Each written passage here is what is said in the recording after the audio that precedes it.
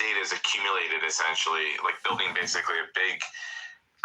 big picture of who you are. So like from all the way back from 1996 to all the way present, and they find all these common things between like, oh well, this person had an AOL account, this person, and now that person, now we recognize this person that they used AOL, it used this name, and this person with this name had this other different account. So now we're going to merge this column now. That's all they're doing. It's just a slow and steady merger of data, and it's up to the highest bidder. That's all it is, man. That's all it is. Yeah. I mean, there's like, you're live on my TikTok right now, by the way, John Kitover. And it's amazing if you go on TikTok or, God, bro, there's just so many fucking carnival circus freaks on TikTok with human deformities that are like, get tons of views. Human suffering and the carnival, the circus, or the freak show has always been popular on the internet.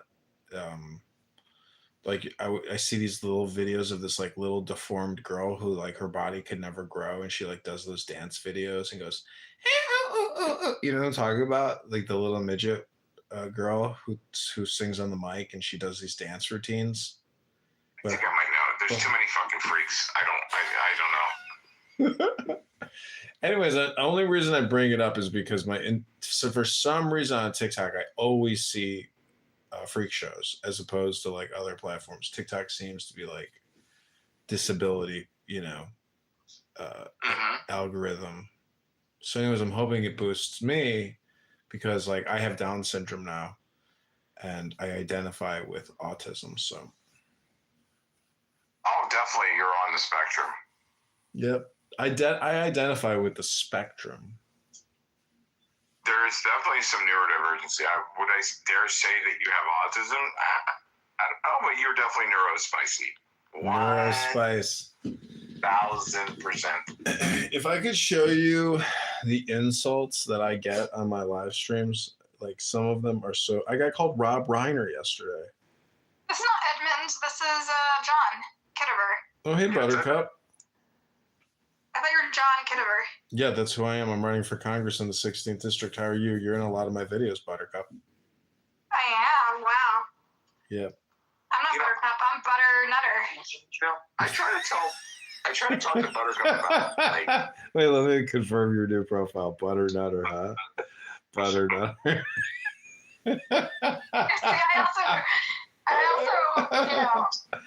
Oh man, I could only imagine hearing all the other conversations with Butter Nutter instead of Buttercup, because Buttercup is a better neurolinguistic program for people because it's like such a sweet name, but like Butter Nutter is a little, more spicy. Anyways, congratulations on your new Butter Nutter. Thank you. What happens is I friend all these people that I knew before, and they all think I'm like a troll because there were so many fake Buttercups. Yeah. And they all call me Butternutter or Butternuts or Buttercunts. Like they have so many like nicknames for me that they just assume it's one of the imitators. No one believes it's me, and that way I get to keep a small circle. John, can you tell her some good stories from back in the day, like some really good, like some stuff that she's missed? She thinks that this app is amazing. It's like, oh my god, I'm like, if you think this is amazing now, like she completely missed the whole boat. So like it's so bad. Like John doesn't even do anything anymore on this app. John does a lot of stuff. No. John, please tell her. What are you talking about? I got 4 accounts going right now recording this day, like 2 years ago, 3 years ago. Like, wait, are you recording this room right now? Yeah. Of course he is. It's all we record. Okay, fuck. I just gave away that I'm Buttercup. Now everyone's gonna know. Damn it. No, nobody will know. Like nobody wants to ever look at my stuff. Nobody cares Butter Nutter. Wait, you know that nobody looks at your stuff and you still do it? Yeah, because what's the difference? Like, who cares? Like, I'm gonna do it anyways. Because it's a lot of work, no? Clicking a fucking button on a phone? You call that hard work? How many phones do you have? You have like 6 phones? No, Butter, you have no idea. I want to see the operation. I've seen like videos of your operation. Butter, I seen it when it was John Kitover over here. It's the biggest it's ever gotten. Like my old setup doesn't even get, now I have so many. I just ordered 9 more tripods. Like I'm gonna record everything, and I've got recording studios. I'm gonna like run room to room all day long, literally in my house, and like record everything. All the good. You're manic though. You have like 16 different Twitters, 16 different YouTube, 16 different. Don't expose him. I love his neurodivergency. Let him flourish. No, but how do you have time to run for Congress when you have? I'm talking about I got 16 phones running for Congress as opposed to the one guy who's got one phone. That's so smart. You're gonna split the vote though. You're gonna like ruin the. No, election. they already removed me from the ballot, but I'm running as a write-in candidate. Did they remove all of you from the ballot? Well, the thing is, they can't take away my credibility now as being a candidate. And I've created so much content that backs up my candidacy that the next campaign that I'm running in is in March. So I've just got the branding, totally built up. But the thing is, I spam so many people on X, like Cash Patel, Dan Bongino, Pam Bondi. Like I spam real people with my real name, but it's not spam. It's my real political opinion. Seymour. Yes. What are you doing? I'm having conversations here, intellectual conversation. Okay, Why? well, you're gonna have this conversation in my room. Can you guys come there instead? It's up to my other partners in crime here.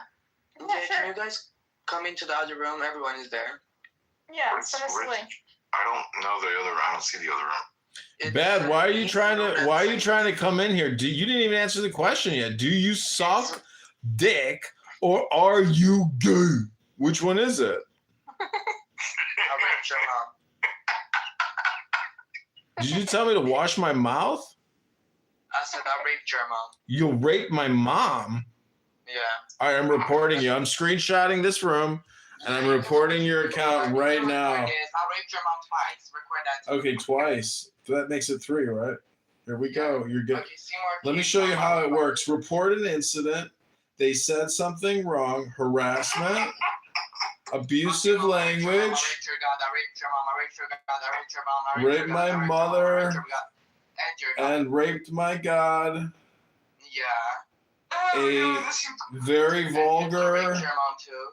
profane, abusive, and sick, violent person. Yeah, and your mom is a bitch. Also, my mother is a bitch. Yeah. And you're a This is high art. Okay, now I'm screenshotting this. Now I'm screenshotting Are you gonna act this. disabled or are you gonna join the room? Share the link. I don't know which one. What does it say? What's the room? What does the room say? Nigga, the room is Oh, hard R. Gotta update it. Gotta update it on that one. What does the room say? had a tone in his voice. What does the room say? He had the tone in his voice. Oh, yeah, the tone of his voice. Okay, I see it. Okay, join it, bitch. Woo. Okay, no problem. Okay, bad. PTR. Oh, Updated. Nigga, I don't give a fuck. Report me. Like, what the fuck? that's right, nigga. I had to update it for the hard R bad. What a bitch. Like, imagine talking to this nigga. Damn. Well, all right. We outie. Parker Memorial Homeless Ministry sued the city, arguing the law violated their religious duty to feed the hungry. 2013, a federal judge ruled that the ordinance did violate the Texas Religious Freedom Restoration Act. So the judges permanently enjoined the city from enforcing these specific restrictions against the plaintiffs. The ordinances that were removed were the ones requiring running water and bathrooms. Current rules as of 2025. So it looks like everything stayed in place. So you got to give them 24-hour notice if the event is hosting more than 75 people.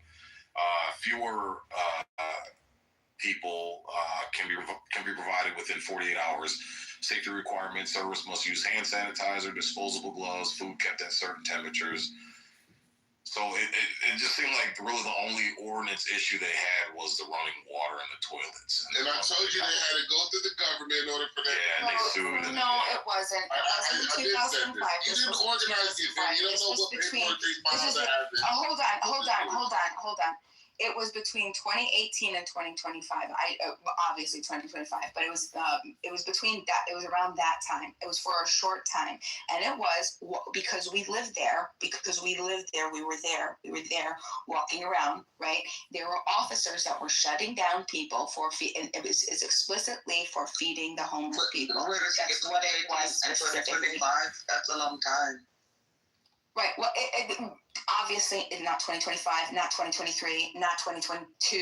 It was between 2020, 2018 and 2020. It was yeah, but within the only thing that those changed, Bima, like even I'm looking at the 2025 rules, everything's the same except for the toilets and the running water. So nothing changed besides those two. Those are the only things that were changed. Oh my God! Listen. That's just what I'm reading. Yeah. Well, Google doesn't answer all of your questions. You know what I'm saying? But believe what you want. Believe what you want. Believe what you want. You haven't answered any question. Google's wrong. You're wrong. So I mean, who do we believe? You? Trust me, bro. That's your facts. Yeah, I could get the guy. I could get the guy who organized it, Patrick Smith. Yeah, Patrick Smith is the guy who organized it. Who's a very close friend of mine, who I can have come on this app, who I did bring to this app before. Okay, so he's the guy who organized it, and we can talk to him. I know how protests in this nation work. Okay. Once it gets over a certain amount of people that show up, right, you have to notify the fucking city. It wasn't. We didn't, and I know for a fact none of us did. I know none of us did. No, I know none of us did because that's not what we do. We intentionally do forms of activism. We intentionally. Uncle Ruckus, that's against our philosophy. Do you hear what I'm saying, though? You guys just showed up. Uncle Ruckus, do you understand what I'm saying? Already had the event planned. They already planned to get out there. Not other people. It wasn't other people. This was formed by Patrick Smith. Okay. I know how it works. Hold on. There's a group of us. Okay. It was a meeting of we meet right every 2 weeks. We have meetings, right? We host events, right? We have annual get-togethers on top of big annual get-togethers. Okay, people all over the nation come, right? In Dallas, Fort Worth, the group of us, the volunteers. That's how it formed. A bunch of us, a group of us. It wasn't just one person. Patrick Smith led it, and then the group of us decided this is what we were going to do. We formed Feed the Need, and that was one of the things that we did. Okay, that's my point. I mean, Well, here's the funny part. Yo, I'm reading this Reddit. So it says, this is funny as hell.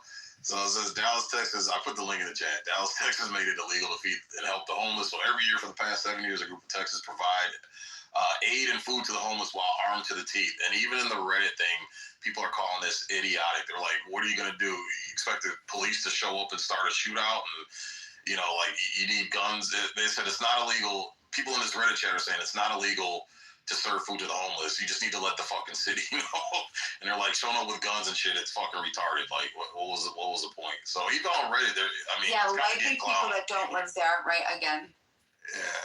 I mean, it just kind of feels silly that you guys would show up just because there's a maybe two and two aren't adding up. Maybe the internet doesn't give you all the answers that you're looking for. Maybe there's a real life, in-life example of real life shit that's not on Google. You guys are ridiculous. Yeah, it just doesn't seem like something you'd get armed for. That doesn't. Yeah, I mean, come on.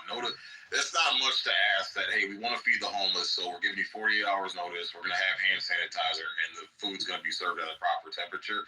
As long as those things are met, you don't have any problems, Bima. So what's the point of the guns and shit? Oh, because they want to be activists. They went from the armchair in the living room in the basement. Because they're such ugly people on SSRIs. You get the glasses and everything. They're terrible people. And that's why they just couldn't afford to go to the range that day. Exactly. Not a gun that they never used, so they had to show up. They had to show it somewhere. Horrible people. Says the bootlicker. No, I'm just saying though, man. I mean, from what unless you got something else, Beamer, but it does seem silly, man. That's a silly argument you brought up. Of course it does. Can I just say that with guns, when clearly the city allows you to feed the homeless, they just got a couple provisions in place that are very hard to follow or attain. Can I just say that, check? You might want to check yourself for saying horrible and awful or terrible people. You know, I think I've heard you say that like 1,000 times today, and then 1,000 times yesterday, 1,000 times. What am I supposed to say? Yeah, it's the best thing ever in the whole entire world. Like, I don't try to go get a you know what a thesaurus is, or like Grok. You can like do some large language model. Try to learn some new English words or something. I know English isn't your first. Terrible. Merry Christmas, bro. But what am I supposed to say? Yeah, this is the best woman in the whole entire world. Yeah, we're having a good time. You something is terrible, it's terrible. Like, what do you want me to say? I don't know, get some new words, you know, limit yourself to how many times you use terrible. Otherwise, you might end up becoming terrible. Bro. English is my third language, bro. Well, that's just horrible. You should try to learn more English. That's horrible that you don't know more. It's terrible. It's just horrible. It's just terrible, horrible that you don't know more English. It's horrible. Yeah, I want to say something else. Yeah, tell me, what do you want me to say? Essentially, I don't know. Just like you say horrible, terrible all the time, every day on this app. It just gets so tired. It's awful. It's horrible. It's terrible. It's applicable. Well, it's horrible. It's just so horrible that you have to use the word horrible all the time. It's horrible. Like, what do you want me to say? I don't know. It's kind of like me saying horrible over and over again. It's just horrible that you use the word horrible all the time. It's just terrible. Don't come in here and be like, yeah. Well, it's just horrible. You use the word horrible all the time, and it's terrible that you use the word terrible. I've heard you say it horrible. It's horrible. You've said horrible 1,000 times today. It's horrible.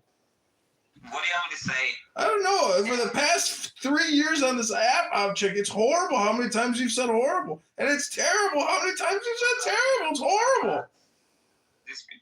I'm dealing with scumbags. I'm dealing with people that are just. I know it's horrible. What am I supposed to say to you? I don't know. It's terrible, but it's horrible. I understand. It's horrible and it's terrible. How come you have to be like, these people are the worst of the worst? What do you want me to say? Oh, they're just the worst. You want? Do you have? Wait a second. Because we all know that we're not going to change. Do you have a different definition of what I want to say to him? Like, what am I going to say? It's the best of the best. When I'm dealing with scumbags and all. They're horrible. Most people. Yeah, I was at Detroit. I was in downtown Detroit a couple months ago with my wife, and we had this obese lady pulling one of those like wagons. You see it like the kids' baseball games. No. Shit, bro. She had 3 dogs in the wagon, and then she had 3 kids with her, and her kids were obese and fat. And she came up to me and my wife asking if we could give her some money to get a meal, get some food or whatever, because they didn't have any money to eat. And I'm me and my wife look at each other like, wait a minute, you got fat ass kids, fat ass dogs, and your fat ass is begging for money for a meal, bro. And then I was like, yo, I don't have any cash. She was like, oh, I got Cash App, and pulls out a fucking $1,000 iPhone Pro Max, bro. I was like, you can't make this. Bro, I'm from Los Angeles, dog. Being homeless is a hustle. A lot of the people who are homeless, believe it or not, are anarchists like Bima, right? They don't want to live by the rules of society. You don't know what an anarchist is. Only what you've been taught, trained, and indoctrinated to believe. They don't want to do anything from your public education system. They've given up on the system. They're conspiracy theorists. You know, they're big weirdos a lot of times, right? They're drug addicts. They're alcoholics. They're lazy. They don't want to work, right? They just given up on everything, right?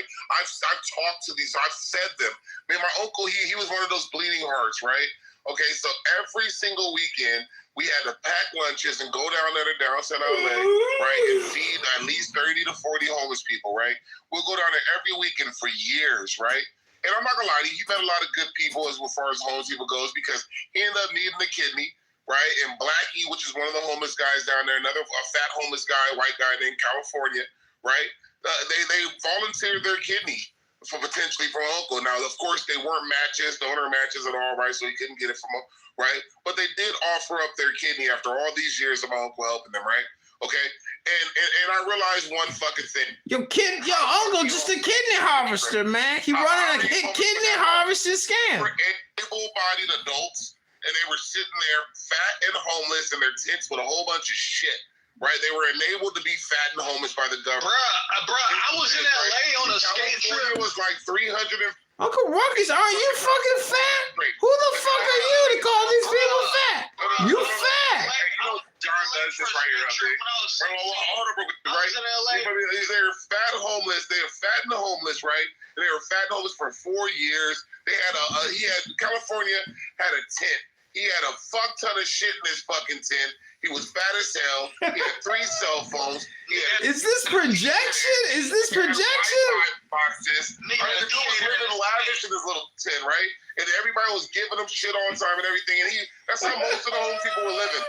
Like, come on, dog. Like, you went out there to... You make it sound like it's so great because he has shit in his tent. The moral of the story is it's not that bad. It was useless because you're a status bootlicker, and I'll explain. Okay, I'll explain how we can draw the comparison. You feel because you like to be a slave, right? I guess maybe it could be in your blood. I don't know, but apparently you like it. Okay, yeah. Hold on. No, I'm just saying. We already know the psychological trauma. Listen, the truth hurts. The truth hurts, and maybe you can come to the light. Maybe you'll be able to come to the light. Let me finish. Maybe you'll be able to come to the light. I'm trying to deprogram you. You think you want to be. Hold it. No. I'm saying deprogram you. I'm saying that you have been programmed. I'm saying that if you think I'm more freedom loving than you do. You are a statist. No. I'm not a statist. No, I'm not a liberal. I don't believe in slavery. Clearly you do. Because how is it that a man that could have gone with his uncle and fed the homeless for so many years actually say that, oh, do you know what? It's you guys didn't do anything. You should have. Yeah, what we were doing is we weren't going to reduce ourselves to asking for allowances to show compassion. But apparently you want to do that. You don't mind jumping through the states because you are a slave. You like to jump through. You have no problem jumping through the state's hoops to pay for permission to feed homeless people who are largely, they have mental illness and all of the other large drug addiction, okay, right? So maybe you are okay with the slavery of having to jump through the hoops and pay permission to feed the homeless. But no, we and it's interesting. It's very interesting that people like you who actually lived the life of going to feed homeless people would even say to be like, hold on, wait a second, you see that we're not even on the same side. That's the slavery mentality that you've been taught, trained, and indoctrinated to be. It's sad, but it's the truth. Listen, I was too. I was born into the system of white supremacy. I was fooled by it too. I was fooled by the white supremacist system for a long time too. But once I opened my eyes to it, I'll no longer go back. There's no way. You can't go back, Uncle Ruckus.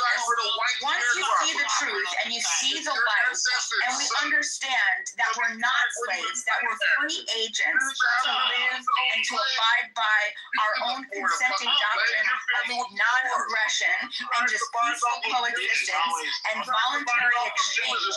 We don't need the slave master to dictate our interactions anymore. So maybe someday you'll come around and you'll see that the white supremacist system got you. Kanye would say, gotcha. You were born and you put on those white supremacist glasses, and now you're upholding the white supremacist system, right?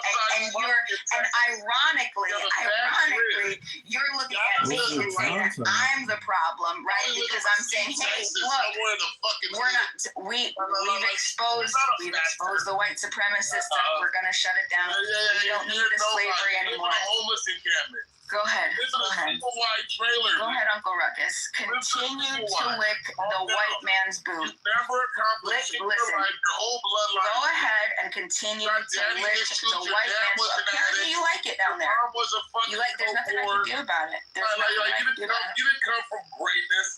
You didn't come from greatness. Hold on. Whoever said that I did? I came from nothing. I'm no, but that is true. That's true. That two things could be true at once. Uncle Ruckus, two things can be true at once. But you know what? One thing I'm not.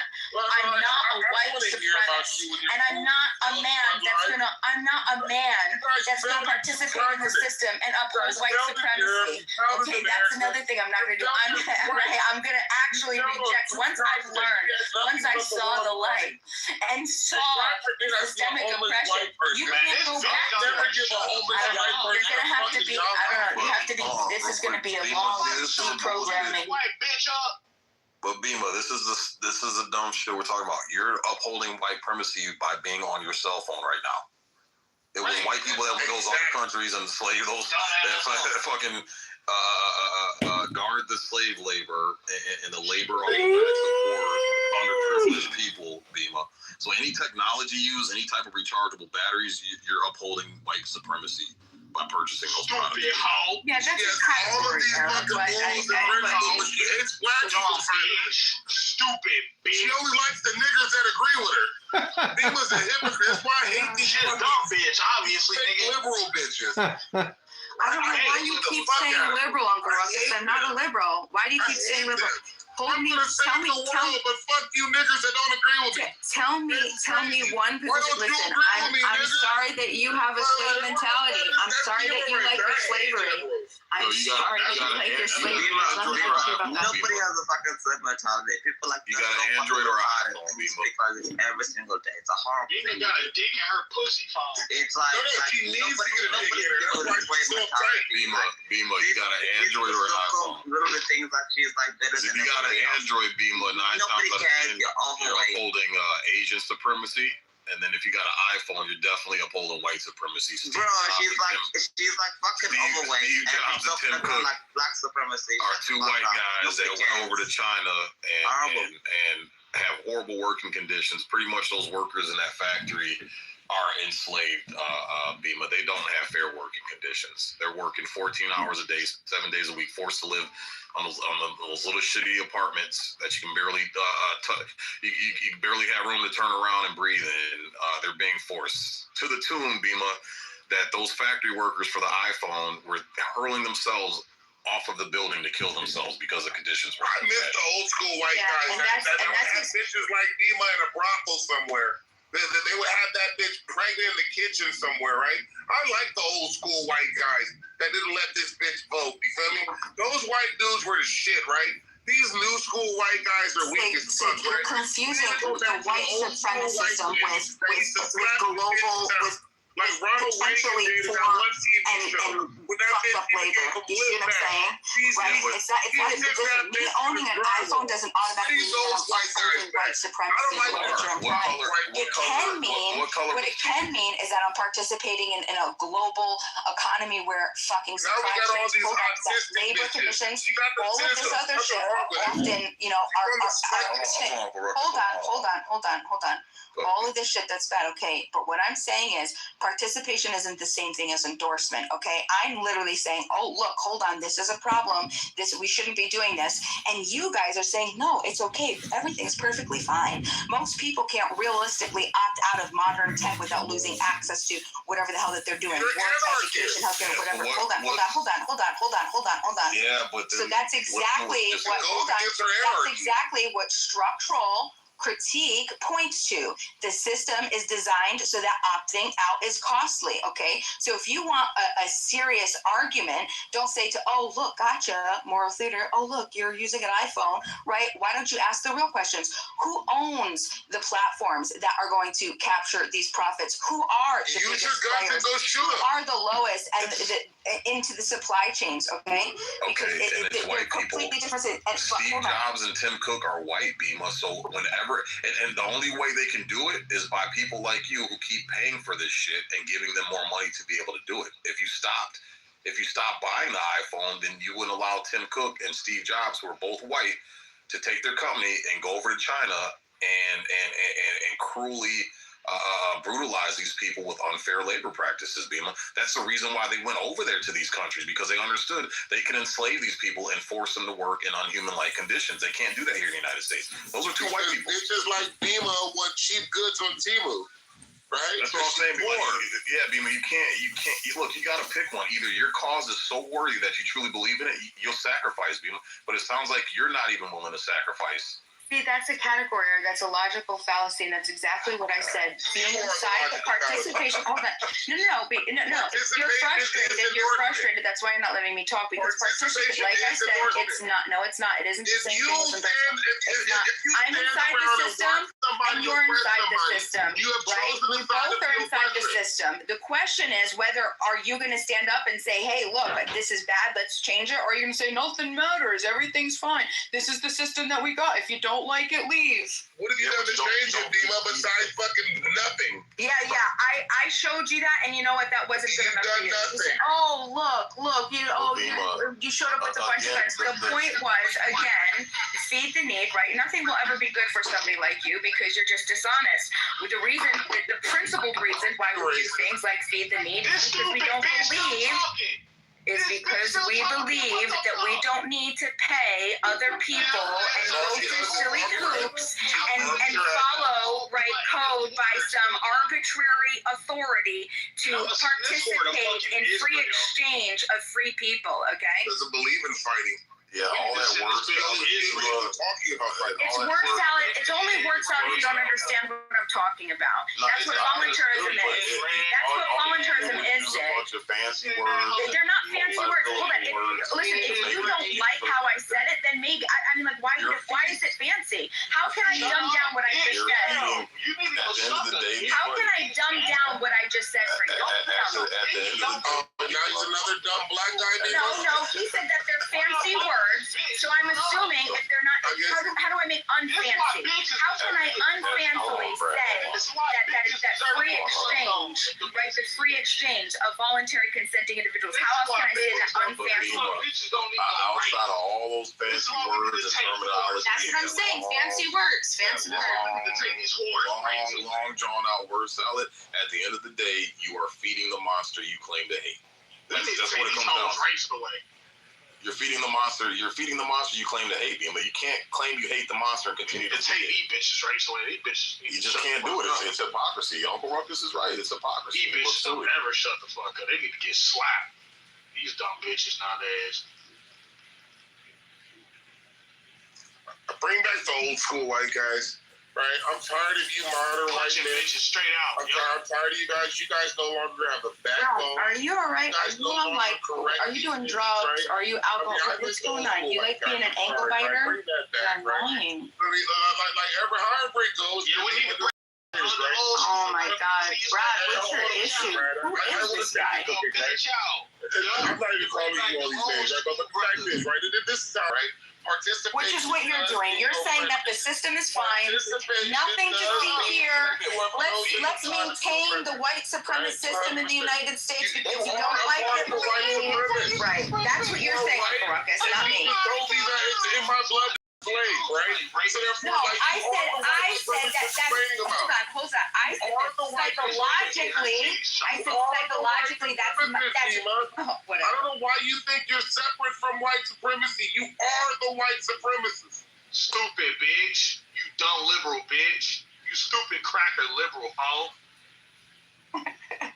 What a dumb fucking white cracker liberal. Let me ask you a question, Bima. What would you think? Annoying. Hold on, Brad. White liberals that act like they for black empowerment. I'm not a liberal, Brad. I'm not a liberal. Why does everybody think I'm a liberal? Why does everybody think I'm a liberal? Can we figure that out? Why does everybody keep saying I'm a liberal? Why? That's like me being a pig.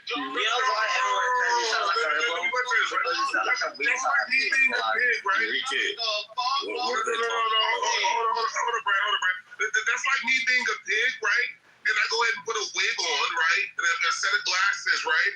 And then I decide that I don't want to wig anymore, right? And I'm telling you, and then I walk outside and people are like, oh, that's a pig. How'd you know I'm a pig? Like, bro, that's you. That's you right now, Bima. Everything about you is liberal, except for you don't like the labels. You don't like labels. That's a liberal thing, not to like labels, Bima. You don't like being labeled. That's what liberals.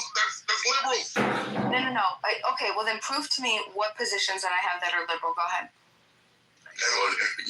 You believe white supremacy is a thing, so that's number one.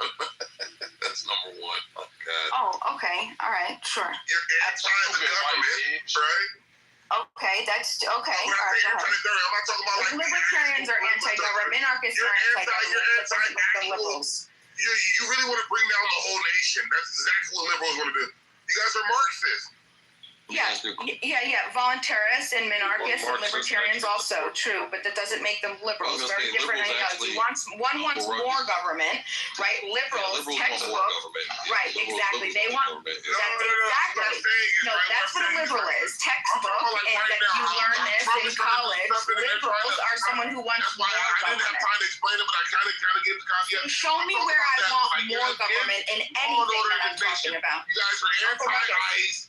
You just doing the law enforcement to die. Well, that would be aligned with not a liberal principle, right?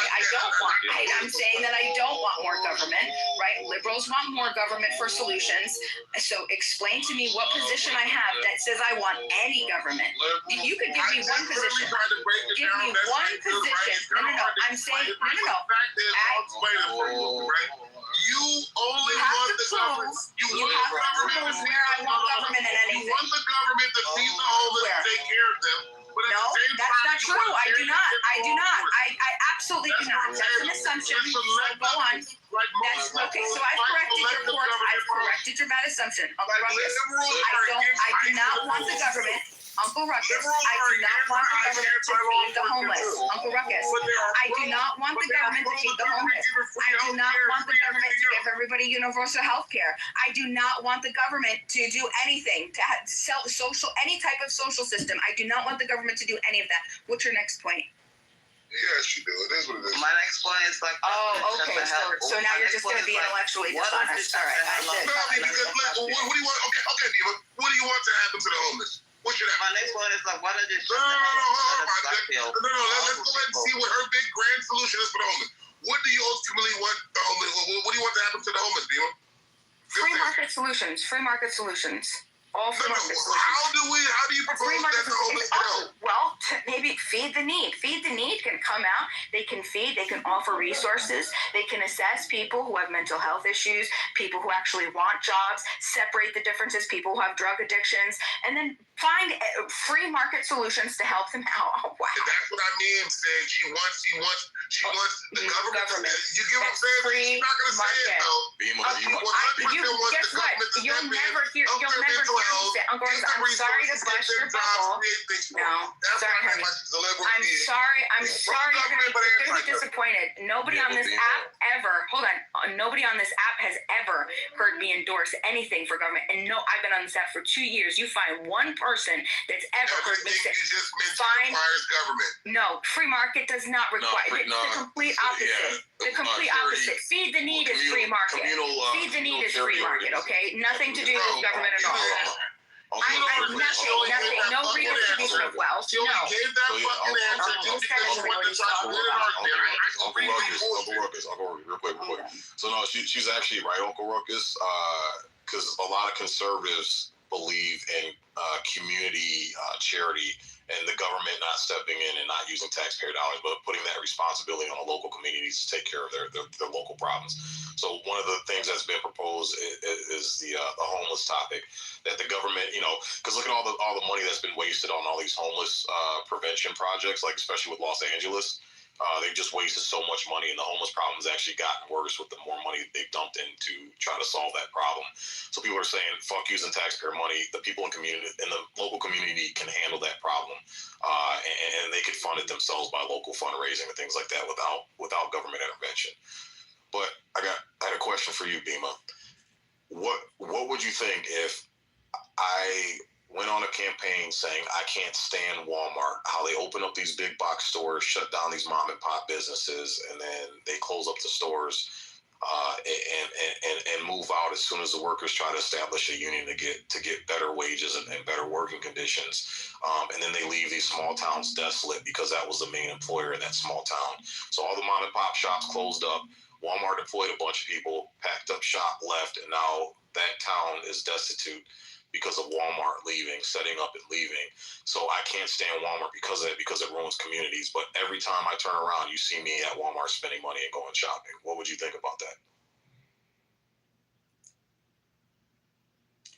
Well, two things, right?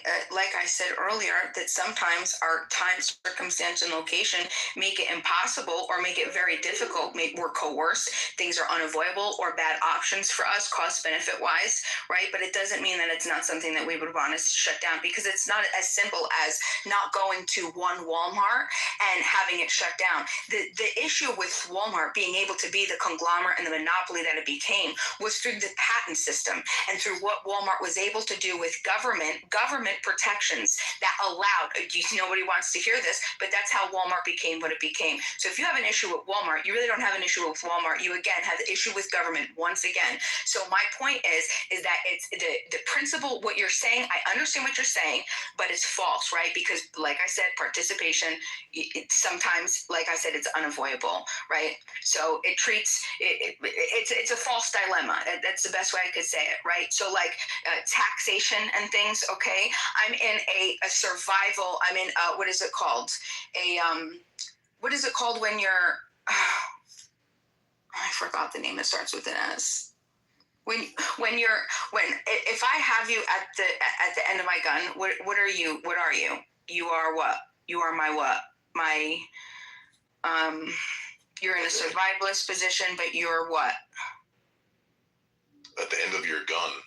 Yeah, like if I'm coercing you with my gun, right? What are you? I don't know the word. I can't think of the word. Fuck. But anyway, the point is that you're in a survivalist position. When the cops come and they do the things that they do to me, I don't say, okay, babe, let's just fucking strike out and get ourselves killed, right? It's because we have to survive, right? We're in what's the word? I can't even think of the word. I can't believe I can't think of the word. Hostage. You're in a hostage situation. So you comply, right? And there's going to be a time where, okay, yeah, for life, cost benefit. I mean, like, do we want to die right now for this? And it's not going to mean anything, because guess what? It's going to go on to the media, just like we've seen what happened to everybody else. And look at Leonard Cure. People watch Leonard Cure and they still will think that somehow Leonard Cure was the problem in that scenario. Oh, because he didn't comply. Okay, a guy got convicted, wrongly convicted, spent 15 years in prison, got pulled over for doing 100 on the highway, something that millions of people do every single day, okay? And then an officer was going to arrest him, okay? He even said, I haven't harmed anybody, just give me a ticket, okay? And the officer still escalated that and murdered that man. But is that murder? No, because people don't want to. That's my point. And you know what? Everybody else looks, because you can't have the explanation, right? Leonard isn't there to defend himself now and to show everybody and to make awareness, right?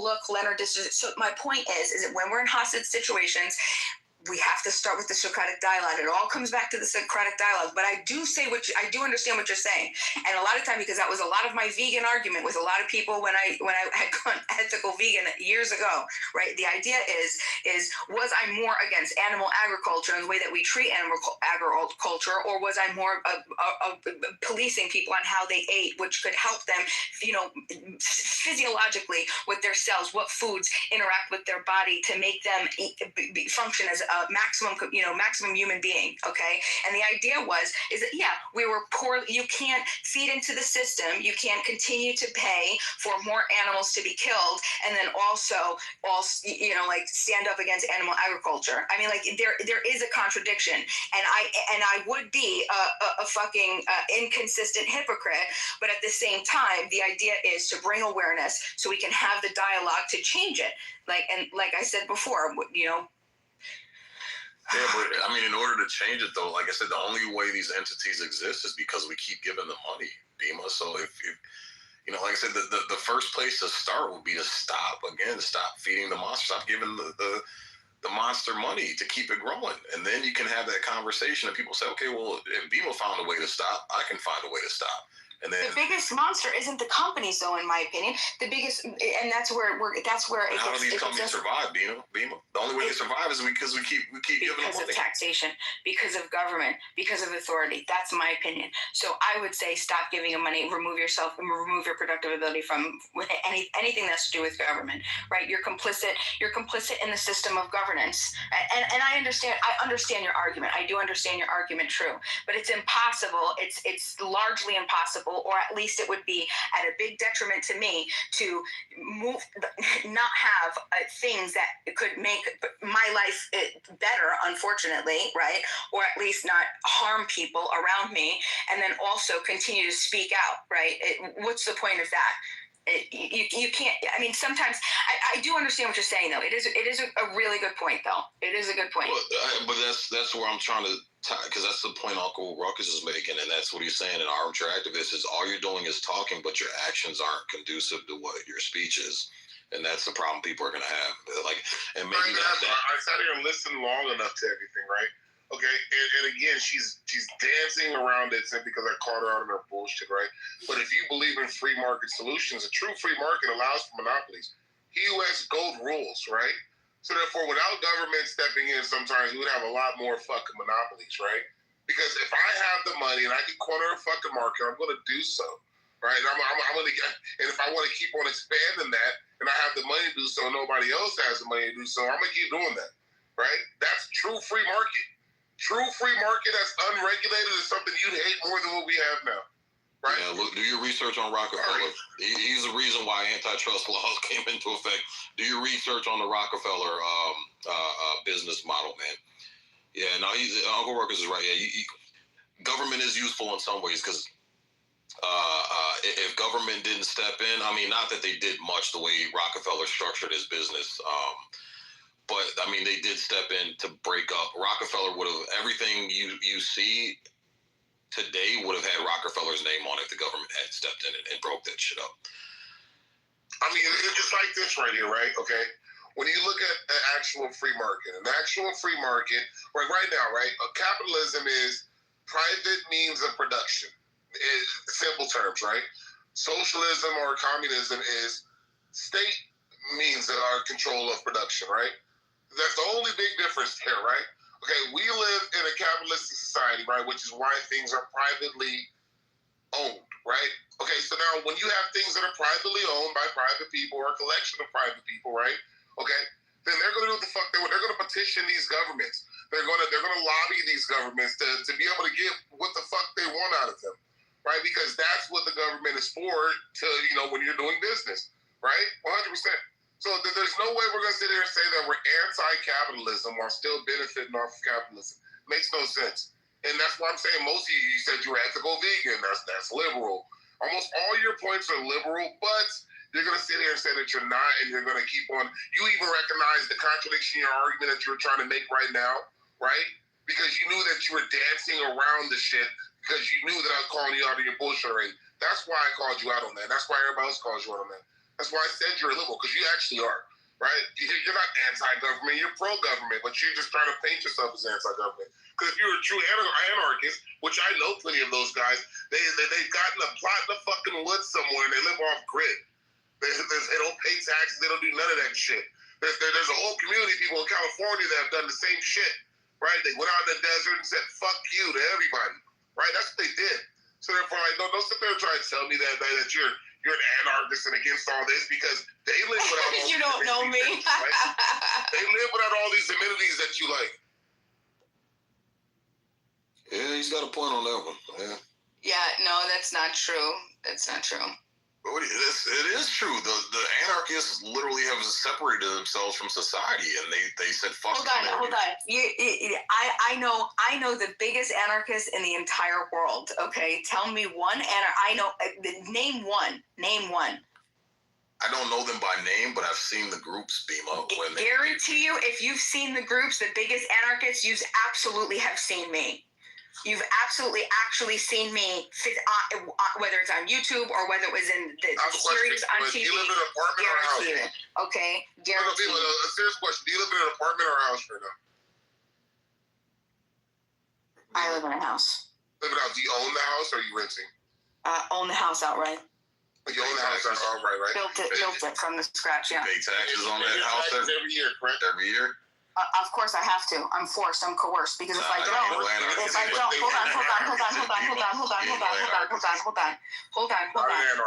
hold on. That's not true. There's 3 very big, large anarchist communities, intentional anarchist communities in this country. 3. All 3 of them pay the land tax. We have to, okay? We have to, because if we don't, what happens? What happens? Does anybody know? What happens if you don't? No. What happens if you're if you don't pay taxes? What happens? No. What happens? The government comes and takes your house, but a person. Oh, what does the government do, Sig? They take your house, but here's the thing: right. You've had plenty of motherfuckers. Look at Kitover, for instance. Okay, that's a true anarchist. Right? That motherfucker went through with that bulldozer and leveled that fucking town and died doing it. So if you were truly stood by what you believed, you'd say, fuck you, I'm not paying taxes. Try to come and take my house, I'm gonna light all you motherfuckers up. I'm gonna die trying. That's a true anarchist, Bima. Yeah, unfortunately, if I was by myself, I wouldn't have any problem doing that. And that's exactly what I eventually will probably get to. Okay, I don't know who you. I've already been and started this entire thing. I lived in an essential community. I created one in Lawrenceburg, Tennessee, in 2016 with a bunch of other anarchists and with a bunch of. Oh, because my mom and dad are dying and my grandmother needs help. That's why. I'm fucking taking care of a family that's literally dead and dying. That's why. That's fucking why, Sig. That's why. Okay, I have to take care of my mom and my dad and my grandmother. What the fuck? So, Bima, why didn't you move them out there with you into that commune? Because they don't want to go. They grew up here their entire life. This is where they want to be. Do you have a job? Yes, I have a job. Okay, so you work. Do you work for a big corporation? Absolutely not. I mean, well, regardless of who you work for, like I'm pretty sure that they are somehow paying taxes to the government as well, right? They file their paperwork. This goes back to Sig knows. Tell him how I pay taxes, Sig. And you know what? I wouldn't even get into this details with you guys. Because you know what? You guys are dangerous. You guys are dangerous because you know what? You guys are dangerous because you're such bootlickers. If I actually told you the truth and I actually let you know what happens, people are so sick that they'd go as far as finding my business and then make sure that they can fucking set right. Oh yeah. And I'm just gonna fucking believe you. I'm gonna believe a bootlicker. I don't really care if you believe it. Okay, whatever. Okay, well, I'm not gonna prove. I don't have to prove myself. I don't have to prove myself. The people who know me know me. Uncle Ruckus, I don't care. I don't care what you think. You're a bootlicker. You're telling me that I want government intervention. I don't want government intervention in anything. Okay. You don't even believe that the free market can exist without government. That's a sick mentality. That's a sick mentality. The house that you own outright. You're going to work every day trading time for money, right? You feel me? To get those white faces that you hate so much that the government prints out, right? Okay, you're going to the supermarkets to buy your meats and your cheeses and your milks. Why do you? It's such a bad idea to presume you know. It's such a bad idea to presume you know. Do you know you're just making up a story about my life? Do you understand how that's not rational? Do you understand how that's not rational? Everybody else in society does, right?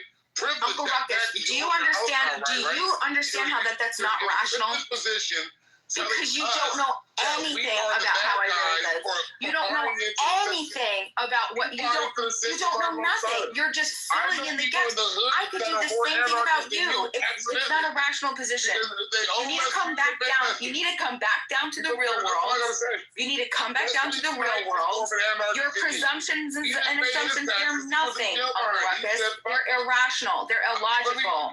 It's literally insanity. It's insanity to pretend like you know. Did you make the stance? You just said free market can't exist without the government? C-A-N? The free market can exist without government? Of course. What do you mean? I would be the new government if I was a free market. I would own everything and enslave people like you. The only way that would happen, is if you decided to use a monopoly of force. Okay, if you had force, and you would have to right. So then you would have to use force. Then you'd have to enslave everybody. Okay, and in that case, the free market is exactly what I do. Okay. But first, everybody else is going to have to put their dollars, like you said, the voting dollars. They're going to have to continue to participate to help you. There's no voting in my free market society. Hold on. Yeah, are you I'm not saying ballot voting. I'm saying voting with your dollars. That's in a free market. You vote with your dollars. So you're saying that everybody is going to know that you're going to come and enslave us, and we're going to continue to buy from you. So you can. That it doesn't make sense. That's it's crazy. Are you familiar with Rockefeller's empire and that whole ordeal? That's why I brought that up as an example, because that was an example of free market, and Rockefeller literally owned every single dollar, was in control of every single dollar, like the way he built his empire. So there was no voting with your dollar. Like it was either Rockefeller's way or nobody's way, and that's why the government had to step. He literally drove He literally started off refining oil, and then he bought the barrel making companies, and he bought the transportation companies, and he bought the fucking refineries. Like he vertically scaled his company up to where he owned every fucking thing and pushed everybody out. He literally owned everything. He owned every single fucking dollar. And that's why the government had to come in and bust him up, because he would have ended up owning everything. He would have been more powerful than the government, Bima. So they had to come in and fucking and cut that shit out, cut that shit down. That's a true free market without government. Literally everything would say Rockefeller on it right now if it wasn't for the government stepping in and breaking that up, because of how he scaled his business. That's not true. Because that's not true. It's not true. It's not true because everybody knows that in economics that you have a bell curve. There will be a peak. Just there has been in the history of every type of company, right? You cannot, because there might have been a monopoly for a short time, but it would have fallen. There is no case because that's an economic principle. That is the bell curve principle of the bell curve. Either the government or people take up arms and physically take over. You're not listening to me. That's what I'm asking you. How else? Because there's only two methods that we've seen in history. Either the government steps in and regulates, right? Or people get sick. Because once we've seen people get power like that, monopolize everything, and then they end up actually becoming the government entity because they become so powerful. They control literally everything. The people who are subjugated rise up. So now you either got the government stepping in and breaking it up, or there's going to be bloodshed to revolt. Those are the only two options you got, Bima. What other options do you have besides that? People are not going to participate in their own slavery willingly. It just won't happen. Would you do that? We've seen it happen time and time again with socialist countries, Bima. And the only option was the people revolted to break that shit up. But they were treated like shit, subjugated, and treated like slaves because you had one entity take control of everything. We've seen it. This is history, like literally repeating itself with almost every single fucking civilization that's existed. And the people on the bottom end up fucking revolting, and then that's how that monopoly gets brought back down. So there's only two ways: you have the government break it up, or there's going to be bloodshed. Those are the only two ways we've seen. That's because you're still assuming that there's government participation. You immediately gave me an example of socialist societies where there's government intervention. I'm talking about free market, actual free market, where people are going to vote, where the economic principles say that it is impossible. There's been no time in history where any company has been able to be on top for forever. It's just because it just doesn't happen. Whoever builds the company, right? They're going to end up dying, and you learn all about this in economics. Then the vision changes, right? And then there's different entries. There's better entry into the market, into that competition, into that field of whatever it's going to be. Then so there's going to be new competitive levels, right? There's going to be all of the things. There's not going to be any of that. It's going to be monopolized. Like that's what I actually bought Rockefeller. That's one of the most contemporary examples we have. He bought the competition out, Bima. There was no competition. That's why the government had to step in. He literally yes. all the competition. What I'm saying, that hold on. What I'm saying is Bima, it's going to boil down to kings and warlords in a free fucking market. It's exactly how it's going to be. You feel me? Like, because you got to realize, right? respectfully, it's eat or be eaten in that type of society, right? It's predator and prey. And people like me, respectfully, I'm going to be the predator over the prey, right? I'd rather be the shooter than the one shot, right? So therefore, I'm pretty sure there's somebody that's more brutal than me, right? That's more capable than me, that's going to 100% monopolize the shit out of everything and control the means of production. And once you control the means of production and you have to go through me to get what you need, right? It's either you bend the fucking knee, right? Or we don't do business, or if I'm really brutal, I just get rid of you. But you have to understand that Rockefeller still, he doesn't just, resources just don't come out of his ass and he just doesn't manifest them. Yeah, I will take them.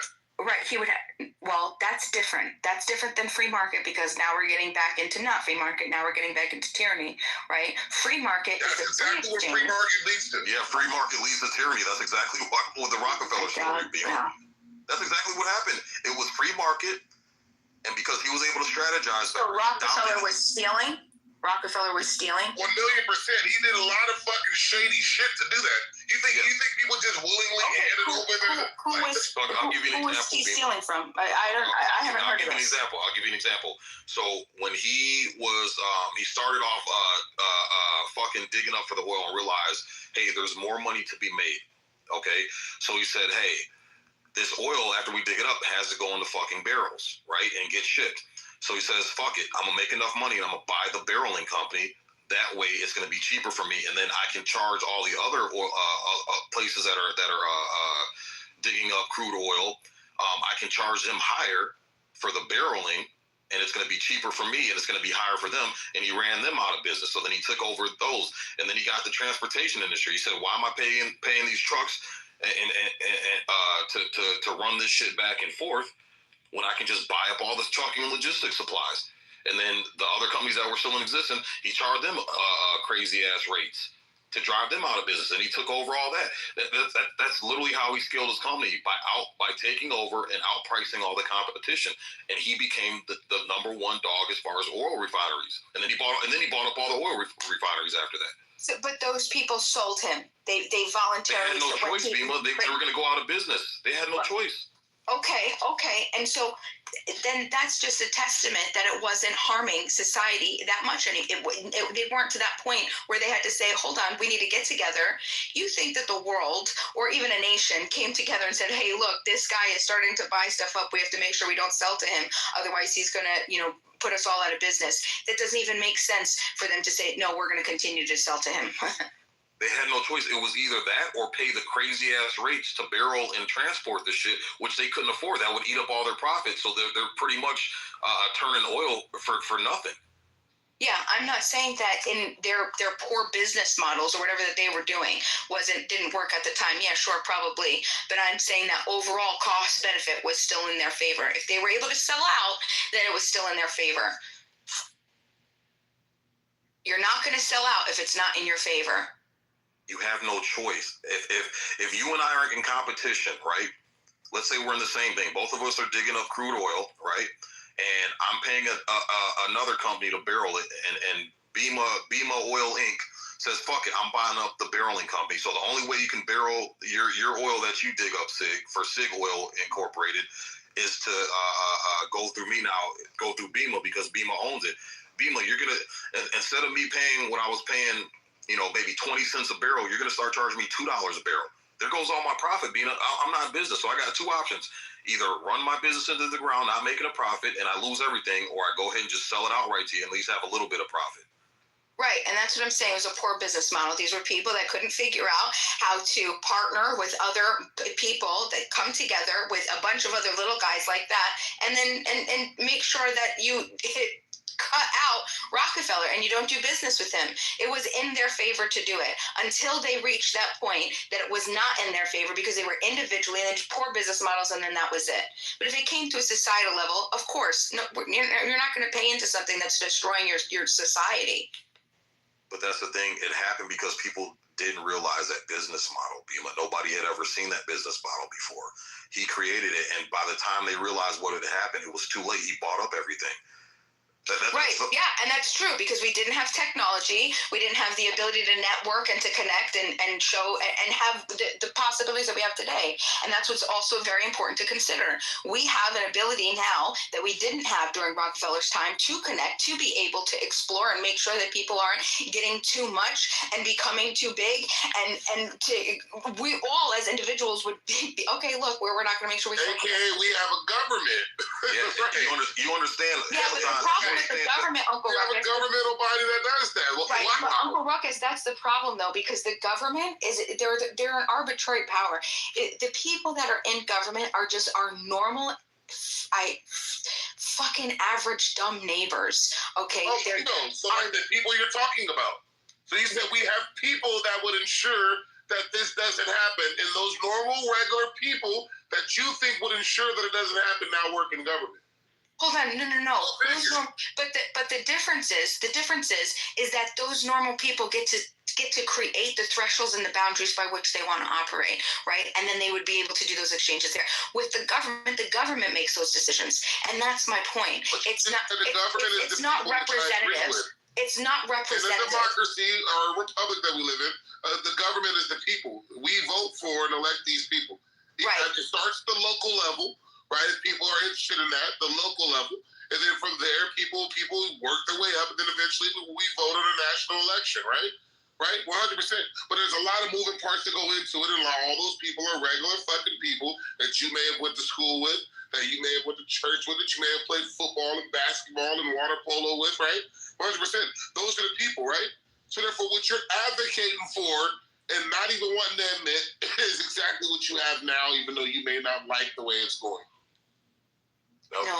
No, not at all. And that's exactly what I was just trying to say. The difference is us as, and Alan, I see that you're trying to talk. I'll just get this out. The difference is that the representative government was one of the biggest scams ever in the history, to think that you're actually being represented by a person or a couple people at different levels. These are individuals. The best that you could do is, even if you were to explicitly say, I want this person, and to say that they win, okay, the person that you choose, to say, I want them to represent me because I generally like their principles. So their principles are probably going to align with everything that's going to happen across any type of legislation, any type of positions that they're going to take. They're generally we're going to be in alignment, right? That's like best case scenario. But the fact is that it comes down to a two-party system. Because the best that we've come up with is first past the post, which is whoever has the biggest gang gets to win. So the 51% of America is always going to be able to force their preferences on the other 49%. That's how. So 49% is always going to be unrepresented at any given time. Sometimes, where if you're in a situation or a location where there's a Democratic stronghold or a Republican stronghold, depending on what you believe, right? You're effed. There are some cities and states that have voted like that forever, locally, whatever else. And even if you can get somebody that you personally want to get into office, there's no guarantee that they're going to make all the decisions that you want them to make. Why do you just like start an black pill? Why do you do that? I think it's a horrible thing. Hold on. Alan was going to go, A-check, I'm sorry. I feel bad because I went a little, wait, hold on. Alan was waiting. Please. It's horrible. A-check, I apologize. Go ahead, Alan. Well, you gotta be kidding me. You just did that. He was waiting, A-check, and I felt bad because I went longer than I should have, and Alan has been clicking his mic. Please. Go ahead. Yeah, but A-check, sadly, somebody gave Trust me, I don't want to hear what this status ass has to say. I'm going to try and inhabit my good mod habits. So I'll just say this. I heard the tail end of this. So if I missed a point, forgive me. I don't think there's anybody here who can go to the track and predict who the winner and losers are going to be every time. When it comes to business, businesses can turn on a dime. Suddenly they're up. The next thing you know, they're filing for bankruptcy. The government should not be involved in picking winners and losers. Period. Because the moment you allow the government to do that, guess what? You open up the doors of corruption. Well, gee, Bobby here donated $10 million to my campaign, and Bobby owns a car company. So we're going to put in legislation that favors him, and we're going to say that all the other car companies can't compete. That's the problem with it. As far as what you said about the government, I agree politicians are crappy people. The way you know a politician is lying is if his mouth is moving. Having said that, that's why we have the separation of powers. Because the founding fathers, who are also historians, looked back at history and said, yeah, people have a tendency to be corrupt. So therefore, we are going to have the separation of powers. Yeah, maybe democracy sucks. Maybe representative government sucks. It's still better than other forms of government. Do you want to go to communism, where you have no rights but what the state tells you you can have? I don't think so. Considering I know people who've lived under Soviet rule, it sucks. Either that, or we go under a monarchy. By the way, Sweden, that wonderful model or is it Sweden or Switzerland? It's still a monarchy. You know, it's I forget what the parliamentary monarchy, whatever it's called, but it's still a monarchy. Yeah, so this is as good as it gets. I mean, unless we're going to have 350 million converge on Washington, D.C. and decide everything that has to be decided. No. And then as far as, you mentioned Rockefeller. He got rich because he provided a superior product that everybody wanted and everybody bought. I'm not saying he was perfect, but he got really rich really quick because guess what? He was smarter than everybody else. Anyways, I've gone on a rant. I'm done. And now I've said my piece. Anybody can speak next, preferably Manfinity, because I like him. I was going to say real quick, Beamer, too. You're talking about now we've got the technology and all that stuff. You understand Jeff Bezos is a modern day Rockefeller. And if you look up how many antitrust lawsuits they've been slapped with and lost because they tried pulling that sneaky bullshit, and the government had to step in, bro, and slap Jeff Bezos around quite a few times to keep him out of that position. So, I mean, it's no way you cut it, Beamer. We got so many examples, modern examples, that show government intervention did help. I'm not saying the government's an end-all, be-all, but you understand where we would be at if the antitrust laws and the FTC did not slap Jeff Bezos around when he needed to be slapped. We'd be fucked right now, Beamer. Yeah, and I agree with that too. I'm not saying business is perfect either. Business will sell out your grandmother if they think they can get an extra buck out of it. But, the other opposite end is no good either.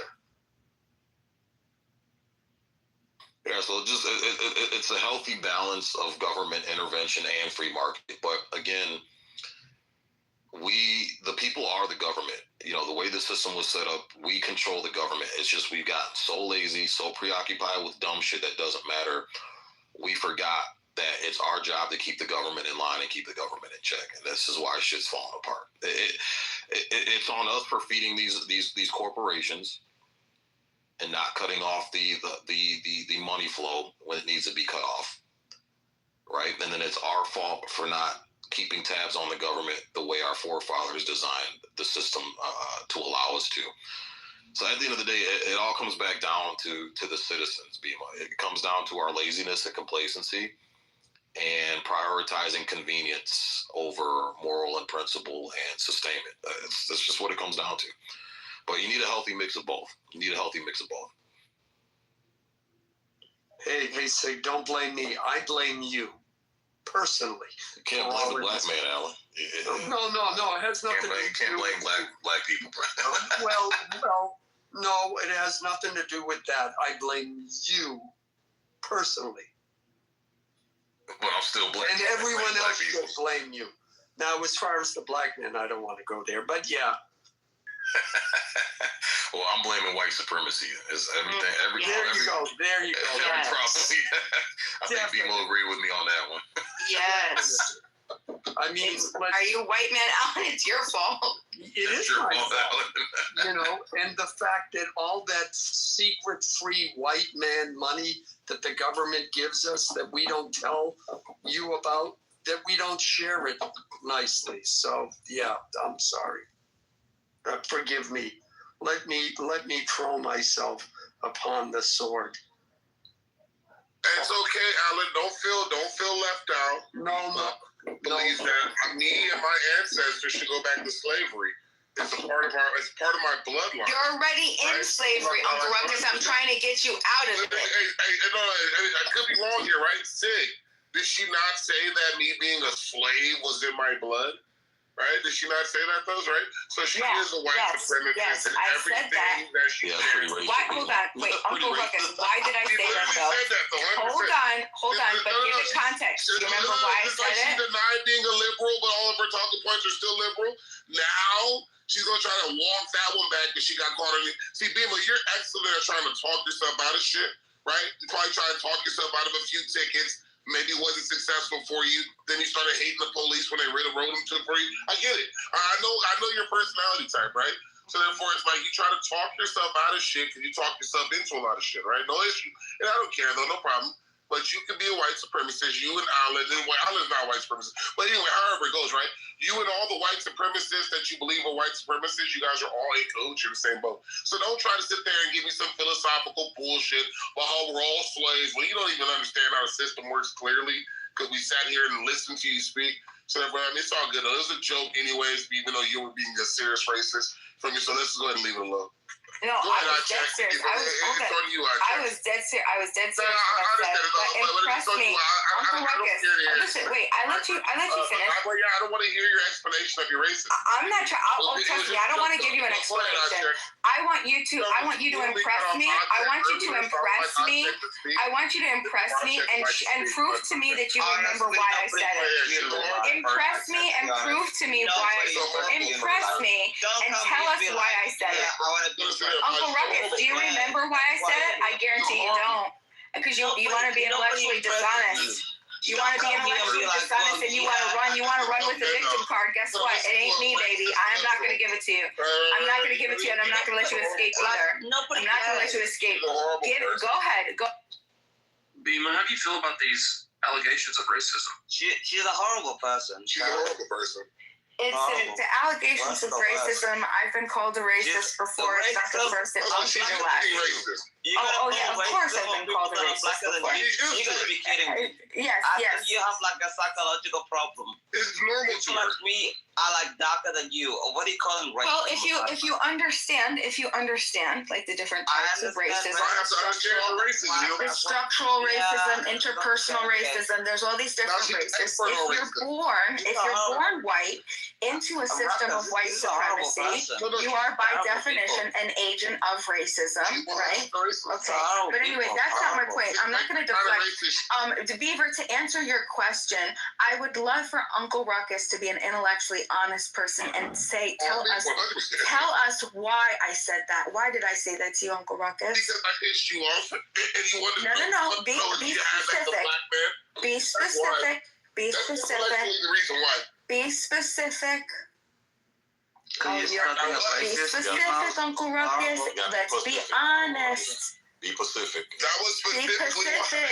Did I say Pacific? No, I'm telling you, you need to say Pacific. I pissed you because I'm black. I'm ignorant, right? So however it goes, right? I do hold black men accountable that want to participate in the white supremacy. I do hold a black man. I'm going to be honest with you. I'm going to be honest with you. I do have a trigger for black men that can. Hold on. Hold on. I'm being honest. I I particularly have a pet peeve The whole with thing. black men that Right. have no problem saying, "Oh, everything's fine." Inside of the white supremacist, Right. yes, I have an issue with So it. white Yes, I woman do. is telling me that I white people. absolutely do. You tell me that I can feel absolutely do. Crazy. People, specifically black men that want to perpetuate the system of white White supremacy, bitch is trying I to tell us do black have women. an issue with you. You are one of my biggest. You are one of my biggest pet peeves. I'll never understand it. Picking up the tool of the oppressor. White woman is trying to Picking tell up the black tool of the man oppressor. that And he oh needs to yeah. learn something from her white ass. And Ruckus. I don't listen to you, cracker bitches. Okay. Uncle Ruckus, can I send you a book? Okay, you No, know. I can't read it. Guys, Call my con, Uncle Ruckus. Does anyone have Uncle Ruckus? Uncle Ruckus, no, I'm dead No, serious. Can I send you a wait. book?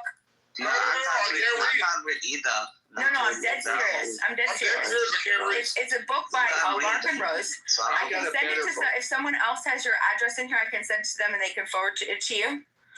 And Yeah, look we in can't my read. bio, Uncle Ruckus, I want you to look at something. In my bio, there's a link, and it's called the Jones Plantation Film. These are this is my network of my people. This is the Jones Plantation Film. I would pay. I'll cash up you the money right now if you watch that film. It's like $10. If you watch that, and tell me what you think about it. All I want, I'll do it right now. If you promise to watch it, I'll cash up you the 10 right now, and all you gotta do is watch it, and then we just talk about it. That's it. That's all that I'll ask. Uncle, don't And I'll send you a book. It's by Larkin Rose, okay? Because I have a lot of them. I bought boxes of them, and I give them out to people I care about. Okay, I will send you a brand new book, right? And send you this book. I'll put it in the mail tomorrow. All right. We heard You that. I don't care about none of y'all. I'm talking to Uncle Ruckus. Speaking. Uncle Yeah, Ruckus. now I'm speaking to everybody, including Uncle Ruckus. I'm going to embody my 1990s, early 2000s left-wing hippie, new age self right now. And Uncle Ruckus, I'm sorry, but if slavery is in your DNA, you need to embrace your authentic self, which is a real thing. Because as you know, being authentic is the most truthful thing you can be. So if slavery December 18th at 2:30 in the fucking morning, I never thought I'd see the day where white people are trying to lecture me about black racism and slavery. That's right. This is fucking Wake crazy. it up. Yes. This is Wait, well, maybe absolutely you're not doing a good enough job, This Uncle is Ruckus. absolutely nuts. System You know is what I fine. Absolutely nuts. System is I'm fine. going to tell Alan and Bima the same shit. I don't need any lectures from you guys about anything to do with my Yeah, but we're different because I'm not a statist. Thank you. I'm not a You statist. guys can be quiet about the subject. Uncle Ruckus, will you watch the film? Yo, Alan's trying to talk. Let Alan finish it. Yeah, thank you. I can't yell over you guys. I'm not going to sit here and let this fucking white man try to tell me about embracing slavery. No, dog. Let I'm Alan not, I mean, I Alan understand that we free speech and shit, but See, I mean, you can't cool it all the way out, dog. You got to stand for something. Uncle Ruckus, chill, man. Let Alan go, and then Incels can wait. Yeah, but can Alan stop speaking to me about anything? To tell Alan You stop can't talking. control people speaking to you. Just mute up and don't Yeah, respond. Uncle. I'm going to go ahead and keep Turn speaking to him. turn They your got to volume kick me down, out the but fucking you room or have I'll leave. They come out. Uncle. Hey, man, tell me about fucking racism. Uncle. I don't give a fuck what you got to say, Alan. Just please just leave it alone. Be mature enough to do that. I don't need to hear it. Everything else is Sure enough. Get me out the fucking room then. See, I don't give a fuck. I'm not going to listen to this guy. I will not give him the opportunity to speak to me. So I'm going to be interrupted. Okay, there's your opportunity, Alan. You got it. And then Incel goes next. Thank you. Uncle, you didn't let me finish to put the cap of sarcasm and irony on what I was saying. Okay? The idea, okay, that Dima's trying to tell you to embrace your slavery DNA, in my opinion, is pretty ridiculous. And I was using that as an example to point out the idiocy of that idea. Now, maybe you agree with her, I don't know. But no, I'm not trying to lecture you. I'm trying to pretend to be someone on the left who has the audacity to lecture you about that. So that's what I was saying. Now, maybe there's still something wrong in what I said. Please come up and let me know what you think. Okay, I'm going to try. All right, well, now, there you go, invite to speak, okay?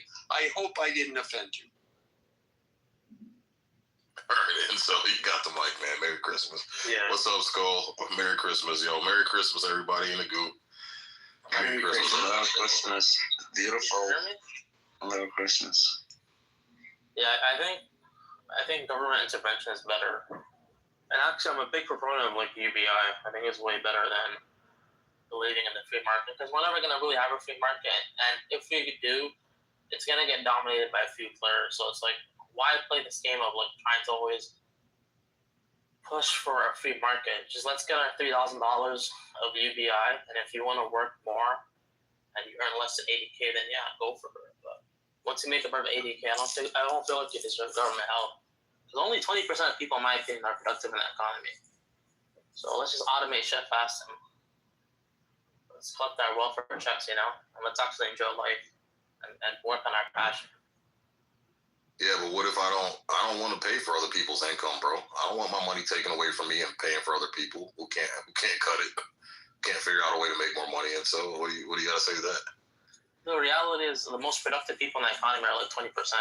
So most people think they actually are, giving out their money to the government. A lot of people actually get their money back. Like the government doesn't use the money of like 50% of Americans. Like the other 50%, yeah, there is some they use, but it's mainly just 20% that's like funding the tax pool. So it's like, let's fund and support our most productive. Let's give them government help as much as possible. Let's let them get their freaking corporate welfare, and let's collect that $3,000 welfare, and let's acknowledge it, because it's already happening. Why try to be delusional to the reality? Like, if you think your money shouldn't go there, so what? It already does go there. Like, what's next? Yeah, but how much of it goes there? That's the point. That, I mean, I can be generous to a point, and I believe, there but for the grace of God go I. But at the same time, nobody likes being told what they are supposed to do, period. And maybe there are some who justify it, that, oh yes, I want to give to charity, and I want the government to do it. Great. You can do that. But most of us don't, and most people, if they earn $1, they want to keep $1. And they don't like being told, well, you have to give up 85% of it because Bobby and Billy over there don't want to work, as one example. So yeah, we're already doing it, but to what degree? That's the degree is the argument that we are having in the debate that is going on in government right now. Yeah, the thing is, we're going to have oligarchs, and moving forward, we're going to have even bigger oligarchs. So let's actually fund them, put money into them, let them get corporate welfare. And most normies are just useless. They already work like useless mid-tier jobs. When a lot of jobs get automated, you might as well just pay people. Like, there's a lot of people in the economy right now that get gifts. It's not just baristas. There's guys in the military that get gifts. A lot of guys in the military don't deserve the paychecks they're getting, but they get gifts, through like a Patriot network. Their dad probably hooked them up. Like, a lot of people get gifts in different places of the economy. So let's acknowledge that, dude. Like, why are we LARPing? Like, what do you mean my tax money? You're not that important. Most of the money you put into the government, they give it back to your state. Like, yeah, but I'm important enough for you to take money that I've worked hard for to earn, so I must be important enough. And so, to where you want to use my money, you know what I'm saying? Like, you can't take my money and then call me not important. No, now we're getting cut. We're like, we're basically like we're not getting the good end of the straw. Like, we're already gonna have corporate welfare. We are gonna bail out major corporations. There's nothing we can do about it. It's a reality. But people have a problem with that, though. That's one of the main. What's your solution that you think is better? Let's just have an honest system where the weak sink and the strong survive. And if you want to come up, you have to work your ass off and figure a way to do it. That's how it used to be in this country before government got involved and all this debt, this system built on debt and all this bullshit, man. It used to be straight dollar for dollar. What year is this? Shit, Shit, before the 1930s. Do you know what type of America, like, dude, like, you're talking about a time where people were getting exploited. Like, we're talking about freaking robber barons, and even like the biggest free market proponents are putting regulations on these dudes. Like, it doesn't work. You have to acknowledge the reality. We're gonna have these big techno oligarchs, and they have to exist for us to live a first world quality of life. We're not gonna have a dog eat dog world. We don't need that. How is it fair to have a dog eat dog world? We don't have the same IQ. That's not my problem. You having a low IQ, you not being able to figure out how to put food on your table is not my problem. It's just not. The reality it is, bro. Okay, then cash at me $100 right now. Cash at me $100 right now so I can get groceries for me and my wife. Actually, $150. I got the baby now. Dude, I'm literally I'm making like $2,000. I don't have a lot of money. Like, no. I don't care. No. Based on what you said, cash at me $150 right now. And if it's not that, no, that's not what you're taking. That's not what I said. Okay, then what are you trying to advocate? I'm saying all I hear you advocating is robbing one person, taking money out of their paycheck that they worked hard for, and helping somebody else out. Yeah, but all right. I think you misunderstood what I said. No, well, restate it then so I can understand, because I want to try to understand the point. I don't think it's going to happen right now, but in like 20 to 25 years, I think most jobs are going to be automated, and most people are going to be already on UBI, or the government has to create new jobs for these people to work in. And I feel like instead of trying to just push people to work jobs that they don't like and aren't that productive, I think people getting $3,000 a month is better, and then the rest of the money investing that into major corporations that can push us forward and our country forward. Let's give corporate welfare to our major corporations. They need it. That's the only way you can compete in the global economy. China does it for their companies.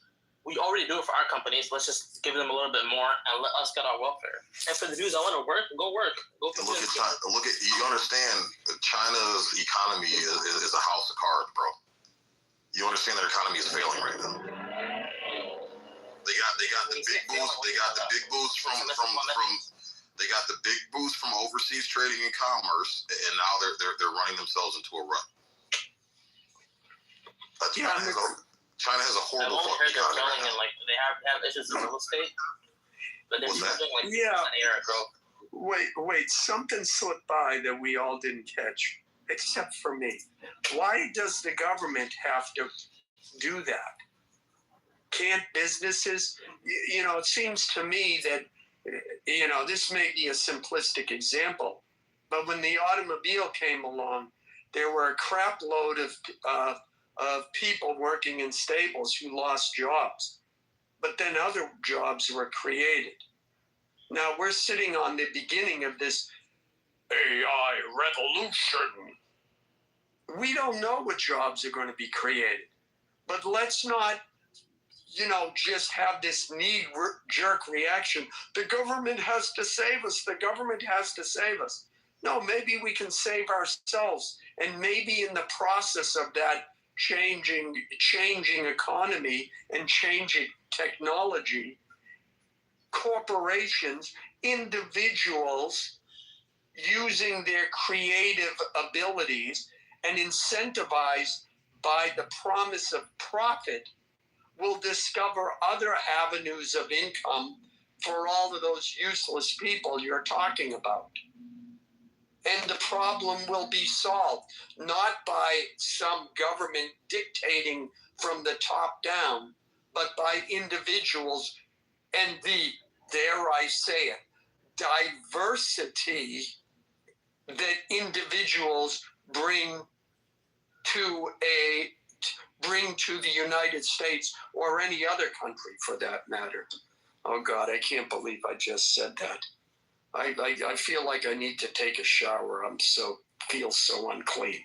But I think this is the problem with the left. It always wants the government to solve all our social and financial ills. And the government sometimes is equipped to do that, but often is the worst entity in which to solve those problems, especially when it comes to social ills. It has helped some. But remember, I grew up, and I'm sorry, I'll land on this. I grew up in the 60s. the wave of liberalism was supposed to solve it.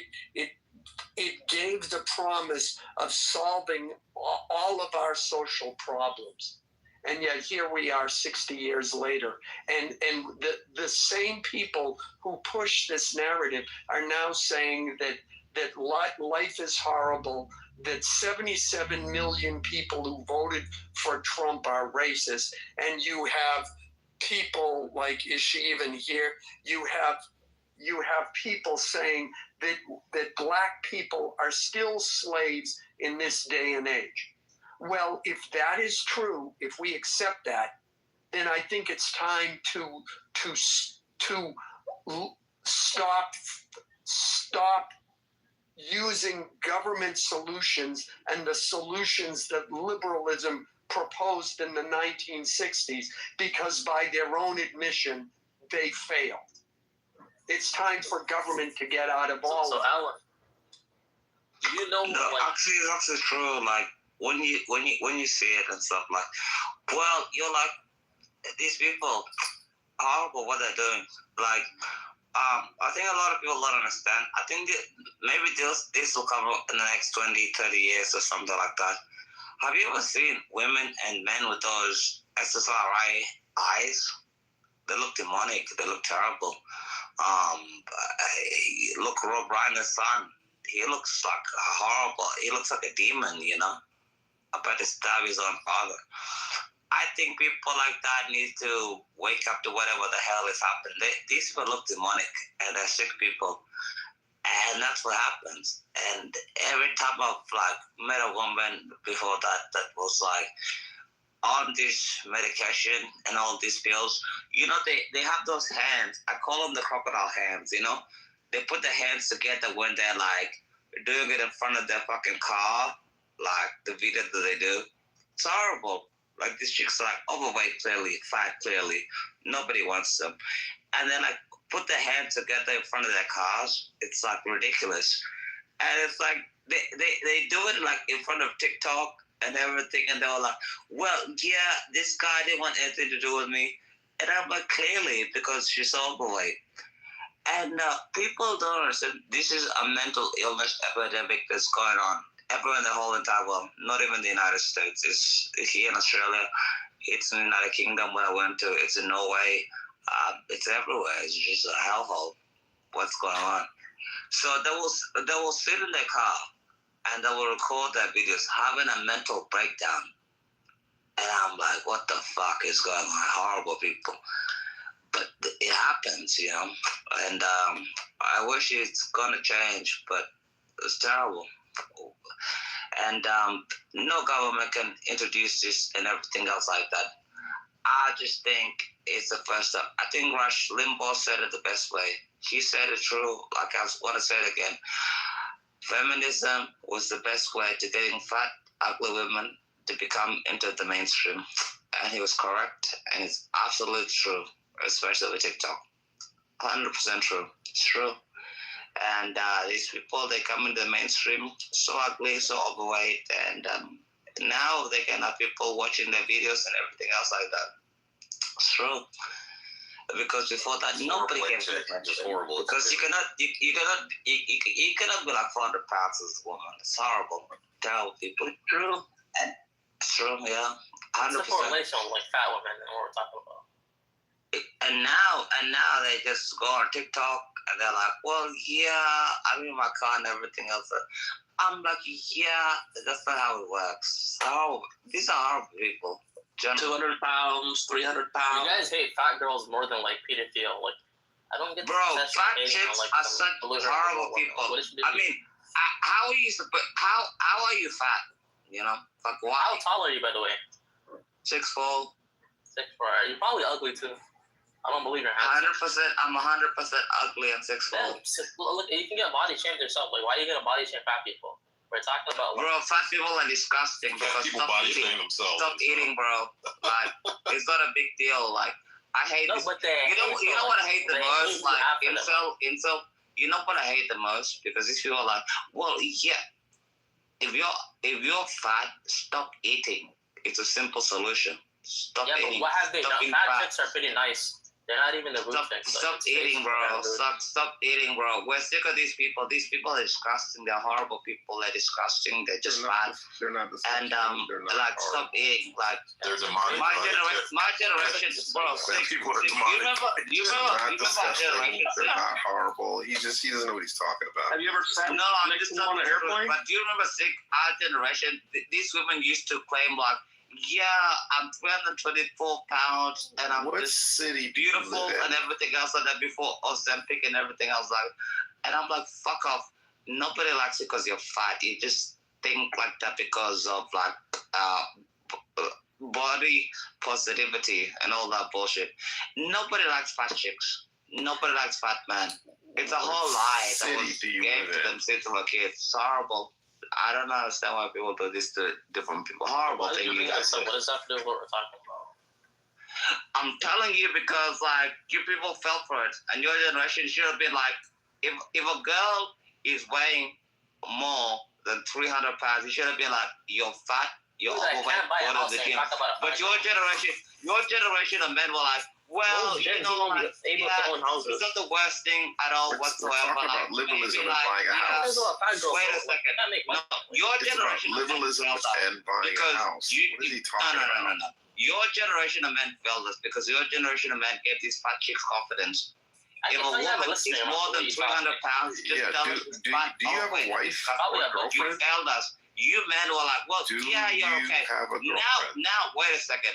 Now you have women that are like 200 pounds and then things are like fucking like Queen Bee and everything else like that. You failed us. You should have told us she was fat from the get-go, but you were like... This is a guy that doesn't have a woman. You were cocked by the woke generation of women that you have. So I don't respect, you know, horrible people. You should have just told them straight away. You have women that like -10. They think they're like 10. Horrible. Just tell them the truth. Should have done the truth. Now we have to tell the truth, and now they start crying. You know, horrible thing. He sounds real single.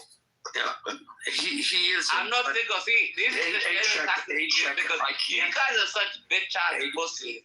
And you're like, well, you sound single, bro. Your generation of men fucked up so much. You're like, you sound single. I'm like, no. The reason why we're not single because we're not gonna settle. Wait a second. The reason why like a fucking social worker. Settle down. He does sound like a social worker. Let me reply to this, brother. I can't. I can't let this heresy continue. You're not going to get. I cannot let it continue. Horrible. You are not going to get the G, H, I, and J cup titties on a woman that only weighs 110 pounds. You just can't. We need those big women for those big titties. So stop your heresy. This is an abomination.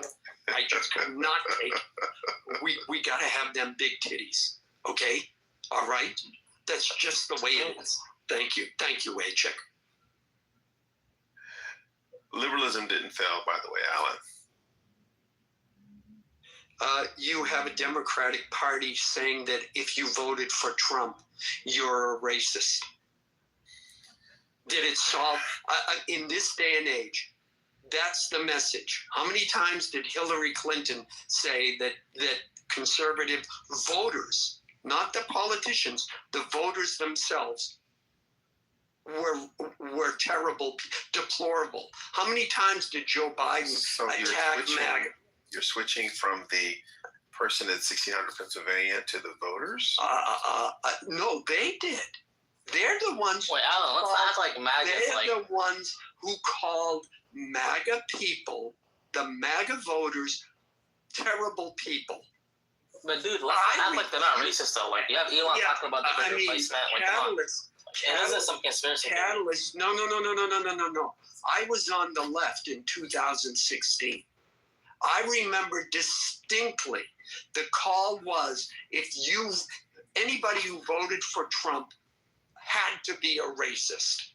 That was the message going out throughout the Democratic Party. Well, Alan, if you look at what's taken place since January, we have the assault on the 1964 Civil Rights Act, the assault on the 1965 Voting Rights Act. Don't come here like with your 1968 Fair Housing Act. You have right now Roberts toying with kicking off the last stand of Section 2 of the Voting Rights Act. Bro, that's what fake news, bro. Don't you stop lying for a good girl. I don't lie. Such a liar. People like you can't listen to No, look, I got it, H-check. You have right now on the court. Right now, you're a bullshit. You have Louisiana. You have Alabama, Louisiana case going on right now. Cares. Yeah, I know. I care because my parents fought for this in the '60s, so I care. Yeah, no, they Yeah, didn't you fight know for what, this. They They didn't fight did. for Israel. Catalyst, As an American, H-check. And make some money. They probably didn't just fight got for Israel, here. retard. as an Okay. American. Yeah, Yeah, so A-check, bro, you gotta let Catalyst finish, man. I know you disagree. He's such a fucking liar. All Yeah, people as an American. horrible people. A-check, don't do that to me, bro. Like seriously, man, you gotta chill, bro. You gotta let people get their shit out, and then you can rebut it, man. But you gotta give people a chance to speak what they gotta speak. Go ahead, Catalyst. yeah. As an American second, Catalyst. and United States veteran Jeez, of am this I not country. heard? ahead. And Catalyst, 1 second. And A-check. I really don't like when Catalyst is speaking, he's making a point. I really don't like when people just respond with an insult or ad hominem attack. I would like to respond to him as well. But if you're going to respond, say something, don't just attack him personally. Anyways, go ahead, Catalyst. My points were military veteran who's laid on the line for this country from one. Parents who was born in the 60s, I think the 80s, fought under Reagan and then incidents afterwards. When I hear right, left, center, the lines of what a political party is using its propaganda to vote is actually not what it is. The reasons why I don't like the current occupant of 1600 Pennsylvania is because he is a criminal felon and his actions have shown it this year. Before I looked at his actions when he was a private citizen, what he's done all my lifetime. So it's not.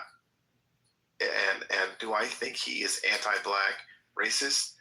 I think he is pro for him, and anything that doesn't look like him, he is not for.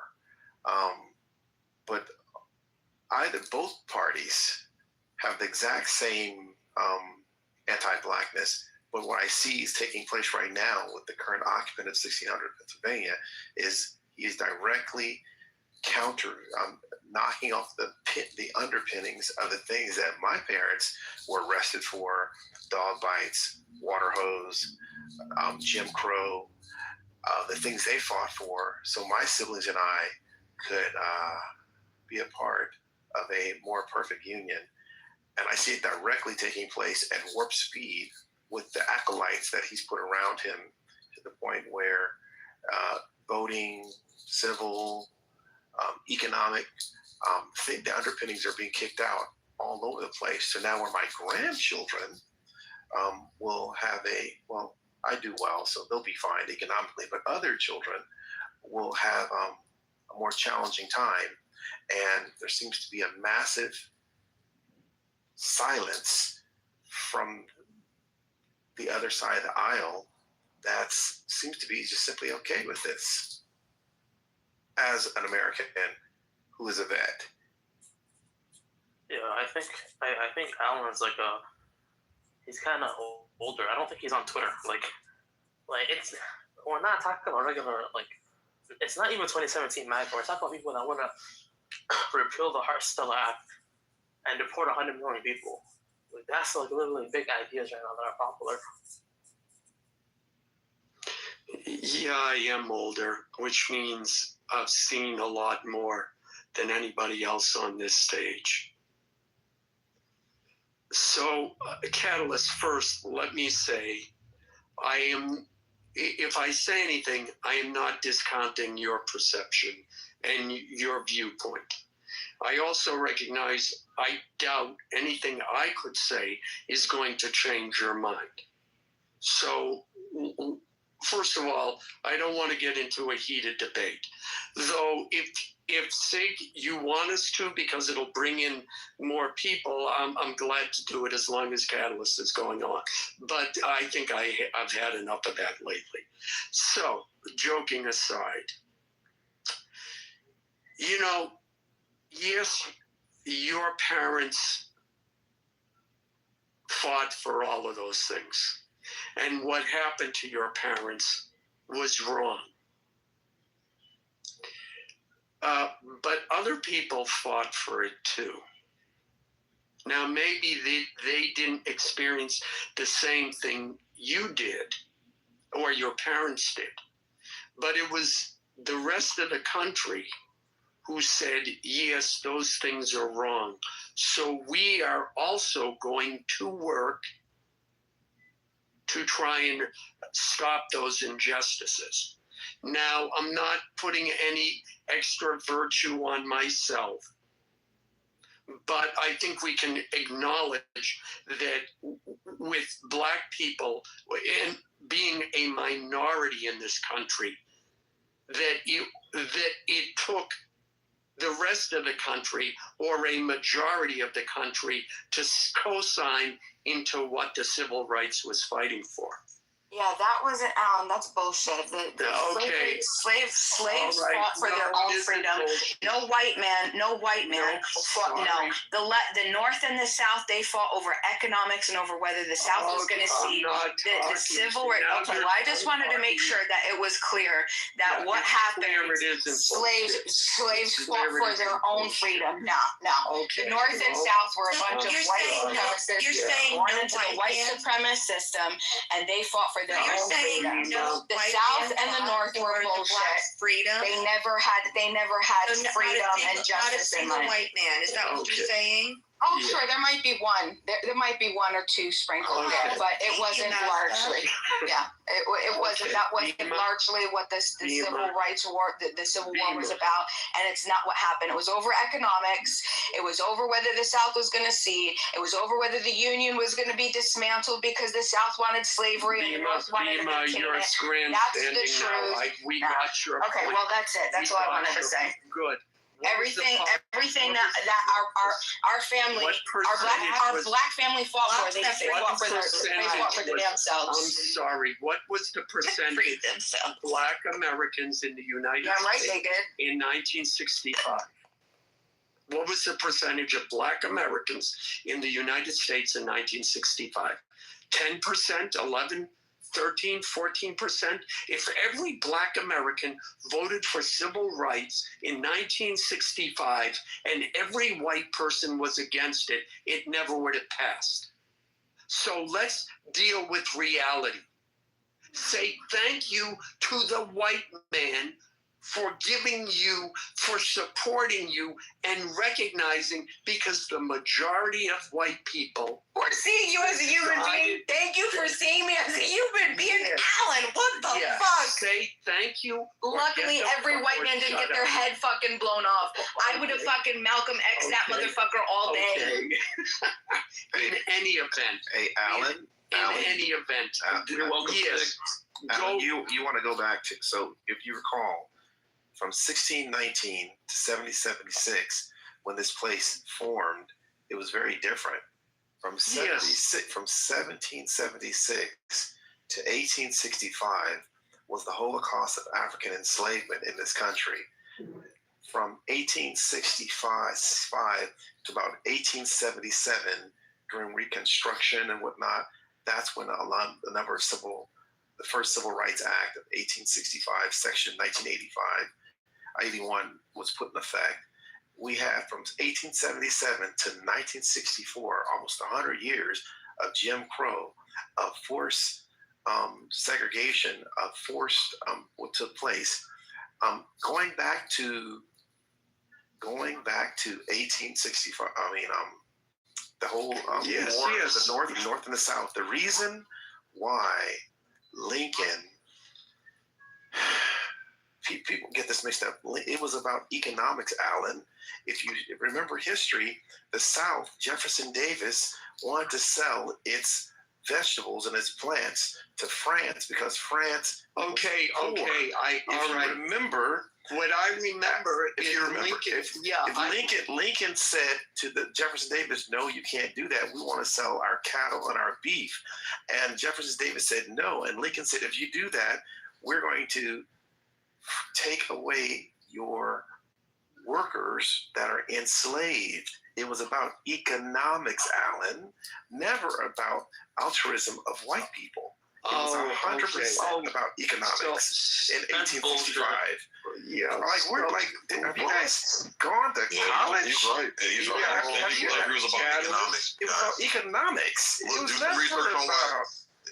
Do some research on why Great Britain ended slavery, and the United States was following that same model. And then if you get to 1964, that's a totally different time. But remember, it was 100 years of Jim Crow from 1877 to 1964. That's right. It is a different time. And so we had codes and thank you. All of those things. All of those things. And you talked about how many black people were in I think in 1965. Yeah, I think my mic is low. But yes, we had all of those things. So civil rights and other laws were created to right the wrongs and injustices that happened to black people. That's it. You know what happened after the civil rights? Do you know what happened after the civil rights? Again, all white economic, it was all propaganda. Do you know how many thousands of black Americans lost their jobs? I am still talking. Okay. Now, where was I? Yes, okay. Now, how long does that need to go on for? Because I remember affirmative action. I remember college professors of mine who said, yes, I am a product of affirmative action. And you know what? That was a good thing. I think that was a good thing. What I also think is a good thing is that it not go on forever. That's what I think. And what metric are we going to use to decide whether or not those things continue?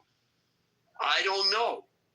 But I don't think we should use racism is prejudice plus power and redefine it, because it seems like every 5 years or so, the left is redefining what racism is, what prejudice is, what all of these things are. And I think maybe we can have a discussion if we're not being overly emotional about when these things should end. Because we're also looking at a country. Forgive me, but I remember seeing the graphic. It's like the total length of slavery in the world, and it's like a line, say 10 inches long. And then the amount of slavery in the United States, and it's a line less than an inch long. It's about repressing. You got the Indian land grab.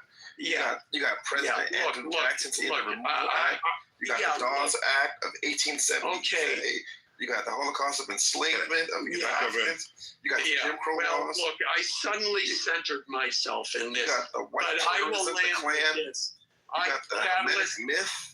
Sharecropping, the compromise of 1877. I know. So when you ask how long should it end, it has never ended. You got the Homestead Act of 1865. You got the Labor Union movement. Are those laws legal today? Yeah. You got the Asian Exclusion Act of 1890. You got Plessy versus Ferguson in 1896. You have fair housing laws that erase all of anything having to do with housing. It did not, because things are still redlined in 2025, sir. Yeah. Guess what? But they're redlined in the opposite direction. I was just looking at an article about that. There's a city being sued right now I forgot what city. I'll look it up real quick. But yeah, they actually the housing, they're actually were approving blacks and denying whites for. Sir, in 2000 and 2001, I worked as a software developer for a company that actually dictates what the rules of lending are going to be based on ethnicity. And B of A, about 12 top banks all use the same software to put in redlining depending on ethnicity, still taking place in 2025. Can I what are we talking about? The code accounted for slavery, like in the code, it was actually written on the line that. Can you all hear me? Oh yeah, but I was talking. Hold on a second. Can you all? You're saying the code in the software was? Yes, I hear you. Are you saying the code in the software was literally doing an if condition of the ethnicity to then approve the loan? Is that what you're saying? That's exactly what I'm saying. And it never was broadcast in all the major media markets? Never broadcasted. Still not broadcasted. Wow. Only black person in the entire company.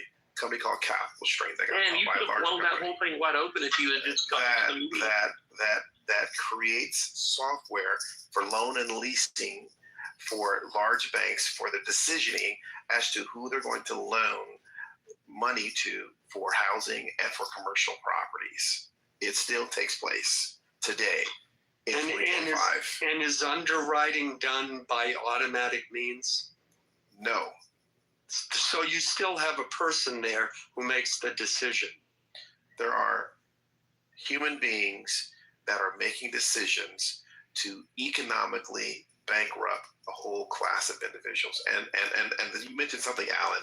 Black Americans are not minorities in the United States. There are, 13, 14%? I think in America, there are only 3% Jews, so not minorities. I'm talking about, but as far as economic, there's an entire playbook to make sure Black Americans stay economically depressed in perpetuity. That's the redress I'm talking about. That needs to be addressed. I want to ask a question. Check. Let Christian go. Let Christian go. He's new to the stage. Okay. So there was something that was said that was just totally factually incorrect. And I don't know where that ideology came from about why the Ohio Republicans, who were the authors of the 13th Amendment, 14th Amendment, 15th Amendment, which were all Lincoln disciples, what was the reason that they ended slavery? It was not about profit. I mean, this whole premise is just so factually wrong. It was a moral opposition. It was because of religious and humanitarian beliefs. It was because of abolitionist communities. It was also political strategy, and then the dynamics of the Civil War, and it was more so about the positioning of the country. And if you do any history about the authors, the actual authors of the 13th Amendment, 14th Amendment, 15th Amendment, you will find that these men were vehemently against slavery, and so much as being vehemently against slavery, but they actually added enforcement against the states from continuing slavery even after the end of slavery, which is the Ku Klux Klan Act of 1871, which today is Section 1983, which is what all these ridiculous groups, from the LGBTQs to the unions and all the aliens who claim that their civil rights are being violated, it was intended for black people. That's what it was intended for. But even today, they walk into federal court and even state courts alleging that their civil rights have been violated. It's total abomination. But, you know, again, you can thank the Democrats for that. But and then the other piece of this is that the Democrats, who historically not only voted against the 13th Amendment, 14th Amendment, 15th Amendment, voted against the Civil Rights Acts. Those aren't the same Democrats. Yes, they are. Yes, they are. The Dixie Democrats. The whole thing changed. I don't need your help. I'm giving you history. I don't need your help because you're factually incorrect. Can you mute that was the Dixie Democrats. Can you mute up? Talking about people, things changed after LBJ. Can you mute up? You don't understand that, right? Can you mute up? Do you know things change? Can you mute up? Can you apply the change? Can you mute up? Thank you. The premise of all of the nonsense that we've heard for decades about how the quote parties switched, end quote, when you start dissecting all of these so-called political parties that switched or that got into a room in a back door or private conference to officially switch or change parties, it never happened. There was no switching of parties.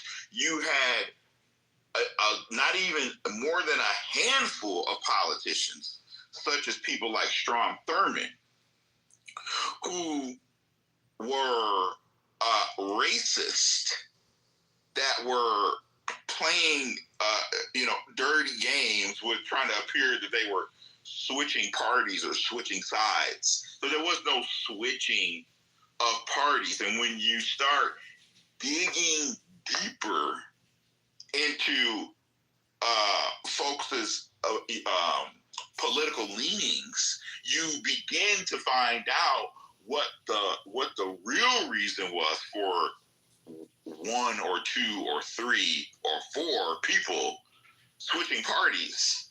So I mean, it is that is another once again fallacy that people continue to say, even to the year 2025, after we have seen so much of the media, the perpetuation of which the Democrats even admit that their media blitzes from the 1960s was propaganda and illusion and fantasy. I mean, so it's just it's getting to a point where when you continue to hear these lies over and over and over, it starts to become like it's like a conundrum, because you're like, it's like you know that historically that people who listen to these lies, which they've actually come out and admitted that they were sorry for putting out these lies in things like the Cosmopolitan and the abortion movement, the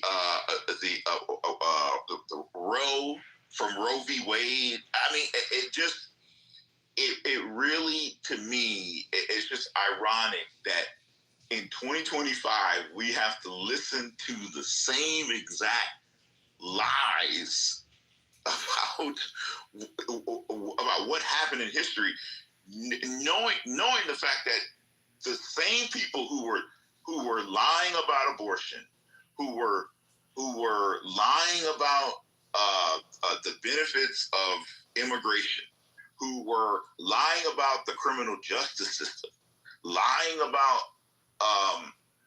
the Violence Against Women Act. All these people lying about the LGBTQ, lying about the base of marriage, lying about and then go further back, lying about the Second Amendment, the Second Amendment. The same people lying to the public. All right, enough with the filibustering. It's not filibustering. It's total filibustering. Let's get some facts here.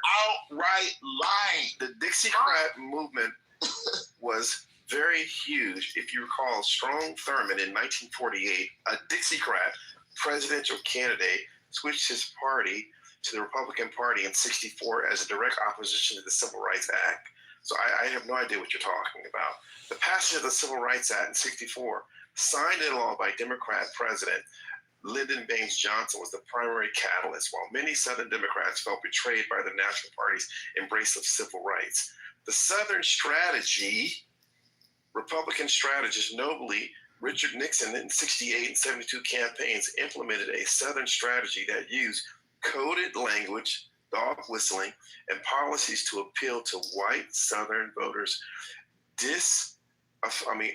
disaffected by racial integration and the Democratic Party's leftward swing on social issues. I have no idea what you've read or who taught you or what you listened to, sir. Yeah, but it's just simply inaccurate. Not only that, but also if morality was sufficient, we wouldn't have required a war to happen between the North and the South. We wouldn't have required to have Jim Crow laws last for nearly a century. We wouldn't have required Civil Rights Act movements.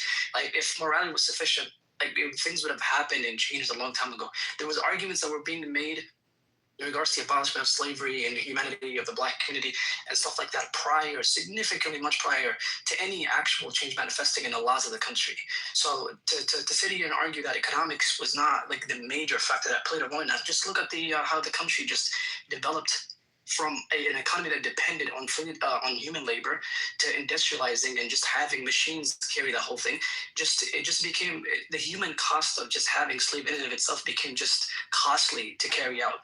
Not only that, but also you had a significant period of time from the moment of the industrialization of that or the abolishment of slavery per se, all the way down to the early 80s and 90s and up until the 2000s until today, where we have remnants of many, many laws and things that were passed around that carried out till this day. We have settlements that happened as recent as 2011, 2012 in regards to certain banks like Bank of America that had to settle out with $300+ million where they were clear and explicit discriminating against Black people who have applied for mortgages and loans and things like that. With Wells Fargo last year. Yeah. So and why did they have to settle? Why did they have to settle? Go read it, brother. Go do a Google. I'll tell you why. Because there is a law by which it is illegal to do what they did. So therefore, like any other thing that is illegal, from murder to theft to larceny, to extortion, to rape, to sexual assault, people are going to do it. I agree. Congratulations. No, Ellen, I agree with you. Congratulations. I agree with you, but you're missing the point. No, you're missing the point. I'll tell you what I brought You expect people to somehow, the government and laws are going to make people perfect. No, that's what I'm saying. That's what I'm saying. They never Here's will. why I brought that up. Name the law that says no problem, I can go in, that a Black man can go in, and it is legal for me to discriminate against that. Okay, Alan, the people's proclivity. No problem. People's and we're not talking about these shadowy, amorphous. No problem. I'll tell you. Just give me a second. People's proclivity towards racism and discrimination against different groups is not contingent on laws that support these proclivities.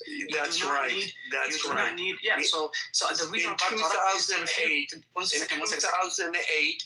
Let me clarify. 95% of the country did not think race was an issue in the election. No problem. But hear me out. Are you shooting for 3%? No. The issue here isn't nada. The main reason why I even brought these settlements up, the reason why I brought these settlements up, Carlos, just 1 second, bro. The reason why I even brought these settlements up in the first place is because of the question that was being asked earlier. People were saying, what is name a law that is racist against black? You do not need a law to have a manifestation of racism on an institutional level. I don't need a law. You could just have people in power who will use their power to discriminate against people, and you do need regulations and things in place to check for those things. But when you have an administration like the current one, which literally is going out of their way to take out certain incentives and things put in place because of the Civil Rights Act to numerically put things into number in regards to disparities and things like that, and they say, well, these things are not really that important, and they passed these laws already. They patched laws that have existed to look out for disparities in regards to how things manifest. You cannot say there's I need a racist law for racism to exist. That's the two are not mutually exclusive. You can have racism and not have racist laws. You can have individual companies who break the law. Yes, I'm old. I come from a time where we didn't bother trying to change how people thought. We worried about how they acted and their behaviors and their actions. If a company is breaking the law and discriminating against a person because of their ethnic or racial background, then they will be prosecuted against the law. Yeah, but we when agree. we talk about incentives, I got 2 points. I'll talk about incentives and then Lincoln. Well, Because when you talk about incentives, again, how long are those incentives going to be in place? And at what point I know nobody likes to stand on pull you up by the bootstraps, but how long are we going to leave the training wheels on the bike? That's the question I ask. The second thing is, I'm sorry, but for the man who took a fucking bullet in his head, who gave numerous speeches about abolition and the horrors of slavery. Yet, one time he says, well, if I could end this country, are you all housewives who no matter what your husband does, all you remember is that one time he didn't buy you flowers for your birthday? Please, I'm sorry. It is sickening to hear those kind of arguments from the president who, guess what? He's the president of the entire country. He needs to worry about a lot of things, not just that black people are enslaved. He has to worry about keeping the country together. He has to be a politician. He has to try and appease everyone. So yeah, he's going to say a lot of crap that you don't like, just like every other president. Yet, being the tactician he did, he waited until the opportune moment to bring slavery as an issue into the Civil War in order to ensure that when the North won it, it would be abolished. So I'm sorry if it hurts your feelings that he was concerned about economic factors as president of the United States. But that's it. And number one, Catalyst, call him President Trump or I will move you to the audience. He is not the current occupant of the White House. He is not 45 and 47. He is President Trump. all right. Move me as a vet. He's not the occupant. Yeah, as a vet, you serve the citizens of this country, and we elected President Trump. America. So to rebut what you said, what specifically has taken place over the past 11-ish months is the civil rights and non-discrimination protections, the rollback of disparate impact rules that this president has done. It's weakened the enforcement. It's revocation of fair housing rules as far as affirmative action, banning those programs and training that LBJ put in effect to actually form a union. ending affirmative action in federal contracting, a decades-old executive order from Johnson that required federal contractors to take active steps to prevent discrimination. It was revoked. Challenging private sector equity programs, education and economics, proposed cuts to HBCU funding, redistricting pathways to federal jobs, criminal justice and law enforcement, increased federal law enforcement presence, the deployment of federal law enforcement units to primarily Black cities, and establishing the policies of ending cash bail. Racial profiling concerns, Supreme Court decisions influence administration's actions in some immigration contracts. Nothing to do with black. That's nothing to do with black people. Words. That's other people. You're just saying words, Catalyst. Okay, well, Catalyst. Question. Hold on, Alan. Can I jump in, Alan? I gave you a list of okay. rights, affirmative action, economic education, great, and criminal justice and law enforcement. I'm not just because affirmative action is not racist. Yeah, Alan, can I jump in here? To echo the Me Too movement, time's up. Okay, at some point, you as a black man have to compete like every other man on this planet. Period. And the color of your skin is not a pathway to Easy Street. Unlike white I'm men. sorry. And especially, I'm sorry, I don't have all the statistics, but it seems to me that during Jim Crow, you had, and let someone else, Christian, you can talk about the marriage rate, the black-owned house, he's gonna go that direction, etc., Oh my gosh! Yep. Alan, can I jump in, buddy? Delusional. Yeah, I need to stop talking because Alan, you're just delusional. Please. Yeah. So Mike, go ahead. Thank you, Alan. You're going about it wrong. But what Alan's basically saying is, like he's saying, enough's enough, right? Affirmative action was needed at the time, but now it's gone so far to where, okay, well, now it's equal now, right? If it's 30, it is not. It is not equal. On, man. It's not equal. Brother. Affirmative action benefited white bitches. Christ almighty, you guys. Let's be realistic. That's what I'm saying. So now affirmative action, Alan's basically saying now to keep implementing affirmative action stuff, it's now going the other way. It's now actually discriminatory against the people that were being discriminated, that were doing the discriminating in the first place. So now it's turning out that people are not, like, it's going the other way now. So now technically affirmative action would be a racist action because it's discriminating against another group of people. So that's what Alan's kind of basically saying. Enough's kind of thing. But hold on, Catalyst, real quick. We got off topic because Link kind of got us somewhere else. I want to go back to this whole great switch thing. And I'm going to say it like this, Catalyst, and I hope you hear me out, and I'm going to explain it if you want to hear it. The whole great switch is not about politicians switching sides. That's not what it's about. The great switch is about when the South went red. That's all it's about. Because the South was all blue. The South was blue. Every single state that you see in the South that's all red, the whole South, they were all blue. All of them, up until like the 60s. All of them, every single one of them. And when the South went red was when the South stopped being racist. And you have to understand that. You mentioned the Civil Rights Act. Goldwater for that, Mike Allen. Thank Barry Goldwater for that. You mentioned the Civil Rights Act.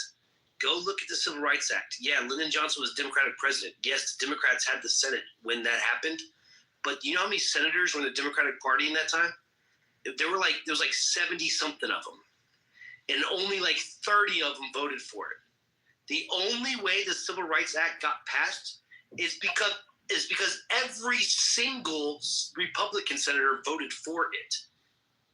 The Democrats, I think it was I forget what it was like 40 of them only voted for it, and like 26 of them voted against it.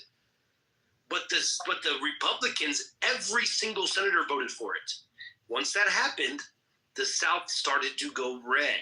So now you start seeing politicians like Christian mentioned, Strom Thurmond. Thurmond was that one who famously did the filibuster against the Civil Rights Act.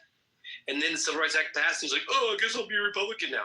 And that's when he went off into obscurity.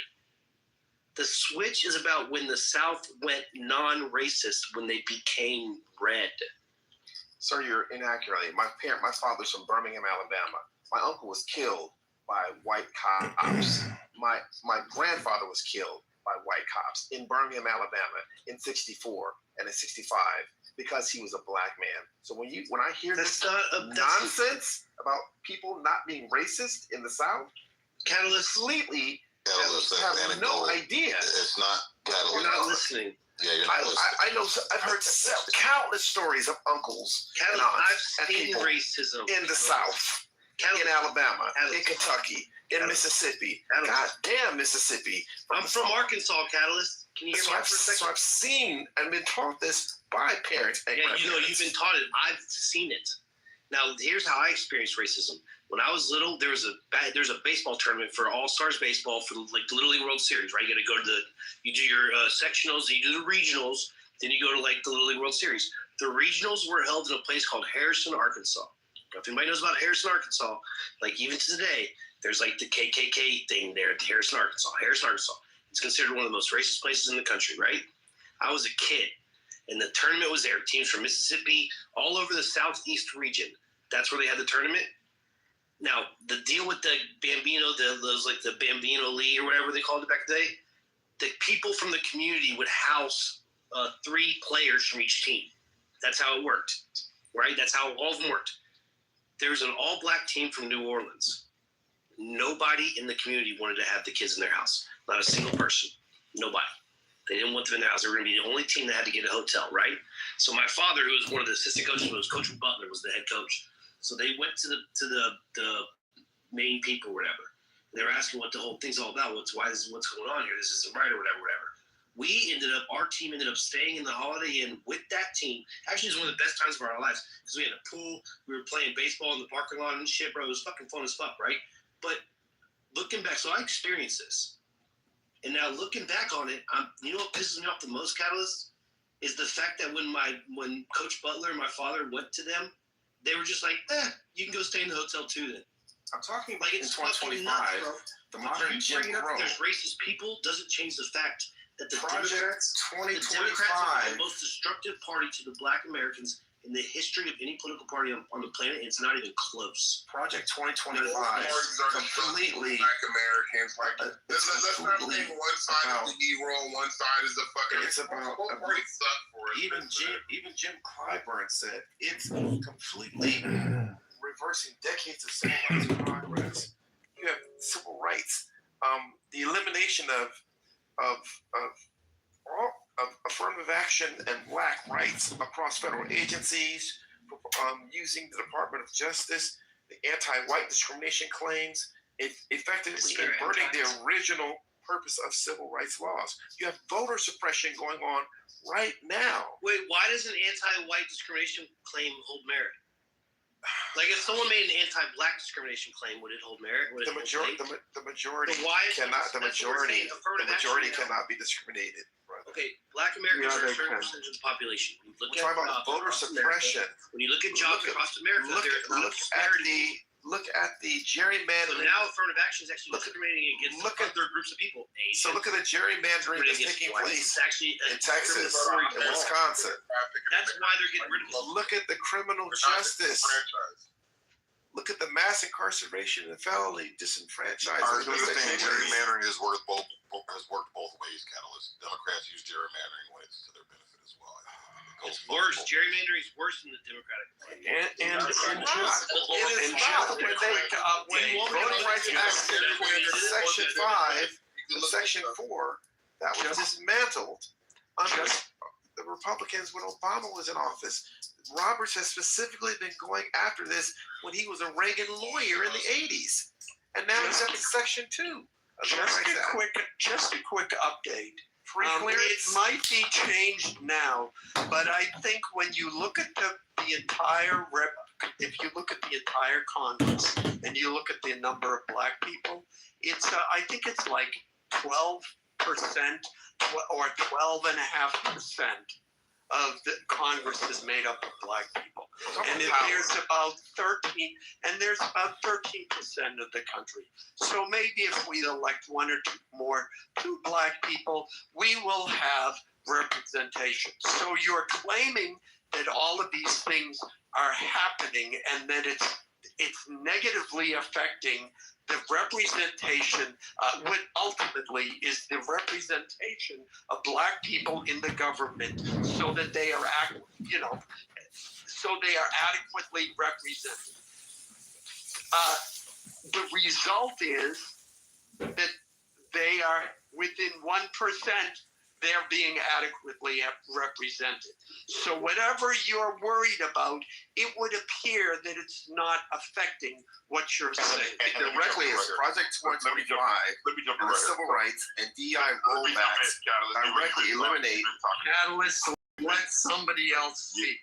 Project 2025 is not a law.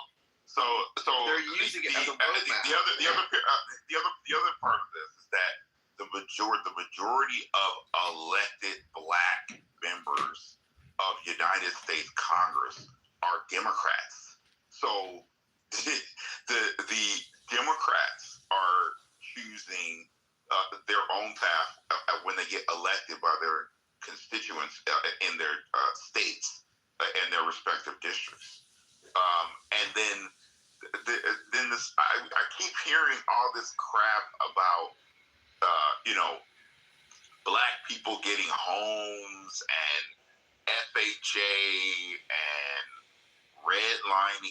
Redlining was started by a racist Democrat from Mississippi. I mean,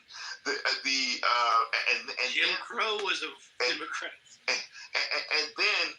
then when you look at the current status of FHA loans, which give loans to people who otherwise cannot afford them, the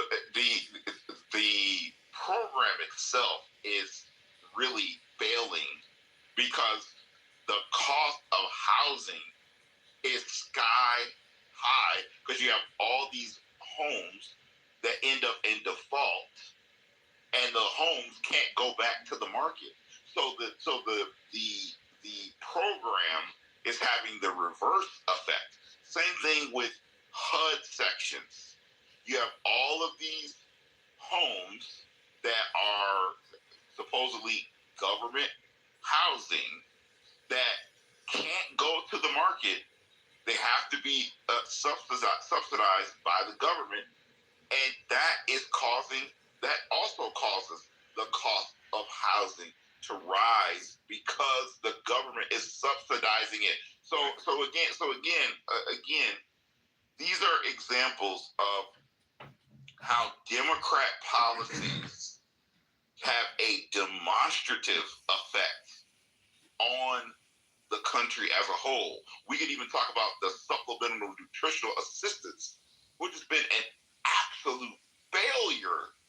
42 million people on SNAP. Well, Christian, before you do that, wait, one second. No, but the schools. So the supplemental nutritional assistance program is an absolute failure. Yeah. But people once again want to flog it. You have states that don't even want to turn over the identification of the recipients of the program. And then you want to talk about people are sitting up talking about voting rights. You have states that refuse to cooperate to ensure that people who are not supposed to vote in elections, they refuse to turn over that information. When there's an investigation to be had, there was, and then I'll close here. In Arizona, they found over, because at first it was 100,000 voters who were not supposed to be on the rolls that were registered to vote. That's Maricopa, right? Yeah, Maricopa County. Yeah. But then they went to court and they said, well, we had about 50% that show proof of citizenship, so or proof of their ability to cast the ballot. But you basically had over 50,000 people in the 2024 election who casted a ballot to vote that were not supposed to be casting ballots. I don't ever want to hear anybody. As long as I live, I don't ever want to hear anybody complaining about voting rights, the so-called gerrymandering. It's bull crap.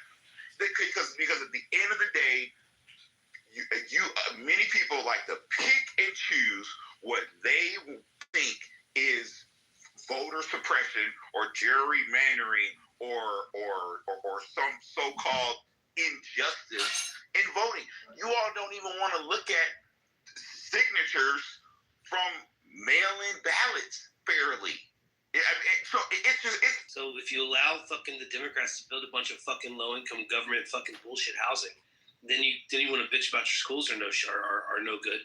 Well, hello, quit allowing the government to put this bullshit housing. It's fucking nonsense. It's just a big racket. It's all a racket. But going back to gerrymandering, it was very kind of serendipitous of you. I wanted to get back to that. And I hate that Catalyst left. Catalyst is actually a good dude. I like Catalyst. But if you click on my PTR now, if my PTR hasn't changed, and you just refresh, look at this shit, bro. Like, just look at this. Now, people talk about the Republican gerrymandering. Now, the top 1, 2, 3, 4, 5, 6, 7, 8, 9 states, right?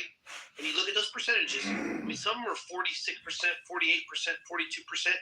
There's 0 seats. Republicans have 0 seats. You're conflating things, Mike. You're conflating things with that image. That image is extremely misleading. You're conflating outcome with intent. Not every single result is not gerrymandering. Link, please listen to me. This is not misleading. This is a picture. Hold up, Link. Sounds good. Yeah, good. This is a picture of the facts. People say that Texas is gerrymandered because but it's omitting a lot of information. But go ahead. Link, it's omitting literally nothing. I'll explain why. But go ahead. That'll be great. So Texas, which everybody's like, well, Texas was 44% Democrat and only 56% Republican, but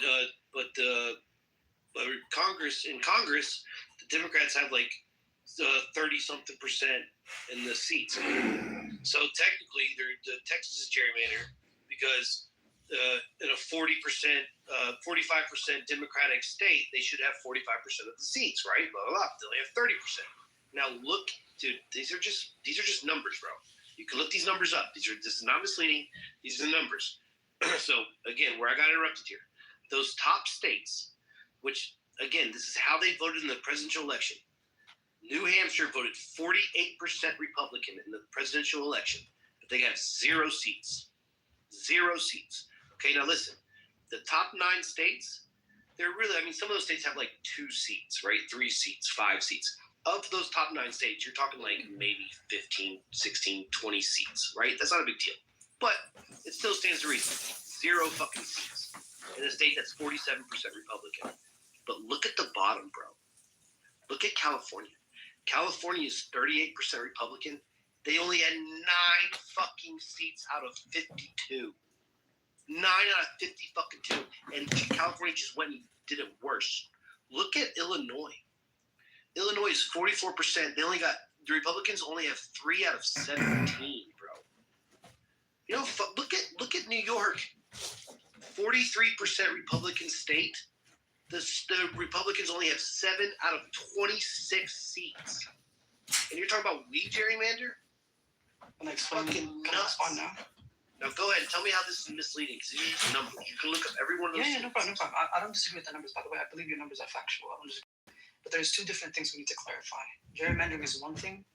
Disproportionality in population, spread is also another thing. Gerrymandering, it deals with intent. You intentionally draw lines to enrich power, whereas disproportionality is a naturally occurring. It's called natural packing, right? Blue states, just as Vermont and stuff like that, generally just have fewer districts. They have significantly more urbanized Democratic voters, and the Republican base is significantly weaker. And for the states that you mentioned, like New York, California, places like that, believe it or not, blue states like those use independent and sometimes bipartisan commissions to actually do redistricting. So it's not like these guys are getting themselves and saying, hey, listen, we're blue. we're gonna like draw these things to make sure that we intentionally just have significantly higher number of blue voters and everything. So that's just not true. And you can fact check me on this and look it up. Right? Those states like California, New York, and a bunch of other ones, they literally use bipartisan and independent parties to do the commission for them. As a matter of fact, not anymore. Not anymore in California. And a lot of the sure, the California just voted in literally this year. But the other states, go ahead and refresh that in California map. Look at what they drew in Yeah. California. Go ahead. Yeah, but California just voted on this literally this summer. They voted on it literally this summer. I have the old map and the new map. And here's the funny part. A lot of the red states literally use partisan legislature, like Texas and Florida and these guys. They literally use like partisan. That's no. You could literally look this up, bro. You can literally fix this up. What you're describing? No, brother. I was on mute. Please just let me finish my sentence. I promise I'll go back on mute. Texas was literally criticized by the entire country. The numbers are factual, but the numbers you have in your picture are omitting a lot of the backstory behind it. You literally look up natural packing. There's literally it's many states like Massachusetts and Vermont. There's a natural lower number of Republican base. That's just a fact. Fewer districts. Mike, I got it. Yeah, I understand your distinction, but the point is, ideally, we want a system, and we want districts that accurately represent the people. And so, yes, and look, the Supreme Court has decided this issue. When it comes to political gerrymandering, they've begged off on the question. They said it's a political question for one party to claim the other party is doing something unfairly. At this point, is ridiculous. Yeah, it's the popular. Yes, they did. So that's the first thing. The second thing is that, yes, we see gerrymandering in red states. Yes, we see gerrymandering in blue states.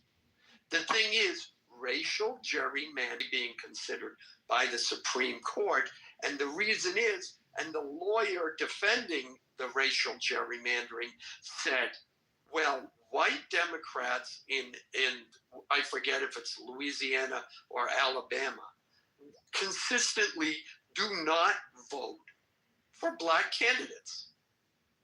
Well, I guess those Southern whites, I guess they don't like black candidates. But the problem is you can't draw district lines along race, because if you allow it in Alabama or Louisiana, guess what? You can allow it in Texas or in any other red state. So you got to take your pick. You want to take the what I'm trying to express. You want to start using that.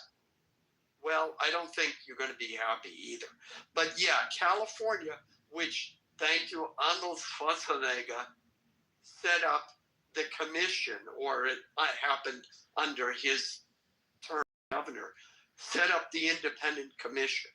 And now Gavin Newsom, in the supermajority controlled state Senate and state assembly, with a majority of liberal appointed judges, has now decided, well, we're going to gerrymander the whole state.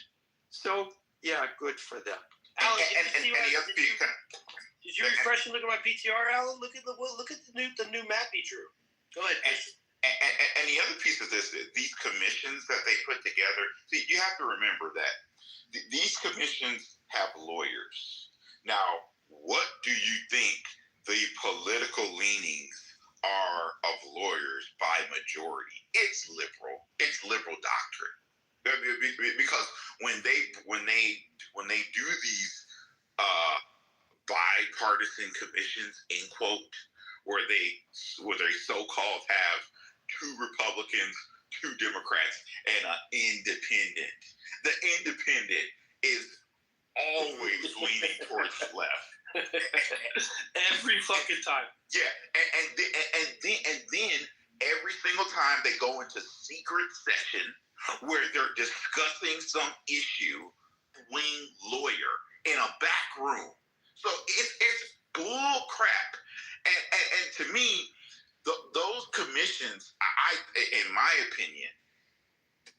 almost circumvent the process because you don't even, because again, they get to go in secret executive session and discuss things without the public knowing what it is that they're discussing.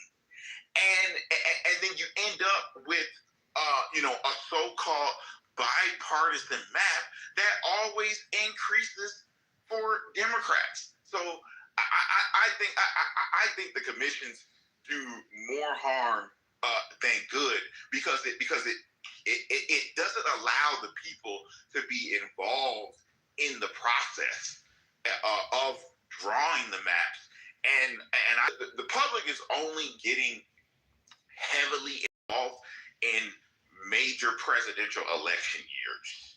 So to have these commissions that essentially draw these maps and literally certify the maps in a secret room where things are being discussed with lawyers, I think is unfair for the public overall, in my opinion. Double-edged sword too. Mister, do you want to say something, Mister? Are you talking on the chat? I just want to see if you want to. We're talking over you, buddy. I know you're new to the stage. Do you want to jump in there? Nope. Mister. Just I'm eating some chicken wings right now. I might chime in later. Nice. All flats, I hope. Yeah. Buffalo. Ranch or blue cheese? Blue cheese, obviously. Oh, I'm a ranch guy. Go ahead, Link. Yeah, no. Alan earlier made a point. It was very interesting because the gerrymandering stuff. No problem. We can go back and forth on whether it's like right or wrong, and independence and things in place to check for discrimination and things like that. As having training wheels, right? And earlier, I think if I'm not mistaken, he said, "For how long are we going to have these training wheels until the system, until people just get up and lift themselves up by the bootstraps and stuff?" Okay, cool. So what you're proposing is like getting rid of a check that was put in a particular system to control for particular outcomes. And gerrymandering is the same concept follows. If we look at the essence of what the comparison between these two variables, when you look at the gerrymandering laws and stuff like that, and how whether it's independent commissioners or partisan commissions are doing it, your issue is not with the result. Your issue is with the system itself and how it's being run. You're saying the way it's currently being drawn is flawed and wrong and all that kind of stuff. And I can go back and forth with you all day on whether it's right or wrong, and no problem on that. But you're proposing a change to that particular system, but then you were against a change to a system that resulted in discrimination against Black people earlier. And so I'm confused now. Do you want to have your cake and eat it too? Because on one hand, you're saying we shouldn't have these checks in a particular system that result in discrimination against Black people when it comes to hiring, like requirements and education, all that kind of stuff, because those are training wheels. But then you do want to enter an intervention in the gerrymandering and how districts are redrawn, and that's not training wheels. I just want to understand the logic between the two. What's the distinction? I mean, a bit of a false equivalence there, I would say, but I don't know how gerrymandering equates to the affirmative action thing. It's a different topic. I think all Alan was saying is, yes, affirmative action, and that was needed at the time. No one's going to dispute that. All of us would agree. It was needed. There were disparities. But I think what Alan is saying is that at some point in time, when the disparities are non-existent anymore, now it's now shifted to go the other way. Mike, answer this one. Yeah, it's pretty simple, and I put it in the chat. You could just take a minute and read Justice O'Connor's opinion. Also combine the North Carolina case. It was very clear that it had run its course. And what you're talking about in the implementation of it was that it highly discriminated against Asians and other minorities that then couldn't get into college, that had much greater academic records and merit, but they were discriminated against. But the choice to have that as part of our law was written by SCOTUS with a shelf life. I mean, it wasn't for perpetuity, and it shouldn't have been. And the same holds true when you have these laws with respect to the gerrymandering. And I put this in the chat. The Louisiana case. Listen to the oral arguments. Listen to what Kavanaugh was saying. Just a point where, I also put this in the chat. The percentage of members of Congress, there's 67 Black members of Congress. if you do the math and you look at the black population in the United States, you have more members of Congress than you do by proportion of, there's just a point where it evens out. And the concept was not in perpetuity. And I think that's what Alan was saying when he was drawing, he's distinguishing the two, but he's also making the comparison of the two, because they were both systems that were correcting something, but it's the training wheels are off. And definitely with respect to the Harvard case. I mean, just read that opinion or listen to the arguments in it. I'm done. Thanks. I think it's the training wheels part that gets people. And look, Alan's old school. We all know we're talking. I think we're all. I don't know how old everybody is here, but I was born in the '80s. We should all talk like we're in the '90s here. You know what he's saying when he says training wheels. It doesn't mean like training wheels. Oh, now it's time to walk. No, it's like once something that needs to be corrected gets corrected, at some point now it's going to do the opposite, right? And the way that I find it is so frustrating is everyone's like, oh, Trump got rid of it because of because he's racist and he hates blacks and wants white people to do this and wants to do this. No, it became discriminatory against Asians. It had nothing to do with it. Like, it actually became a discriminatory. It got discriminated against. I mean, you're saying it was part of the reaching of that. I mean, the Asians filed a suit, but there are other minorities, there are other groups that stopped getting into some of these schools that had better academic qualifications, much more qualified academic resumes and CVs. Yeah, but the Asians took the lead on filing the suit.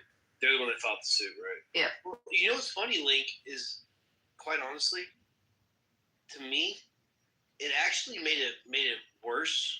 To be quite honest with you, I believe, like now at this point in time, because again, we're talking like this thing was in place for like 50-something years.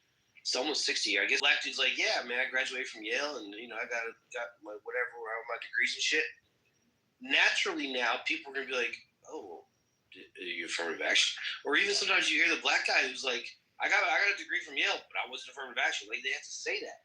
It almost diminishes it. If the dude went to Yale and got his degree, he fucking earned it. There should never be a question that he got it maybe because of this or he got it maybe because of that. No, the motherfucker busted his ass. He went to Yale and he got his fucking degree. Boom. Like affirmative action actually plants the seed that, well, maybe a black in place in perpetuity. That's what I'm saying. The whole point to even bring the juxtaposition between the two things was just on how he conceptualized the implementation of particular systems or adjustments to certain systems that resulted in unfavorable consequences or results. Because the idea here, because the subject wasn't really about affirmative action earlier. I think we spoke about that prior, but it was on gerrymandering and stuff like that. But even with that, like I said, before, things represented evenly without controlling the population. Yeah, some of these prepositions just don't hold up in reality. So something like the voter ID issue that everyone argues is a discriminatory practice. Who doesn't have identification today in 2025 going into 2026? I agree. Who walks around and they've gone into places that what you could argue, but if they walk through Harlem and they asked every person, do they have some kind of ID? They have an ID. People have identification. Like, do you know what the DMV is? Like, yeah, it's over there on 56th Street. Yeah, I mean, so some of these, just the presumption that no ID, or requiring ID is discriminatory. Explain who are you discriminating against? Everyone has IDs. Well, no, like you said, the only people that don't are. Who? Think about how racist these motherfuckers are. Like, think about what Abby just said, the voter ID stuff. Do you remember what the Democratic Party were saying? They were saying that black people didn't even know how to use computers. They were like, well, black people don't have IDs. Black people don't know where to go to the DMV. They don't know this, they don't know that. But that's not what the Democratic Party was saying. They were trying to use racism. In reality, they just wanted illegal immigrants to vote. But they're trying to make it to seem like if the Republicans went against voter ID, all of a sudden they're racist because black people can't get ideas. Hey, Link, name a black American who doesn't have a fucking ID. Like, what are we talking about, bro? Yeah, the Democrats are so racist. They think black people don't even have IDs. I believe both parties are ridiculously racist. That's why I've never really got on disagree here. I wholeheartedly. didn't get on it. Oh, no problem. You can say all you want. I didn't come on here to defend the Democrats. My issue, and when we came in here earlier, we were talking about like particular systems being in place and people amending those systems or introducing particular laws or amendment to laws and stuff like that. My issue is with systems. If we can have particular systems that doesn't result in unintentional discrimination against any group, I'm content. I don't really care about. I'm not gonna sit here and pretend like I'm an advocate for the Democrat Party and I'm wholeheartedly like an avid supporter of it and everything that they do is divine law. That's not my position. I'll be honest. I want to provide one correction though, because there is a difference between a registered Republican voter versus a Republican politician or elected politician, because there is a clear distinction. The problem of all of this is that as long as people, somebody has a hot mic, as long as people allow or they sit back in their chair and think that the government is going to take control of everything, or I don't have to worry about it, I'm too busy, I got a job, or I got kids, or whatever excuse that a lot of times we come up with, it's an excuse to allow the politicians to have their way with whatever they want. So, and then someone's asking about the question about the distinction. A registered voter is not the same thing as a elected politician or previously elected politician. Those are two different things.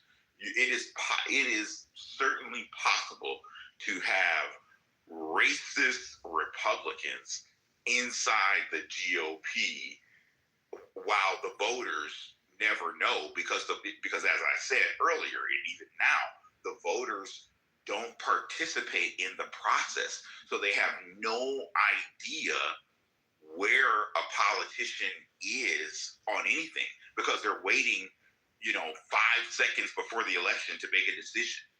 When you're supposed to be watching the government and politicians on a regular basis, on a consistent basis.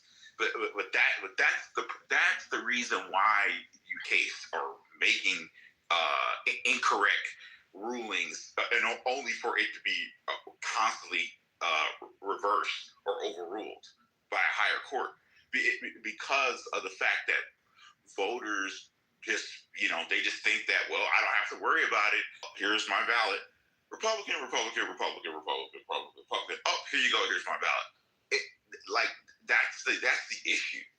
And I don't think that Christian, will ever. can I chime in? I don't think that will ever change, because again, just because historically, a lot of our older adults that that raised a lot of the younger adults, that's been the voting pattern or the voting behavior, just to vote down ballot and then just throw your ballot in. That's basically where we're at. Okay, Tim Scott, let's calm down a little bit.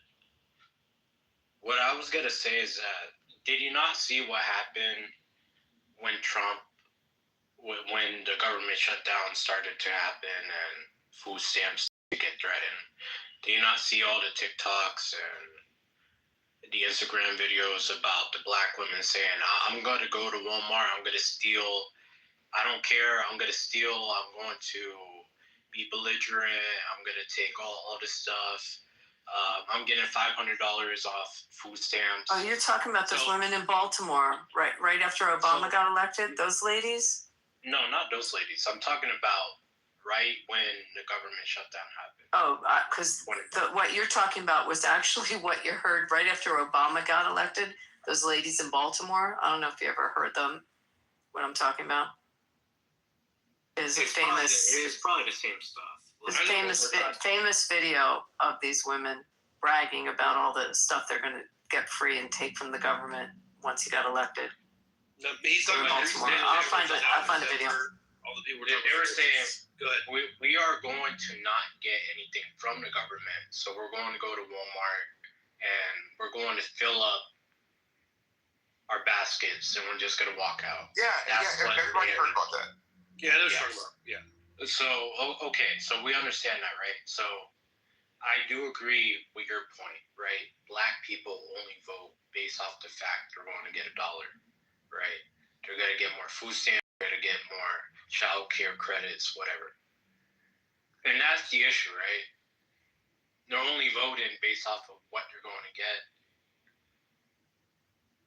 In the meanwhile, the entire community is getting gentrified, the entire community is getting absolutely raped by drugs. It's okay. As long as the black women are getting their food stamps, their baby daddy is in jail, okay, whatever. But as long as they're getting their money, 5 kids, no job, but they're getting $500 off of each kid every tax season, right? So how do you get black people to get off of that? That's like telling a calf to get off the mom's milk. It's impossible. And it's not only nearly impossible, but it creates a permanent dependency as LBJ and FDR intended. They intended for a permanent dependency on their vote, and and the other thing that I am now saying to other groups that are not in necessarily political spaces is I say, look, okay, with the advancement of automation, artificial intelligence, and machine learning, many of the folks who are in some of these clerical, administrative, healthcare support jobs, retail, a lot of those jobs are going to be eliminated. And so what you're going to have, because it's mostly women that are in those positions, you are going to have a lot of homeless women. Most of them are single, unmarried. A lot of homeless women with no place to go, and they're going to end up asking politicians to come to society or go to the media or the airwaves and ask people to pay more taxes because Social Security is running out of money. The requirements on SNAP have tightened. The requirements on HUD sections have tightened. So they're going to be coming to the public, asking the public to pay more taxes because they can't afford 100% the current cost of living. They can't afford their rent, or they can't afford this, or they can't get a job because they're not in critical infrastructure. That is real. So I'm already telling people now, say no, because you decided that you did not need to pair bond or find a husband. You decided to continue to vote for these terrible policies. You didn't want to roll back any of these programs, any changes. You wanted to keep voting for open borders, more work visas, diluting the wages, lowering the wages. So, but Christian, who allowed that? Who allowed that? What do you mean, who allowed it? Which president said we're going to have these niggas vote in 100 years? LBJ. Yep. Who was he? Democrats. Exactly. That was never actually said by him. So rumors and myths. No, that's 100%. It's 100%. You're saying tend to be the most educated. Right? I really, hold on. Say bad data. No, black women are not the most educated. That's like saying these crackers are always quoting shit that never was said or never fucking happened. And then the other. One second. Now I'm mute up. The other issue that I have is a lot of these folks who vote for Democrats, and they're mostly women, okay, They want to have their cake and eat it too. They want all the government programs, all of the benefits, while then saying, oh, I want a man that makes $300,000 to $500,000 a year. You're even hearing some women in states like New York and California asking for a man to make $1 million a year. This is not going to end well. Bro, it's not going to gonna end very bad on a constant collision course, because all you hear all the time is the talk about the economic viability of a man, and you can't talk about the economic viability of a man without talking about politics. I'll mute up now. Thank you. God damn, that took forever. Like, Brad, did you He's want to? long-winded. I don't want to. I think Brad wanted to go. I'll let him go. Nah, I was just like, nigga, homie was taking forever. He was preaching. Well, he is black, after all. But like, what I want to say is like, black women being the most educated is like, yes, we had this initiative that essentially, it's all going on today. You see it with Candace Owens. Everyone wants to worship Candace Owens, Lizzo. We have initiatives that essentially propel black women into these positions of power until they destroy a company and they say dumb shit. In the 1920s, they were good basketball players. Yeah, we're all black people weren't allowed in the National Basketball Association. So we're not going to use that metric.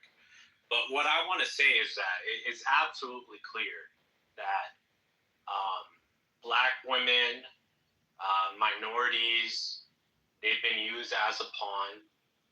Ew, black people. Ew, black people. Not good. I'm not saying that because I'm black too. I'm half black. But this is the issue that I think Christian is pointing out as well. We have these unqualified black people that are essentially being used to promote bullshit agendas like Candace Owens. Now she's chilling. This red paradigm is absolutely cooked. If you still believe in it, if you still believe you actually have a choice, if you actually believe you can elect politicians that are going to make a difference, you're dumb. You're retarded. They're all controlled. Wait, you don't think Trump is doing stuff that the Democrats don't like? Thank you, sir. Trump? Oh, Mark Levin? Oh, you mean Trump, the one who Mark Levin a couple of days ago went on stage and said this is the first Jewish president. Oh, this is the first Jewish president that served consecutive terms. What the fuck are you talking about? I'm asking you. So no. You said they're the feathers of the same bird, but I'm asking you: is Trump? Do the Democrats love everything Trump's doing? Absolutely not. But so then clearly, a Republican president can fuck some shit up. Fuck shit up for who? For the good of the people. He can throw a wrench in the whole system. Yeah, for the people, but who is he actually affecting? He's affecting us, right? He's not affecting what actually matters at the end of the day. He's making you argue with the dumbass libtard, right? That's what you're doing.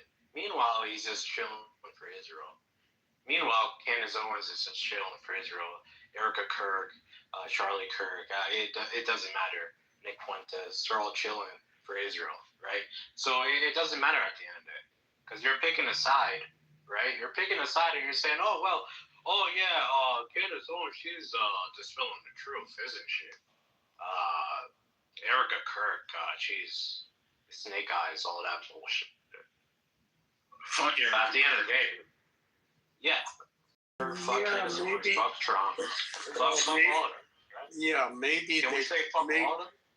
Well, maybe they're shilling for Israel, but the difference between the Democrats and the Republicans is that I don't have to worry about some school teacher trying to cut off boys' dicks or girls' tits because they've convinced them that they're actually a girl even though they were born a boy. So I think between those two, I think I'm okay with that.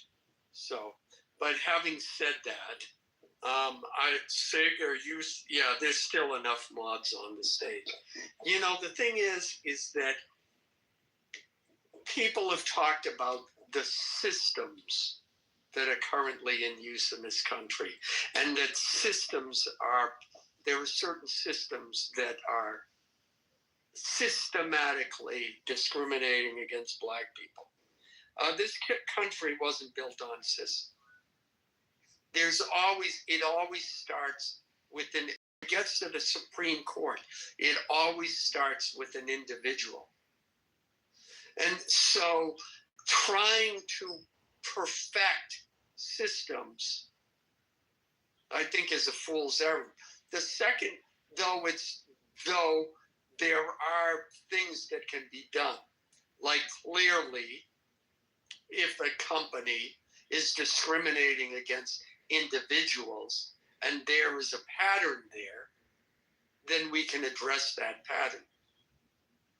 But when it comes to systems, the problem is this discussion now all falls under the specter of critical theory and critical race theory. And specifically when it comes to critical race theory seeks to explain the racial disparities between various racial or ethnic groups. The problem is, number one, that lived experience, not statistical data, is the metric by which they use to judge whether racism occurs.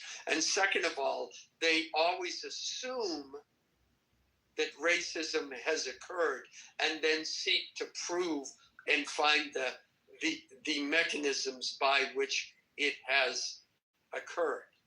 So the problem with that in California and the overturning of the affirmative action at Harvard are good examples why. In California, and I think it was in California, California specifically, Asian students are killing it when it comes to their test scores and how they perform in school. So how does California respond? Well, math must be racist. And literally they said that when they revised the math frameworks for the state. That is how students are going to be taught math. The only problem is that this statistic, which they choose to overlook, which shows that Asian students on average do 13 hours of homework per week, where everyone else, including white people and white students and Black students, only do 5 hours of homework per week. So no, it isn't racism as much as the Democrats and progressives and people who adhere to critical race theory would like you to believe. It is in fact the fact that individuals are performing at a higher rate. There's no system that is evilly making Black people fail, Black students fail, or white students fail in comparison to Asian students. It's just they're putting in more work. So if you want to solve that problem, how about you imitate what the successful people are doing? So that's yeah. I wouldn't say that's necessarily the solution. I mean, these communities also have a high suicide rate due to the pressure of overachievement that they have in Asian communities as well. Yeah. So I think there's a more balanced approach that needs to be had here. What, 12 hours a week? 12 hours a week of studying. If you don't become a doctor, I'm going to disown you type of. Well, you know what? That may be true, but that is secondary to the fact that the belief and effort by the left to portray school systems and teaching methods as racist is in fact false. Yeah, that's a bigger issue. Yeah, that's because I don't think that you studied it. Like Alan, like what have you even done to look into it? What do you know about your own systems? Like it sounds like crap to me. It sounds like a bunch of bullshit. Like these equivalencies, like you just have to study. Oh well, you just have to study more, and you just have to. Well, the whole thing is that there's an entire system. There is an entire system. Beema, you're exactly right. Some groups are just born with a higher capacity, brain power. You're exactly correct. Yeah, that's one of the that's not scientifically proven at all. There's no science. There's no science. There's no science that's going to prove that. Okay, but that's not what I'm saying. What I'm saying is that the systems that were put in place are intentionally made to do exactly what they're doing now, right? And the de jure to de facto is what we're looking at right now. That's what CRT looks at. It says, hey, look, yeah, there's no on the law, the books on written in legislation that says let's discriminate against these people, but the system was still in place. They got sophisticated. White men got sophisticated about their racism, and now you could claim plausible deniability because they people like Alan coming up, kowtowing and pretending like there's no fucking system to put in place. And Ramon was completely right, Mr. Ramon, sir. I appreciate you and I love you. Right, the left and the right being the same exact. They absolutely are. You think that because exactly what you said. It's all just a shit show, Alan. It's the clown show. You think these systems oppose each other. They're exactly the same two parts of the machine designed to control you. The left wants to control one aspect. The right wants to control the other. The left wants to control, who makes money, redistribute, wealth, regulate your free speech. Why did I get muted? I didn't do it. Regulate your speech. The right wants to control your body, wants to morality, borders, who can and can't, whatever. So they argue over what should be controlled. Borders. It's still the same core premise. It's who keeps muting me? Wait, what was wrong with anything you said the right wants to do? The right wants to control your body? I said the design is meant to control you, constrain your morality, control. I disagree with a lot of things you have to say. I'm sorry, the I Democrats didn't were get to firing. land. Why? Wait, let her finish. She didn't get to finish. She's rambling on and she's making multiple points. Yeah. Okay. Yeah. You all right. made multiple points. All right, a fucking statist, fucking bootlicking white supremacist. Go ahead, sir. He's not a white supremacist. Okay, the fuck he is. What are you talking about? He hasn't even looked at the institutions. He doesn't even understand how education was This is the last fucking intentionally brought to create machines into the United States. This is all facts. I said I would move you after 3 times. I moved you after 5. I said I will address one point and then you will continue. If you would shut up, you would have heard me say that. When I am done, I will bring you back up. I cannot yell. I cannot overtalk people with louder mics. What did you do to Beema, Alan? Why does she not like you? Because she wants to ramble on, and I'm not letting her. She's not addressing the point. Asian people are a minority too. If white people were really, really trying to oppress minorities, they're doing a really crappy job. That's number one. Number two, none of that. You take the system that is there. If it was racist against minorities, Asian people would not succeed. She's ignoring the fact that a person, no matter what their color, if they study if they do 13 hours of work per week, they will succeed, including black people. Forgive me, I'm sorry, Beema, less able to succeed than other classes. I guess I'm not racist enough, but I hope you can forgive me, Beaver. In any event. Yes, well. No, the Democrats believe that. That's what Beaver was saying. The Democrats. I know they do. Did you see Baltimore? They lowered the standards for graduation because it affected black people. Yes. I know. Wait, are you guys saying I was black being, people can't I'm being sarcastic. No, I know, but like the Democrats Okay, fucking now racist. I made my point. Okay, so that system is not racist. The fact that people can succeed over white people, and we know why they do it, means it is not racist. Now I got to bring it. Well, let me go real quick. Yeah, it is not racist. I mean, Alan, I'll be honest with you. I'll say what people are afraid to say. I do believe that is part of it. There are inherent differences. I do believe that 13 hours is also equally as important, if not more important. There's a culture problem. So the Asians, they care about what their parents. They're going to be shamed if they don't study, become a doctor like somebody else said, or yeah, there's a huge shit. Like they feel the pressure to succeed. I didn't feel that pressure, so I mean, I didn't really just go home and do homework. I didn't do it that wasn't me. But it's all about the culture, and they push it big time. I tried to bring. Why not look at this in multiple different angles, though? I'm not saying that I give credence to the idea that certain groups are inherently superior, and therefore we must lower the standards so other people can do better.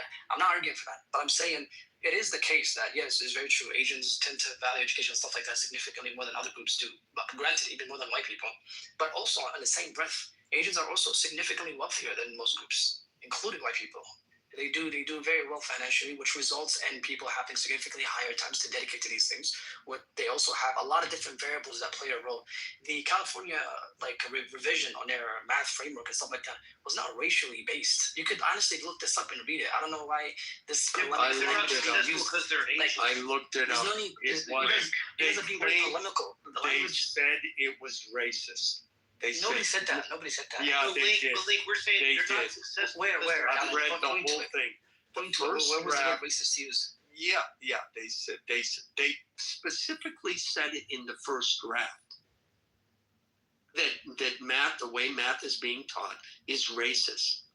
Now that's the first thing. The second thing is yes, we should look at this from a whole bunch of different angles. Critical race theory is one metric by which we can look at these things, but it is not the only one. The problem is when you read critical race theory, it believes it is the final way in which we can view racial disparities. It is the only way that a person can view racial disparities. That is part of the belief system of critical race theory. I'm sorry, but it just isn't. It's a theory, and there are many.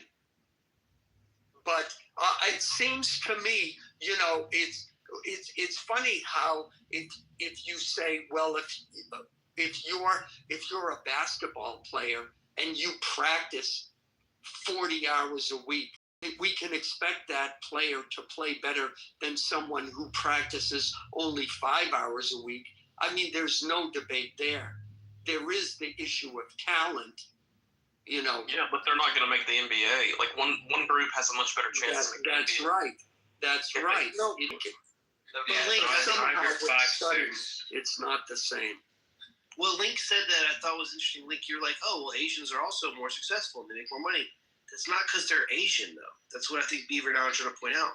It's not because they're Asian. Yeah. Yeah, right. So having any type of system in place, what Alan is saying is there are zero systems in place that allow Alan to go do something as a white man, and then don't allow a black guy. I don't know, like, you're a black guy? I don't know if you're, whatever, Christian. There's no system in place that allows Alan to go do something, and that doesn't allow Christian to go do something. Nothing, and that's what Alan's talking about when he mentions the systems. Right? There's nothing, zero. That's it. That's what Alan's saying. We're talking about America, right? Or the West in general. Yeah, there's zero systems in place that absolutely. Right. That's what Alan's saying. Like, he hates the systemic racism thing because Alan doesn't believe there's. I mean, and he's right. There are no systems in place that allow me to do something and doesn't allow Christian. Christian can do whatever the fuck he wants as long as he puts his mind to it, makes good decisions, and does it. Now, if I want to go fuck around and do some dumb shit, I'm going to fuck around and I'm not going to do anything. Christian wants to go fuck around, he's not going to do anything. The only systemic racism that has ever been created in the United States has been by Democrat politicians. So the redlining by a Mississippi Democrat, the government benefits in exchange for votes, both led by LBJ and FDR. All of what you see in terms of the immigration, where Democrats allow an open border for people to come work, visas to dilute and pollute the U.S. jobs, economy sector. I mean, every outlet. I mean, but again, I just think that every single time that we get into these discussions, there's always some liberal in the room that makes a claim about education or how they're educated. They aren't educated about anything. They're educated about lies, fantasy, and illusion, and that all of that propaganda that they're fed when they go into these schools is the only reason that they come out that way, believing the propaganda that they've been told versus reading and looking at history objectively. Mike, it goes on and on and on and on. Go ahead, Mr. Blake, sorry. Yeah, all good, bro. I can give some credence to your point, like in a general, like big picture kind of point. But at the same time, it goes back to the earlier point we made earlier when we said that for you to have, from an outcome standpoint, a discrimination occur in some system does not necessitate that you must have a law that discriminates against a particular group. The two are not mutually exclusive at all.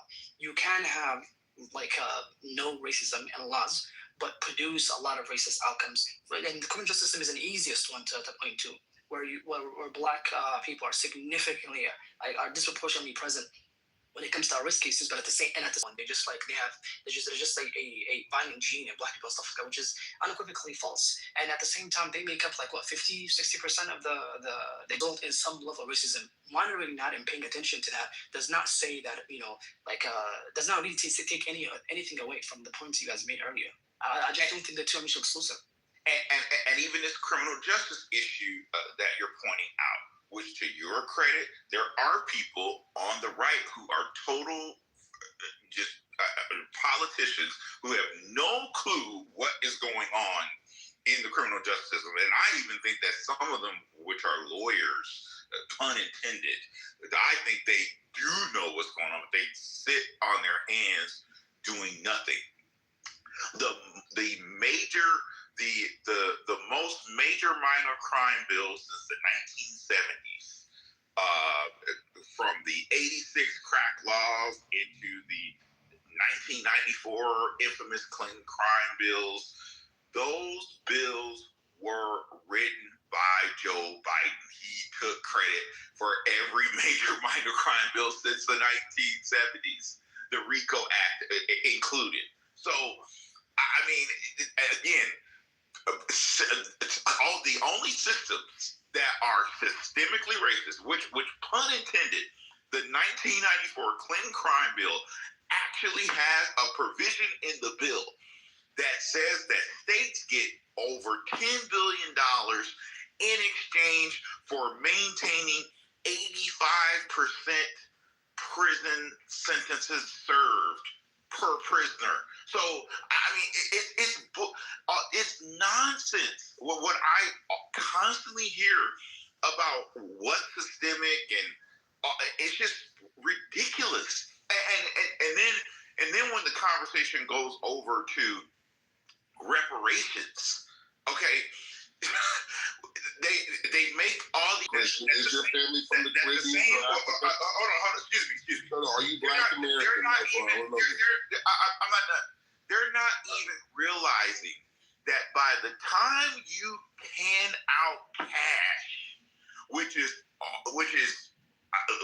proportionate to inflation, and time you are handing out resources while the border is wide open, and by the time you get to a point of even attempting to allow people in, or allowing people the ability to get good paying jobs, it's only going to be diluted by the bad trade policy or property taxes, state income taxes, federal income taxes, and then the ridiculous school bond elections where people vote to raise their own freaking taxes. I'm done. Christian, I got a question for you real quick. I'll be brief. Right? Is your family historically from America? Yes. Prior to 1865? I don't yes know. Or no? I don't care. No, you just know. Is your family from America prior to 1865? Let me tell you something. Is it yes or no? No, get off the mic. That's it. Well, no, I'm answering your question. So it's yes or no? He said he doesn't know. That's a no. I don't freaking care because I'm sick and tired of listening to people make claims about FBA and all this. Nobody asked for that. The people inside, some of the people inside FBA literally advocate for the very policies that destroy the black community. So I don't want to hear it about no FBA. Asked and answered. We got it. Shut up.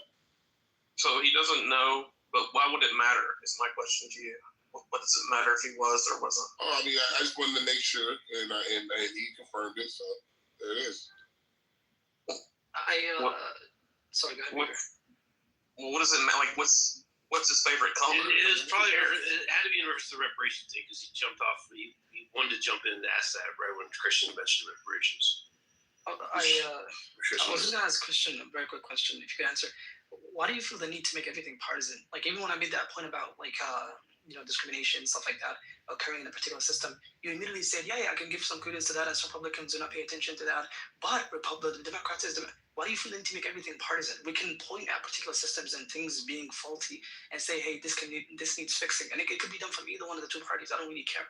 But why do you feel the need to the second we point something bad out? Branches of government. And the reality is, Article 1 is elected due to, it's literally elected by the maps of the congressional districts. Article 2 is elected by the Electoral College, and then Article 3 is appointed by Article 2 and then confirmed by Article 1. So our system that we live is by design a Republican form of government, which is by the people and for the people. So everything is political. Even the Fortune 500 or lower level companies are political. They have board of directors and boards of governors. So I mean, everything, education, school boards, that's political.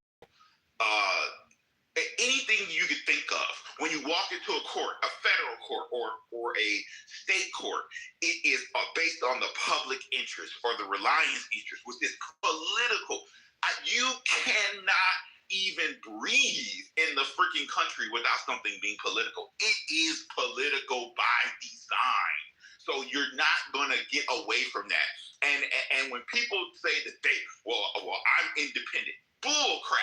You have a philosophy, lens, values, or the way that you view the world. And it goes in one direction, you can't have one foot going in one direction and the other foot going in the other direction. You make a decision, and whether you vote or not, you're making a decision. Whether you have kids or not, you're making a decision. Whether you work or not, you're making a decision. You make political decisions in the United States. I do agree with everything is political. I believe what Link is asking you is not why you're political. He's asking you why you're so partisan, right? That's the issue. I just said it. No.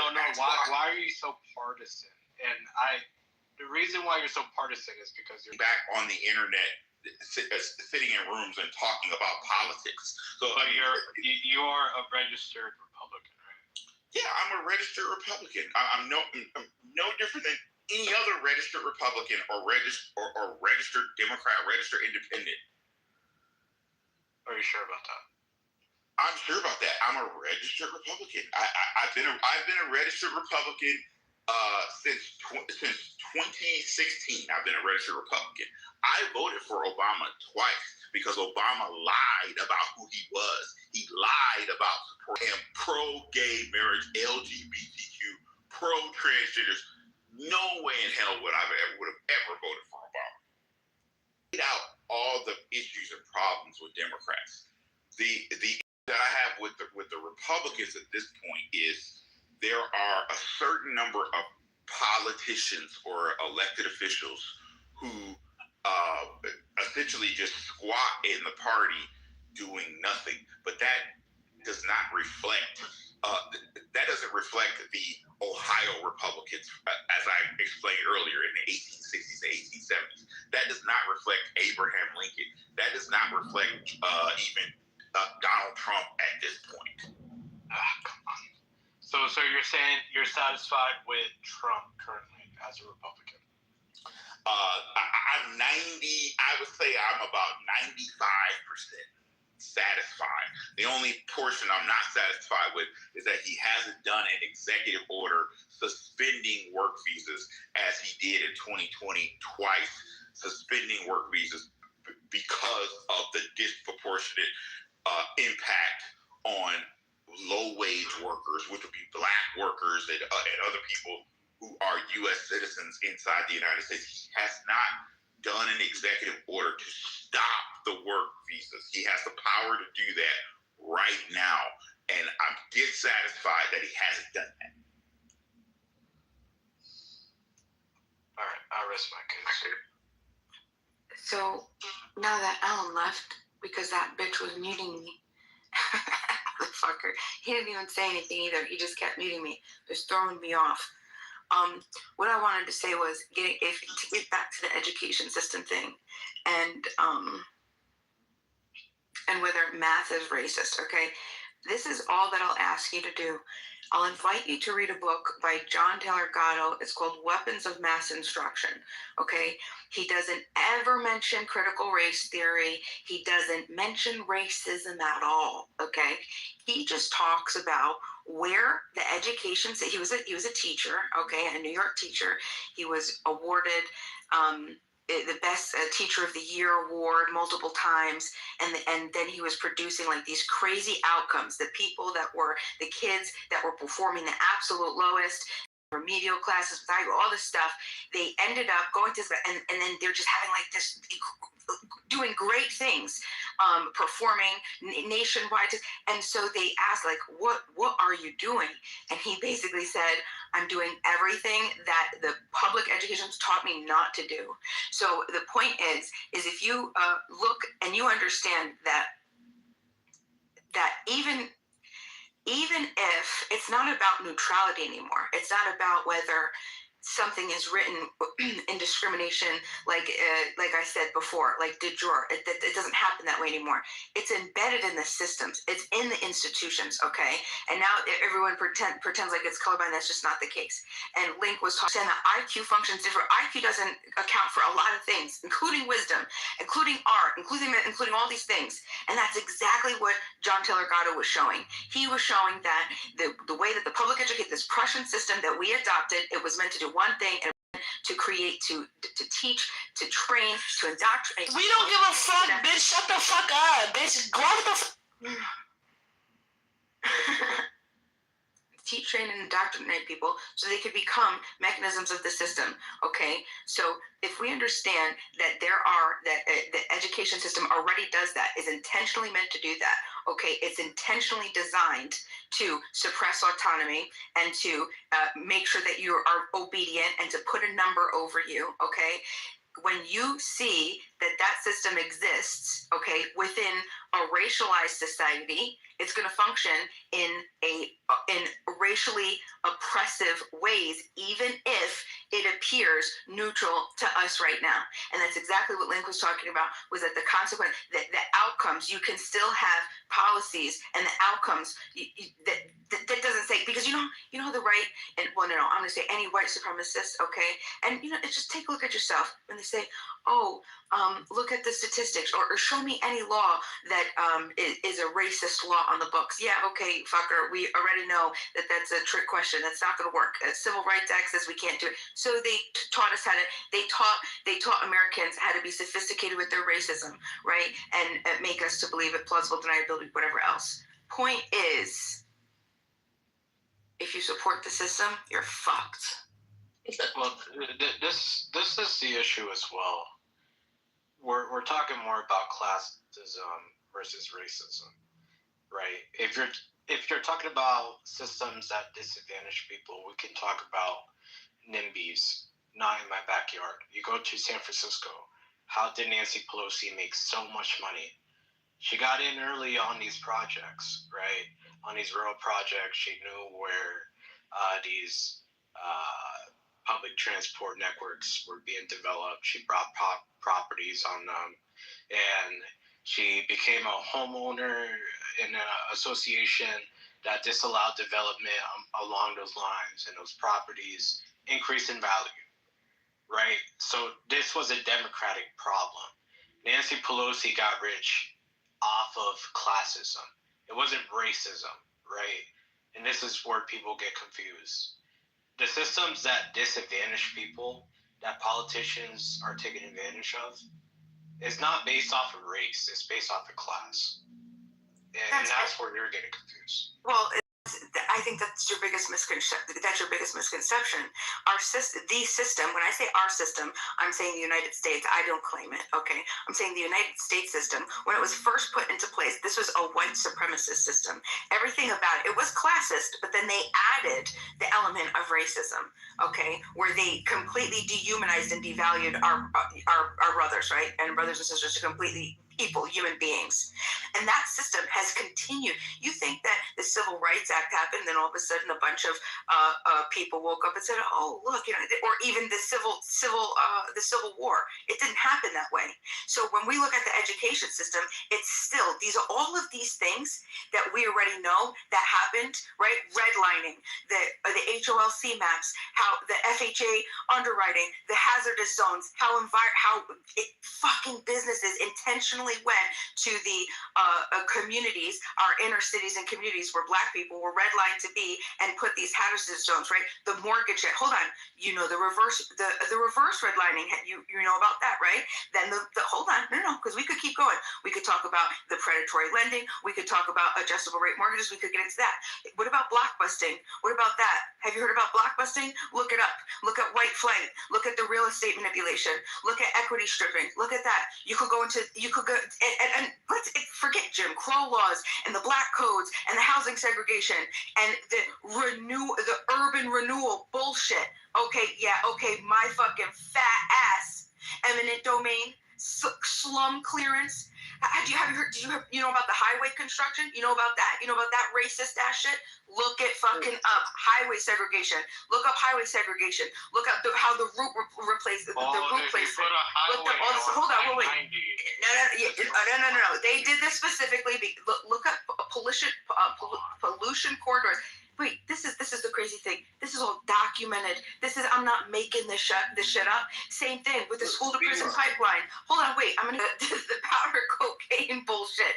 Okay, we have cash bail disparities where people, that people aren't going to have money, or they're into so. The bail schedules, plea courts, all of this shit happens. You have the over policing. You have the incarceration. Hold on, wait. So this is my point. Let me connect it all back to education. Connect it all to hold it. No.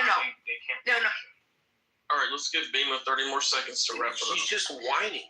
Not one highway. No, I'm bringing it back to to how Mr. Ramon made the claim that it's a classist system. It's not racist. I said no, it's bullshit. Of course it's racist because we're forgetting. Everyone's forgetting plausible deniability bullshit. Because if you look back, the whole education system. Why do you think that we have people that are underperforming? Where can you afford to live? Right? Does where you can afford to live, does that decide what school you go to? And then when you have poorer neighborhoods, do you usually have schools with a less capacity? They have fewer supports. They have fewer all these options. And then when you have schools that have less capacity, what happens? They shift from helping kids with education to managing behavior. All this other bullshit, and then you have more suspensions and removals. This is the school prison pipeline.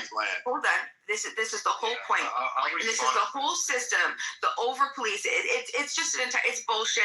And all of you fucking white supremacists, I hate you. Hold up, fuck it. How do you use white flight and gentrification? She was addressing me. Go ahead. I'll respond in 30 seconds. Because y'all, instead of looking this shit up and educating yourself, you guys are just gonna fucking. Wait, let Mr. respond. I choose pussy. Yeah, just 30 seconds. Neither I'm just morality gonna say, nor black economics. people are the only demographic to get absolutely demolished by a highway. I-95 absolutely destroyed the black community. What are you talking about?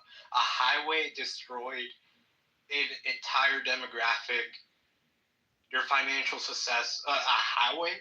Really? That's your argument?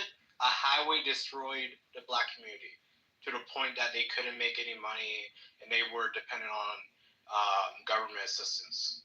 That's the type of argument that you're making. It makes zero sense. Again, Asian people, they were in internment camps in World War II, right? They still recovered after that. Indians, they were discriminated against. Irish people were discriminated against. Italians, they still recovered. But the blacks, they got destroyed by a highway system. And let me jump in here for a quick 30 seconds. I already went over all the historical systemic racism created by Democrats and Democrat politicians in regards to percent Democrat, which includes the state bars as well. 80% donations go to Democrats. And then, as far as what happens with property and real estate, when you look at the HOAs are mostly left-leaning memberships because they never allow anything to come from the right to even get any kind of positioning at all inside of those groups, wherever they may be inside of the country. So every time I hear some of this systemic stuff, it always goes back to Democrats and the left. Well, I want to respond to Bima like this. And Bima, look, I appreciate what you said. I've talked to you a couple times. I think you're a good person. But I just think you're so off base here, right? Like, think about the stuff you were saying. The education system. But you'll also be the person who's mad at Trump for trying to revamp the education system, right? You mentioned, where you live shouldn't be defined. Hold on. You mentioned where you live. Don't presuppose my positions, Mike. I've talked to you before. I've never proposed. I have never offered any type of government intervention to be in any type of system. So the reason that I would deny is because I say government should be out of everything. That's my consistent position. Everybody else is politically. We shouldn't define your school. We agree with that also. I mean, all this stuff like Christian's pointing out, this has been, for decades. This is like bringing people into cities, building low-income housing that ends up having bad schools around it and just keep people there and having them rely on the government. Give them this, to where they can't do anything else. It shouldn't be a career choice. Like, this is not how it's supposed to be. And I'm not saying you're saying this, Bima, but like in your rant, you used gentrification and white flight.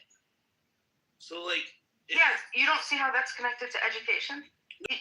Yes, but you understand. And then isn't white flight and white people leave a black neighborhood? So how are you going to use gentrification and white flight to make your argument? Because they're all byproducts of the same thing. It was a handoff. It's a domino effect, and then the constant proclaim corrections only cause bigger problems. The urban renewal was a bunch of trash. The Civil Rights Act was a bunch of trash. Look at how many Black Americans with the highest level of education teachers during the Civil Rights Act. Okay, we never had. It was so high, and we've never reached those numbers again. Because what happened was then the white people were able to come into the Black schools, right? Because that's what it really comes down to. It really comes down to the white people being terrified to know that Black Americans can succeed and do just as much, if not better, as they can, and they were just terrified of that.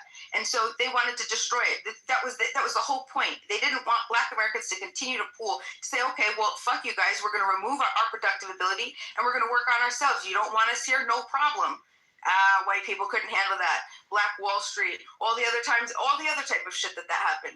But look up the Civil Rights Act. Look at all the shit that happened to teachers and Black Americans and schooling and employment during that time. Yeah, it's fucked up. Same thing with urban renewal, and you could just keep going. The point is that we have a question. This is hold on, and I'll land. What you're upset about that you just didn't have to go through this? What? The shit you're mentioning, like you're just like Black Wall Street. First of all, it didn't get called Black Wall Street till after it was burnt down. When they built it back up, that's when it got the name Black Wall Street. But it's like we're talking like almost 100 years ago. The stuff you're talking about with the civil rights stuff, I mean, it's like 50, 60 years ago. And that's right. And that's my point. That's my point. That's my point. That people think that those things. Hold on. That's my entire point. That all created a legacy. You understand? It's literally referred to as the legacy of slavery. That's okay. This is shit that the country principally needs to correct and keep the government out of shit. But the point is to fucking correct the oppression. Where there is oppression, it has to fucking stop. Beam, I have a question for you. In your heart of hearts, do you really believe that the majority of white people are afraid of Black people becoming more successful than them? Do you really believe that? Absolutely. Look at the Black Americans, after, how quick they fucking bounced back from slavery, boy, they came in. He's talking about now. Better family. No, this is my point. And white America wanted to destroy it. And that's exactly what white America did. And now us, right, in 2025, because we're not connected to it, because we don't talk to our elders, and we don't talk to the people that we get taught the whitewash history. We don't know the truth. This isn't the shit that you could find. This isn't the shit that you're educated in. You gotta fucking go and talk to people who've lived through this shit, right? And then they educate you, and then, oh, really? That really fucking happened?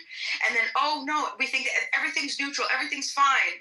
Black Americans, they're not oppressed. It's bullshit. We still have an entire system right now, every single day, that's oppressing.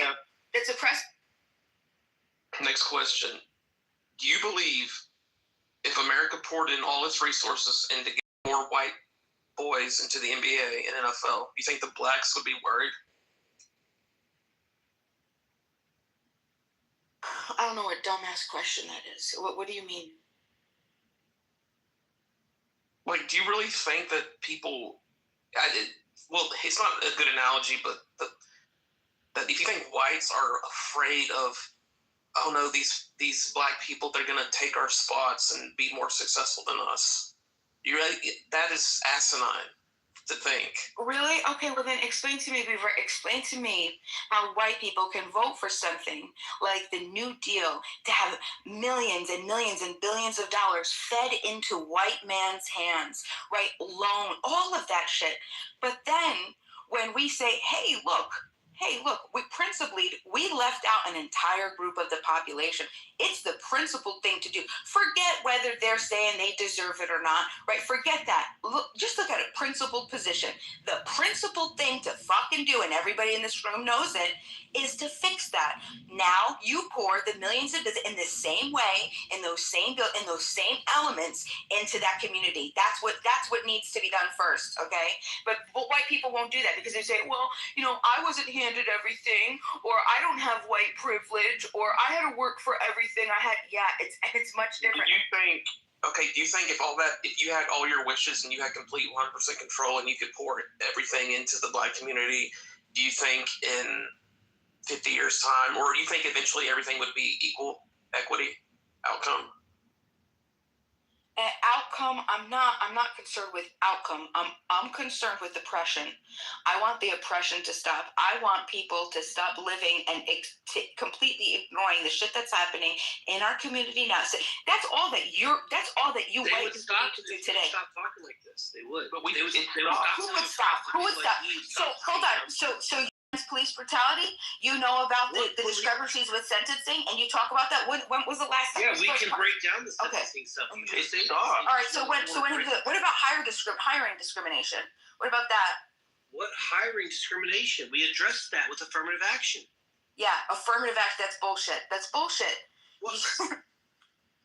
Who is the biggest receivers of that's benefits what from the problem affirmative is action? because that's what we're trying to say, Bima, is that these things that when you make something like this, it gets bastardized. People are talking about the civil rights. Oh, the Civil Rights Act. So the reason why people are trying to talk about how the Civil Rights Act is going to get, they want to adjust the Civil Rights Act, is because the Civil Rights Act was about Black Americans, not about gender, not about age, not about disability. It wasn't about this or that or this any other civil matter. It was about Black Americans and how they were being disparaged. That's what it was about. So now when people have taken the Civil Rights Act and moved it into other forms of civil, it's fucked up. That's not how this should work. And that's what we're trying to say to you, Bima. Like, this is crazy to me. And I'm telling you, like, I was talking to some guy. Oh, I wasn't talking to him. I was listening to some guy here talk about a couple of weeks ago. He was like, oh, my nephew just came home from college. I haven't seen my nephew since he was like, 13, 14 years old. My nephew just got home from college. I was talking to him, and he didn't even think about this whole racism stuff. And I was talking to him. I wasn't talking to this guy. I was just hearing him talk. And he was like, yeah, I had to explain to my nephew how this country is against Black people. And this is it. He's like, you know what my nephew said? My nephew said that he had never even seen racism in his life. But I had to explain to him all stuff. And I was thinking in my head, I'm like, bro, this dude lived as a Black guy his entire life, went to college, came home from college, never ever experienced racism, and now this old head motherfucker who's like 50 years old is trying to talk him into how his country's racist. When this kid lived his entire life now he's graduated from college, he's 22? Kid's 22 years old, never even seen it. And now all of this older generation is like, whoa, what you need to know there's dude, I'm telling you, Bima, I have a daughter in high school. These kids don't give a fuck about the color of people's skin. The only people that are carrying this racism nonsense bullshit going on is our generation, quite frankly. People that are my age, 40, 50, 60 years old people, they're like, well, you know about this stuff that happened 50, 60 years ago? It's like, well, yeah, I get it. It's fucked up. And by the way, reparations would be the most harmful thing to ever happen to Black Americans. That would be one of the most harmful things that can happen to them. Because you know what's going to happen, Bima? The first thing that's going to happen is the government's going to make you prove that you either had ancestors that were slaves, or were like a descendant of a slave, or were impacted by slavery. So you know what's going to happen then? The government's going to make you prove it. They're not going to take your word for it. They're not going to do anything. They're going to make you prove it. And there's going to be Black Americans that thought they were descendants of slaves that ended up not being, and then other Black Americans that didn't know they were and ended up being. So you know what's going to happen in the Black community? Oh, you're a descendant of slaves? Oh, you're not?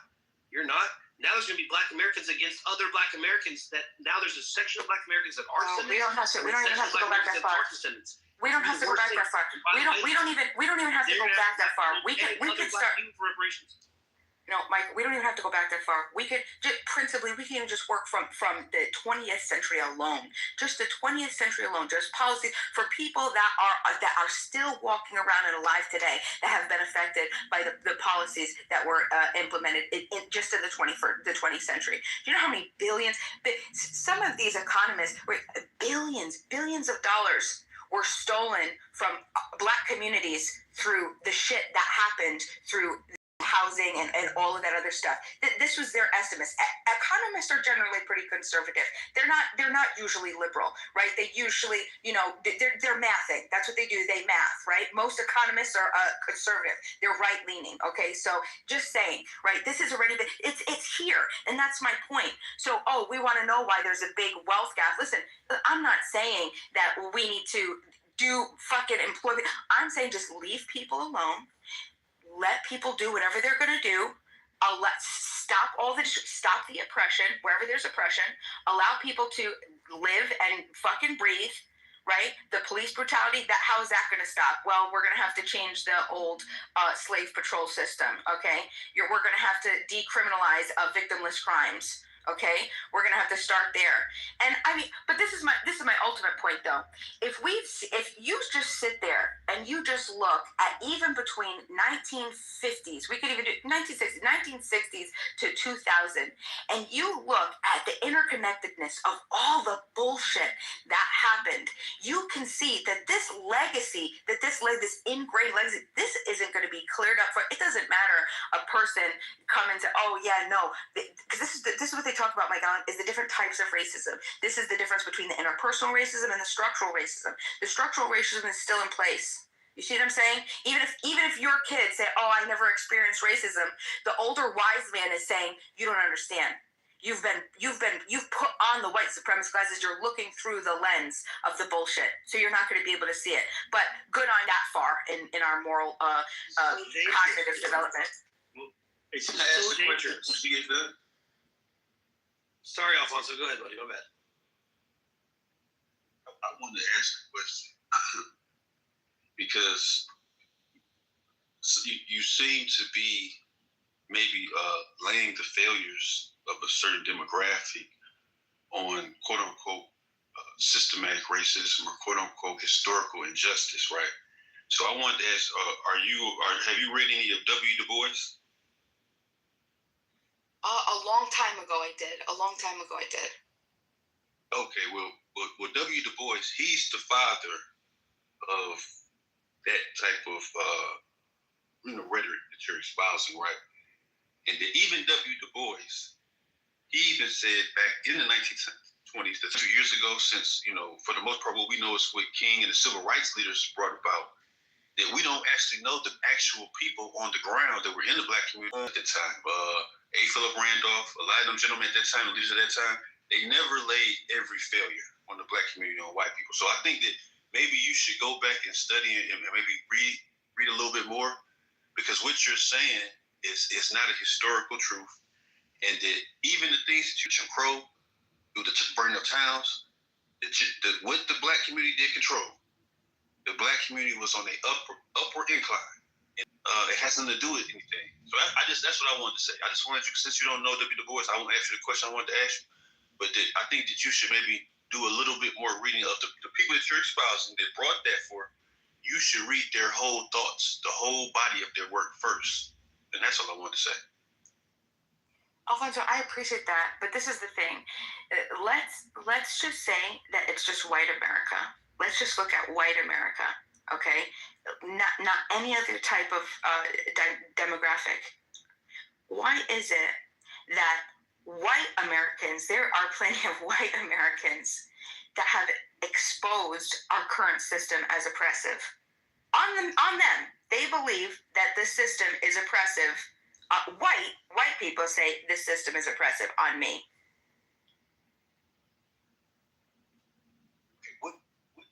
What systems currently in 2025? Because I'm places where I see black people doing what they want to do. So what places, according to 2025, what systems are stopping the black community from progressing or owning homes or taking care of a community or doing things for themselves? So creating outcomes for themselves. What system now are doing it? Can you tell me that? I just want you to tell me that.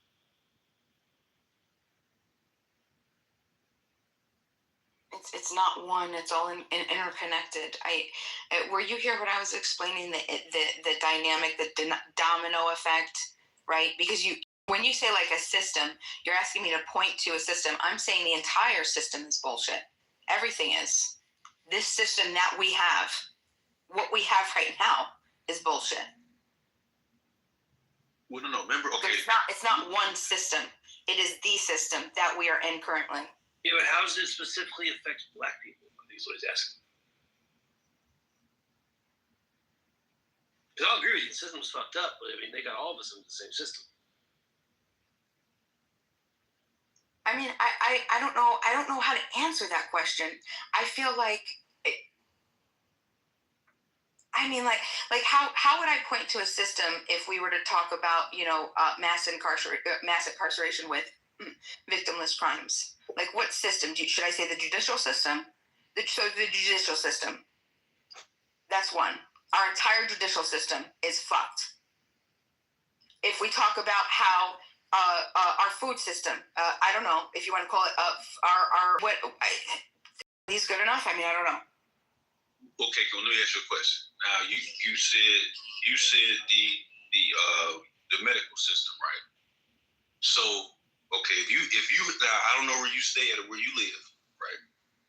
But if you have a problem with health, so you have a community or a population that are having issues with maybe heart disease or high blood pressure or a number of ailments, right? I would think that the solution would be either building hospitals or clinics or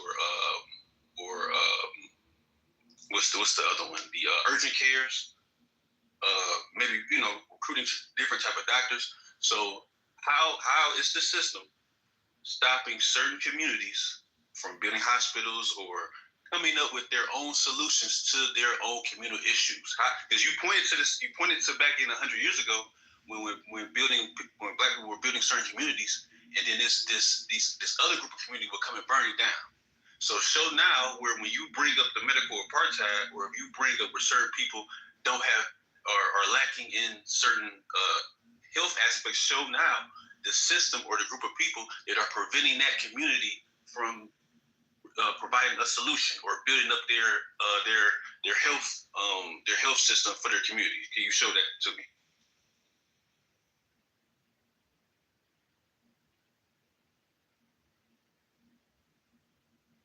Yeah, it's all connected. It's all under the same laws. Do you think that if I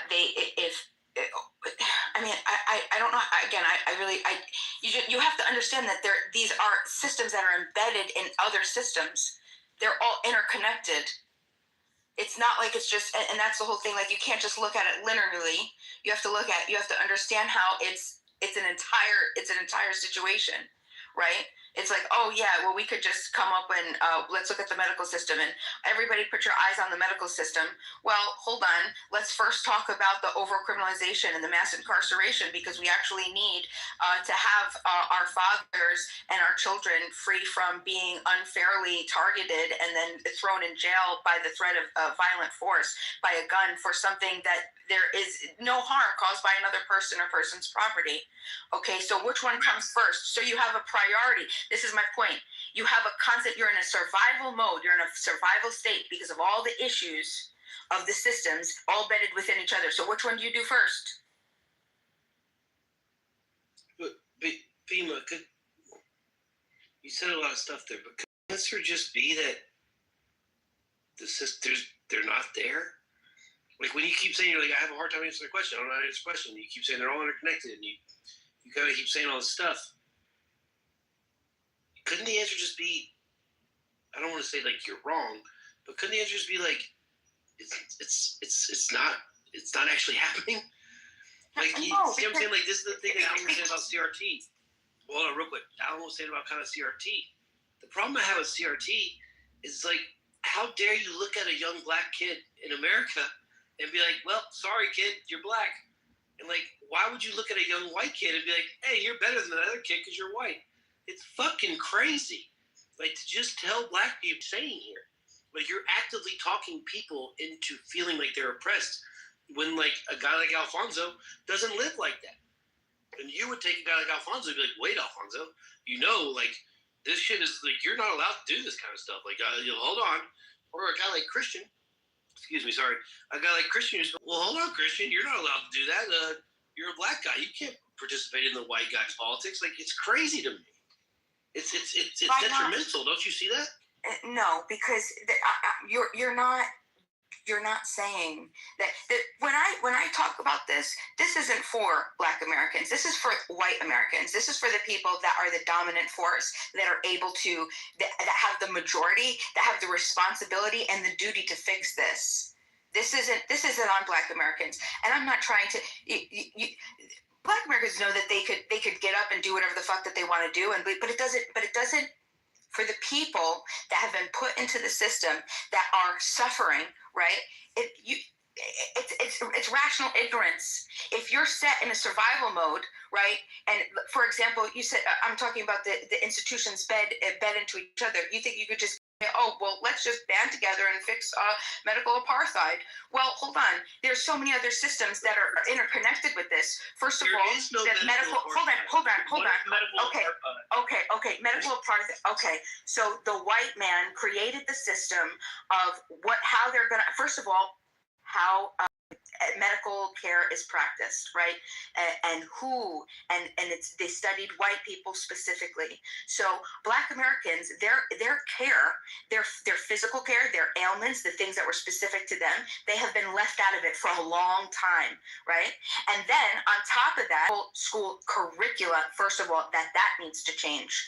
Okay, I don't remember the name of the law, but it was passed by. So I don't even remember right now. I would have to go look it up. But it's heuristic remedy. I don't have it right now. But first, the medical school curricula. Okay. Then you would have to look at the diagnostic standards. Then you're going to have to look. Okay, you want it bigger than this, right? How do regular hospitals operate? We're going to have to look at the funding formulas. Then we're going to have to look at for individuals their insurance reimbursement rates and how provider distribution, because where people live, it depends on how they're going to get care and how symptoms are interpreted when they come in and say, oh, look, this is this. Okay, well, you know what? Because it happens to me all the time. Where I was raised, you walk in, don't even try to get pain medication, even if you have a goddamn broken foot or a pencil sticking out of your eye, because you're just coming in here to get pain medication, okay? Where you live is going to determine all these things and how quickly that you get treatment and all of this type of stuff. And so you think like you just pull it out and think that everything is fixed. No, this is going to take a societal fix. We all have to look at this, but we have to first identify it and say, okay, this is the shit that's occurred and we have to fix it. Just saying that it's there or it doesn't exist is the worst possible thing that anybody could do. These things do exist. We do have people that are being caged and forced by a threat of a gun for a court. And I watched a kid with cerebral palsies, okay, drag his legs on crutches up to the judge, and you could hear everything over the court speaker, everything that the court says, okay? And he says, listen, I told you, 3 strikes, that's it, you're going to jail. He says, Judge, I told you, marijuana is the only thing that helps me. I could study. I brought my dean's list and I brought my GPA. I wanted to show you I'm doing great. I'm doing excellent in school. Please. This is the only thing where I don't get drowsy and it doesn't affect my studying ability. He sent that kid to fucking jail. Okay? Fucked up. And you know what? Everybody just listened. Everybody just watched. There's so many things that we have to fix, and sitting back pretending like it's not here. That's just so fucked up. You don't get to do what you want to just because or someone thinks that they that they're benefiting off of a particular drug. You don't get to do what you want to do. For why? Then why? Let me ask you. Why? That's not how the world works. Okay, well, how does the world work? There are rules and regulations and laws that you have to abide by. Okay, here comes white supremacy. It doesn't matter if you think that a particular drug Did y'all hear that? is more successful. No, I didn't say you're such. I said here comes. A particular drug is more successful than another, and they think that it's justifiable for them to use it against the law. And that is just ridiculous. Okay. So let me ask you. You said that it's not how things work, so that doesn't really answer much. Okay. It does. Besides, hold on. But all you're saying, though, Christian. I'm going to finish. If you break the law, and the legislator of the state adds criminal enforcement or civil works. Okay, so this is my question to you. Who did that kid? Who did he harm? What is justice? What is justice? We're talking about the justice system. What is justice? Can you define that for me? That comes from God. Justice is a ministry which the people that practice inside these justice courts, they're not doing ministry. And particularly the prosecutors that bring, because again, the prosecutor has discretion to bring a case and to not bring a case. So that prosecutor that brought that case in front of the judge, it's their fault because they use their discretion in deciding whether to charge that individual or not. So I don't. It was a whole nother conversation. Okay, so but what is justice? You said justice is a ministry. That I brought up earlier about the 80% Democrat memberships in the state bars and the ABA, because it's all liberal doctrine, and 80% of them donate to Democrats. So I mean, the whole thing, the whole premise about what happens inside it's all bull crap, and it's basically the Democrats making, as I said earlier, a system of dependency versus a rehabilitation process that leaves you better than you came in. It's leaving you worse before you even got in. So that is really the problem. But that goes back to the politics of the Democrat Party creating systems of dependency for private prisons in exchange for what they get politically. That is 100%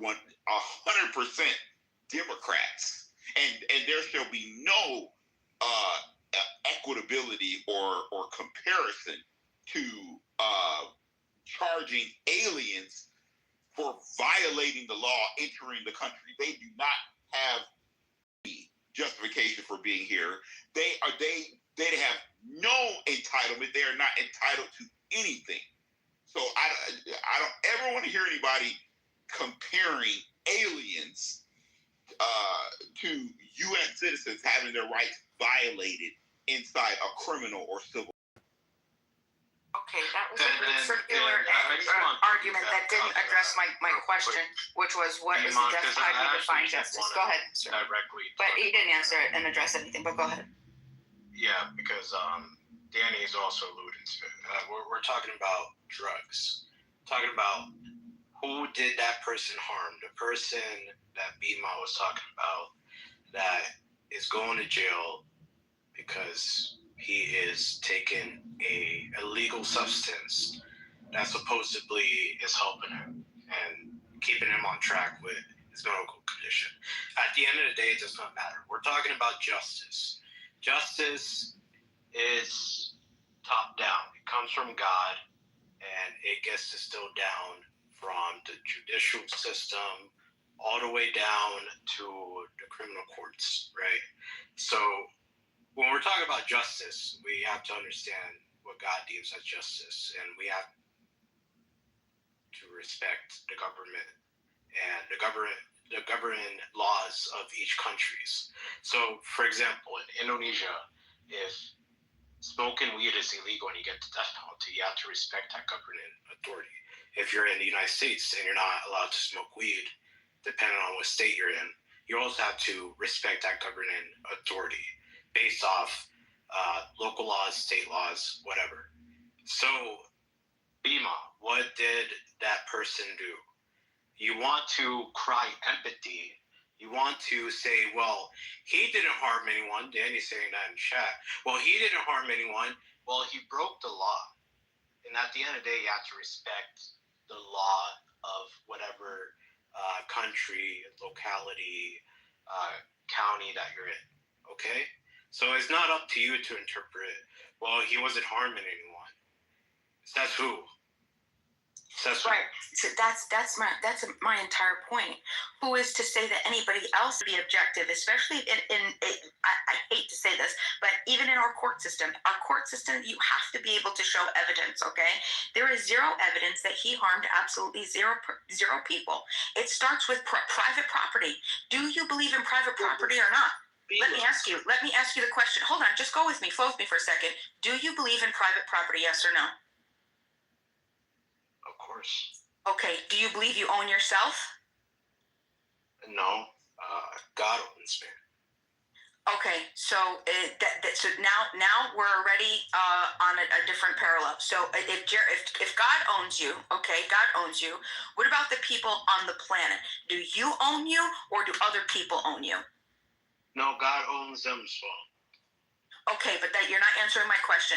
Do people here get to tell you what is good and what is bad and what to believe and what to do from day to day? Or do you believe you as an individual, as an acting agent with the ability to reason and to rationalize? Who owns you? God owns me. Again, you're not answering the question, and I think alchemists on this planet, they are the most scientific. Plants have literally developed. Hold on. Plants have the ability. Let me just, Mr. Ramon, let me just explain to you to say just that they're so basic to point out light and water. Do you know that plants have the ability to adapt and produce more lectins when they fucking spray around it. Okay, but that's not my point. So let's get back. We're talking about justice, and I wanted to say we're landing in private property. This is where we're going to begin. Do you own yourself, or do other people? I know you're saying God owns you, but once you've been put on the planet, do other people have the authority to tell you what to do? Do you think other people can determine who you, or do you think you have the best ability to decide who harms you or not? Who do you think should be the arbiter of harm that's caused to you? It depends. Like No. I'm talking about schizophrenic. No, we're talking about someone in a rational capacity. No, we're talking about someone in a rational capacity, right? Rational. Sure. It's both. They have the ability. Right, they have the ability, rational capacity, sure. Okay. Okay, so you believe that you have okay, perfect. Yes. So now we're fucking getting somewhere. So you believe in private property, you believe that you own yourself. So then if you're doing actions in society that is not harming another person that has a name, right, or their property, right, because we understand that our private property is extensions of ourselves. So if you're not harming another person or their private property, then how do you justify someone taking a gun to your head and saying you're going to do what I'm going to tell you to do because a bunch of us determined that you are harming yourself, even though you don't believe you're harming yourself? But everybody else, just by might makes right, a bunch of people got together and said, okay, we're going to determine that this is what it's. So does that make sense to you or no? It's called taxes. Well, hold on. Taxes, by definition, are in economics, it's literally referred to as an involuntary levy. It means it's coercion. All right, we're talking about coercion. Can you identify any other place in society where you accept coercion? Was kid. Yeah, we're not talking about that. I'm talking about like you, right? Coercion, that's also true, but your parents are going to be until you can take full responsibility for your successes and failures, it's the duty of your parents to be sure that you can enter society and reciprocate contractual agreements with other consenting human beings. That's your only job. That's every one of us that's born into this planet. That's your only single job, is to not harm another person or a person's property. That's your only fucking job. And the only way to be able to do that is for you to be able to take full success, 100% successes of your failures and your successes. Okay? So that's a completely different thing. So besides that, right, because your parents can make other decisions, right? They can choose to homeschool you. They could choose to do a bunch of different things. I'm talking about as an adult, as a consenting adult, what other area in society do you believe that you're okay with coercion? Work. Okay, so coercion. So you that's okay to be forced to do something that you don't want to do? Of course, everyone does that. Tell me someone that doesn't do that. Okay, what's the difference between work and slavery? Technically, there's no difference. Can anyone explain to me the difference between work and slavery? Monetary gain. Working, you can get up and you could work, and you can just have a good business plan and understand that you do something that you love. That's what work is. That's where the mores come in, right? you create and you do, as a productive member of a society, you do something that feeds you. And if your soul isn't being fed, that's on you. You're the one that's getting up to make those decisions. If you want to be homeless, you get to be homeless. You can be homeless if you want. I'll tell that right? to 99% of people that are working for someone that they don't like working for. Yeah. But let me ask you a question. Yeah, and then we get back to the education system. You don't eat. You don't eat. You don't work. You don't eat. And if you don't eat, you die. That is pretty simple. Everyone is coerced, whether or not they believe it or not. Their wife, their children, they're coerced to actually work to feed their family if they have one. They're coerced to provide for a community if they're like a politician like Christian. They're coerced to believe in some political cause like BMI and be like a black radical. It's all coercion.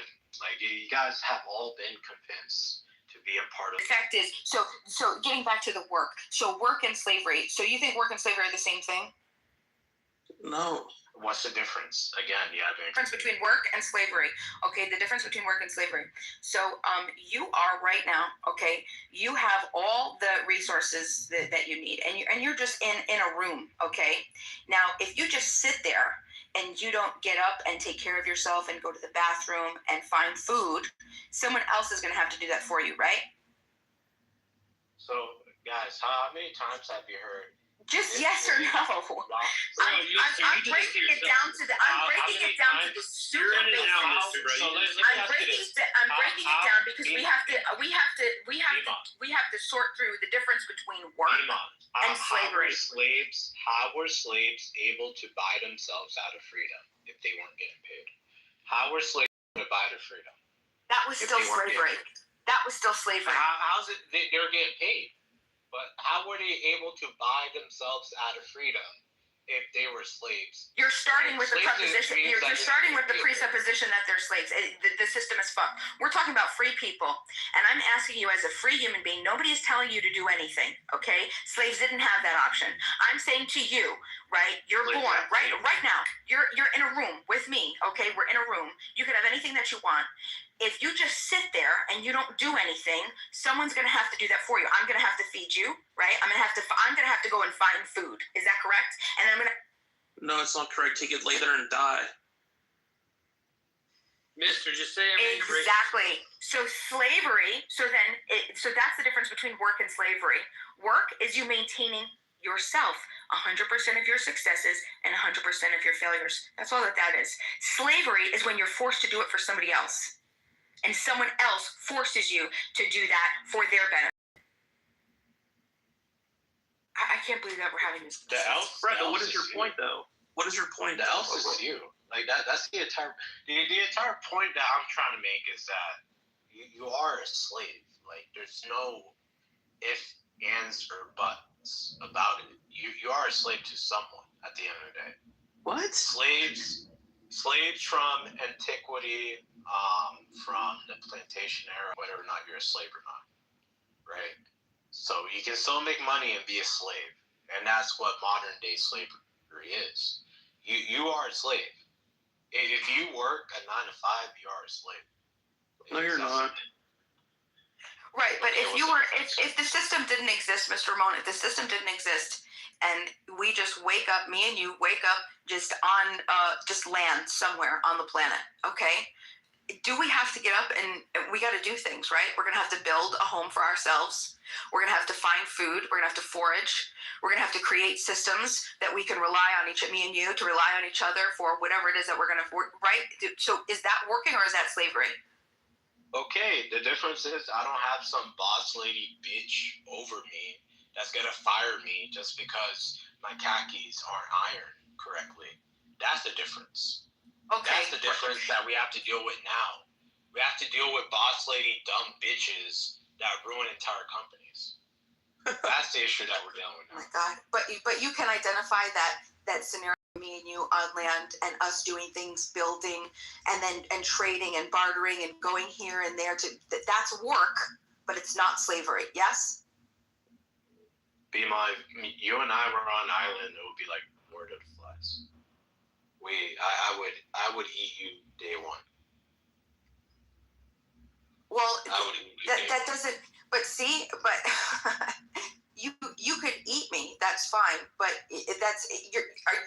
you plan on just dying by yourself? You're gonna go crazy, right? Why instead we already know at this far in our humanity that the best thing to do is for me and you to work together, for me to do things and you to do things, and then us exchange for us to have the best life. You build whatever you're gonna build and grow whatever you're gonna grow. I'm gonna build and grow what I'm gonna grow, and then we can, because it's gonna be impossible for you to do everything yourself. You're gonna rely on me. You're not gonna eat me. You're a fool if you think that you're gonna eat me. You're dumb. Yeah, never mind. I'm gonna be like Christian. I'm gonna be a black politician. I'm gonna start siding with the white people. I'm gonna be like, hey, look, I'm the Tim Scott of this island. Come on, white people. Like I'm with you guys. What if you're My point was can you could differentiate though the difference between work and slavery now? Yes. Yeah. Yes. Okay, perfect. That's good. So now getting back to the scenario. A man, a kid, right? He decides to smoke pot because that works best with his ailment that he wasn't asked to have, and he's doing well. He's a productive member of society. He's in college. He made the dean's list. So who did he harm? Okay, so all right, let me take a crack at it. He group cooperation, like you said, benefits our species to survive.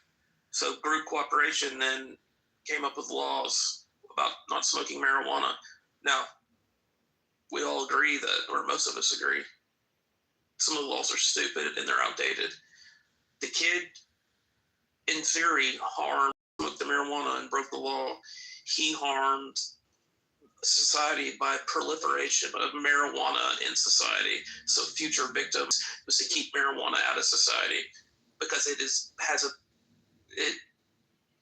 a detrimental thing. That was the theory. It was detrimental. Clearly, the kid got arrested. Right? I don't know anything about the case. You're just saying the kid. You say he had cerebral palsy. I don't know how you do that, but you're basing it off the crutches, and he's dragging his foot. He could have. Because he said it himself. Okay, he said it's cerebral palsy. That's fine.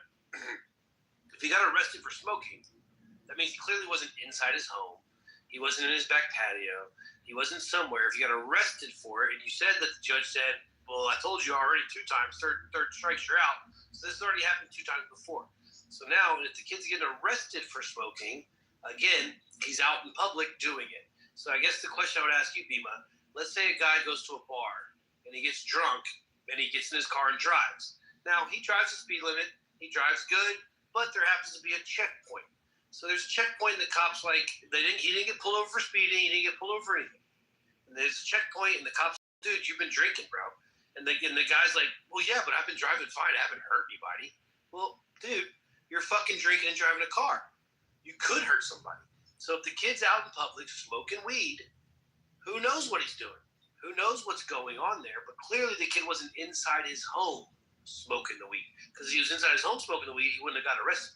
So for him to stand up there in court and be like, well, it helps you fall asleep and it relieves my pain and blah, blah. Well, then what the fuck are you doing it in public for, bro? Why are you out here? Why are you out here smoking around other people? And did he have a prescription Right, from a doctor? right. What's going on here? No, because this was years ago. Did the guy who he didn't get arrested for doing pot. He got arrested for possession. And I wonder, a kid with crutches. Did the guy who was driving drunk that hadn't gotten the accident yet, did he harm anybody? That's a false equivalency. Hold on. It's a false He's equivalency. going to get arrested, and in the court, he's going to be like, well, Judge, I didn't harm anybody. They're going to be like, yeah, bro, but you were drinking. Yeah, but he was right. But he was causing an immediate harm by the threat. Right, there was a threat there. He, a kid, doing himself. There's no threat. He's not harming anybody. It's false. What if he was? Yeah, but do you understand the purpose of the law, though? You understand the purpose of the law? He was not arrested for doing it. He got arrested for possession. For possession. That's what it was. It was possession. Okay. Without laws, there's chaos. Yeah, that doesn't. Possession. That's not answering the question. It's crazy. It is answering the question. That is the answer to your question. Like this is my issue, right? Let's say you have a community that has dealt with kids with peanut allergies, right? And you're on an island. Would you be that person that takes the jar of peanut butter, knowing that there's a group of people that dealt with peanut allergies. Kids that you have that could potentially be put at risk. That's the way I see drugs. That's the way I see weed, right? You introduce these toxic substances into communities, like MDMA, fentanyl, weed, into these communities. Sure, that kid might, oh yes, I take it and it just makes me feel like normal. But that other kid, he might have an adverse reaction to it, right? So do you want to be that person that's introduced this chemical into this community that might actually destroy it? Do you want to be like the Europeans that introduced alcohol to the Native Americans? Is that the type of person you want to be? See, but this is the beauty of understanding the difference between entitlement and then also what truly we have as individual agents to just make our choices, right? We would have to, do you understand the things that have to be answered in order to determine something like what harm is? And I guarantee most people don't even, we would have to, we could start all the way back to epistemics, okay? How do we know at what anything is, right? We have to identify this first. We have to, what about truth and objectivity? Are there moral you're truths? liberal. You know nothing about that. Hold on, that has nothing to do. There are plenty of non-liberals that like philosophy to start with the understanding of knowledge, okay, and how we know what we know, right? Are you a moral realist? Are you an anti-realist? We're going to have to determine. We're going to have to get into meta-ethics. We're going to have to get into value theory. We're going to have to get into normative ethics for you to tell me that I'm causing harm. And what it comes down to is there has to be an objective, verifiable way to say that someone's harming somebody. But the group, it's called the Bible, by the way. No, the group determined the law. The majority voted in the law. That's might makes right. That's might makes right. That's not morality. No, that's might makes right. That's saying. But what is your point? The laws are there to prevent chaos.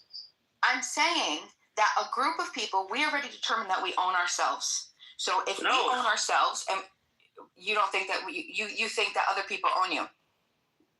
Well, I think Mike is right, and the laws, you can't just do whatever the fuck you want to do. But Beaver, might makes right is not moral. That's the state of nature. That leads to Nazism. There's no morality in might makes right. Morality is subjective to the time and the group. Yes, it is. Sure. Of course it is. Of course it is. Yes. So, well, of course. See, we're not even going to be able. He's going to argue subjectivity. When we evolved Mr. Moon's going to whatever we evolved from, we were probably raping each other, and we had no civility. So back then, are you going to tell us that we were immoral? No. Back then, we're subject to a different morality. It's relative.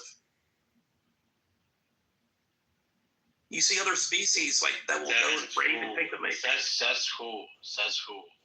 Who said that? Who said that? Nobody said it. It's just what happened. Again, says who? The oldest code of law we can go back to is what, the Hammurabi laws. And I'm talking about before that. We evolved. Do you believe in evolution? No, I don't believe in evolution. Okay, well then there's no point in discussing. Okay, never mind. You think we evolved from pond scum? Eventually we became amphibians and reptiles, and eventually to a monkey, to a human? Is that what you believe in? Yeah, science is pretty solid on it. Darwinism.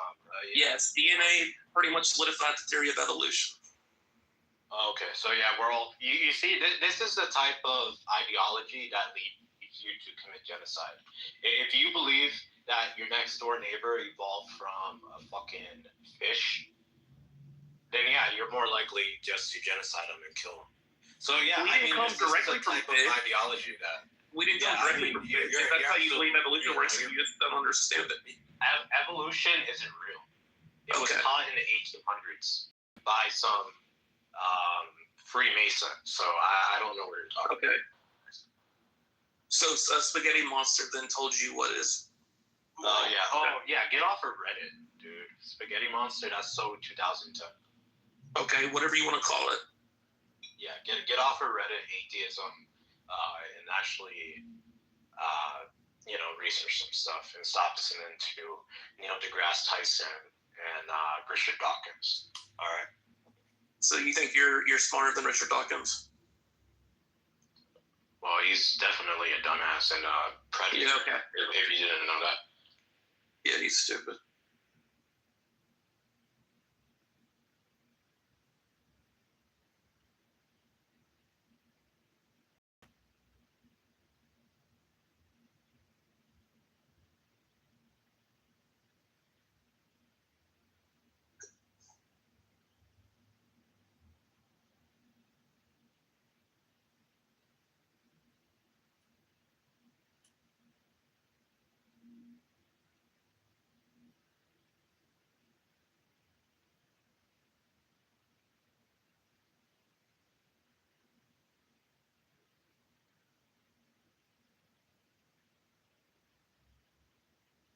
Mr. Long, are there any laws that you believe are immoral that go against your own moral code?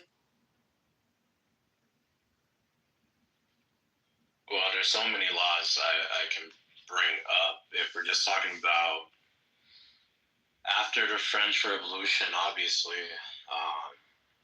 there was satanic. No, like laws today. Well, we have to talk about the French Revolution because that's when I believe Satan got released from the pits of hell. The monarchy that was essentially defending Christendom at that time got destroyed. We had the monarchy guillotined by the French revolutionists. And that's when atheism, the Enlightenment, and Darwinism, all of these satanic ideologies started to come around during that time after the French Revolution. And it's funny how they call it the Enlightenment when the entire period of Christendom, when people were getting saved and morality was being instilled across the entire continent. You didn't have Muslims running around chopping people's heads off. That was called the Dark Ages, right? Oh, but the Enlightenment, when women got liberated and atheists were chopping off Christians' heads off. That's the Enlightenment, apparently. Darwinism, we evolved from freaking pond scum. So everything got flipped upside down. So adultery, homosexuality, all of that should be banned, obviously, but I don't have a say in it. I have no fight.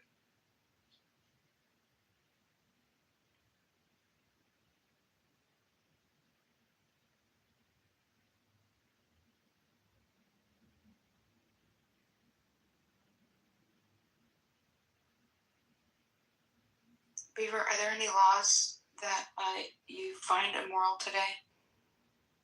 I'm sure I could think of some. But why is that relevant?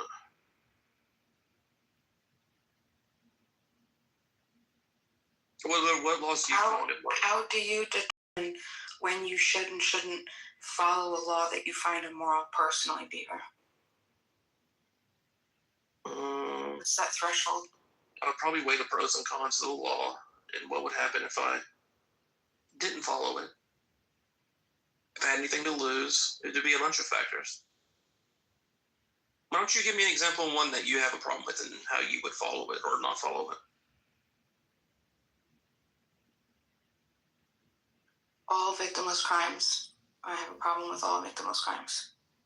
So you mean direct victimless, or direct crimes that do not have a direct victim? Right. In order for justice to be served, right, there has to be an identifiable harm, a measured harm. And in order to do that, you're going to be able to have to measure it. You can't just, say, oh, yeah, there's a harm here, in theory. You know what I mean? Okay, so should you be able to take heroin if you wanted to? Absolutely, of course. Of course. Okay, but do you see how, if that was allowed, then that could slowly destroy a community? What about the guy selling it? Do you think that people today only not do heroin because it's not legal? Yeah, I think it could be a lot worse. If it was easily, if you could buy it at Kroger or Publix off the shelf, get some heroin, kids, yeah, it would be a fucking disaster.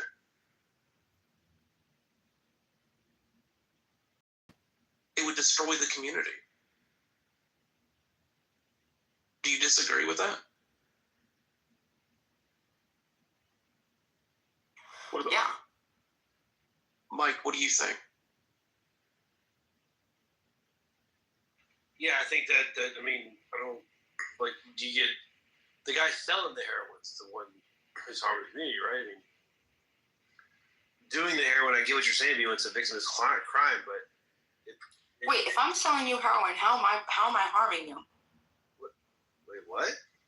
It's the introduction of heroin into the community. I cook it. I'm cooking heroin, cooking it up, and I'm going to sell it to you. What do you think? How is that harming you? What? Wait, what? How is I'm your dealer? It's a weird Mike. question. I don't know. Like, you're selling me drugs, you're harming me. Okay, so do you not believe that you're an agent of your own being? Well, yeah. Okay. Am I forcing you to buy it from me? No. Am I forcing you to do it? No. Okay, then who should be the arbiter of what you should decide to do as a human being? Group cooperation. This is why it's important. Hold on. No. This is where we're going with this. Who makes that decision? The group, the laws that were voted. Bima, you yourself mentioned earlier. You mentioned the crack versus cocaine epidemic and how drugs being introduced to the black community was harmful to the black community. So if drugs being introduced to the black community was harmful to the black community, then it stands to reason that the guy selling the heroin is harming someone. Come on, Bima, stop it. Yeah, but that was, again, it's not a linear thing, right? It's the entire system. It's easy. It's putting breadcrumbs inside of a cage, right? That was my point. It's already, the ghettos had already been created. All of this was an intentional, psychological warfare. That's my point, was that it was created. It was created by a certain group of people. I won't say who. Did anyone force the black community to use the crack? No. Don't the black community own themselves? Don't they own their own? Aren't they? In yes, and that's true. And that's absolutely true. You get what I'm saying, right? That's absolutely true. That's absolutely true. They own their body.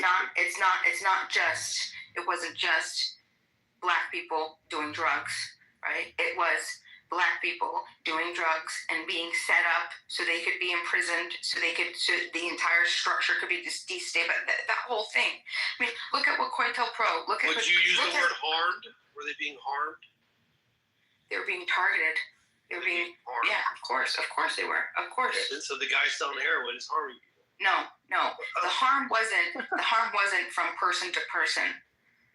That wasn't the harm, because that's not the harm. And it never will be a harm. One person selling a drug to another person is not harming anybody. As long as they're not committing crimes. Hold on. As long as the person, if I go and I create and I cook up some, what did you say, Mike? Meth or heroin? I cook up some heroin. I don't know how to do that, but maybe I do. Okay, today, I'll to you, and you take it from me, and I go home. Who did we harm? Did we both showed up? We're not harming other people, right? Usually what happens is that the drug stuff gets, what is it called? Conflated with other crimes, right? And that, what is it called? Mafia, cartel, all this other stuff, because of how it's looked at from the government. And then it's a whole business system. It's just a business mechanism. But the idea of me selling to you, who are we harming? You're harming him. I'm not harming him. He's the only one that decides who harms Mike Allen. Mike Allen makes that decision. I make the decision who harms Bima, but Mike Allen makes the decision who harms Mike Allen. And if Mike Allen decided that it harms Mike Allen, then Mike Allen gets to choose not to do it. All right, let me explain. All right, let me explain to you how it harms him. He's going to keep chasing that high, and then when he can't get it, he's going to go fucking rob, steal, and hurt others to get that high. It's a poison. It ruins communities. directly, it won't harm him immediately. No, but it leads to destruction. Right, and that's what I'm talking about. The conflated, like I said, people will normally conflate an interaction, a voluntary action between two people with crime, right? But that specific instance of me selling to Mike Allen and Mike Allen going home to his private property to do whatever he's going to do with it. I don't know. Maybe he's going to build a cure with it. Who knows? He's going to cure some crazy shit. Who knows? Okay, but the group decided the best way to mitigate that destruction happening is to ban it from being sold to each other. Okay, so then everybody in this room on this panel, Beaver, Sid, Beth, Man, AI, Mike, Alfonso, Bima, we are on an island, okay? And I figure out how to make heroin. I decided to make I learned how to make it, okay? Now, Beaver and everybody else, okay, everybody else besides Mike Allen decides that, no, Bima, you're not gonna make that because it's harmful. We saw Manfinity do it, and Manfinity end up robbing AI. And then AI was pissed, and he went and he harmed Manfinity by stabbing him. Okay. The point is that, and that's your justification. Okay. So now Bima, right now, I didn't do anything to Manfinity.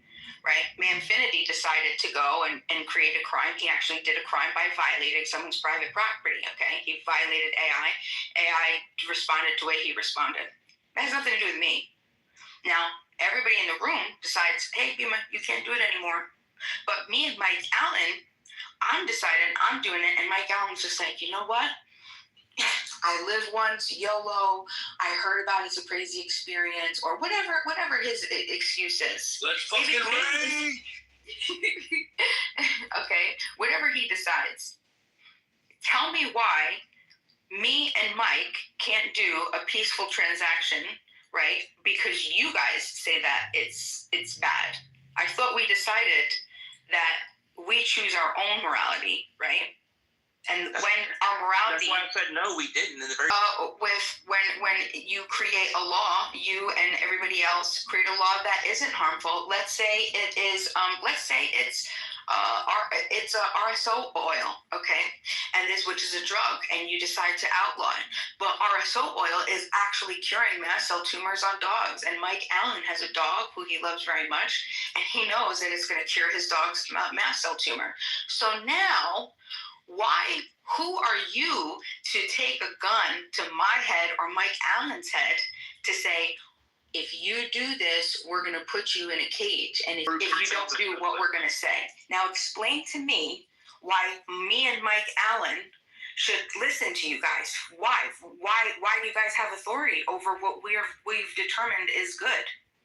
Because the group determined it, and you are not as mindful as the group. You will succumb to the group. They have more force than you.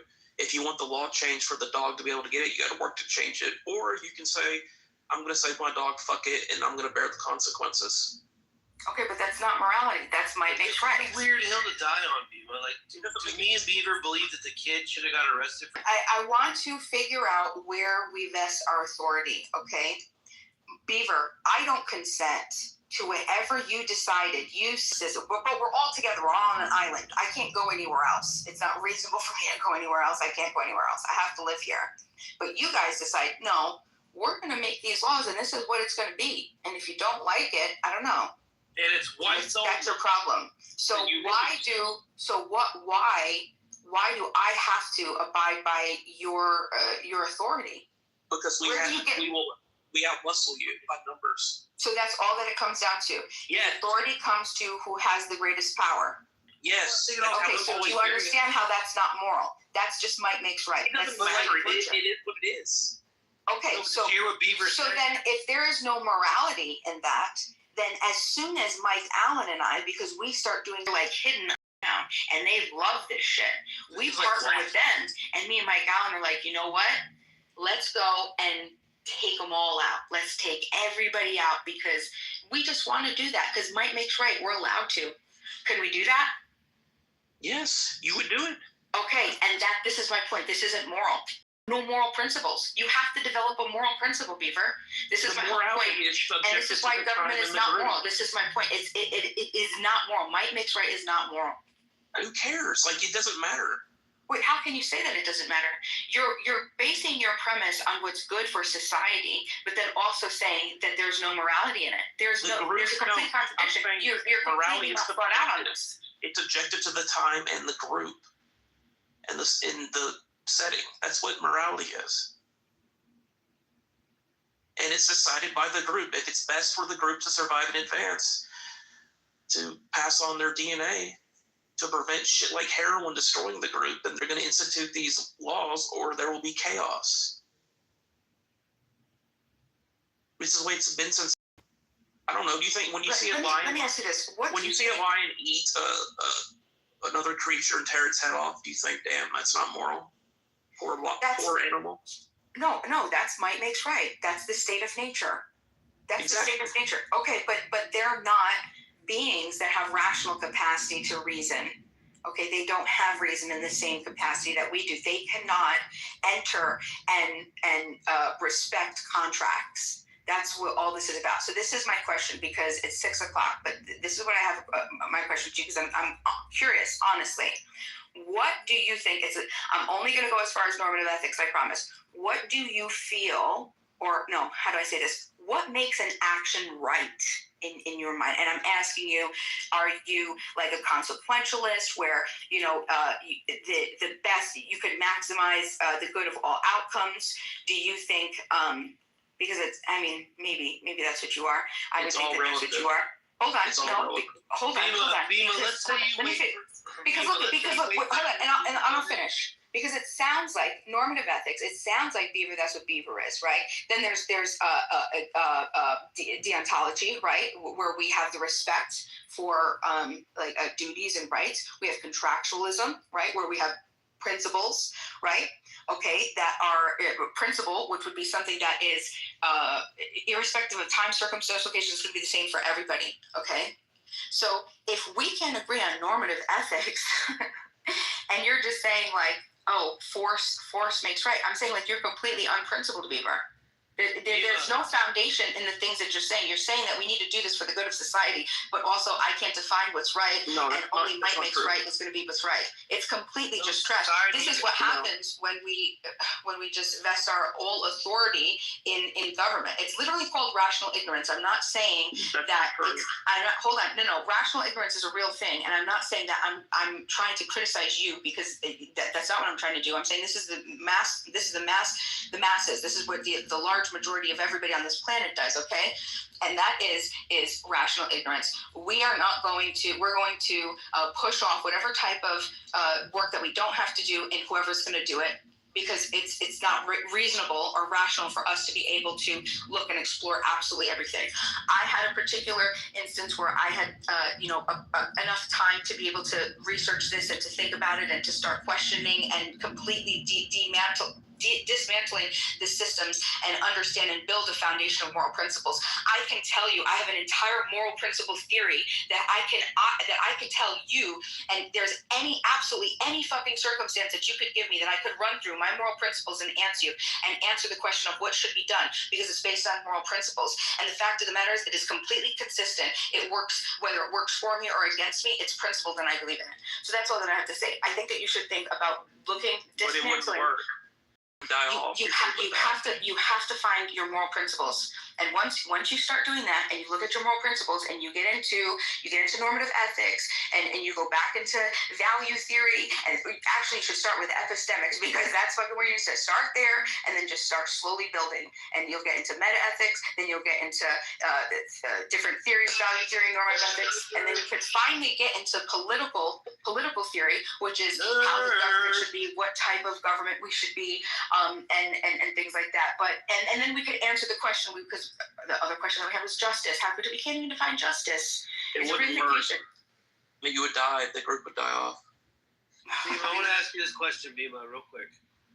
Let's say, because there was this whole conversation started with victimless, like who the kid hurt, like victimless crimes, whatever.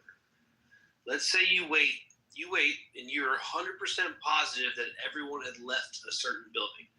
Nobody was in the building. No plant, no animal, no insect, no nothing. Literally, you know for a fact nothing is in the building. And now you go and you burn down the building. Would you say that's okay because you like fire? Or would that be morally wrong because you burnt down the building? But you didn't harm anybody, though. But yes, I did. It's you harm. Hold on. My principle is it's private property, right? That is where I draw my objective line.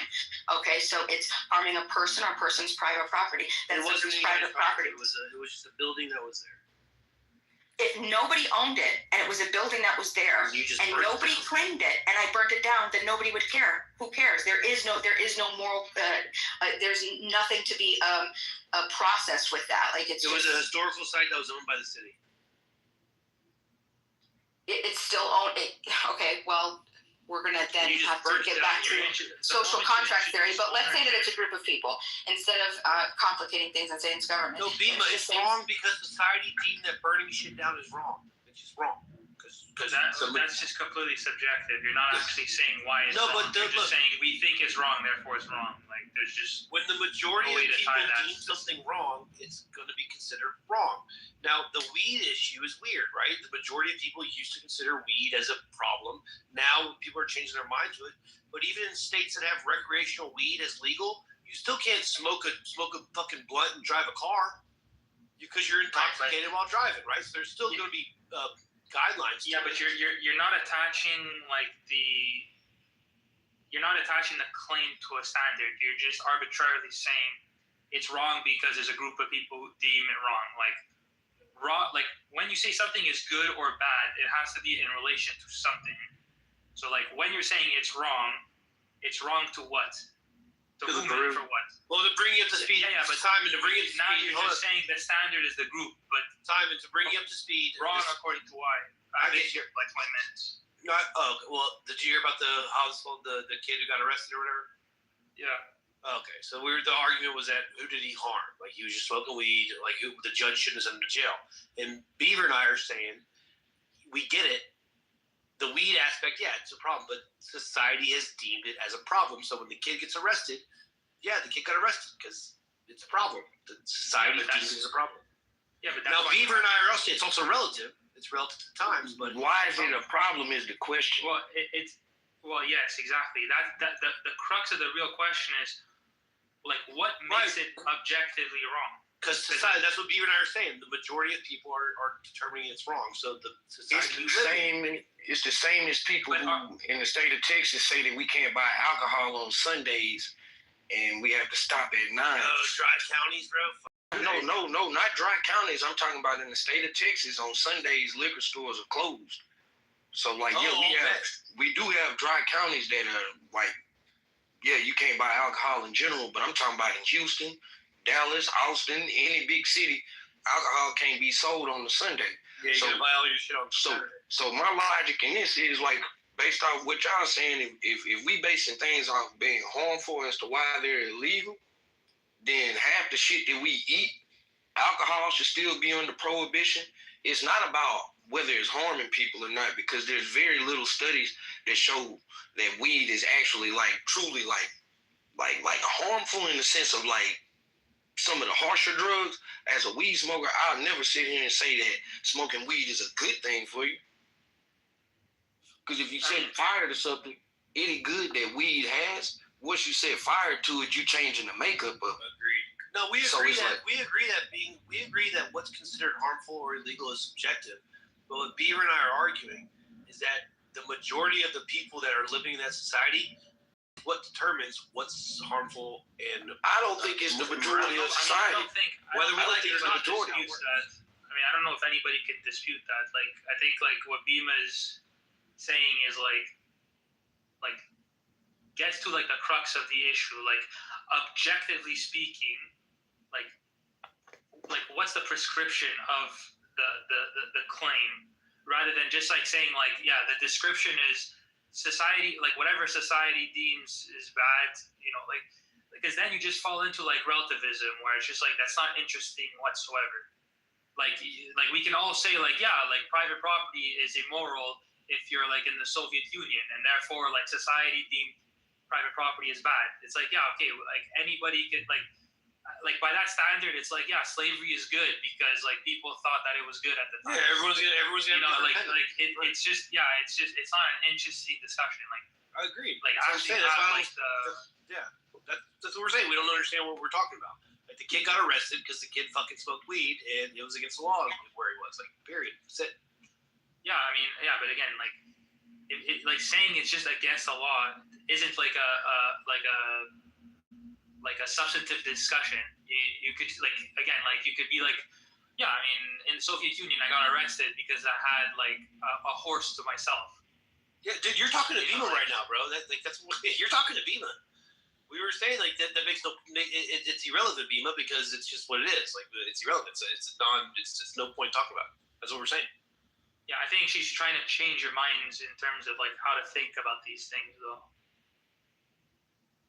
Well, like the moment that you want to talk about morality, like you can't talk about like, well, the group thinks this, therefore it's right.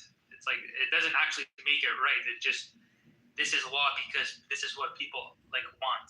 Oh yeah, right. I would say we're right. A moral statement. We were talking about lawful. I would say that we're right. Or like, but right is relative.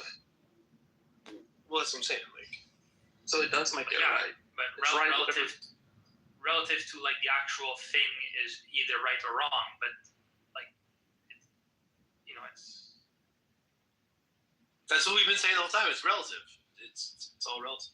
Man, I just don't think America is the place for us to be making like moral judgments on anything. I don't think our government should be in the space of anything when it comes to morality. Like it's a pick and choose society. You feel me? Like it is what it is. You can't say you want a free society and then in the same token tell people things that they can do when it comes to their own bodies. Now, when we're talking about harmful things, when we talking, I mean, even if we want to like cocaine, heroin, and all that, I don't think nobody really like tripping about that in the sense of realizing that shit is extremely harmful to a person. It's a public health crisis, to be honest with you. So we can understand that certain drugs have to be regulated. But when it comes to marijuana, I'll stand on the idea that if somebody can go and buy some liquor up to, when you could buy beer in Texas up to 12, if I can go and buy beer and wine and we know what that alone can do to a person, I should be able to smoke me a blunt. I agree. I agree, and the law needs to change to reflect that. I 100% agree with you. I mean, I see what Trump's doing with rolling back, you know what I'm saying, making it from a Schedule 1 to a Schedule 3 or whatever. But, I mean, I don't, and y'all talk to me know that I'm the furthest from a Trump supporter, so I'm always skeptical about anything that he does when it's beneficial, I guess. But, no, that's not anybody making it a big issue. I would dare to ask you, man, like why is it an issue to you? And if you're telling me because it's illegal, again, I'm gonna tell you, anybody that's against it, can you give me a good explanation other than it's against the law? The Pinta and the Maria had hemp fucking rope and sails. You hear me? Like, so you're saying you don't believe in an objective morality? What I believe in is that marijuana has been fought against on both sides again, because you got hemp, which is, you don't smoke. That's the male plant, right? Which provided fiber. They made clothing and rope and things like that. So the hemp side, I like to argue on the hemp side more than the shit we smoke, the female plant. Because this shit has had opposition from the beginning in the United States. The first opposition was cotton. The next one was paper. And then it was, what do you call it, fiber plastics. Like, so this shit, but all the time, all the previous, before that, it's like, when people smoke weed, they start thinking, and they don't want people fucking thinking. They want you getting drunk and going to work. So marijuana and hemp is a very deep conversation. Like you know, the Constitution of the United States is written on hemp paper.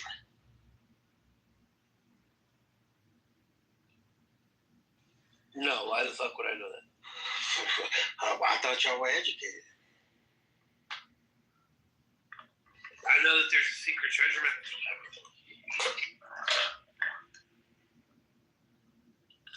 You know, like think about this. Smoking a blunt is illegal, but we can carry a weapon of mass destruction, and I own multiple guns. Let me say that. That's enough mass while drinking whiskey. Hey, if you look at what a gun is, it's very much a weapon of mass destruction. Now, whether they call it one or not, obviously our president just claimed that fentanyl is a weapon of mass destruction. So would it, like, I couldn't say that. You know why he did that, right? I know why. I mean, I got my theory on why he did it. I know why he did it, so he can declare war. Yeah, that's my theory on it. Guys, marijuana alters your state of mind. But I smoke weed. You can't be in an altered state of mind out in public. Like, yeah, you can carry a firearm in public, but you can't just smoke a bunch of weed and go walk around in public, bro. Like, it's fucking weird, bro. Like, why? Like, what do you mean, why? Why? Should you drive a car while you're all high? I mean, can you? Well, a car is actually considered like a deadly weapon. Rob, of course I'd be able to drive it, but does it not slow down your reaction time? Does it not? I'm not yes, saying that's that. why it would be considered a weapon. So if you were to actually damage, potentially kill someone. Oh, really? Maybe what if you're walking around all high and you don't stop at the crosswalk, and then now a car has to swerve and hits another car? Okay, I've spoken for a very long time, my friend. Let me ask you this, man. Around all of the smokers that you've been around, how many of them do things like walk into the middle of the street? Rob. Incoherent. I'm just asking, just off your anecdotal experience. Rob, I'm not saying you or I would just like that. No, I'm asking. I didn't ask you. I said, how many smokers do you know have done things like walk off into the middle of the street and put their lives in danger? So what I'm saying, Rob, you would agree with me. People do dumb shit when they're high. I do. What I will agree with you is that marijuana alters your state. Beach. We have a thing called Clematis Street in West Palm Beach. If there's a bunch of people out there now again, they're walking around all drunk, so they stop the cars from walking around there, right? And when people are drunk, like you would agree, they do some dumb shit. If people are walking around stoned as fuck, like, and I'm not talking about you or I. I'm about people that are stoned as fuck, walking around being all weird, all out in public. You're telling me they wouldn't just do some shit where they wouldn't see that it says have you don't walk? I mean, I'm not saying that it couldn't happen, but if you're using this as your argument for why it should remain illegal, I don't think this is like the argument. I don't think it should remain illegal. But Rob, even in Colorado, it's recreational legal. I've been to Colorado, and you go into the dispensary and buy whatever the fuck you want. Yeah, that's what we're talking about. But you can't. But Rob, you can't leave that dispensary, go into your car, roll up a joint, and start driving while smoking a joint. I mean, I guess no one's saying agree that would be a bad thing? I mean, nobody's saying you can't. I actually look. Whether I think that's a bad thing or not, I think it's on the person. Like, seriously, I know some people that smoke that know I probably don't think they should drive, but I know people who smoke more than me, who smoke all day, every day. You know what I'm saying? And they Uber drive. They this is what I'm saying. It's subjective. Do I think that marijuana impairs you like alcohol does? I know for a fact it doesn't. Like, I know this to be a fact. It doesn't impair people like that. Not at all. But would I say that anybody should just be driving around and smoking? Probably not. But I can make an argument that the act of smoking and driving is actually what's more dangerous than the high that you're getting from marijuana. Trying to dump the blunt. If you got somebody in the car, you got to pass it. When it gets small and you can't dip the ash the way you want to, like, you think about all that. Anytime I've had an issue driving and smoking, it's because I was doing something like that. It wasn't because I was impaired. and I couldn't focus. Nah, man, it's like I'm trying to pass it to somebody and I done swerved. Like, so I'll say that it's probably not smart to smoke and drive for a myriad of reasons. For logistical reasons, no, Rob. Yeah. You are impaired. It's because you don't know what you're getting. When you go to a dispensary, you know what you're getting, right? You know what type of weed you're getting. They all have all kinds of weird shit, right? Blah, blah, blah, blah. But you're just buying weed. Hey, all of that weird stuff is around the street. All that weird stuff is a little more harmful if you want to be real. I'm trying to say that's why if you can't just pick and all that weird stuff, man. People and I knew fucking Beaver was gonna do that shit. What he did, he left. Fucking yeah. I feel like I fucking A. Hey, is this the room? Nah, this the man. This Sig room. They was in the room the other night going crazy. Viking Brad and them.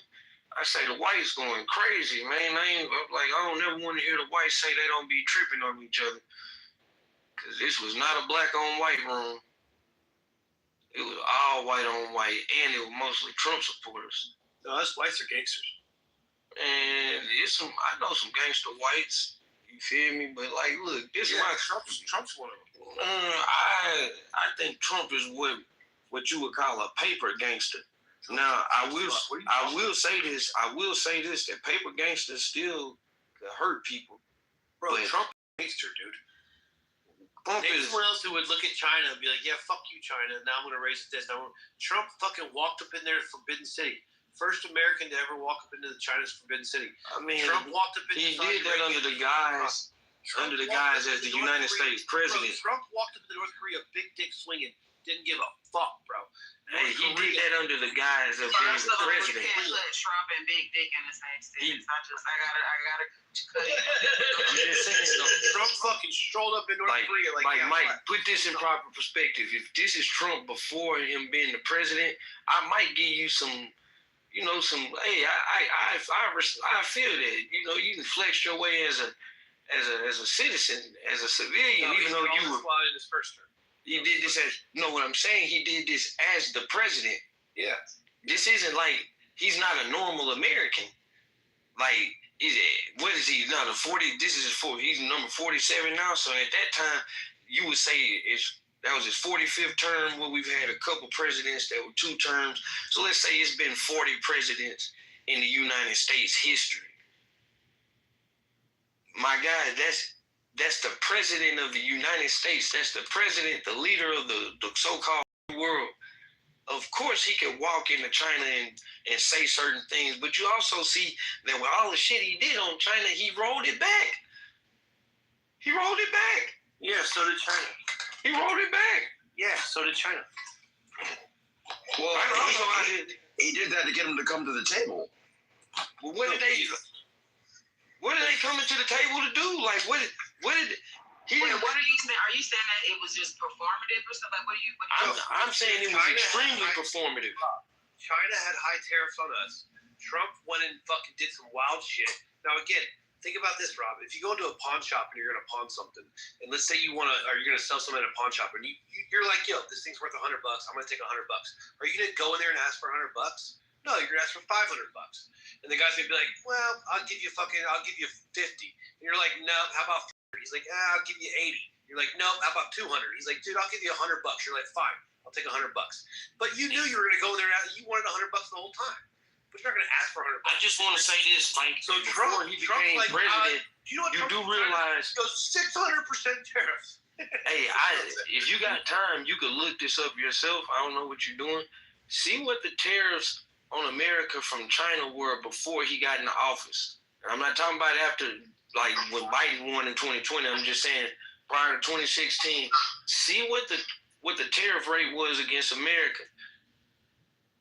Yeah, that's what I'm saying. So what I'll give Trump any credence to, what I'll give Trump any credence to is that free trade doesn't necessarily benefit the United States in the way that they've said it does.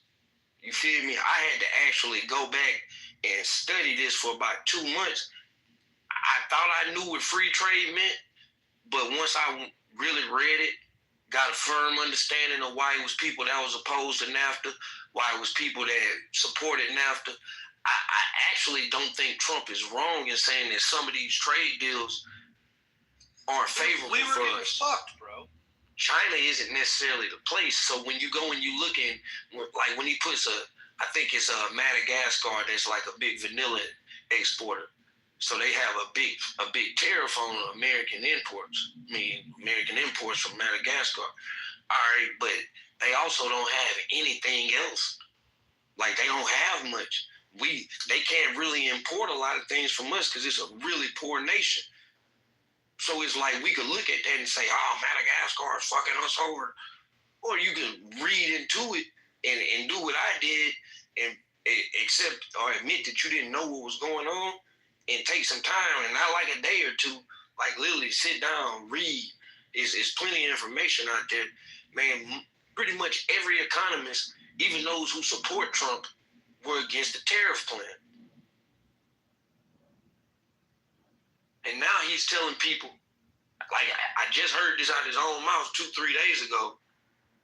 He's telling people that we've brought in $18 trillion in tariffs this year. Like this is out of his mouth. When the numbers that I saw is closer to like 50 billion. But at the same time, if you think that tariffs are going to replace tax revenue, let's say like that period of October, September, I think they brought in record number of tariffs, like $30 billion, right? At the same time, American taxpayers brought them in probably about $150 billion in that same period.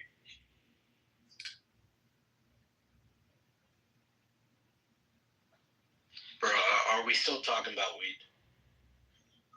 Well, I looked up what we were talking about tariffs, but I looked up the question you asked, and the information is in 2016, we didn't really have a tariff from China coming into America, but China was charging us on average between 17 to 35%, depending on the product.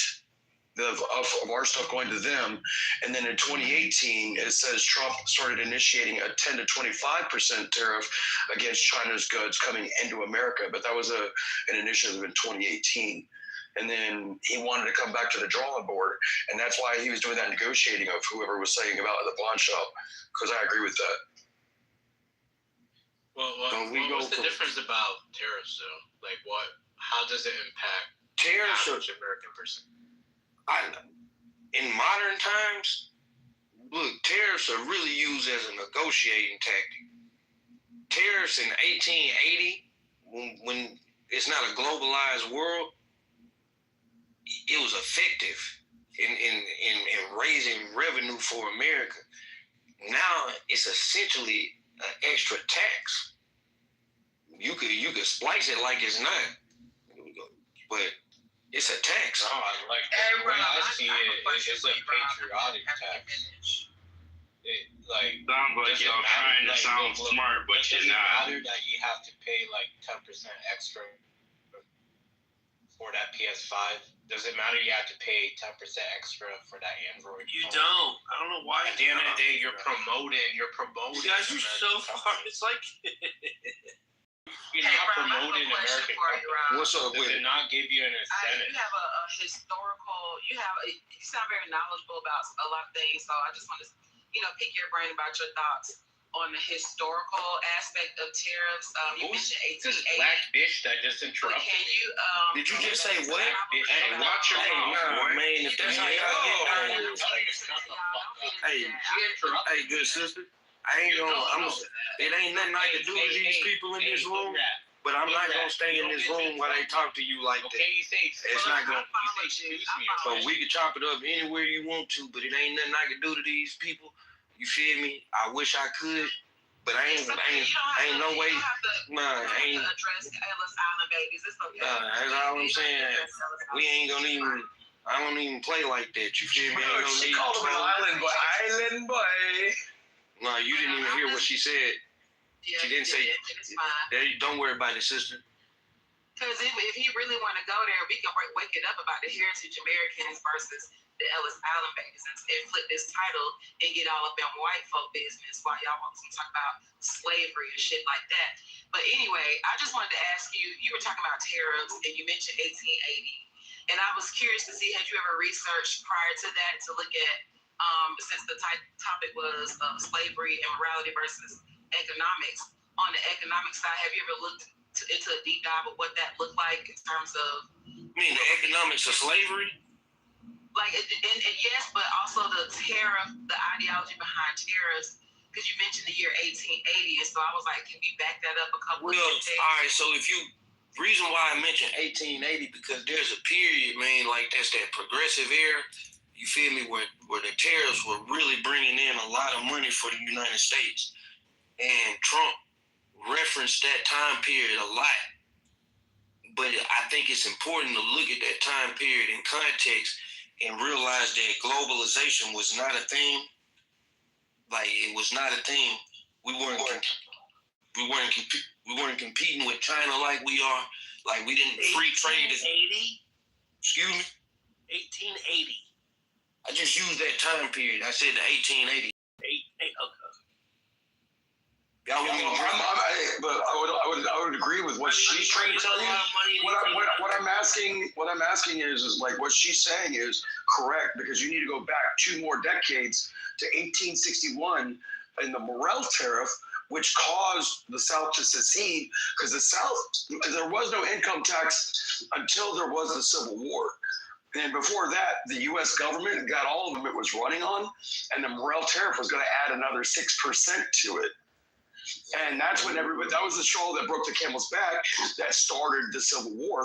And then when, they seceded and the Civil War started, the first income tax on a person started in 1861. And that was kind of where I was going with that, because outside of the emotional aspect of talking about slavery, when you get to the business side of it, I love the fact that people can talk about that and take a deep dive into that, because it wakes up a little bit about what ended slavery, what point, even if you go back a little bit further, please.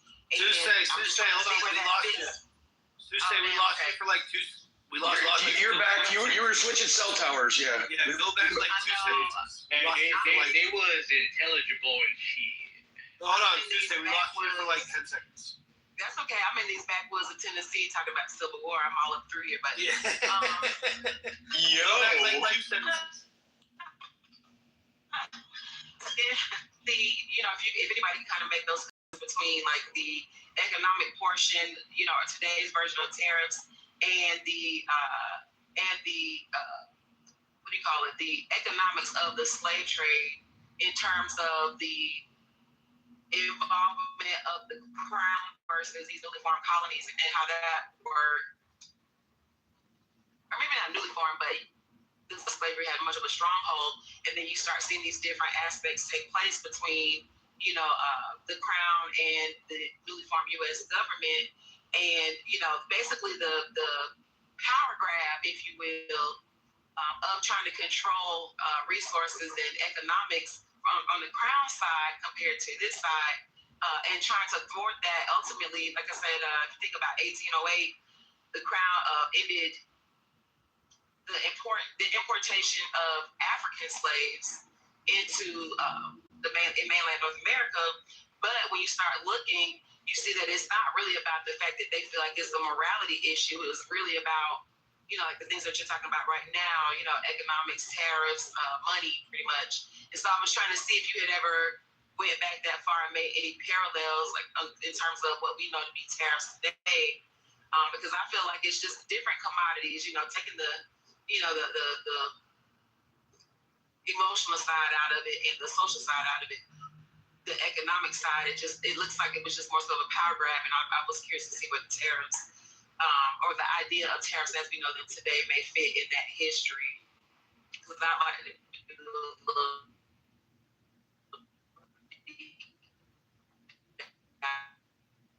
so I'm speaking your brain, or anybody's brain. Yeah, no, that's what I've been saying the whole time. Trump's a fucking gangster. Look, honey, we know you're using thesaurus, you're looking up synonyms and stuff like that. It's okay. Your vocabulary isn't that expansive. It's okay. We understand. But you don't have to try so hard, okay? Why are you? I understand. You're I'm just trying to. What is wrong with you? Didn't have globalization. Who said that? I want to know who said that because he's 100% wrong. Who said what?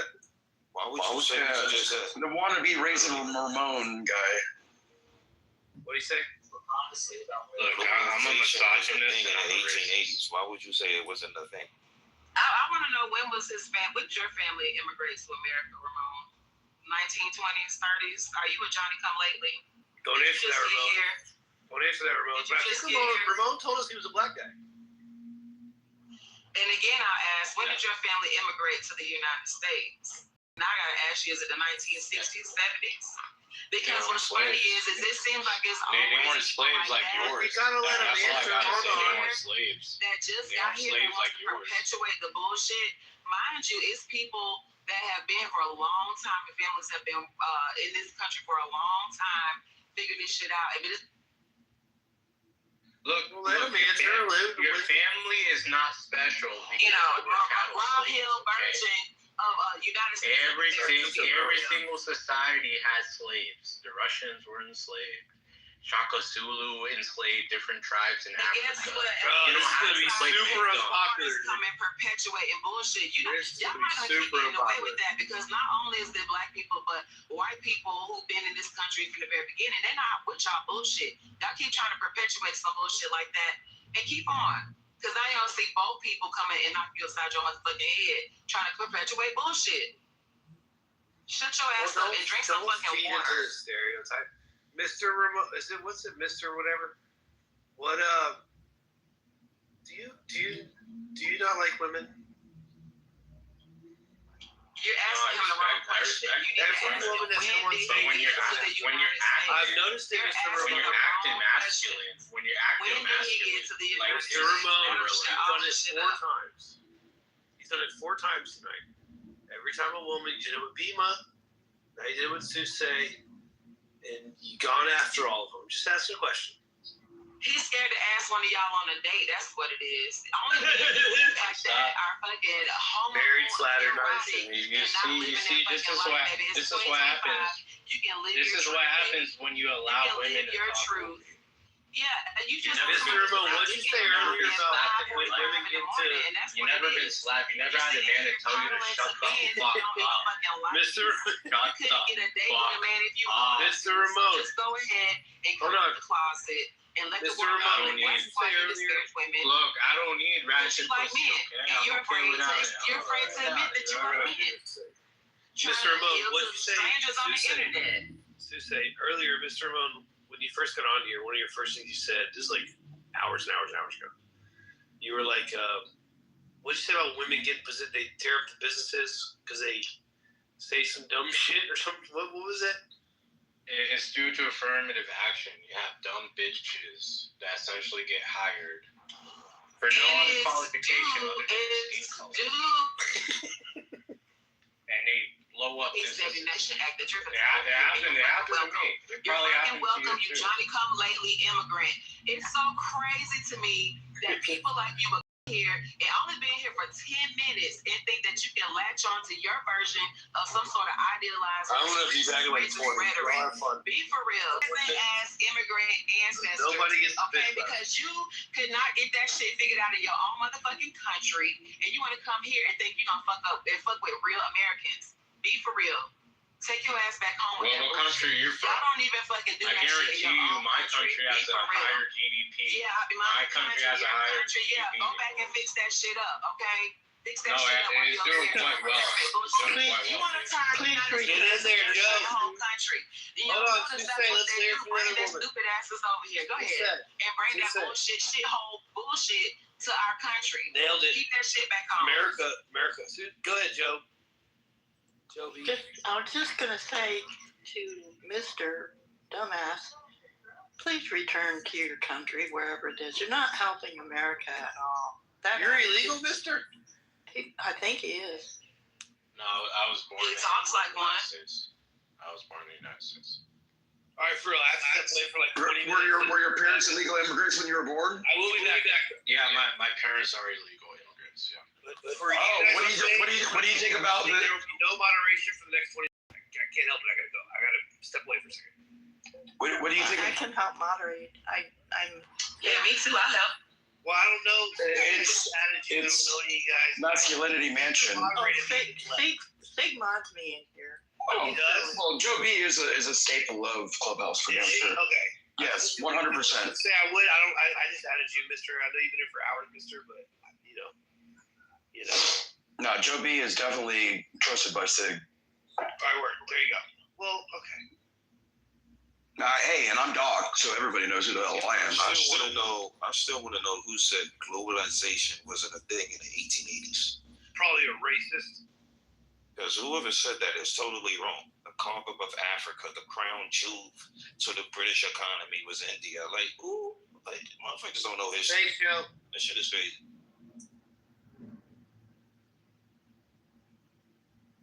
You were 100% correct. I agree with you. I don't think that anybody was saying that it wasn't a thing globally, but I think most of what we were talking about was domestically and how, was it the morality or the economics that caused us to be having our history that we have.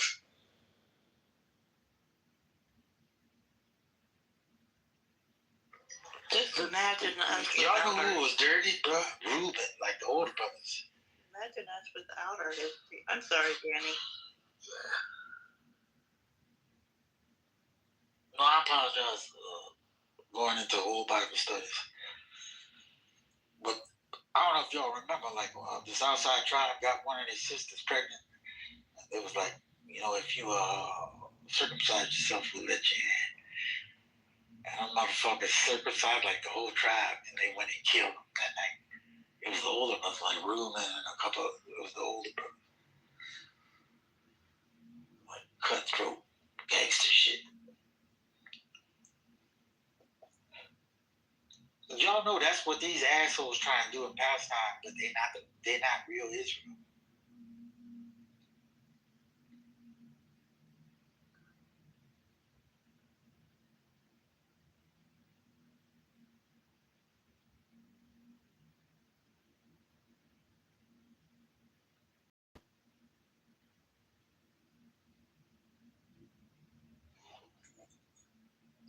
Wow. He didn't get kicked, he just left, right? Or is he in the bottom? I thought he was making coffee. Oh, yeah.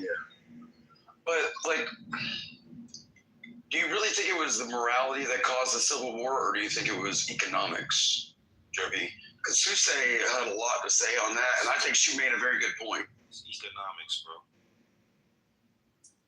And I'm in agreement. It is like looking back through history, definitely economics. If you really look at it in black and white, for sure, economics. I mean, the British abolished it because it was beneficial for global trading. You know what I'm saying? So, yeah, about like 1811 or something like that. 1808. Also, homie, the white dude that was, you know, pushing back a lot, he was, you know, talking shit about why everybody else got the bank. You stupid motherfucker. You have no idea that, you know, black folks in the United States got all their identity, all their history ripped from them. And have constantly had a whoop on their back. And you talking that shit. Oh, why you can't get your shit together? Man, go fuck yourself. Yeah. Tell me what ethnicity throughout history wasn't enslaved. Several. Why is it about in history when it's always when people are talking about a specific place?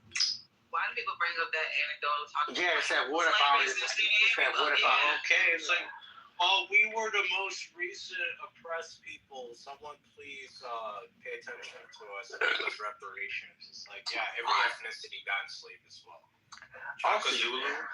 Brother, you have to understand other what African slavery tribes. Why don't you talk about that? Brother. The Middle East slave trade was actually worse than the transatlantic. That's the cocksuckers that trade as started well. it all. What Okay. you talking about? You don't. But you The guys Arabs don't would talk have made about it, this shit. motherfuckers. Well, then that's where the morality part The comes in. Arabs were the Because if original that's slave the case, traders. then why the fuck, if that was the case, where we can talk about the morality aspect, then why the fuck knowing how detrimental it was to different people groups across the world, why would people come as peasants, as the debtor society from wherever they're from, and come and perpetuate the same shit then? Make that math. So, sister, you just brought up what I was trying to say. That's the Slavery case, back why then not was take the debtor opportunity now? Why not take the yeah, it was absolutely. I'm gonna argue with you on that one. But why not take that opportunity now instead of trying to, segue into all kinds of world history and talk about a thing that's a thing, right?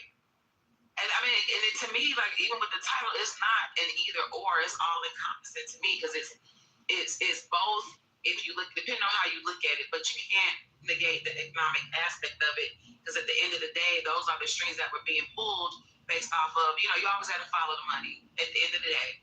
Whatever you're talking about, follow the money. Go ahead. I'm sorry. What ethnicity was not a slave historically? Which one? I'll wait. Well, for me personally, I focus on my own history because that's what impacts me directly. So all of those people would have to take the opportunity, like people in the United States are doing, and speak on their history the way a lot of. But I was asking, as a body, which ethnicity did not get enslaved? Everybody did. Okay, well let's re-ask who all did get enslaved then. Name everybody that got enslaved, historically speaking. I'm not giving the history lesson. I'm asking you. Well, why would you ask me and I can't ask you? I'm putting it back on you. Yeah, right. You're not answering. If I tell you that, so you don't have an answer that directly affects my history and my particular bloodline here on these lands where I still reside. Why would you want me to give you a global history lesson about slavery of all peoples around the world, but you have nothing to say? I have everything. You have no answers. Yeah, I do. Well, I'm asking you to say it. Go ahead. Well, shut up. Yeah. I am damned listening to this shit. I have a blended family. We all have a blended family. Name one we that doesn't. Don't have a blended family. I do. You yourself. I guarantee you have cross blood. I promise you do. Okay, well tell me my bloodline then, since you know me so well. What am I mixed with? I don't give a fuck. I'm not gonna lie. You're showing it. You're showing it. You're showing it. What aboutism? I think it's a fair question to ask. Like, everybody has been oppressed. I mean, we're probably one of the last to go through this, and it seems like we're not getting over the hump, which everybody else did. Nah, bro, there's modern slaves right now, bro. Absolutely. Actually, Miss, listen, I mean, you doing those over talking, I'm not gonna do it. Because I'm gonna just shut up. All right. But what I'm saying is everybody, okay, cool. Everybody, listen, it's just a fair question. If somebody asks you this, it's kind of fair to just answer the question instead of just like trying to fight with people. You know what I'm saying? That's all I'm saying. Because I'm just trying to listen. If I said that I got hit by a car, am I supposed to give you all the statistics about everybody around the world that got hit by a car? Be for real. All right, miss, you know what? Just forget it. I'm good. I don't want to go. Because why, when a Miss Kim talking about American history, I'm not trying to, bro. I'm not trying to come at her. I'm not trying to come at her. I'm just trying to. I'm a listener, right? And I'm just trying to get like conversation going. But if it's just like, if somebody asks you a question, just answer the shit and then just be okay. I know, but she asked Karen that question and Karen ain't answered. All right, so I think both of them should be answering the questions. But it's like, when this is, if it's Q and if this is a Q and Q or Q and A. Throwing Q in the crowd and the dog bark. Yeah, you're a bro. You people need to listen. Have a conversation. It's that simple. All right, go ahead. Speak your mind then. What you got to say? I want to hear her answer his question.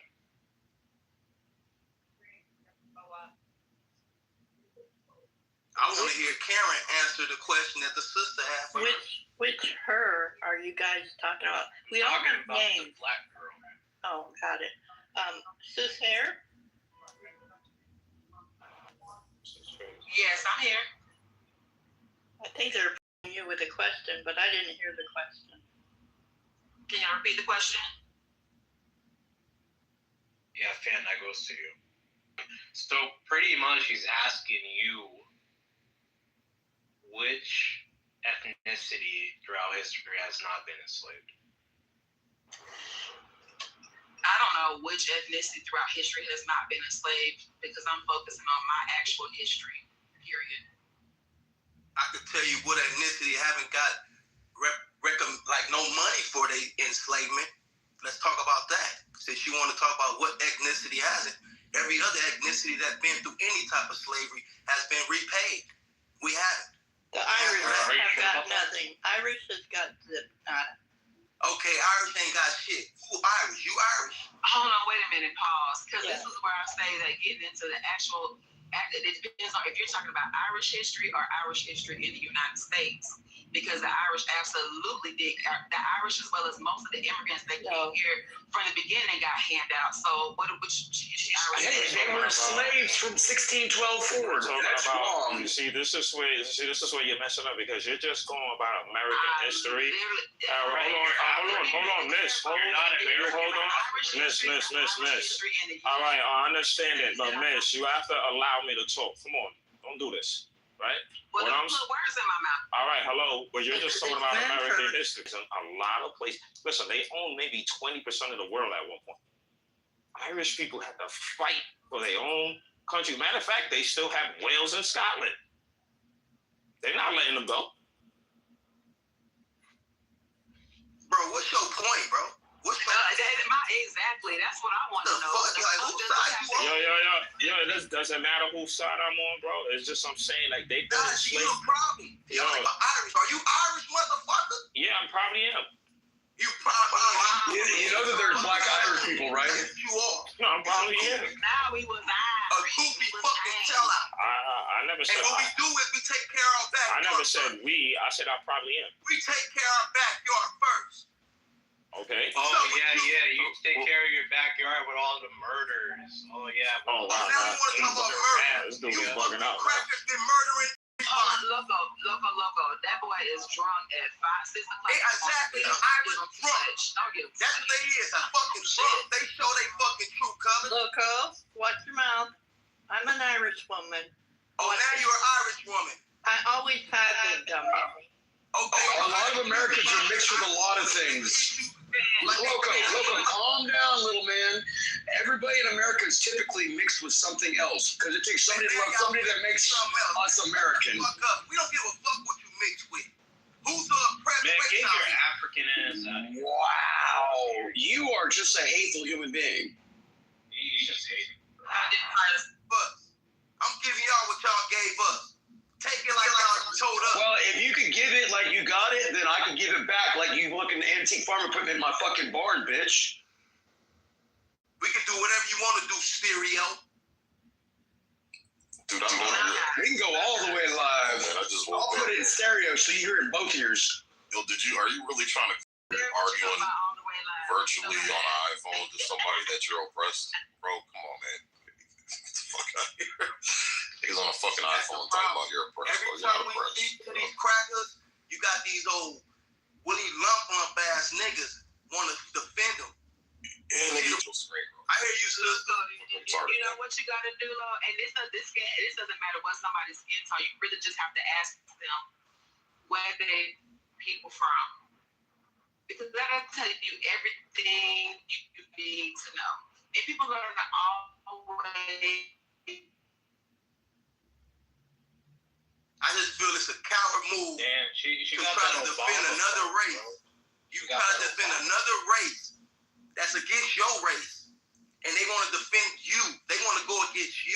That's a shame. That's Sig, do you think that I'm trying to go against you because of the way I look? If you walk into a room shouting and screaming like a crazy man like you are now, I can see why people don't like you. They're against you, not the race. You, bro. You're a weirdo. That's what it is. I wouldn't give a fuck what they against. I'll take their ass out just like I clearly you do because you're the one crying about being oppressed. So you do care. What the fuck, man? Pick one. So what do you care about? Pick one. What do you care about? What I care about is getting some sleep and some crazy dude screaming about how he's oppressed and he's yelling at somebody on the iPhone. Go to sleep. Get off the fucking mic, crazy, man. Fucking crazy, bro. Fucking coward. All right, I'll be crazy. Insane. Dude, you're the one crying about being oppressed in 2025. Coward to the cracker. You a coward to a cracker. You have $1,000 computer and you're being oppressed on a fucking iPhone, screaming at virtual people. You okay with being oppressed? You're a fucking coward. Screaming at virtual people that can't do shit a retard, bro. This is why people don't like. Now you're using the R word? This is R word. Now to all the years people old? who have kids on here that may be under that, Are we I apologize on his dumb ass behalf. Are we 2 years Now old? you're What's using the the R R word? What's ridiculous? So that's what we doing? It's like I said, he's a fucking coward. Bro, you sound like a fucking retard. Shut the fuck up. Y'all all use the R word. Y'all realize that we have kids who suffering from that. Bro, oh, you're the one that made the crack baby. It's not my fault you made him retarded with your crack use. Now, see, I hope y'all listen to these people y'all defending. All right, you can sit in the fucking kitchen, bro. I ain't got time to hear all that shouting. It's fucking dumb, dude. What a fucking idiot. Jesus Christ. It literally was a great conversation about morality and economics. Dude, all these charismatic ass niggas will walk in yelling, shouting, and screaming, and then wonder why people hate them. And then they want to say, oh, you hate our race. No, they hate you, nigga, because you're a fucking retard, bro. That's what it is.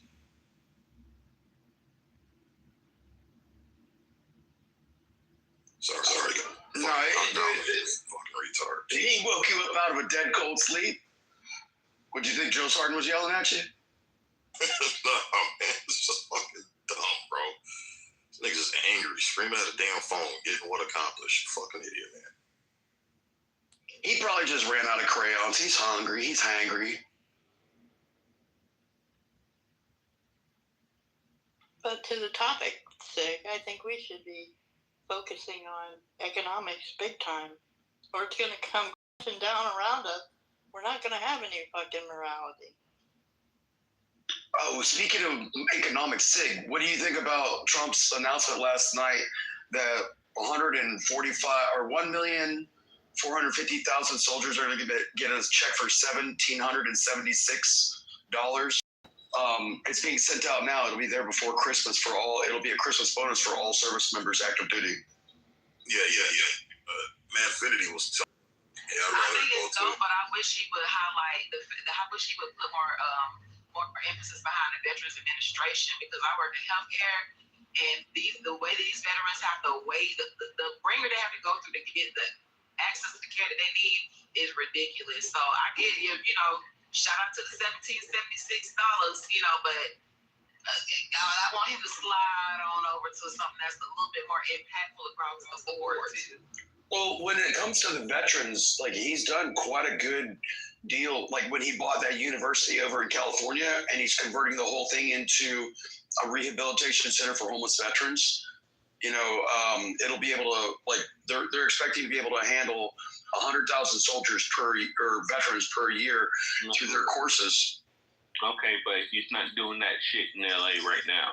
Like, it's the thousands of. Easier said than done, because a lot of veterans don't want to come out of the streets. I mean, I still go out in the woods because I know 4 veterans that stay like probably 45 minutes out in the woods, and I have to carry a big old rucksack with supplies out to them. And dude, like, they live in tents, and then like I'll find their old spot, and then I have to go find because they don't people. Like, agoraphobia is a real fucking thing. I had a fear of crowds when I got back, so I understand it. But you need to get the fuck off the street, and so I can walk around and shit, dude. Like, it's just not fucking right. Bro, you can't say it like that. Come on now. It's not that cut and dry. It's not that cut and dry, but you know what? You kicking tents left and right like that. Damn. That's just like in your downtown area. that's everywhere. Lower Canyon, the fucking valley, everywhere, dude. Like, I mean, they just need to get off the streets, give them a home, something. That's because your governor screwed up the money that they were given, and they've laundered it to who knows fucking where. Where you live, Stereo? I live in Georgia. Well, you live in Georgia. Y'all even got the worst motherfucking shit. Matter of fact, y'all got the worst. What, Atlanta? Atlanta's not Georgia. That's New York of the South. No, Atlanta fucking is the worst ever, too, dude. Y'all got homeless people left and right over there. Yeah, there's plenty of work to go around here right now. Like, y'all need to get that shit straight, too, dude. Like, I tell you, I need a motherfucking tighten up, man. Me? Why do I need to tighten up? I'm retired. Because you probably one of them that's on the street, ain't you? My house is paid for. Well, then I don't even have a mortgage. Well, at least you have a deal. Fuck, y'all motherfuckers shit. Y'all funny, real. Homeless people, I swear to God, dude. Well, you got 3.5 million people in Atlanta metro area, and then the rest of the state has 3.5 million people because we have a population of just over 7 million. We got 1 billion people in LA. And you got a shitty governor that doesn't know how to be fiscally responsible. Yeah, governor too. So what? Can't be that bad. Question about LA. Bruce, you're out that way, right? Oh my God, yeah. About, I bless your heart. That's all I can say because I don't know if they saw that Atlanta too, but Atlanta sucks. Atlanta really sucks. what did you guys take away? Oh shit, hold on. Say that again? What did you guys, can you hear me now? I'm sorry, I'm in the backwoods. In Atlanta, yeah, of course. Think I'm driving. I'm driving in Tennessee right now, but I'm based out of Oh, yeah, that's even worse. Go ahead. I was gonna ask, do you remember? This was probably like 2 years ago, I think. Remember when President Xi Jinping, or how do you say his name, from China came? Yeah. Xi Jinping. And Gavin. No. Let her talk to me. I'm sorry, I said it wrong. I promise I wasn't being petty. I said it wrong. My bad. Yeah, but him. And Gavin Newsom basically like rolled out the red carpet. He swept up all the homeless people off the street, moved them out the way. Like for a minute. Yeah, for like 2 seconds. Yeah. Just while the Chinese president was there. How did y'all respond in the city? How did y'all respond to that? And what has been the outcome? Nothing. If there's a noticeable one. No, nothing, dude. Like that. I mean, yes. Thank you. I wish it was something big about that. No, it's nothing. These people ain't doing shit. And the only reason why I asked was because the conversation was about tariffs and stuff like that. It was like about and in my mind, I was like, oh, they probably set up some kind of deal or some shit out there in LA with the president. Okay, No, it's been bullshit. You know what? I'm gonna start showing and posting stuff. That's what I'm gonna start doing and letting everybody see this shit because people don't believe you. Like, well, person, I'm like, all right, like seriously, man. I mean, I can't support fucking homeless by myself. Just can't do that shit, dude. And I feel bad for them, but at the same time, like I said, I know how that shit is, but. Nigga, like, god damn, man. There's a lot of these motherfuckers out here, man. It's crazy. And y'all imported homeless because, like in California, if you were homeless, you could register with the state and you get a check for $600 being homeless in a state where it doesn't really get that cold. And if you're homeless and you're on the street, $600 a month is pretty much your food and your drug addiction. Drug addiction, period. That's all it is. Let's be honest. It's drug addiction. So let's be honest. All the way, 100%. They're on drugs. The whole thing is like get them off the street to a point, or put them in a park or something like that where they can do their drugs or whatever. They're not gonna get off that shit, dude. And it's just the whole point is like. America's like,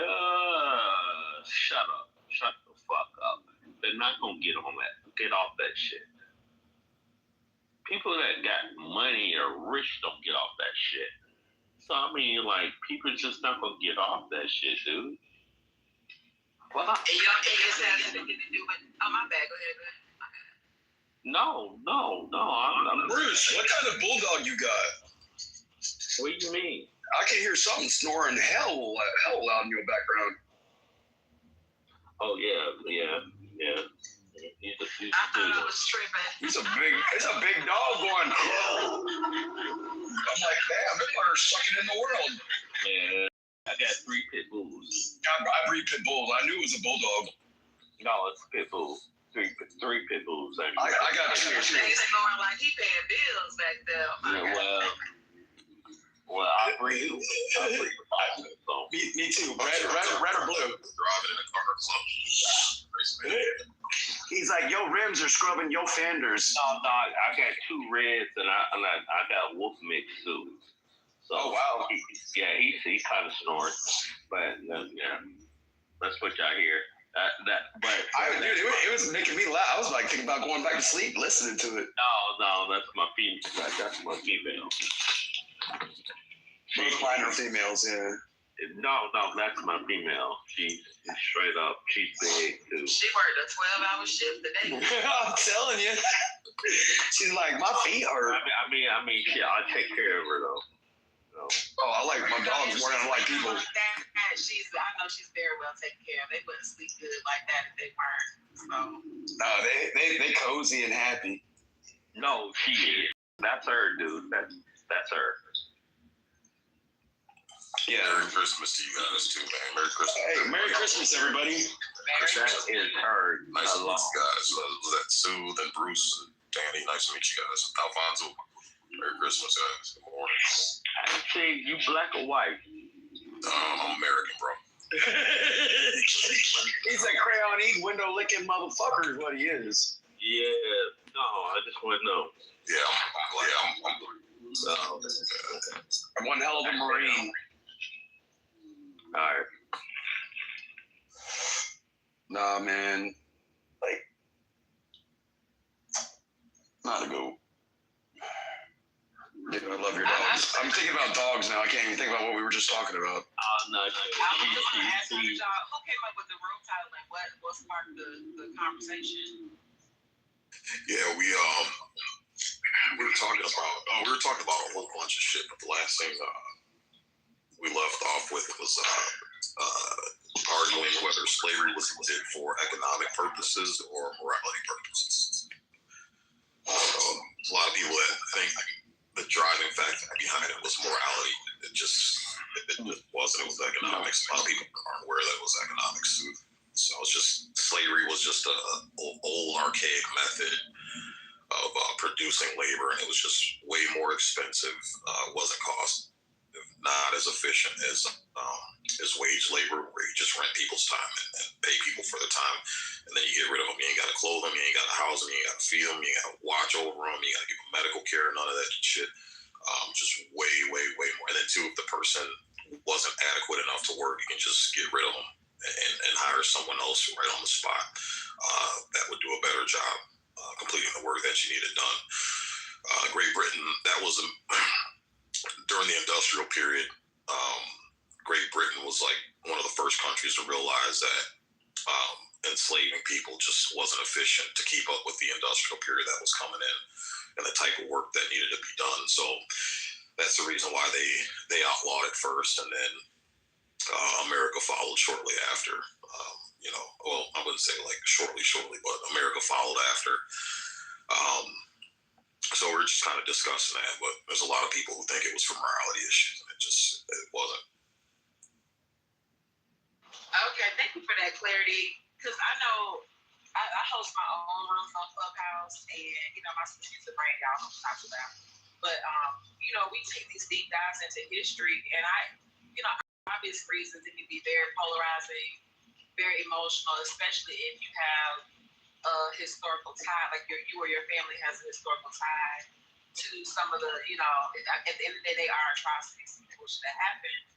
But for somebody like me, I'm always like, I can kind of flip the switch and kind of come from an objective standpoint of looking at it which is hard to have conversations like that. So that's why I was curious, because to me it feels like it kind of opens up a broader perspective, especially from someone who has that historically documented in my family.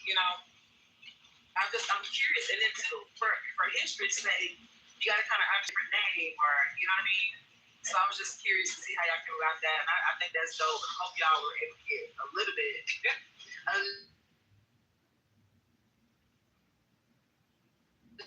Listen to this.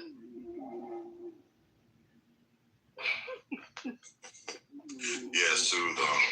It's just when you have these conversations, man, you gotta. The nut jobs that were on stage a few minutes ago, just yelling and screaming and angry at the world for whatever reason. Those are the type of people you can't have a conversation with. They get it. They get too wrapped up in it, man. I don't know, but yeah, it's a good topic. I didn't learn about it until a few years ago. I always was under the impression it was for morality reasons, but I was like, oh shit, okay, yeah, this kind of does make sense, And then two, it's like, yeah, you got to figure if it was for morality reasons, we're talking about chattel slavery in the United States. Once the blacks were freed and slavery was ended, you wouldn't have to go through Jim Crow laws and separate but equal and all this other fucking bullshit. All the racist laws that were still in effect that were morally wrong and directed, towards black people. So if it was about morality, it would have been like, yo, slavery's ended and we're going to, give blacks equal rights, equal access to everything. We're going to outlaw the mistreatment of blacks simply because of skin color. That shit didn't come till 100 years later. So yeah, this is a good conversation. Can I say something? Yeah. What's going on, Alfonso? Good morning to you. Merry Christmas. How you doing? Okay, when people say that separate but equal was, I guess you'd say, immoral or some type of unfair doctrine, and again, it started off rough. It was an arduous process or journey in separate but equal. But I think the separate but equal, that really kind of was the best thing for the development of the people that did want a separate identity, so to speak. So I think that people, they kind of go back in history and they look and see who the leaders were and what was the dominant mindset. Is that the people? Because I'll just say that as far as the people wanted a separate culture, that was the best thing on the table, so to speak, at that time. What about nowadays? You think that's best for today? A good prescription for today, Alfonso? Well, I think that the quote unquote equality thing is a failure. I think that you can't have equal people without equal responsibility.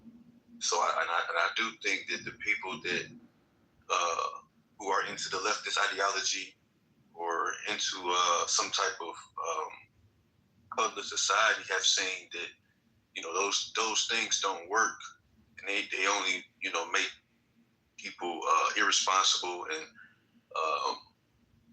entitled to things that that their culture maybe doesn't produce on its own. I do think that though.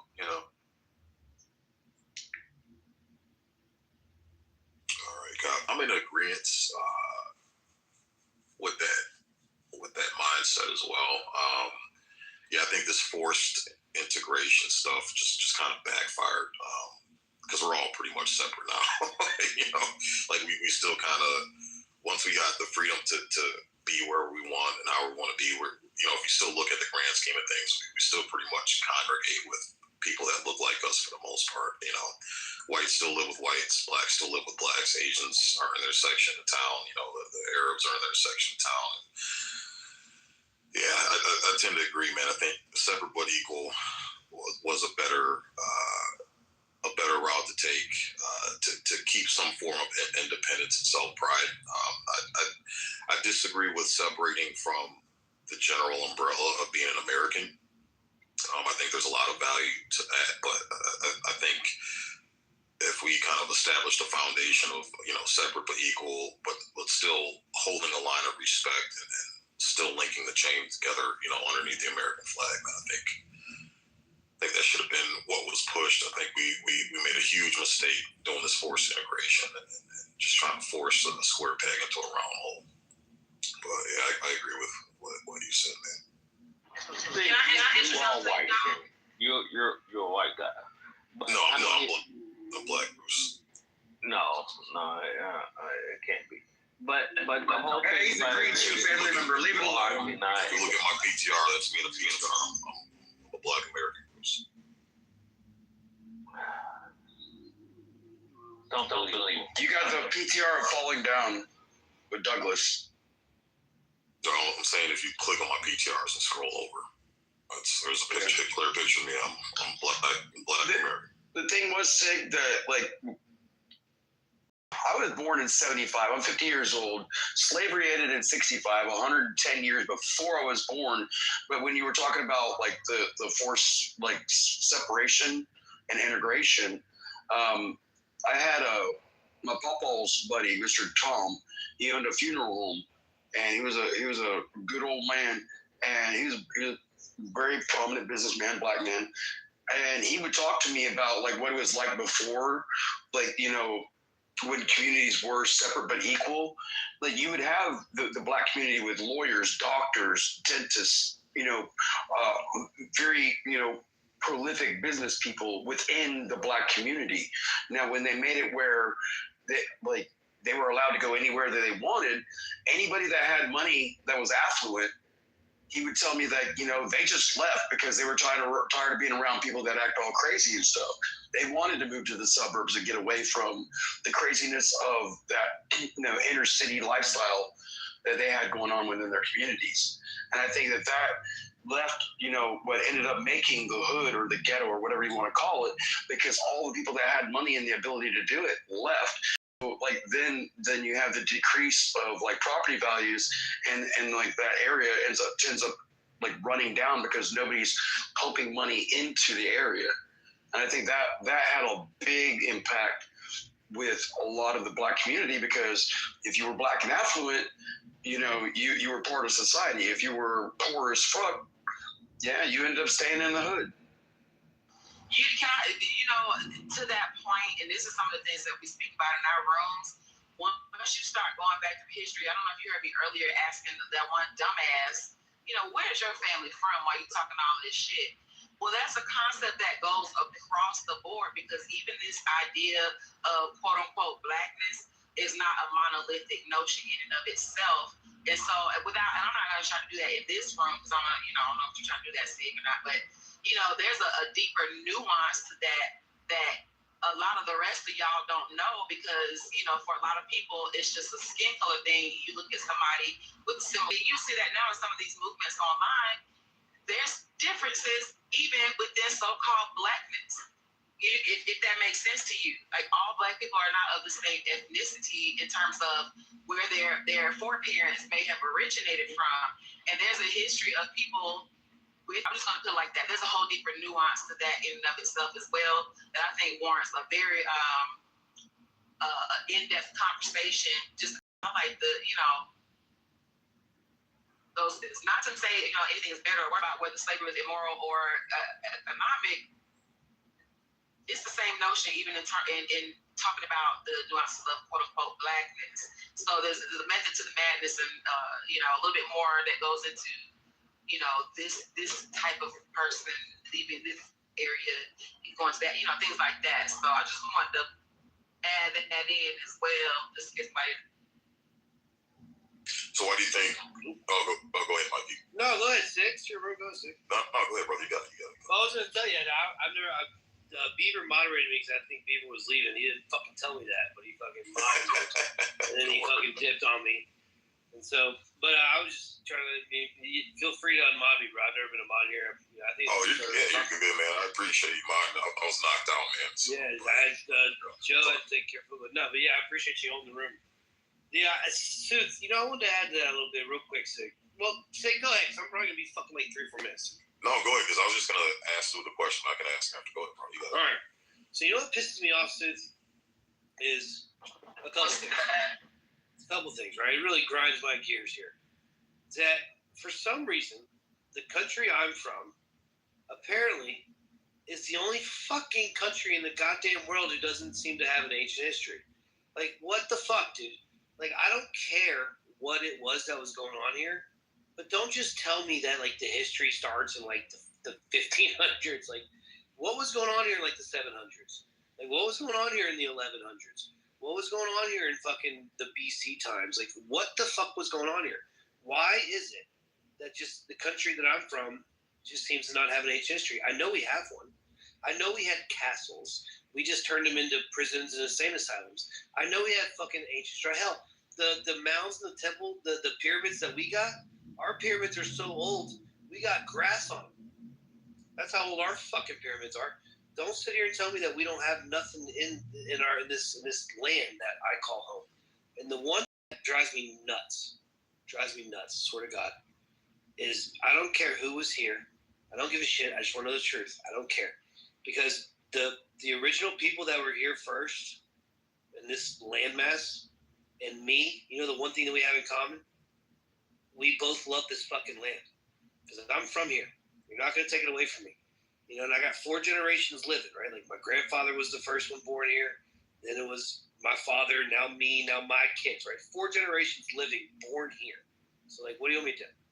So, but it does drive me nuts. It's like, what was going on here? Let's talk about it. Like, I don't care what it was. Just let's talk about it, you know? Why can't we? How much time you got, baby? How much time do you have? No, like, I could care less. Have you ever heard Dane Calloway? I have heard of Dane Calloway. I kind of onto his theory. I liked his theory that was all kind of told to us in reverse. Like, they were like quote unquote dark skinned people, black people, copper colored people, whatever. They left. They were here, left, and then generations and generations and generations later, maybe even hundreds and hundreds of years later, like left here. Like, think of like, imagine if like dark skinned people left the United States of America in like the 400s. The 500s, the 600s, like the 700s. And then they left and then were brought back in the 1600s. We're talking like hundreds and hundreds of years later, brought back as slaves, not knowing that, like, holy shit, this was our original land. You know what I mean? Like, that's why you heard like Malcolm X and Martin Luther King talking about held captive in their own land. It was like, holy shit. And if that's the truth, I'm down with that. I just want to know. But you're not going to sit here and tell me that, like, nothing was going on here. Like, get out of here. You know what I mean? I think we have the most ancient of histories.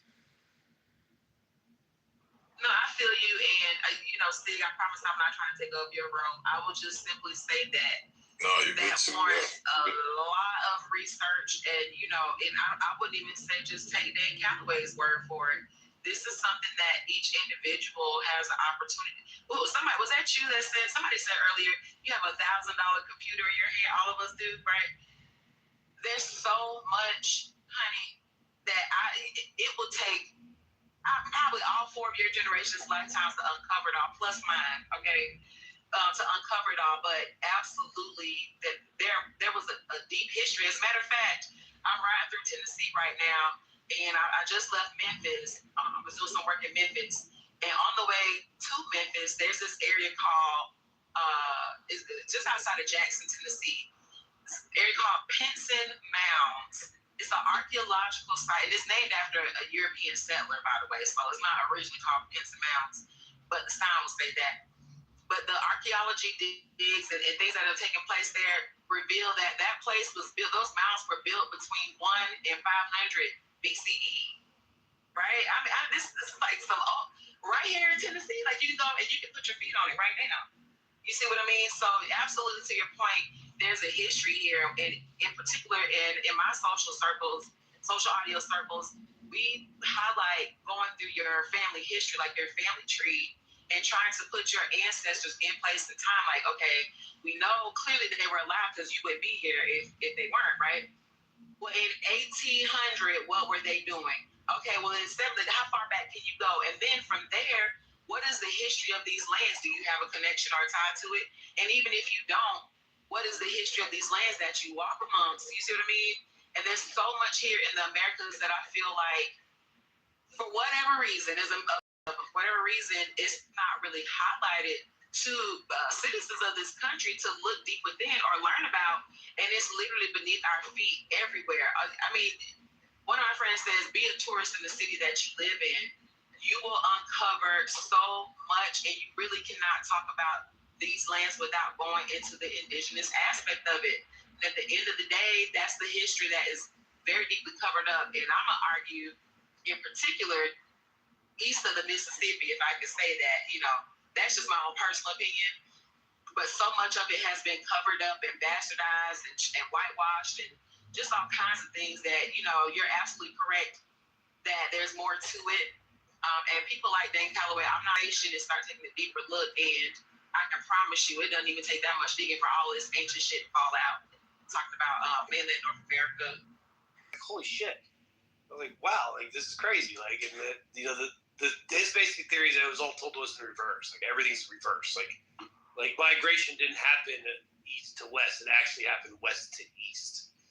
Like we had this landmass was the original landmass, and everyone went that way and then came back. It was wild, bro. And I was like, holy shit! Like this is nuts. And I don't think there's a war fought over it. Like I think that dark-skinned people, like this is what I swear to God, like I think this area of the world was dominated by dark-skinned people, and then like light-skinned people came around and they didn't even fight over it, like because dark-skinned people owned so much of the world. They like sold. They're like whatever here. And then they went and started the Musa dynasty and all this shit they did in Africa with Timbuktu and all that shit back in the day. It's like centuries and centuries and centuries ago. And they owned so much of it. They were like, whatever. And then it all kind of came back. Like it all kind of was. That's not what happened. Yeah, I need receipts. So much of American history is theoretical and it makes no sense. And maybes and it's and also there's also records housed in other countries, like in Britain, in England and in Spanish archives, things like that, because of the history that's interconnected from exploration and colonization and things. But you literally, at this point, we say, you know what, we're knocking everything off the table. We're knocking all of our understanding off the table, and we're going to look at what's archived. We're going to go back and we're going to look at these letters that were written and sent from here back to England or to Spain. We're going to look at the legislation that was written. We're going to look at we're going to look at the receipts. Because until you do that, everything is going to be a hypothetical, theoretical, somebody else's opinion. And for a lot of black people, and I'm using air quotes with black because that has a history. For a lot of black people, a lot of it is just that, it's theoretical. So now people are starting to look and see what's documented about their families, what ties they have to whatever area they've been in, and what can be proven. And so in those documents, there's a lot of stuff that's coming out that does not fit the historical narrative that's been told. So I can tell you that much at least. Well, yeah, like you said, like everything's on the table now. We know that we were lied to about for Columbus. Like we know that. Like they were told us Christopher Columbus founded the place. We know he didn't even step foot here. We know that. So now that we know they lied to us about that, they can lie to us about anything. So everything's on the table here. And let me just say this. This is the first thing, and this happened, like, I thought about this shit when I was a kid. It didn't make any sense. Which, if you guys look up the Louisiana Purchase, for those of you who don't know, I'm sure everybody in here knows about it. It's like the whole fucking middle of the country. It's like the biggest land purchase of all time. It's like literally enormous. It's the whole fucking middle of the country. The Louisiana Purchase was made in 1804, I think it is, or 1805. We bought it from France after fighting the British for the right to the fucking country. So here's the question that I can never get answered. Who the fuck did the French get it from?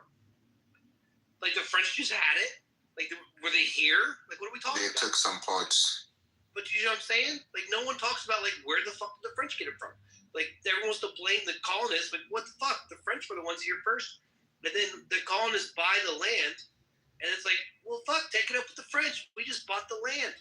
I don't know what the fuck you want us to do. That's a worthy rabbit hole for you. Oh, man. I encourage you. Like we bought it from Napoleon. Like the Napoleon. Isn't that crazy? Sorry, go ahead. Yeah, I just looked it up. Alaska was 536,000 acres that we got from Russia, and the Louisiana Purchase was 836,000 acres. So much bigger, almost 50% bigger. I think Alfonso, did you want to chime in? I know Philly's on stage. Kane, welcome, guys. Merry Christmas. What's up? Did you guys want to chime in? Alfonso, I think you came off the mic. You wanted to chime in. Well, no, I wanted to ask, okay, the people that question certain historical data in regards to, who dwelt in certain places. Okay, do people, do you think that maybe like DNA or archaeology, or I forget what the study of bones is called, like when they find ancient skeletons, and or anthropology. Yeah, anthropology, or differing ancient, maybe it'd be pottery, utensils that the people used to ancient foods of the Americans. Do you think that those things are false, or that they don't bear witness to the truth of who inhabited these lands before the Europeans came? No, I just think there's a lot of it that they won't let us know about. I think I think the Grand Canyon it was a civilization. It was like a whole city. I think those they don't know. Honestly, Alfonso, I think they just made this shit up. I swear to God. I think they just made this shit up. They had no fucking clue. They're like, what the fuck are these things? Like, what the fuck? What is this? What are these buildings? I don't think they built the fucking DC. I don't think they had anything to do with building the fucking the Congress building, the whatever. Have you seen that fucking thing? The fucking Congress building, it's fucking enormous, bro. You can't build no shit like that. I think they found all of it. Swear to God. They just made this shit up. Wait, what are you talking about? You know that all got burned down in the 1812 and it got rebuilt. The DC? Yeah. When the Canadians and the British came down in 1812, yeah. No, that's when it was like, no, they talk about the original White House. They burned Washington, D.C. to the floor. You're talking about the original White House. It was in, what was it called? That was the Stonewall Jackson. They did. They burned down the original White House. Remember we lost the portrait of George Washington or whatever? It was the White House that Gideon lived in, I think. No, I'm sorry. It was the White House that... There's a 50-year difference in that one. Yeah, no, about that. They burned down the Stonewall Jackson's... The White House that we know of today, that's new. Well, of course it's new. I mean, a lot of added amenities. Are y'all really in here fucking up goddamn American history? We're trying. God damn. We're trying our best, dude. I don't think we built any of the shit in DC, bro. Any of it. But that's it. Right? Look, the White House that exists today is built off the old framework of the old White House. All right, cool. But what you largely see now is new construction and new amenities, giving, security reasons and shit like that. What you see now, that shit is fairly new, contemporary. All of that shit. I mean, from the basement, all of that shit. The ballroom, all of that shit is fucking new. It's just built off. It's just an extension of the old framework of the old White House. Yeah, all right, so I looked it up. After the War of 1812, we had to rebuild the White House and the U.S. Capitol. We were rebuilt with newer structures emerging later. The Supreme Court building was done in 1935. The House and the Senate office buildings was done in the 20th century. So 19th and 20th century was where a lot of it was built. So the idea that you think we didn't do it, that's weird. I call bullshit. You can't look it up and prove me wrong? I can look up a bunch of shit, though. Can you prove me wrong, though, other than you just anecdotally saying that I'm wrong? That's not fair. That's not fair. You're operating from afar. Look up. I mean, are you saying that... Look, man, it's just my opinion. I'm not saying it's a popular opinion.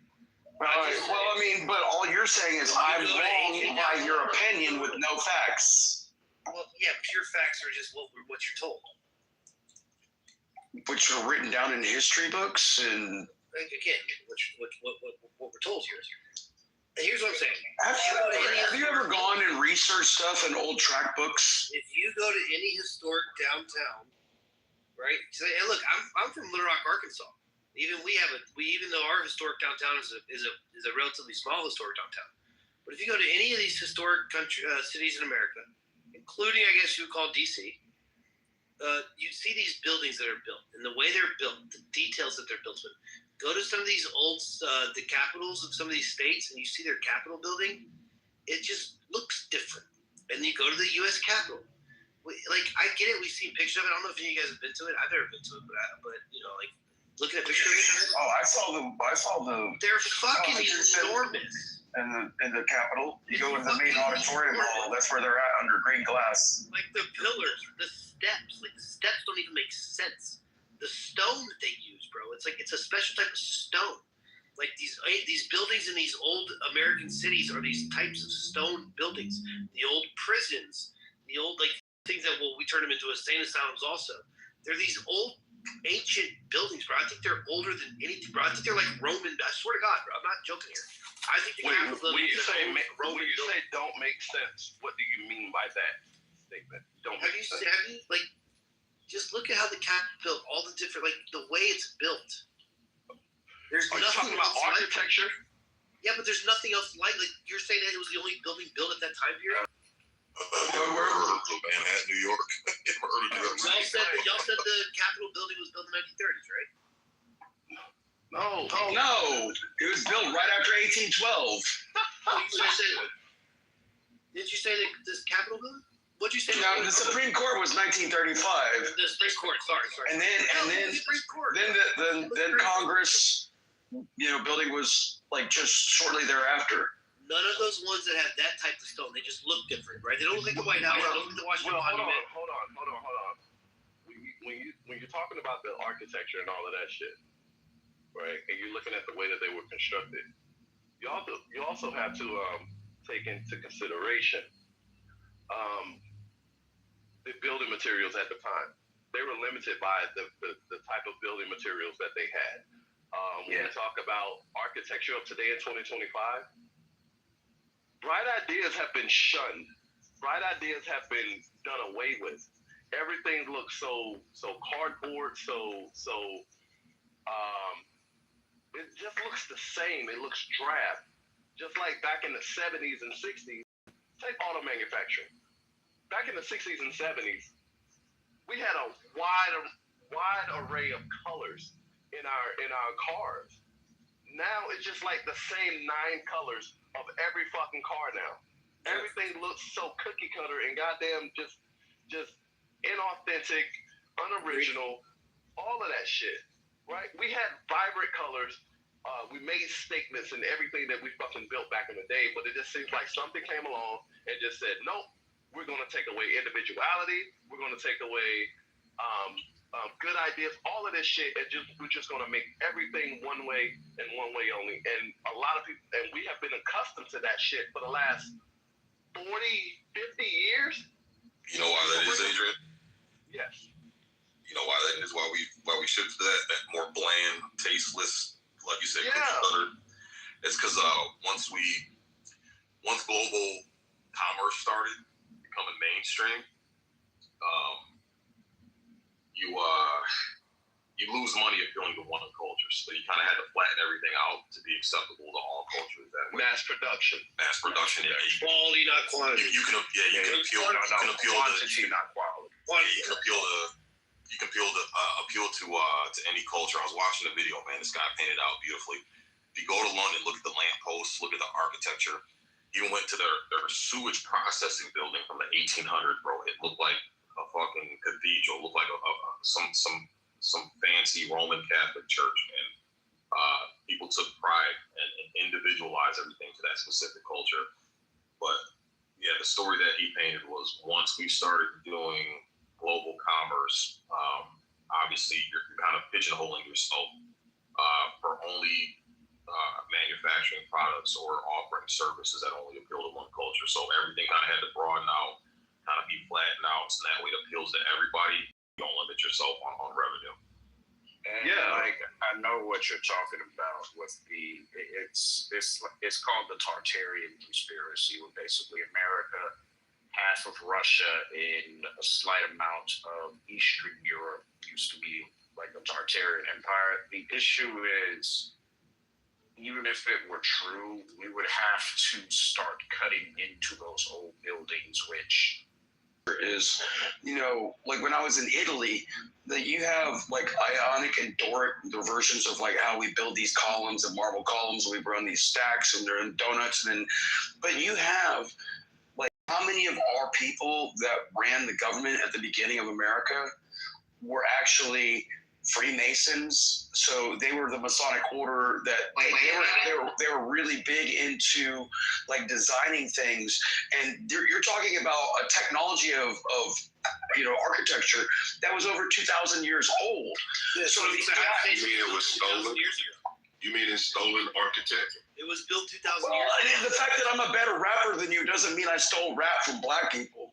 Well, if you're talking about Masonic history, and you know the story of Jubilum and Hiram Abiff, you know where the Masons got their knowledge from. So it's not that I'm a better rapper or the better singer. It's where I got it from. Algebra came from Iraq. What are you talking about? also what you're talking about is 4,700 years ago. Like you can't use that, dude. You really can't use that. I can't use the fact that I know that if I have the proper equipment. Stereo. I'm not talking about you. I'm saying what he's talking about with the whole, what he was referring to. That's well over 4,000 years ago. Like what does that have to do with today? Look, he's using Masonic history to justify something when you look at Masonic knowledge. Yes, where it came Masonic from. history. So what do you think you can't use 4,000 years ago? And it's not used today. They're not using the same science. Are you sure about that? It doesn't matter. It's 4,000 years ago. So you're saying the Masonic order does not survive today? Are you telling me? I'm asking you a question. Do you just like to talk, or do you want to answer questions and have a conversation? All right, hold on. Well, you're not answering any of mine. I did. What he's saying is this. Now, we all know the Masonic order, right, that you're talking about, Stereo. Yes, the shit kind of exists today.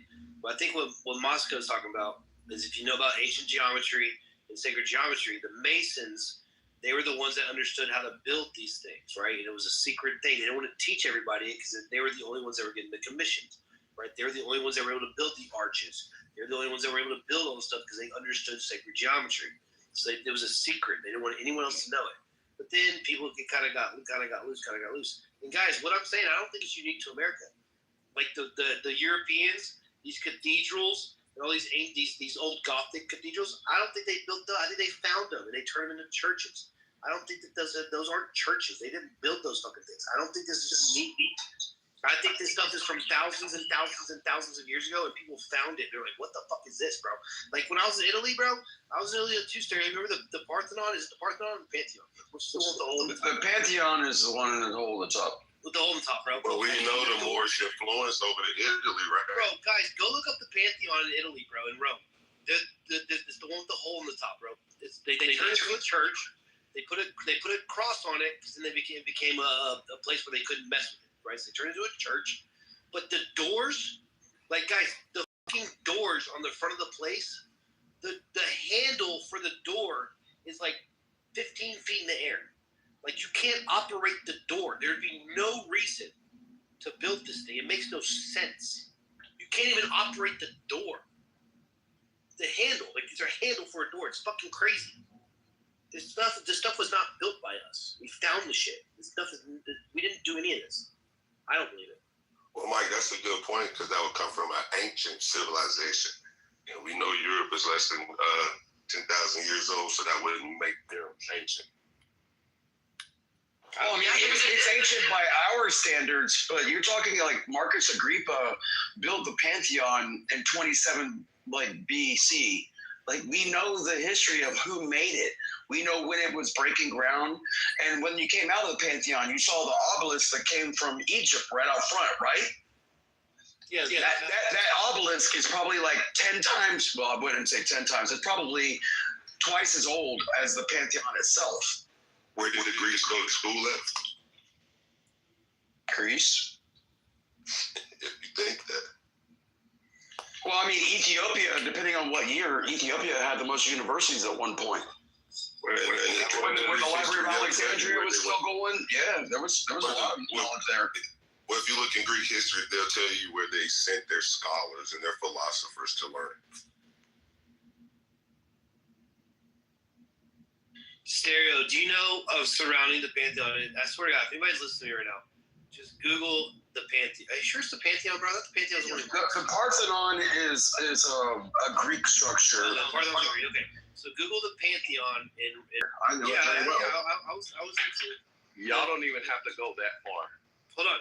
I just want to say this. Adrian, wait. I know. 10 seconds. Y'all don't even have to go that far. I just want to give you a little factoid. Y'all don't have to go that far to look at the Parthenon. You can literally just go to the University of Vanderbilt in Tennessee. Yeah, Tennessee's got one.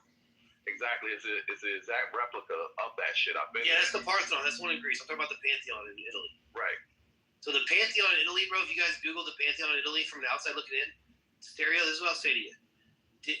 Did you see all, like, the shit that we built around the Pantheon? Like, all those fucking, like, little fucking apartments and shit that, like, we built? Just Google a picture of the Pantheon. There's a Pantheon, this ancient structure, and then all surrounding it is a bunch of fucking human-built fucking shit fucking houses. Let's see. The Nashville Parthenon was built in 1897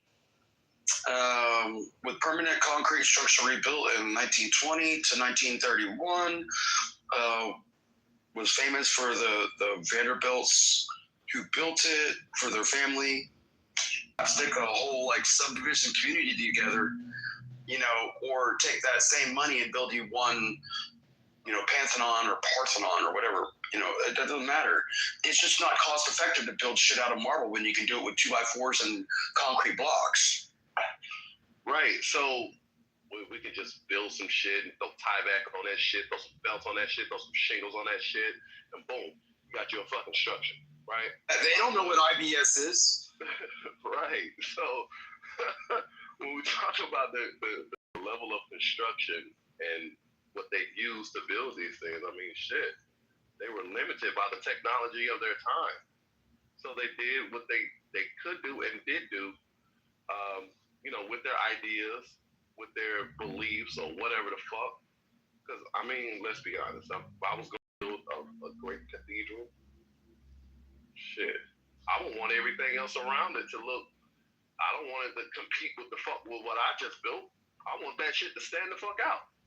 Are you going to build it out of toothpicks or are you going to build it out of marble? You see all those houses and structures that surround these great cathedrals just look so minuscule and just, you know, unimportant. It's like, duh, it's on purpose because I want this massive structure, this you know, this intellectual goddamn shit that I fucking built. I want that shit to stand the fuck out.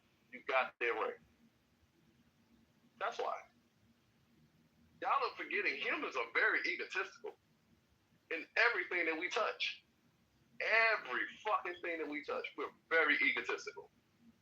We want that shit to be seen from the furthest of far and the highest of highs. Because we want to see the fuck out. Look, did you ever make it? I don't know who was saying that they went to Rome. Did you ever make it to Florence and go see the church there? It's the largest single dome that's ever been constructed by man with bricks as a freestanding, free-floating by the Medici family. Like, do you think that they found it or did they build it?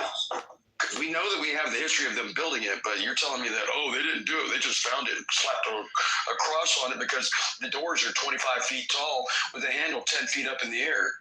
No, the doors in that church, the doors in Florence aren't that big. When the Cathedral of Notre Dame was burned to the ground. Oh, fuck, that was sad. Does anybody know how they rebuilt it? Using old techniques? No. How?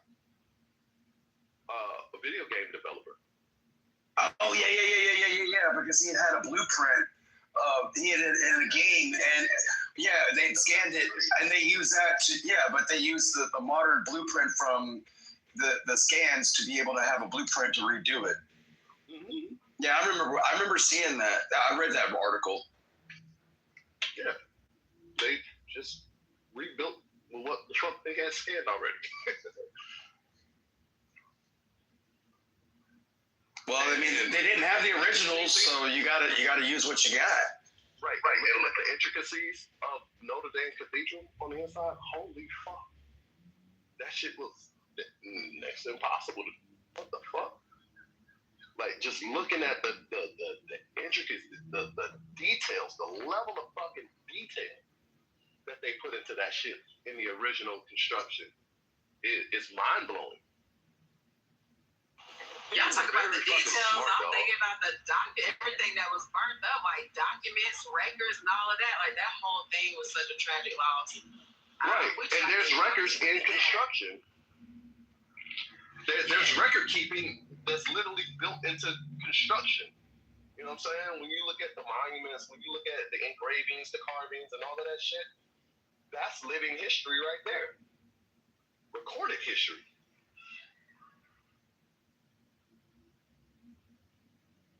And honestly, that's kind of one of the reasons why I'm not one of those ones that get excited about, stuff like that happening. Even if I'm not saying specifically about Notre Dame, but like in general, just because of the history that's housed there, regardless of how you feel about it, it's actual history.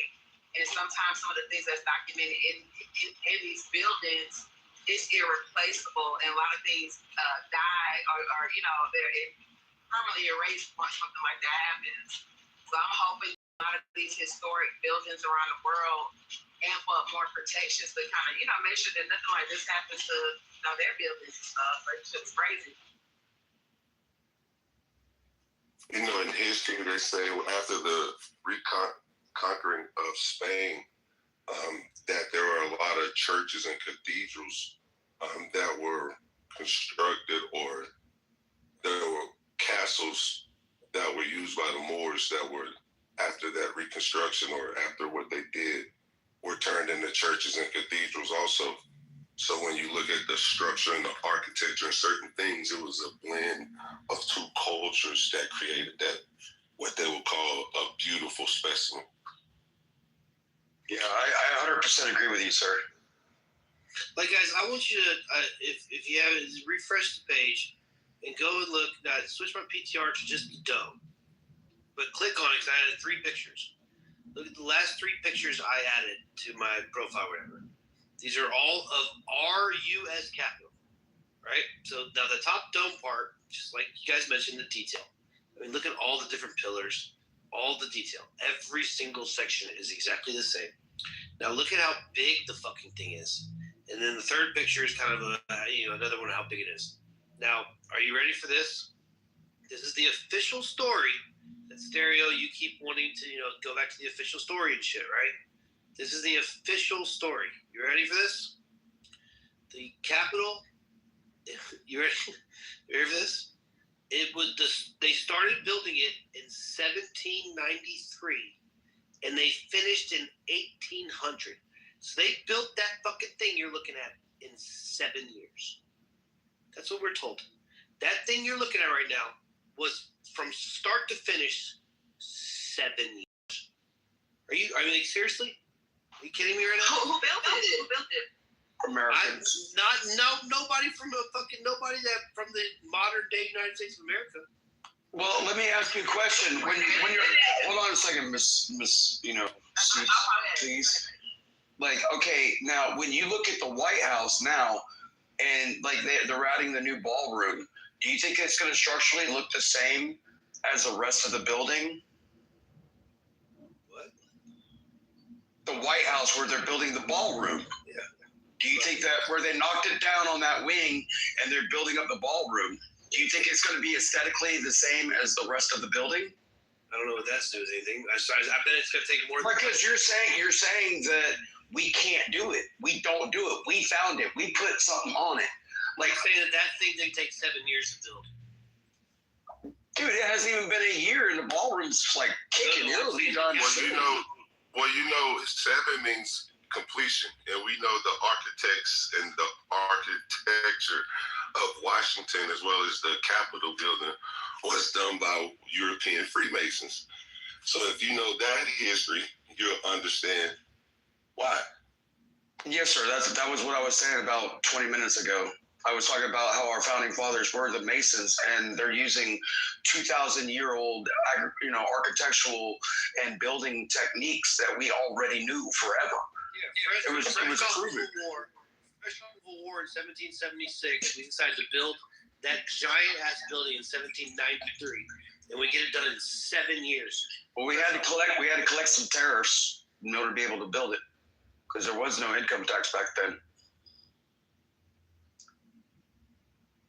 Yeah, but you got to realize the rest of Washington, D.C. wasn't all those opulent buildings. They were like, 2-story, what you would consider like a Victorian style with maybe a small front porch. Or if you had good money, you had a wraparound porch. Like, the rest of the city didn't look like all the other buildings.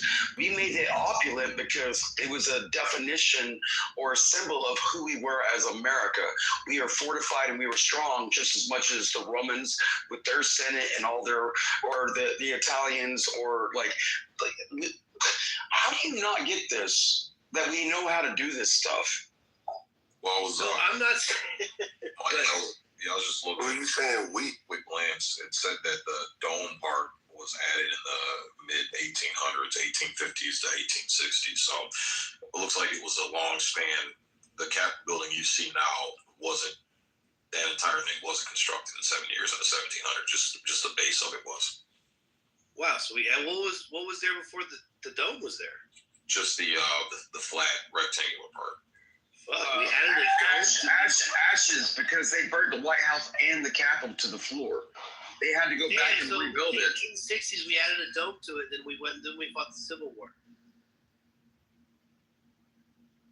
Yeah, I'm looking here. It says that the first cornerstone laying was by George Washington in 1793. Then the first wing was ready by 1800. So after being burned by the British in 1814, it was rebuilt and expanded with the brand new dome completed in 1868, giving the appearance we know today. I just don't think why do you think that we don't have the intelligence or the technology to be able to do that? I never said that. Then why are you dismissing my point? Because you've not brought any facts other than like you're lying to me. Yeah, I just don't believe it. I don't. Dude, look, man. Call me skeptical. Call me whatever you want. Like, I don't think the Egyptians built the pyramids. I don't think they had anything to do with the pyramids. I don't think they had no fucking clue what that was. If you, like I said, go to Google again. If you Google the Great Pyramids of Egypt, you'll see these 3 little tiny pyramids in front of the 3 big ones. There's 3. I know Giza. I don't need you to tell me. Hold on, the pyramids. There's these 3 little tiny pyramids. I think those 3 little tiny pyramids. That was the Egyptians. They were like, what the fuck? Like, how the fuck they built this? When Napoleon found the Sphinx was buried in sand up to his nose. They had to dig out the Sphinx, which means that when Napoleon found the Sphinx, half the pyramid was fucking buried in sand. I think the pyramids used to be underwater. There's no pharaohs buried in the pyramids. There's no kings buried in the pyramids. They're all buried in the Valley of the Kings. The Library of Alexandria wasn't anywhere near the fucking the Pyramid of Giza. Giza's right next to a fucking highway now. And I think the Library of Alexandria was never burnt down. It was moved to the Vatican. Do you know the Vatican archive is 52 miles long? Think about that. Before I showed up, I got permission to go into the catacombs. No shit. Why do you think they shot the nose? It takes 2 years to approval. How the fuck? 2 years? Damn. It takes 2 weeks. Why do you think they damaged all the statues when Napoleon got there, shot their noses and their lips and their ears off of them? Why not, right? Because it showed them to look like they were Olmecs, like with the wide nose and the flat bridge. Why the sign? Because, like, white supremacy or white privilege. Why not? I mean, think about it. I'm not being a dick there. I'm saying, seriously, like, think about it. Like, why the fuck? Yo, that's crazy. No, Stereo, can you tell us about your experience going into the Capitol? You said you went to the Vatican? Yes, and I didn't know that I couldn't wear shorts, so I had to go run across from the street, and I had to buy a pair of pants on the side of the road from somebody. Was this just a tourist kind of thing, or like makes you have a? Well, if you're going to go to the Vatican, you can get a tour of the catacombs, but you have to apply for it. And back in 2004, it took 2 weeks. I don't know. It might take longer now. You know, the world has changed in 21 years. I'm sure. I just want to be nosy, just, you know, on my little conspiracy theory side. I saw a bunch of like a casket sitting on this shelf, and we went through this one area, and then we ended up in this place that looked like a big underground library. And like when you said like the Library of Alexandria got moved to the Vatican, I wasn't disagreeing because I saw some shit that. But it was a very low security tour. It like the amount of like what you could have gone and done. I could have probably stayed down there from as much as I could tell about it. I could have explored for like a month and only seen like 50% of it. Bro, it's 52 miles.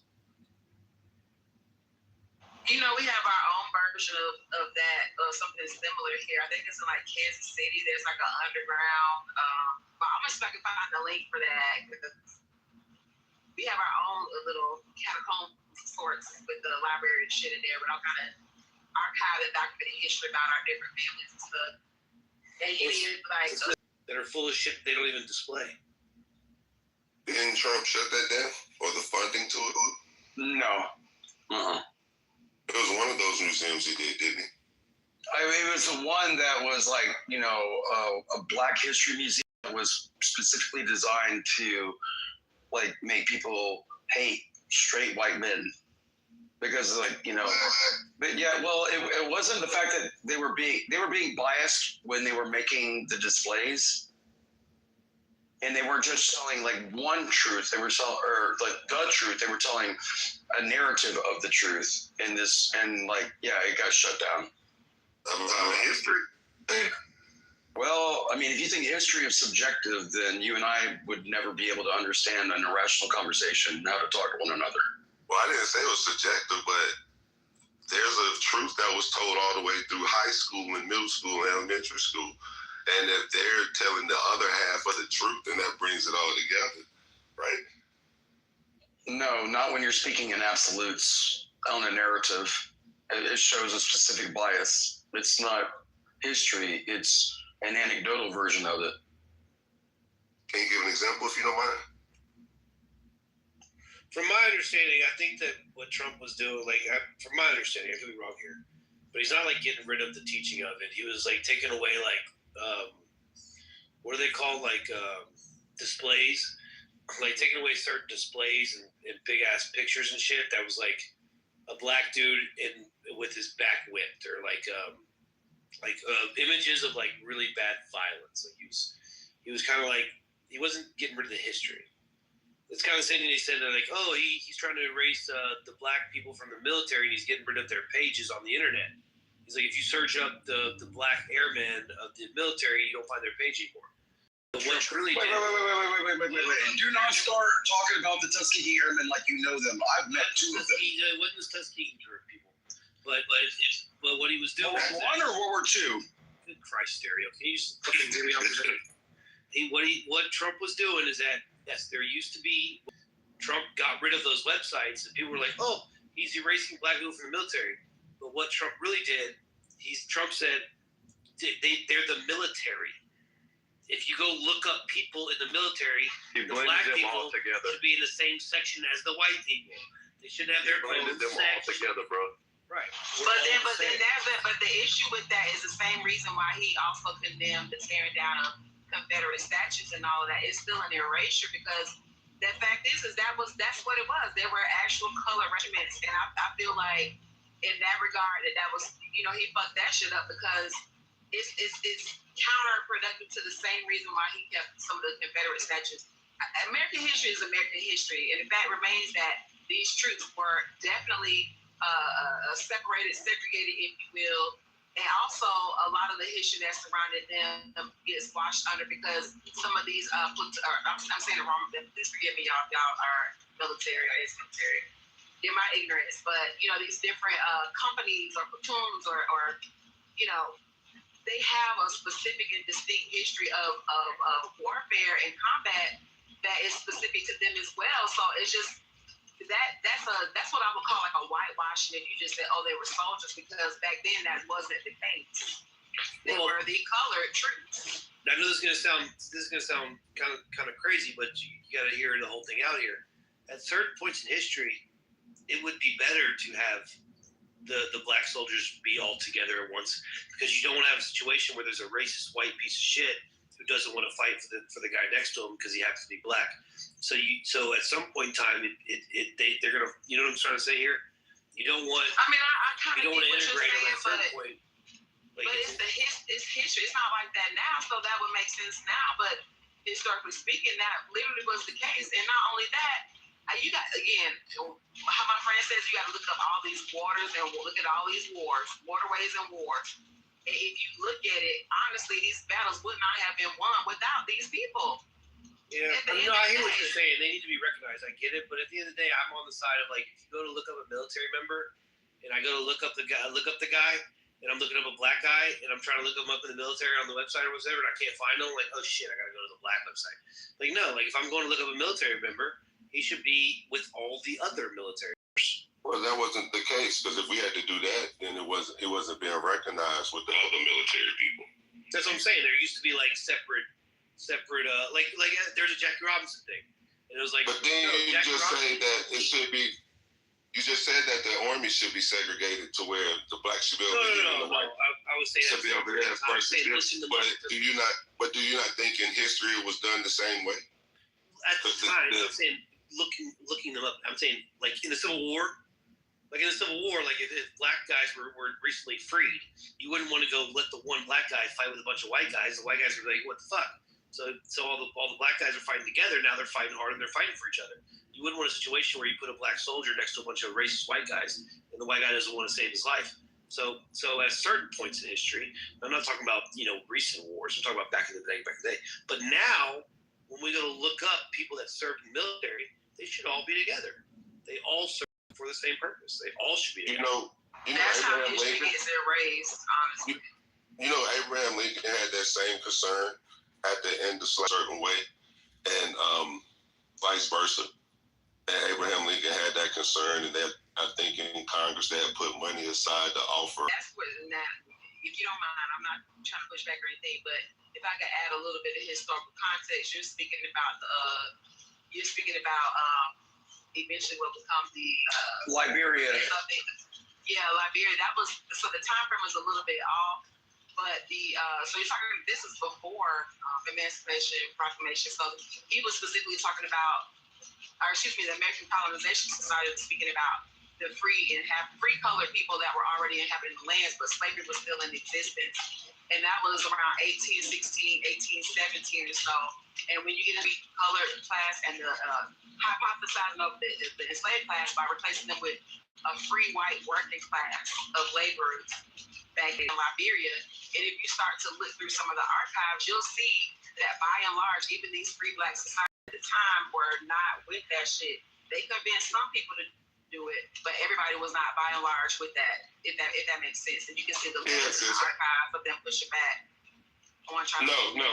What I was speaking about, not to send them back to Africa, but they had lands put aside. It was during the the Freedmen's Bureau, the freedmen and abandoned lands, when they was trying to put people into the swamps and different things like that. So it was abandoned land that they said that they were trying to put or allow for free blacks to go. And again, that's when they came around with the reparations for the white slave owners for the land as well. But I do understand what you're saying, beloved. What time frame? What time frame are we talking? Because I'm a little confused. You talking about emancipation, 1860s, or just so I'm following you? What you talking about? It was during that time. Oh, okay, that's probably then. Yeah, I'm about 50 years prior. I'm in like the 18th, so my bad. So no, beloved. You're in there because it's you're talking about 1865, 40 acres of mule under General Sherman, but then the president knocked that was a field measure, because that wasn't put in it was the war measure, because he gave. Yes, sir. That's why people are still looking for that 40 acres and a mule today, but it wasn't put in the law.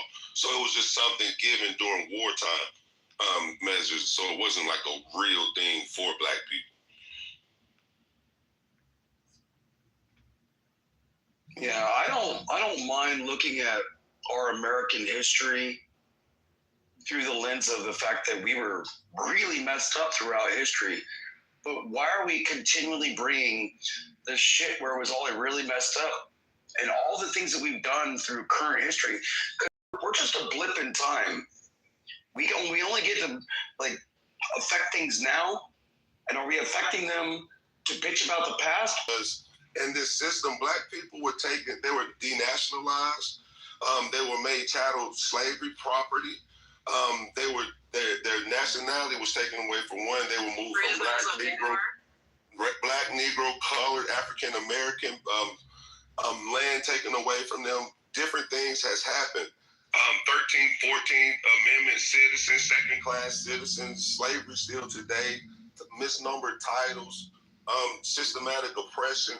If you don't look back in history at what happened and what it did, and if we're still in the same situation today with the slavery by another thing, how do you take accountability and make sure it don't happen again, like the sister was saying? Well, there's a difference, Moscow, of keeping the past in your rear view to not fuck up again, and then using it as an excuse to hate other people and try to give free shit. There's a difference. And I think people are sick of using it as an excuse to hate other people and try to get free shit out of them. That's what people aren't going for. I think that's a good point. But I got one more thing, and I'll leave it at this. Okay. That's a good point where you was talking about. That was a good. Yeah, I appreciate that, man. Hey, Sig, that's a good point that you made. But when you're dealing with the United States and the property that they make with the people looking for free shit, you know that parents are called custodial parents. They're not called real parents. So if you're temporary parents, that means you're ownership, that someone is in ownership of you. So if the United States own you, you're not looking for free shit. If they taken away from you and taking the ability for you to gain these things on your own, that's not looking for free shit. And when you're talking about people that's looking for free shit, there's one side that's looking for more free shit than the other side, if they had the ability to do these things for themselves. You get what I'm saying? So I don't think that's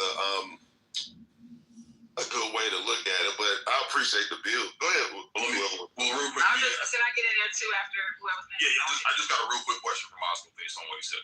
So, Moscow, are you saying that the people now don't have the ability to build? Well, there's a thing that people are dealing with called systematic oppression also. On these applications, they ask for your race if it didn't matter. So if they were asking for your race or your identity like that, it should matter in a stance, as well as dealing with law also.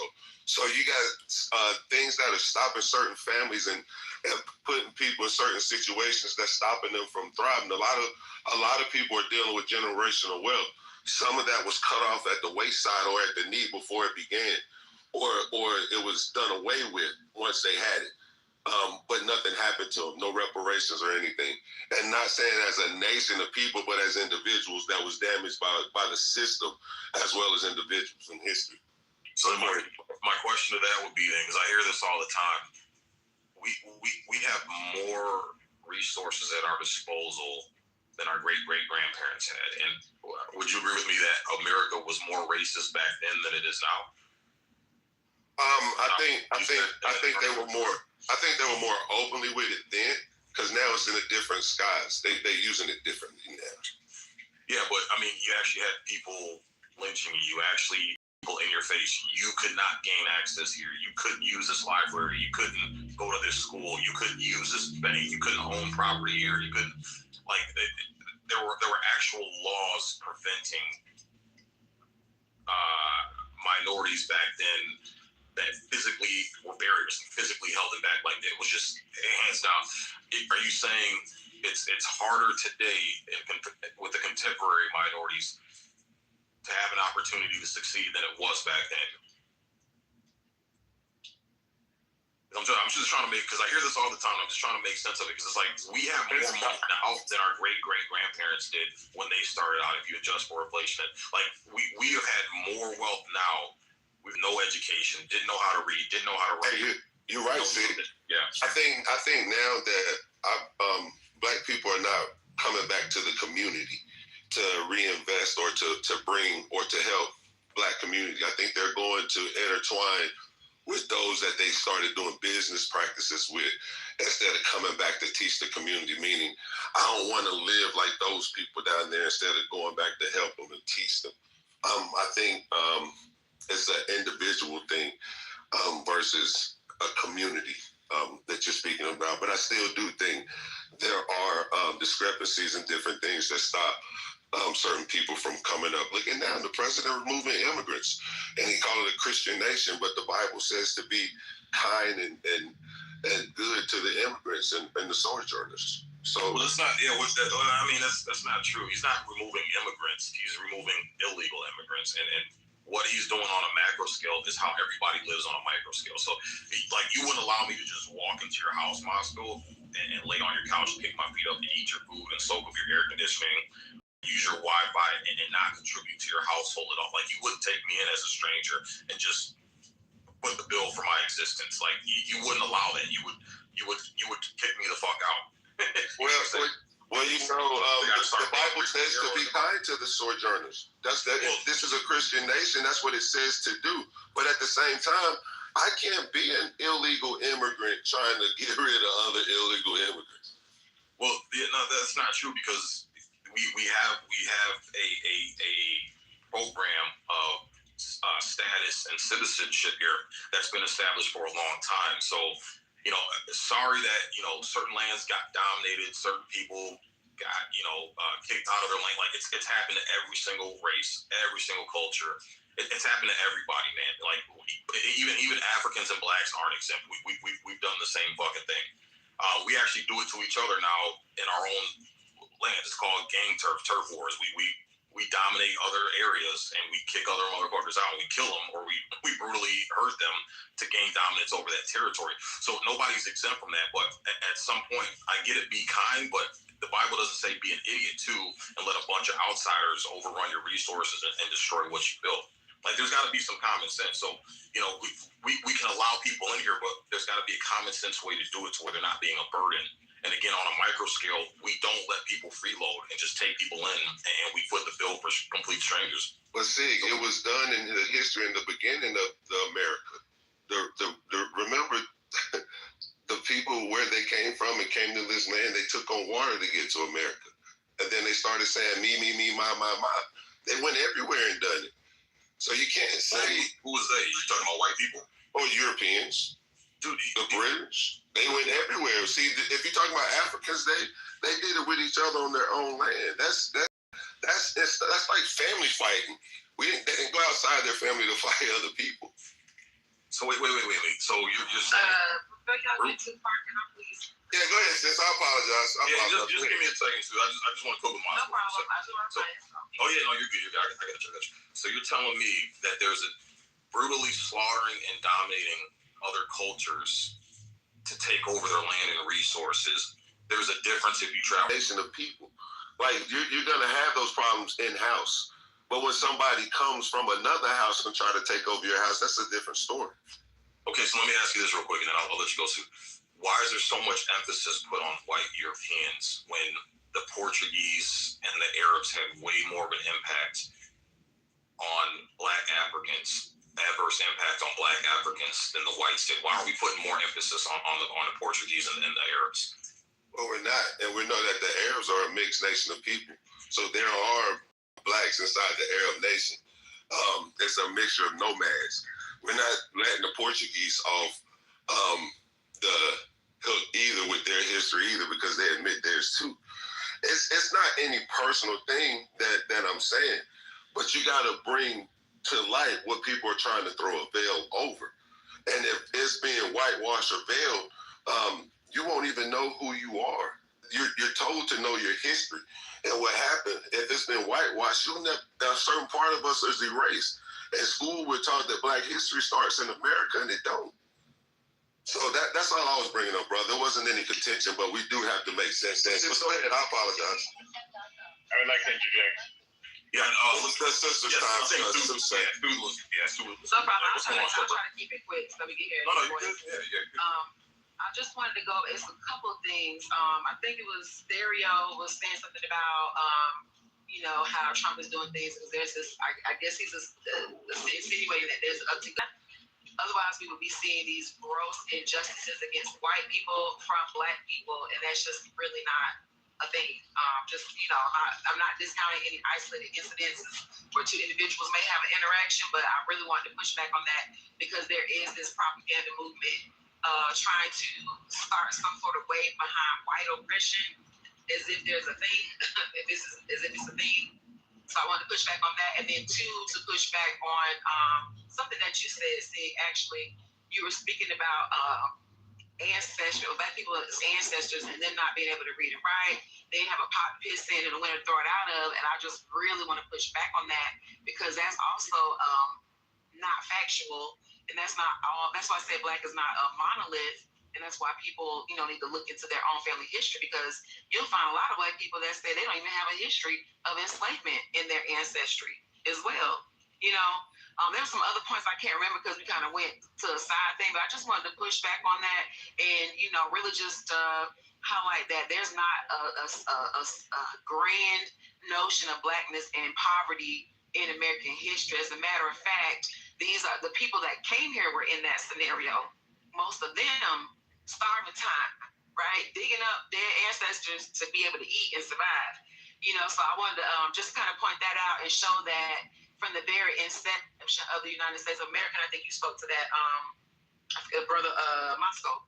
I think he spoke to that and said that, the people here, and absolutely these handouts and things that people always associate with blackness, because even to this day, that's not even a accurate description of what's happening in the so-called black community.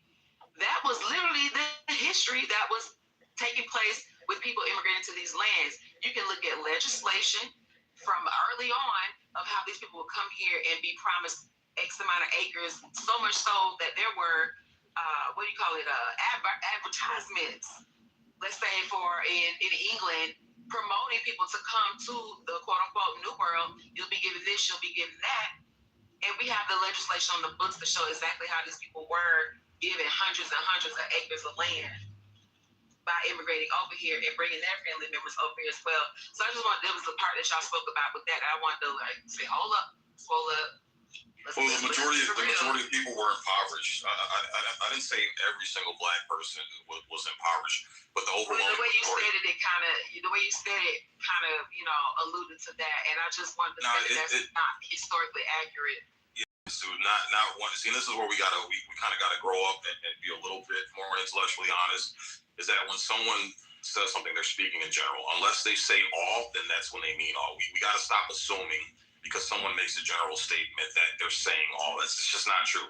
Well, so the general statements are what's perpetuating certain things. Like overwhelming black population in the United States back then too was impoverished. Hold on real quick, because you're which I do agree with you on. When people come in, you're challenging them on this victim mindset. So I'll route with you on that. But then at the same token, you can't make those types of general statements which perpetuates and, validates this notion of victimhood in the so-called black community. We're the only ones still crying and whining about shit that happened 150 years ago. Well, if something happened to you and there was no redress, of course it's going to be keeping. Nothing's happened to me. There's no slaves. There's no slave owners or slaves.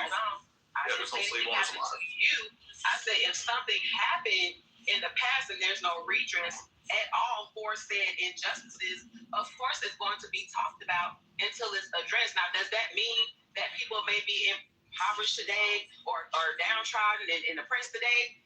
Not necessarily, but that still doesn't mean that thing isn't a thing. It doesn't. Yeah, but it's not something that happened 150 years ago is not a thing today. When hold on, Sue. That's a lie. You're saying it hasn't been redressed. Sue, is there one law in the books right now preventing black people from any other opportunities that any other races have in this country? that you're arguing semantics. I never said that there was a law on the law.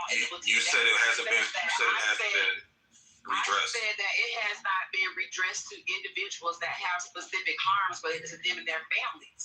That's what I said. Just because they change the law doesn't mean it addressed the actual infraction that took place. That's all I'm simply saying. So these people that have proof to that they were directly impacted, let them take that. Hold on. And I agree with you. They should directly. That's my argument about reparations. I'm not against reparations, but I think it needs to be directly related to the people that were harmed with the proof of the harm. But what let them take that up. is that what I'm saying to you is that by that same notion, then we as Americans who have no historical connection to the Holocaust should not have been paying Jews, should not still be paying Israel, and should not be talking about I agree 100%. whatsoever.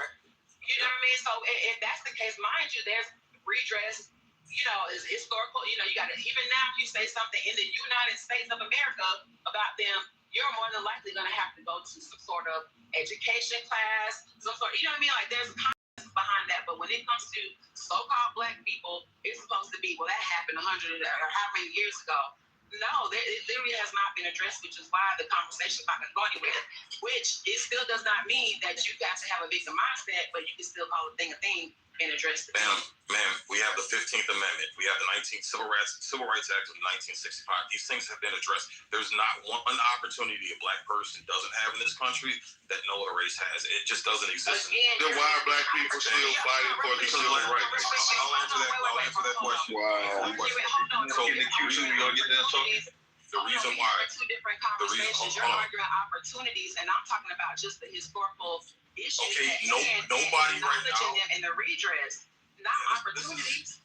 This is why nobody takes our race seriously, because we talk, we have dumb talking points like this. No other race is doing this. We're the only race that's sitting there like the 2-year-olds in the sandbox whining and crying and whining. This is why we don't get taken seriously. So again, the people who... What in the world, Sid? Now that's crazy. Why the fuck you even give a fuck about because I grew up... take you serious? Come on now, I grew up... You just said it yourself. You said blacks are the monolith. But you worried about whether or not... You said blacks are the monolith. You said blacks are the monolith. This is my non-monolith talking point right here. And this is what I see the problem with our... Look, I grew up around niggas my whole life in Detroit. All I seen was niggas squander a bunch of money away, deny opportunities that were blaring them right in the fucking face, and they turn them fucking down because of this stupid fucking mindset. And they're the same ones complaining about how they're oppressed. And because of slavery, and because of Jim Crow, and because of redlining and all this shit, they don't have opportunities today. When I've literally seen opportunities staring them dead in the face, and because they had this mindset, they fucking denied those, they closed those doors themselves. So, and I see this all the fucking time with our people. And this is what... So because them 5 niggas that you know that squandered the opportunity, that's something that can happen to anybody regardless of race. Now that's the jacket all so-called black people got to put on? I didn't say all. But the only group in this country that's crying about reparations and shit that has nothing to do with them, that they weren't directly affected by. We're the only ones whining and crying and boo-hooing about that shit, dude. And there's so many opportunities that we have. Again, we have more black millionaires now than we've ever had at any point in history. Yeah, so we ain't had none. What do you mean?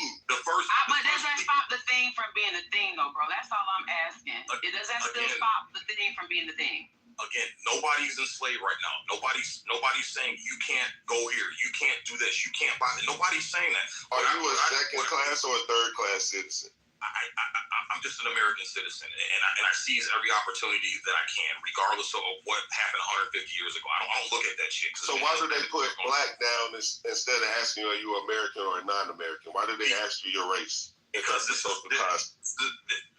called DEI. So the reason why they ask you is so these companies know how many black people they're pulling in so they can meet certain quotas. But it don't matter. It doesn't matter. That's why I'm all for getting rid of DEI. What about after they meet their quota? What about the other black people that need a job? Okay, those black people need to qualify themselves. I am totally against DEI. And how about get our own businesses? So are we able to do that and create for our own? So here's the thing: we are able to do that, and we've had several examples of us being able to do that. But what's happening now in current times, it has nothing to do with slavery, Jim Crow, redlining the white man. What it has to do is internal stupidity, okay? The majority... Are you still fighting for civil rights and human rights? No, I got civil... No, we got enough civil rights. So why do we have the Civil Rights Act? Why do we have a Civil Rights Act? What does an act mean? Because it was needed at the time. No. If you listen to Malcolm X will explain it to you. I just did a room about months ago, literally playing Malcolm X's clips. Malcolm X called it out. You niggas got bamboozled. Lyndon Baines Johnson needed your votes, and he offered you that. If you read the 15th Amendment, read the Constitution, look at the Supreme Court rulings.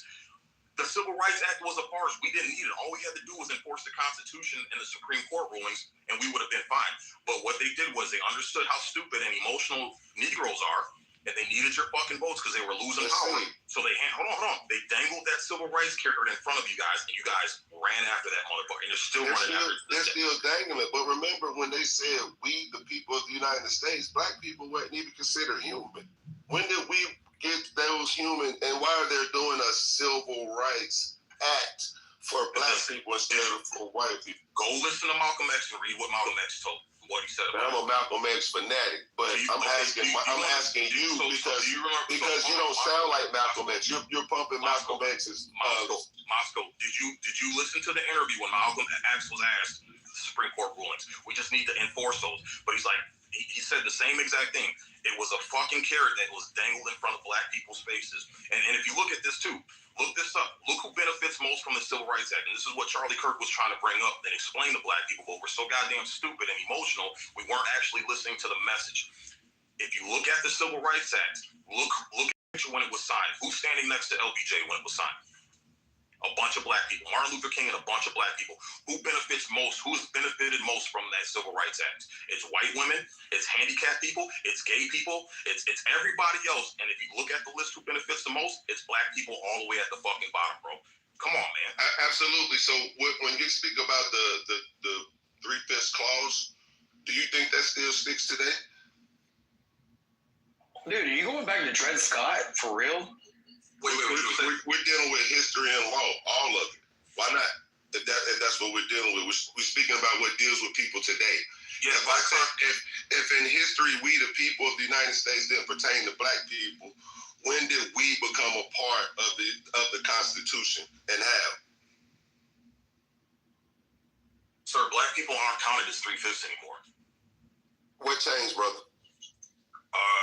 The laws and society and how we view things and how we view people. No, what I'm asking is, it's not how you view it. When we said about the 3/5 law, that means 5/5 make you a whole. There was 2 taken away from black people. When will they get it back? That makes us whole like when you go to vote and when you're counted in the census, you're counted as a full human. Your vote counts as a full vote.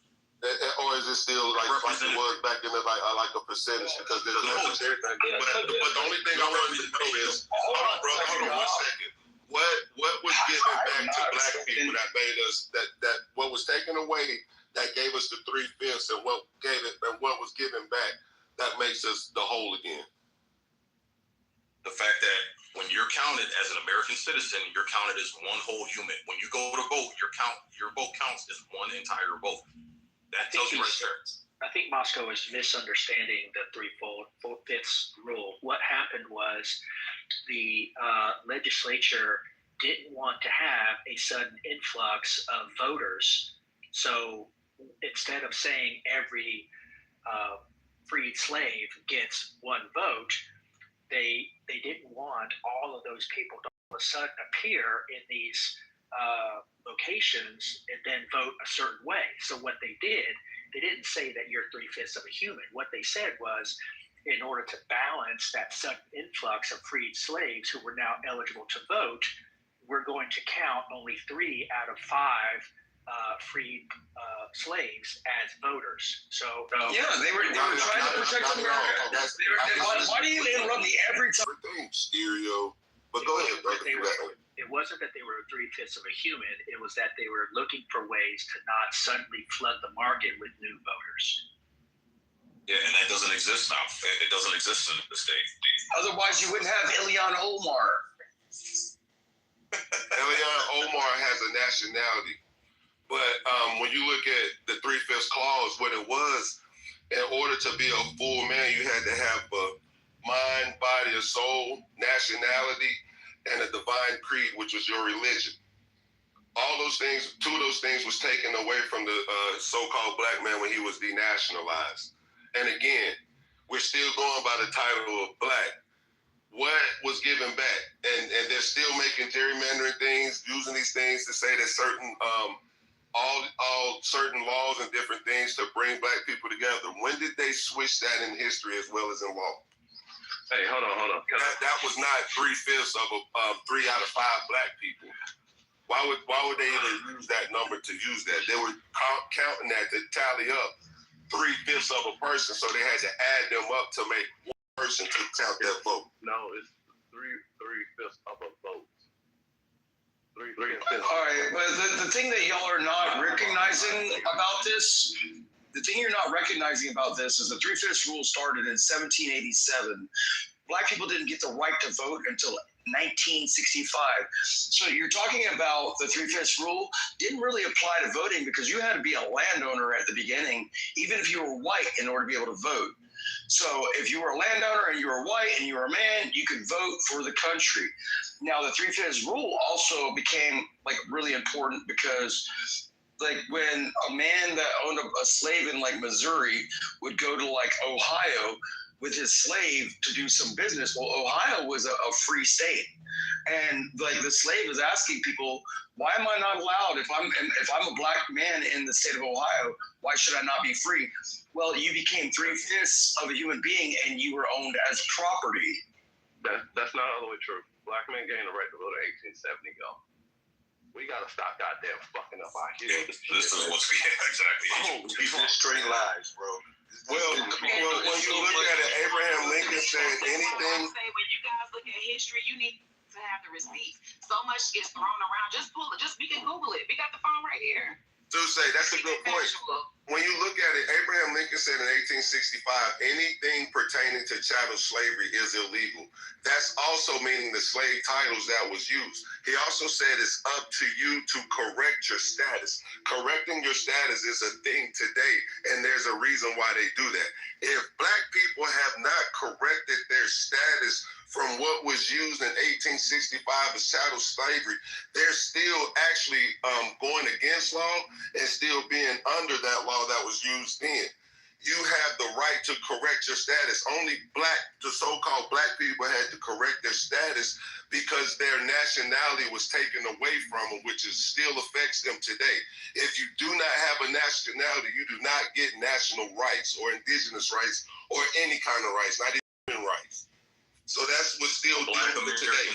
Black Americans have a nationality. They're called Americans, and they're afforded every single right as every other race or ethnicity of other Americans. What are you talking about? Look it up, brother. But what I'm saying is, blacks in this country today, black American citizens have a nationality. They're called Americans, and they have the same rights as everybody else, Moscow. Like, we're in 2025, we're not playing by a different set of rules. Most of the blacks that are failing today and crying that they don't have opportunities, it's not because of racism. It's because their dumbass parents failed the fuck out of them and didn't set them up for success. That's the main culprit. That's the problem. What if they didn't know better? Is their fault too? Yes. You need to know. Look, I didn't know better either. But you know this information was taken from them. Okay, but it's your job as a grown-ass adult. Do you expect to sit there and someone just spoon feed you shit on a silver platter? So you know, basic education don't give us this information that we was promised in 1865 when they did Reconstruction. We was only given basic education. It wasn't that private education and different things like that the Europeans today. And their private school and their charter school. Okay, so everything that you're spouting off today, everything that you learned all that in your first through 12th grade education, or did you learn that afterwards and you had to seek it on your own? We had to seek it on our own when I was a child. But if you're teaching, but that's the thing. If you're born an eagle and all your life you're taught that you're a chicken, what are you gonna do when you hit of age? You're gonna still act like a chicken until that eagle comes along and teach you. I had to learn in my own private capacity of those who knew this knowledge of me to remind me of this knowledge of me. I wasn't getting it from people that was put in a position to oppress me and make me a worker versus an entrepreneur. So I had to go to my own to get this information, and they gave me the olive branch to go dig and told me where to dig. Somebody did the same thing with you as well. Right, but here's the thing though. You still a lot of those people are locked up now and called militants, or they killed them. But here's the thing. You still prove my point, Moscow, is the fact that, again, everybody's in the same boat. We're all limited on the education that the government gives us. It's on you to go out and make yourself smarter and wiser and learn the shit. It's nobody's job to sit here and spoke. The only person's job it is your parents. That's the only person that has custodianship of you and is responsible for you as a child. If they fail to give you the tools that you need to be successful in life, you can't blame anybody else. You just can't. Absolutely, brother. Hey, go ahead, Alfonso. Peace, brother. Like you're talking about like I'm sorry. Let Alfonso cook real quick. Yeah, I know he was like, go ahead, Alfonso. You got it. I wanted to ask. Okay, and again, I a lot of that talking points come from Du Bois, and the black liberal leftist people. But my thing is that people are kind of maybe putting things out there that even your progressives, they didn't believe these things. Even Du Bois himself, he didn't believe these things that people are trying to put out now. So I want to ask you, do you think that black people have any agency over themselves as individuals in their pursuit for a better reality in America? Do you think they have any agency? Do you have any agency, or is all our failures or all anybody's failures laid at the hand of others? That's what I want to ask. Black people do have agency. I just don't think they realize it yet. And again, unless you can prove to me someone's lynched you, someone's enslaved you, someone has taken away your God-given rights, your American-given rights, your liberties, your pursuit of happiness, then it's on you if you fuck up and fumble. Everybody's got the same opportunities to be successful. Okay, everybody has the opportunity. Some of us have to work a little bit harder than others because of the decisions our parents made, right? But for the most part, the vast majority of us are starting off. Even the white people, man. If you spend time around white people, like this is a notion I don't get. Like we try to separate ourselves and make it seem like we're on this grand struggle that nobody else has to go through. Go live around white folks. They're going through the same fucking shit. Them poor white kids going through the same fucking exact shit. They got the same struggles that we do. Actually, some of them have even worse struggles than some of the black people that I was raised around and grew up with. So this notion that we're trying to separate ourselves and make it seem like our situation is more dire and more worse than everybody else. It's a lie, and this is a lie you guys have been told. It's the same lie Lyndon Baines Johnson told you by convincing you guys you needed the Civil Rights Act. It's the same fucking lie you guys have been told. We've had so many successful black people. Like I said, we got more black millionaires now than we've ever had at any point in history. And if you look at during the most racist time in America, look at the black colleges and universities. Look at how many were founded before 1965 compared to how many were founded after. Do you understand? The overwhelming majority of black colleges and universities were founded before 1965 during the most racist period in this country. They were able to do it. If you look at the first woman millionaire, Madam C.J. Walker, she was able to do it. And she started her own fucking bank, right, to be able to take care of her own funds and manage her own money, her own funds. All right. So again, you look at Black Wall Street. We had 3 decades of black excellence. You look at the politicians. We had black senators. We had black lawyers, black doctors. Right. We had all this shit going on in the most racist period. So these people were facing the most racist periods in the history of this country, but yet they were still able to persevere. What excuse do we have now? We look pitiful sitting here whining and crying. Like I said, we got $1,000 supercomputer in the palm of our hands. Those folks back then couldn't afford $1,000 supercomputer if it existed. But we have that opportunity now. What excuse do we have when they didn't make excuses and they rose up above the conditions? I have a question. See, where do you see the breakdown happening between then and now? And what do you feel like is covered? I understand that you said it's just excuses, but is there anything that you feel like you can pinpoint or any couple of things or something like that you can pinpoint that seems to be the transition from the, pull yourself up by the bootstraps to now where you think that everybody's whining, crying, and begging. Yeah, the breakdown was when the black community fell for all the movements. The fucking white woman feminist movement, the fucking the Jews used us. We've been used by every single group, and they've attached themselves to the trauma that blacks have experienced in this country, and we've attached ourselves to their fucking their movements that had nothing to do with us. They used us, tried to use our trauma to correlate it with their bullshit that they were going through, and once they got what they want, they kicked us to the fucking curb. So one of the defining moments was the white woman's feminist movement, which our black women fucking got convinced. This is your movement too, black woman. That wasn't our fucking issue, man. That was their fucking issue. But our community fell for it, and that caused the breakup of our home, which allowed this drug overboard. And look, I'm not saying the government is complicit in some of the things, the detriments of the black community. I'm not trying to absolve the government of that. What I'm saying is I know blacks are smarter than this. I'm not buying this line that blacks are just some wonky donkey dumbass group of people that just get, no, dude, fuck that. We're smarter than this, bro. We got the history to fucking prove it in the most worst conditions. So I think we got bamboozled. Everybody's saying, oh, we want to help blacks.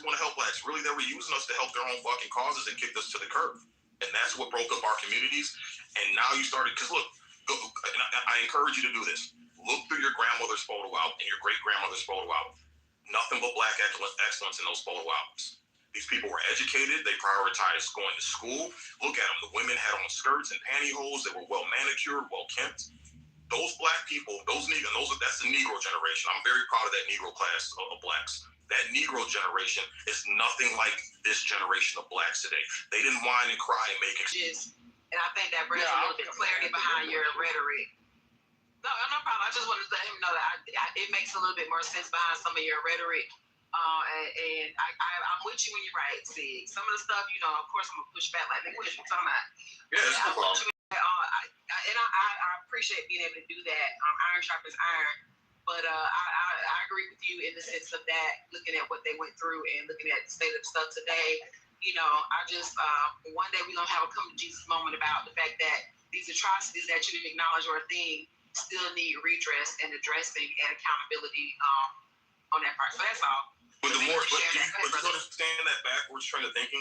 You're begging your oppressor, who you claim is your oppressor, who fucked up your community, you're begging them for band-aids to the wounds that they caused. You don't realize how fuck you. You oppressed me. You caused these wounds. I don't need shit from you. I don't need a fucking thing. Like, do you realize how backwards that is? That's literally Stockholm syndrome. That's the abusive woman depending on her the abused woman going back and depending on her abusive husband to take care of her. That's literally what we're doing. And that makes sense because I always often argue that I call it so-called for a reason, but so-called Black America is in a narcissistic relationship, honestly, with the world, in my opinion.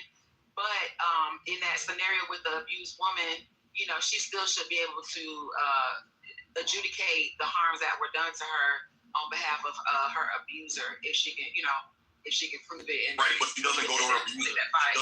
She doesn't go to her abuser to get that because he's never going to give it to her. You see what I'm saying? Right. No, yeah, I feel you. That's what I'm saying. I'm with you when you're right. Hey, Sid, what if the abuser say, okay, I admit to what I done wrong, and we separate. This here is for you, and so you can settle in and do this right there, and I'll stay over here. What is that possible? You're still a slave. Anytime you accept something from someone, and it's under the premise that it's free or it's given to you, you're still their slave. You're still you're a slave if you're dependent on them. When this is mine, actually set aside for me, that means I have natural resources to do for myself. It's a nation within a nation. There's an opportunity to separate without any of that, meaning you can create your own nation while you're here on the United States, like the natives do, the indigenous thing, meaning if you can self-sustain yourself, you can, what they call not necessarily expatriate, but you can set yourself aside and create your own finances, have your own zip code, not even dependent on them, but you can do business with people in the United States. You can be foreign while you. opportunity to do that. But Moscow, Do you think people listen to what you just said? Until that person actually hands you what you're asking for, you're still waiting around, waiting on them. I was gonna go there. Yeah, so either way, on my own, you can never take it away. But if you give me something, you always have grounds to come back and say, motherfucker, you owe me something, no matter what the circumstances are. No, it wouldn't be a give me. It would be an agreement. It would be an agreement. I need to jump in this. So you're gonna sign a contract and make an agreement for the group of people you say have caused so much detriment and harm to you. That sounds really smart. Really smart. Can I jump in? If I may, well, I was in before you. I was in before you, but to say I was agreeing with what he was just talking about. Yeah, okay. So y'all been let go. Yeah, man. Let me say something real quick. Every time. It ain't been every time, because I ain't been speaking. So what are you talking about, bro? Quit bitching. The fuck? Look at it like this, y'all. Well, first of all, I've been hearing a lot of shit since I've been on mute. I want to answer the question of the young lady.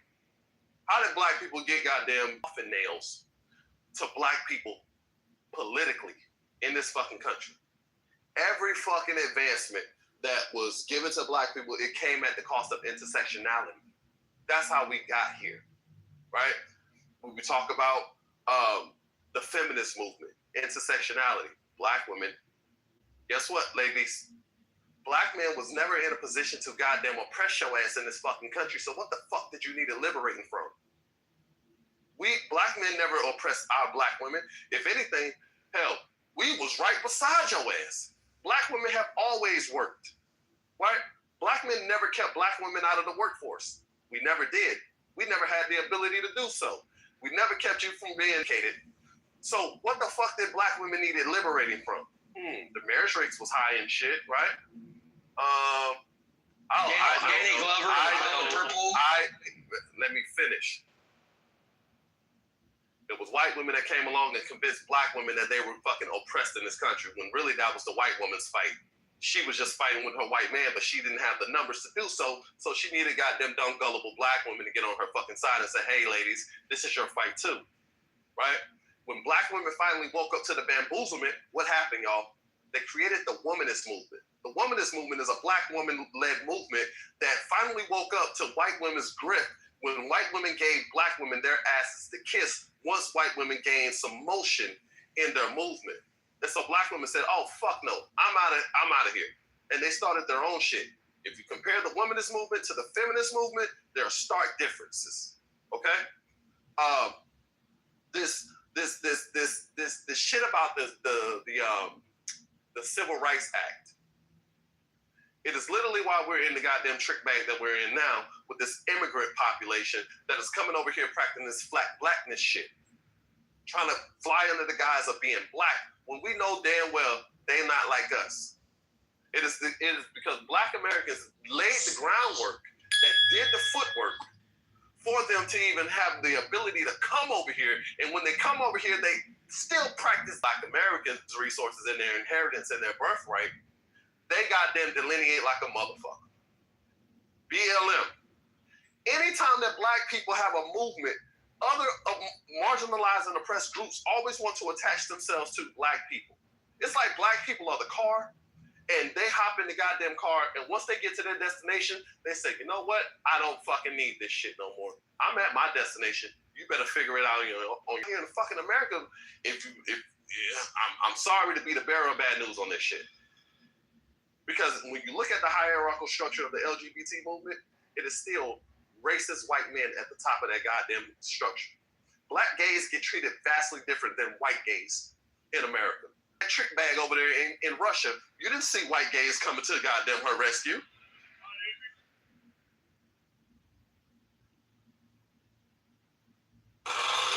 So yeah, y'all didn't see the white LGBT community come out and support Brittany Griner.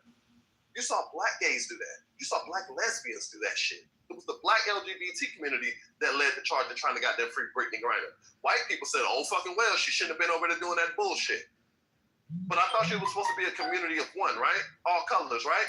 Why didn't you advocate for your own? Because it's still at the hierarchical structure, it's still racist white motherfuckers in that shit. Black people have always been. Yes, it is. It is. Black people have. Wait. We had a U.S. Marine that has been held way longer than Brittany Griner ever did for having. Man, we're not talking about the hostages, man. I'm not talking about Paul Whelan. I know exactly who the fuck you're talking about. We traded Don't talk to me like I'm smuggler. stupid. I know exactly what I'm talking about. I'm talking about black issues, bro, and you're trying to bring up. Bitch that fucking had weed in the country she shouldn't have. Traded an arms dealer for a Y'all see what's happening here? I'm talking about goddamn black people being tricked by intersectionality, and he wants to bring up fucking Paul Whelan. The fuck is happening here? Bro, you're talking about man, you know what? a Marine veteran. Get the fuck out of my face, man. I got it. Versus a drug smuggling basketball player. As a drug smuggler. Bro, she took weed into Russia. What the fuck? To Russia. And you had already played basketball. She had already played basketball in Russia for a couple seasons. If you were flying into Russia and you had already been there for a couple seasons, we're talking about Russia.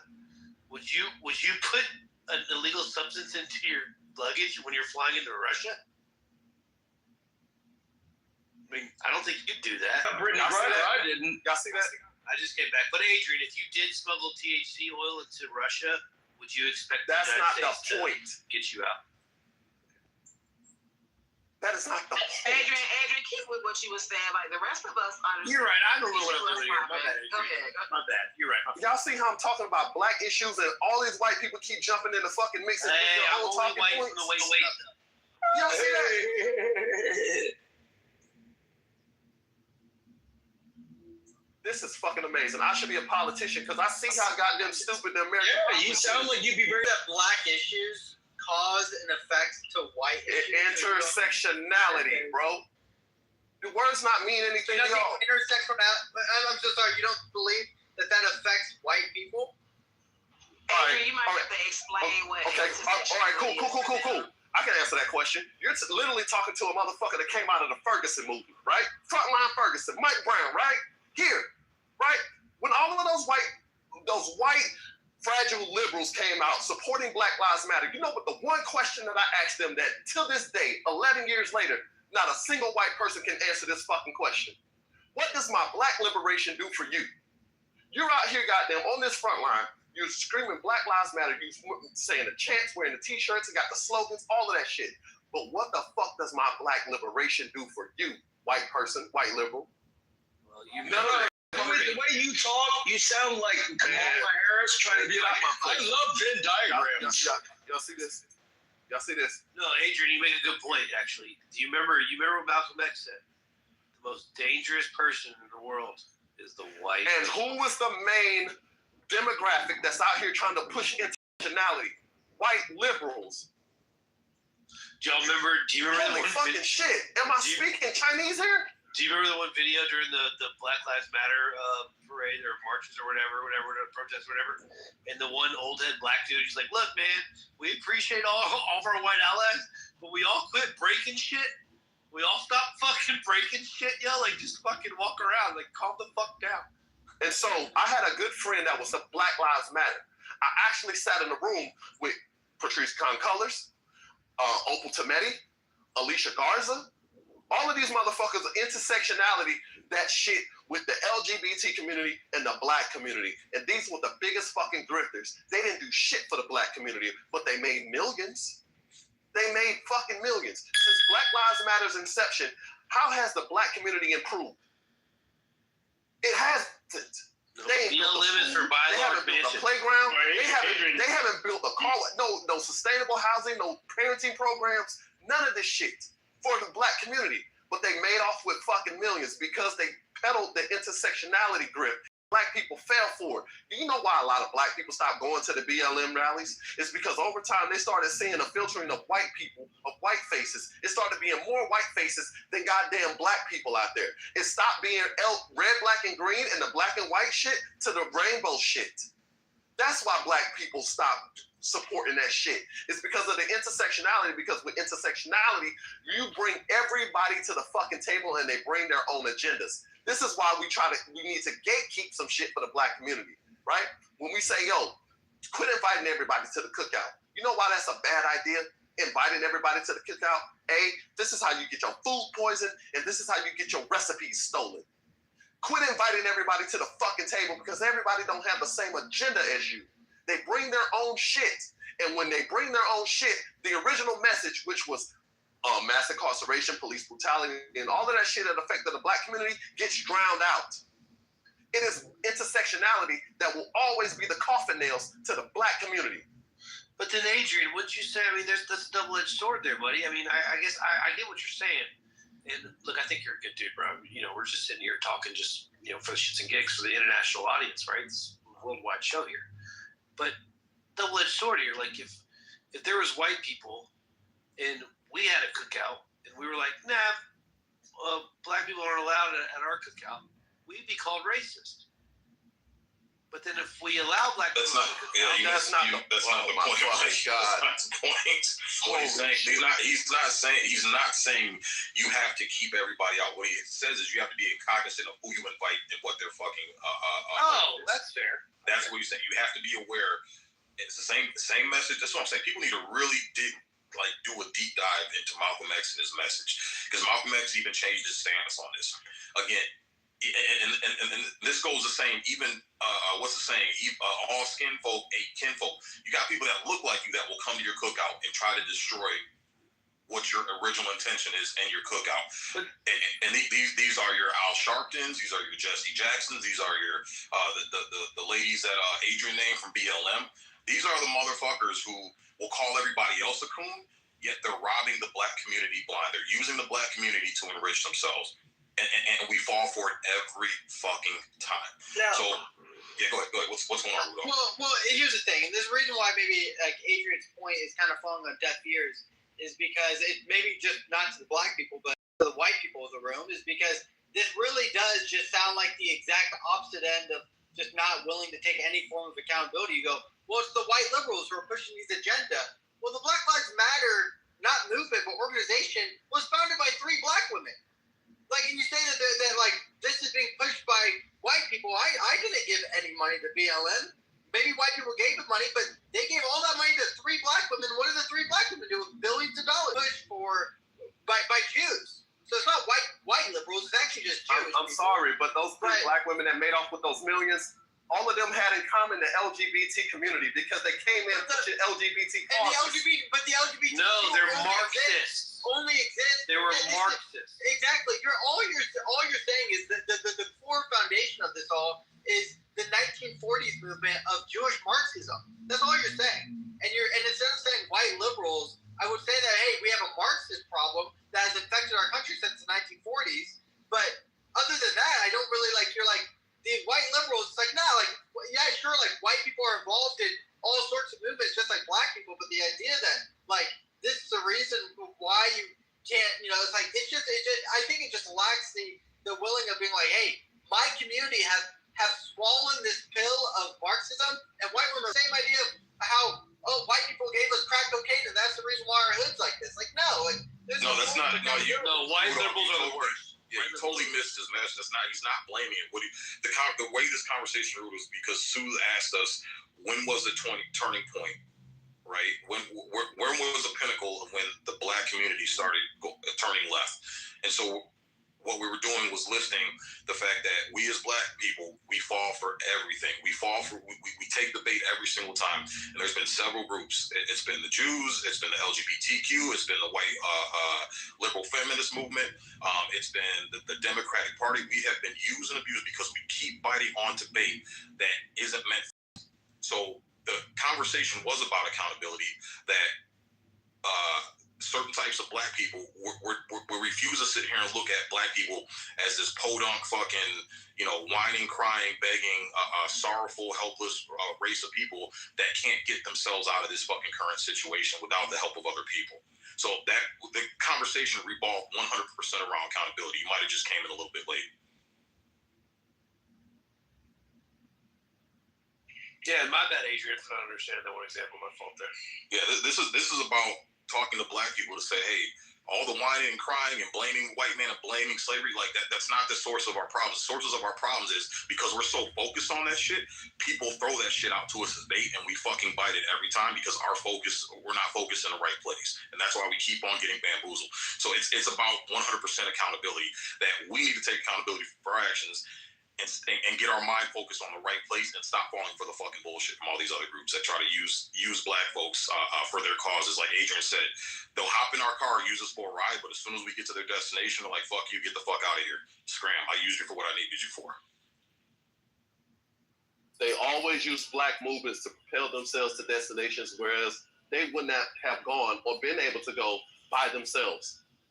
This is why you always hear, why do you think you always hear the LGBT community compare their struggle to the black struggle? Why?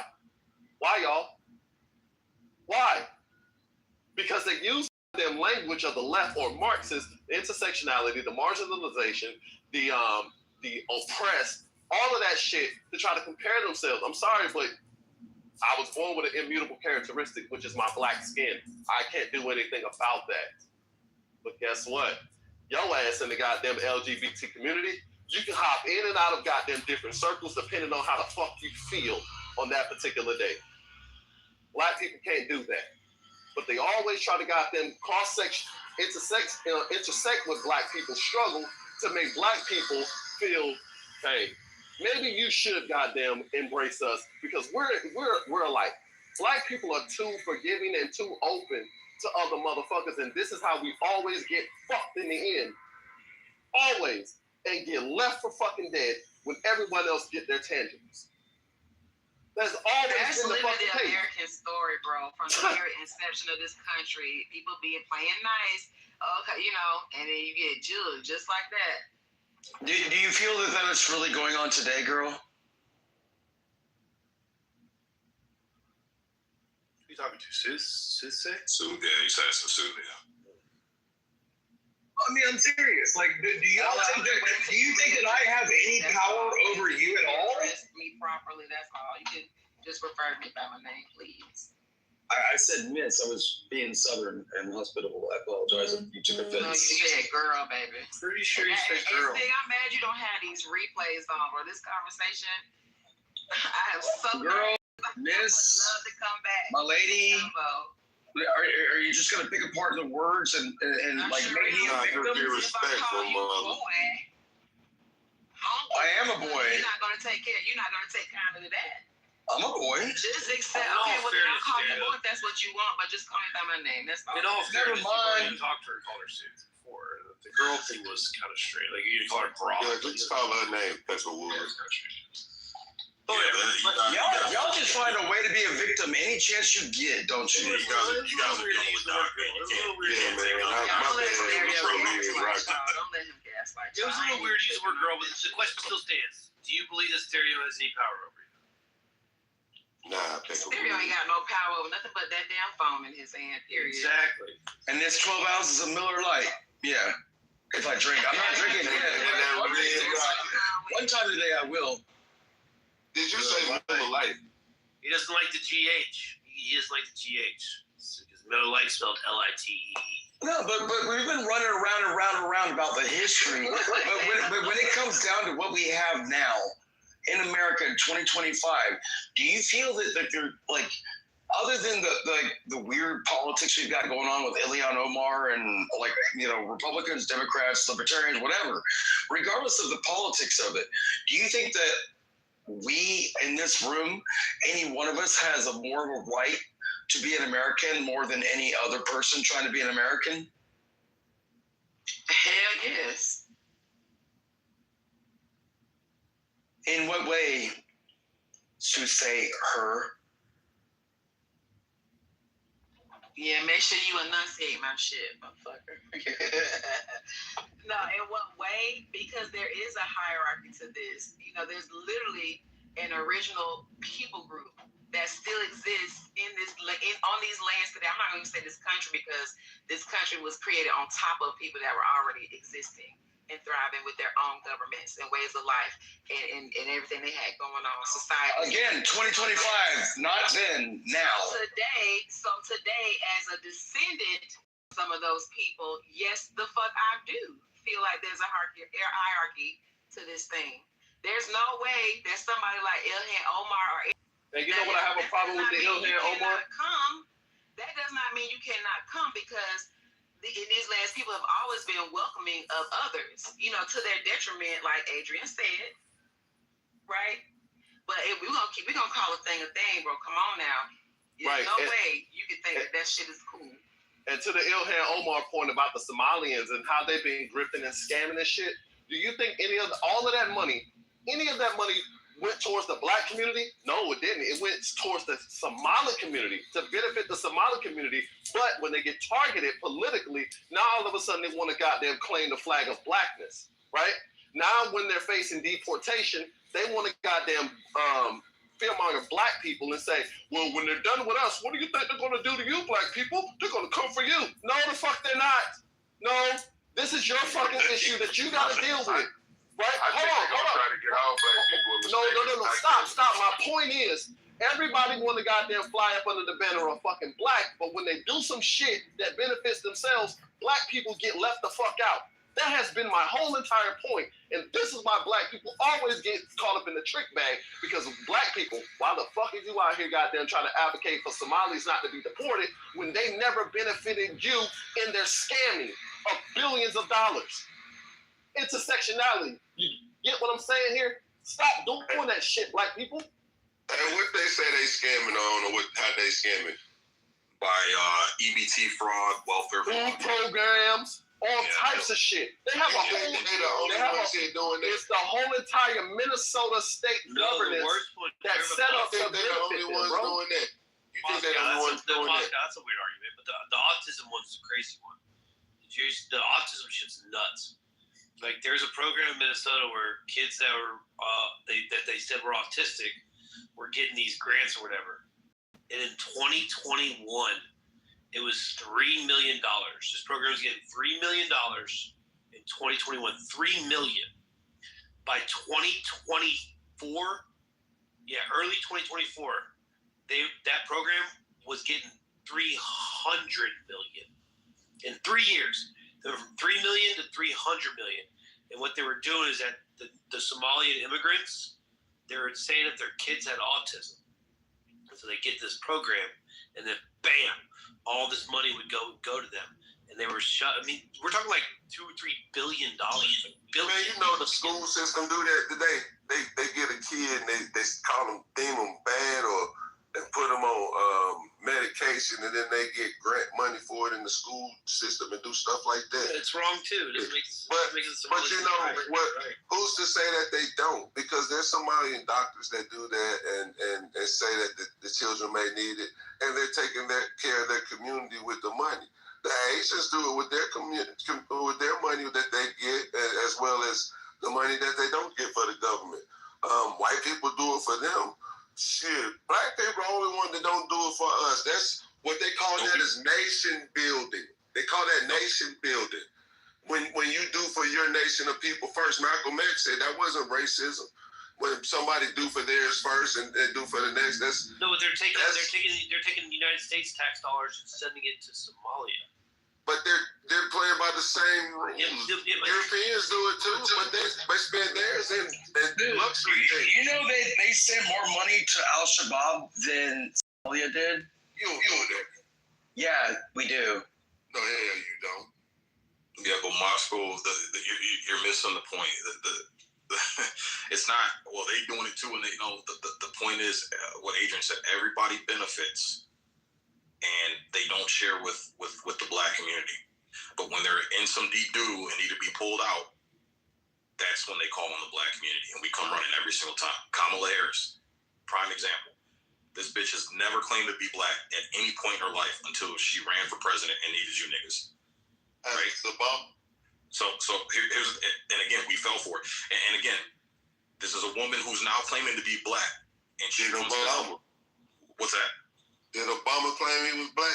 Yeah. Oh, Obama did the same fucking thing. Obama. None of them. You know. And see, then it said she washed her greens in the motherfucking bathtub. That should have told everybody right there and there. But do you know that none of the politicians or the lawmen call themselves black unless they get around us? But up there, they're not on paper. Right. I mean, well, even the non-black ones. Look at AOC. When she gets around black people, look at her accent change. We's tired and we's and this and we's and that. I'm like, are you fucking serious? Dude, when she came to Atlanta, she was crazy. Yeah, I'm like, are you? I'm like, are black folks? Are we still falling for this dumb shit? Are you serious? We sat up here and watched Kamala Harris blew $2 billion in 3 months, y'all. $2 billion. Okay. How much of that money did Kamala Harris give to the black community? Man, she's give to black community. Megan Thee Stallion though. My mama don't know nothing about no Megan Thee Stallion. Thank you. You know who she gave money to? She gave money to Oprah. She gave money to Beyonce. Roland Martin. She gave money to The Rock. She gave money to fucking Beyonce. She gave money to fucking Meg Thee Stallion. All these motherfuckers that already have millions of dollars. She gave that money to Al Sharpton. But how many struggling black communities got a dime from that $2 billion she blew? That's why they didn't like her. Thank you. So I do have some hope for the black American community because I think we're starting to wake up and realize we're being used. And what we got to start doing is having an independent mindset. So this whole thing about pull yourself up by the bootstraps as a negative thing, I'm telling you, it's we got to wake up. It's not a negative thing. Independence is key. Independence is success. And when you talk about building generational wealth, first of all, most generational wealth don't last that long. All right. And we got to get out. We got to really educate ourselves. We're thinking generational wealth lasts 10. But here's the thing.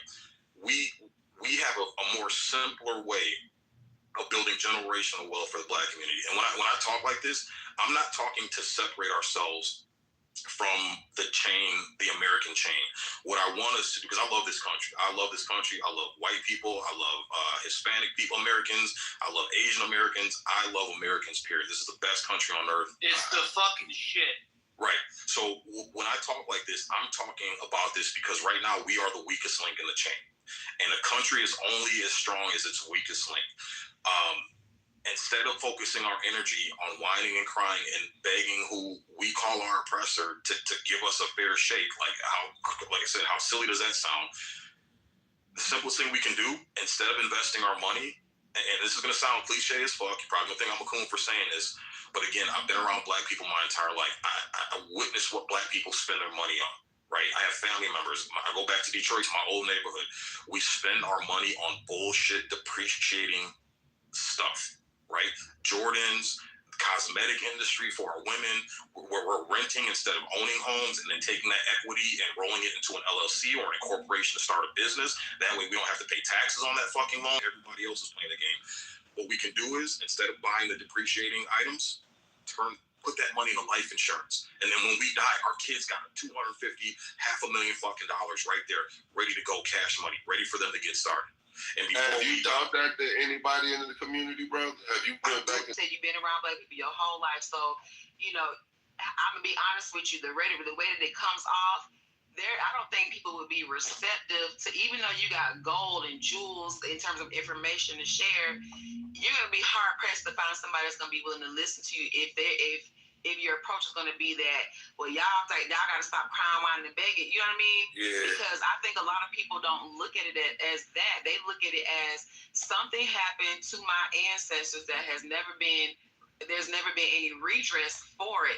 And you gotta think about, like, just take this stuff out and look at the picture here. There's a lot of people saying that, the same things that you're saying that don't look like them, and saying that they should just, quote unquote, get over it, or that was so long ago, or XYZ. Mind you, they're seeing all these news reports about all these other groups having some sort of redress, or even just the acknowledgement that, yeah, we fucked up. You know what I mean? So I think that if you can find a way to meet them where they're at and say, hey, have you done, and I'm not trying to talk police or anything, but just some insight, maybe consider that, then I think you probably will get a lot further than you realize. Because there is, to your credit, there is an active shift and change that I've also noticed within and I'm using air quotes for the black community, because it's not one big old black blanket.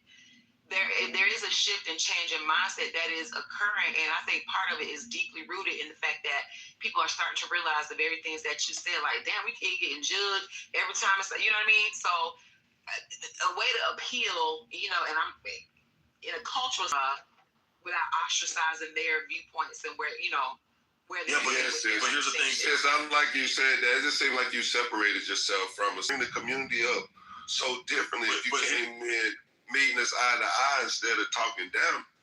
But here's the thing, though, and this is the thing, though. I've tried talking nice. We don't speak in the language of nice. If you look at our culture, and how we speak to each other and how we convey messages. You know, I hear this coming from black people, and I hear what you're saying, Sue. And there's no offense taken, and I totally understand where you're coming from. But this is and just so y'all, I didn't mean nice. I hope you picked up what I put down with how to talk to you. You know how it go culturally speaking, and you got to find that in from a cultural standpoint. It's not gonna work just, you know. And I'm talking about what you're saying is facts, bro. I'm with you when you right, Stick. Please know that. I'm gonna be with you. Yeah, right. Yeah, but here. May I get the cue next, please, Stick? Right, but here, hold on one second. Hear me out on this. And I hear what you're saying, Sue. But every time I look around and I turn on black culture and we're calling each other niggas and I'm gonna bloody you up and I'm gonna have you on a t-shirt and fucking my bitch and dogging my bitch, I'm gonna fuck your bitch, and like we talk to each other and convey messages to each other in such a harsh way. And we listen to this shit every day. It pounds in our head every fucking day. But then when a black man comes with a stern tone and says, look, black people, I refuse to look at you as this dumb, illiterate group of nobodies who are helpless and can't help themselves. I refuse to look at you like that. Because every time I look at my grandmother's photo album, I get reminded of black excellence, black American excellence every fucking time. It falls on deaf ears. It falls on deaf ears. So we can sit up here and call each other niggas and bitches and hoes and threaten to kill each other over stepping on shoes and because you looked at me wrong or I'm gonna fuck your bitch and take your girl and Mr. Steal your girl and all this other bullshit. We dog each other out in every other sector every day. I'm sorry, I'm not buying this, you know, oh, we gotta, you know, look at the rhetoric and this and that. I'm sorry, Sue. I hear what you're saying, but I can't buy that. Well, if you want something different, babe, you gotta do something different. That's all I say. I'm not even arguing with you on what you said, but if this seems to be a recurring thing, maybe just consider the and patty cake your butthole just to get you to hear a message that is gonna give you an advantage and open up doors of opportunity. Things I've done myself. I've lived a life. I grew up fucking poor. Grew up in fucking Detroit. Like, literally, I go back to the hood. I don't know if you're familiar with Detroit. Finkel, Wyoming, 7-Eleven. I go back and visit family shit. The same niggas I grew up with. Dad? What up, though? The same niggas I grew up with. Every time I go back, damn, man, you always got a nice truck, man. Damn, man, you got a beautiful home, beautiful family. Because I didn't sit around like you niggas whining and crying and thinking somebody owed me shit. I just said, fuck this. I'm going to get out there and fucking make it. So if I can do it, you can do it, too. It's the fucking mindset, man. Have you forgot how they felt? Have you forgot how you felt when you was in that position and the way that you felt like maybe there was no way out? Have you ever wanted to extend the hand back to him and talk to him the way that you felt like you wanted to be talked to? Because sometimes everybody don't receive it while you deal with them. Because some people deal with people and get this information for their ego to cater to them. Some people use it to uplift them, and if you're uplifting them, then you have to take into consideration how you deal with them, because you get more more with honey than you will with shit. You know what I'm saying? Moscow, I don't want to overstep my boundaries here, but ironically, I feel like you're kind of proving 6 point here. And I'm just gonna go ahead and say this shit here because I'm 40. I'm talking like I'm in the 90s. What Stig is basically saying. I mean, I don't speak for Sig, obviously, but Sig's, in other words, what you guys are liking is Sig's like, well, quit whining, make good decisions, do your shit, and you can succeed, and like quit saying that you're always a victim, so to speak. I know you're not saying that, Sig, but quit saying that. And y'all's response is, well, you're right, but the right way. Like it's crazy. With all due respect, you don't have a say. Hold on, Moscow. Since I was the one that said that, I just want to reiterate, y'all didn't hear me say that he has to talk to people nice. I never said that. And this is, all white people they're not trying to say it out loud for a reason. There is a specific way that you know how to deal with your people. I never said nice at all. But there's a difference with how you approach people from a cultural standpoint, and I really hope you pick up what I'm putting down, Sig. I'm not telling you to put flowers on it and put sugar on it at all, because we do talk shit. So what I'm saying is understand how you interact with people and how it goes on a social standpoint, and adjust and pivot from there, because it's definitely giving shiny suit. I'm up here, you niggas. That's all I'm saying is, because you can still get your point across, and I hope you continue to do that. But there's a cultural way that we deal with each other that you're going to have to tap into that won't necessarily align coming from everybody and their mama, you know, how they deal with their people kind of standpoint. We different. We just fucking different. That's all at the end of the day. But I do think that you can be successful in doing it if you just consider, you know, the people who you deal with, okay? Doesn't mean it had to be nice. Think about who you deal with.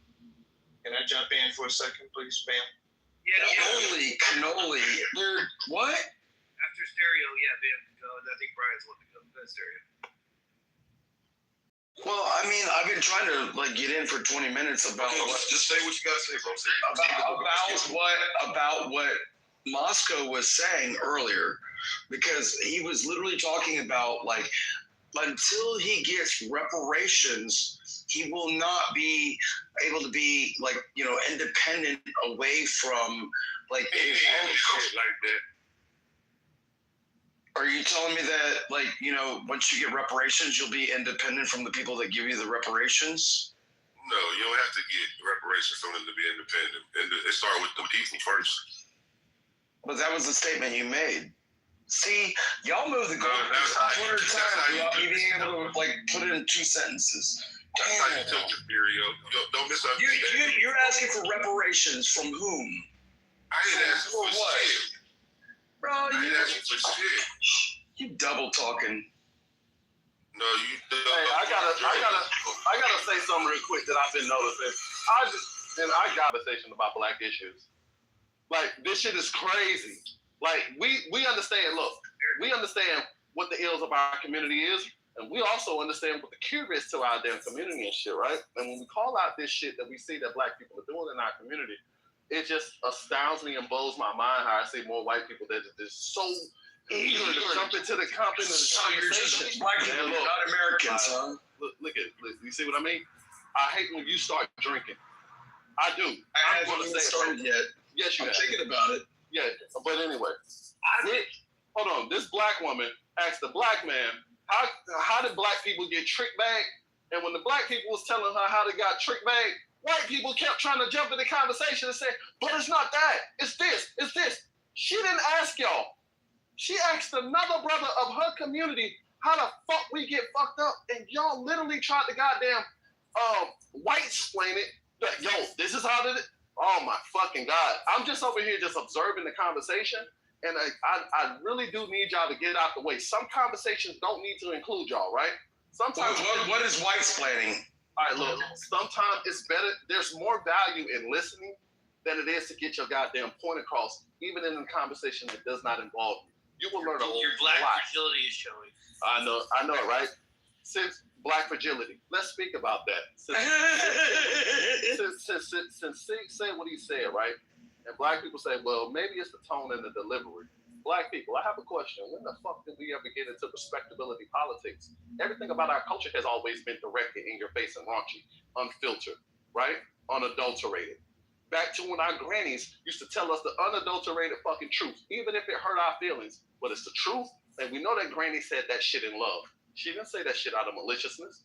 Granddaddy didn't say that shit out of maliciousness, right? They said it out of love because you needed to hear that shit. They was preparing your ass for the fucking world, for the brutal fucking truth of telling you exactly who the fuck you are and what the fuck the issue is. Black people, when the fuck did we start catering to goddamn sensitivities and shit and letting that shit tone police our fucking tone and our message to our people?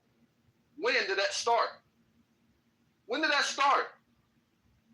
I seriously want to know, because black people, we have always spoke to each other in a certain way that got the message across. You may not like how they said it, but you got the goddamn message.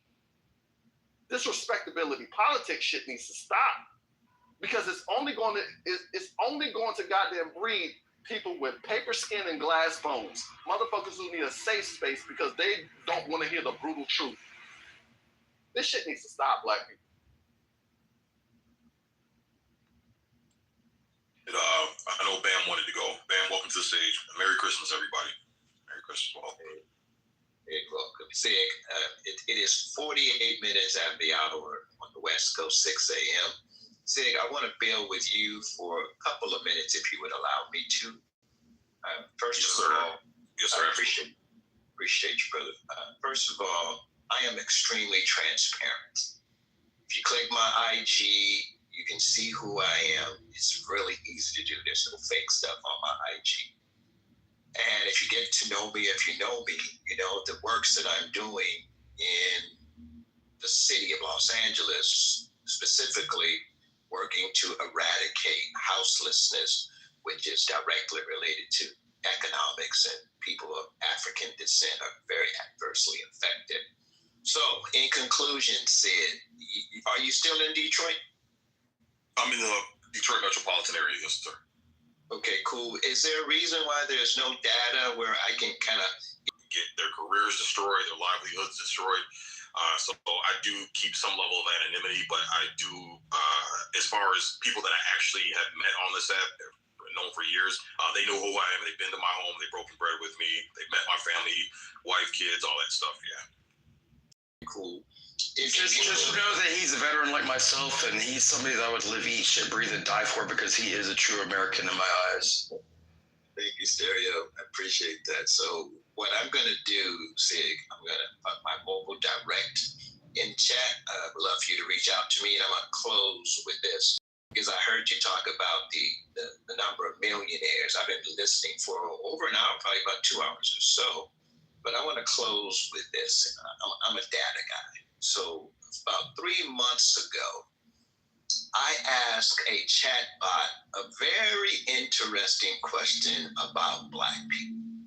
The question was, based on the global population of billionaires should there be in the world? Wait, what term did you use when you asked the chat bot? Yeah, I did it very generically on purpose, and it came back with the same data. I did it a few different ways, but the data came back. Okay. All right, so let me give you the answer. It was very, very eloquent. And by the way, that link I put in the chat, you can read exactly what the response was. But I'm going to paraphrase it real quickly. Then I want Sid's response, and I'm done. So it said, based on global population of Black, African American, whatever term you want to use, melanated, said that according to Forbes, there are around 3,028 billionaires in the world of all race, creeds, and color. Blacks, African American, African descent represent somewhere between 14 and 18% of the population globally. So let's use 15% as our number. So based on 3,028 billionaires, all race, creeds, and color, at 15% of Blacks, quote unquote, African descent, there should be 454 Black billionaires in the world. Unfortunately, there are only 23. Sig, help me to your opinion as why there are so few Black billionaires worldwide. I'm done. I've never heard that question before, and I've never dug that deep to even, to wander in that area. So this is going to be strictly my opinion. Take it with a grain of salt. Nothing that I'm going to say is 100% fact, because I haven't researched that. But interesting question though. I think I would say the reason why is because now you're talking worldwide, because you got to factor in a couple things, man. Cultures are different. Are we talking American billionaires worldwide? Are we talking from the African regions? Are we talking from the European, Blacks from the European regions, the Arab regions? Like, what are we talking about when we're setting this demographic of how many Black billionaires there should be? Global, the whole entire world. I'm done. Okay. I can give my opinion as to some reasons why. There's a lot of crabs in the barrel mentality. I see what goes on. If we're talking Africa, there's a shit ton of corruption, where there's a lot of African leadership literally shitting on African, citizens of African countries.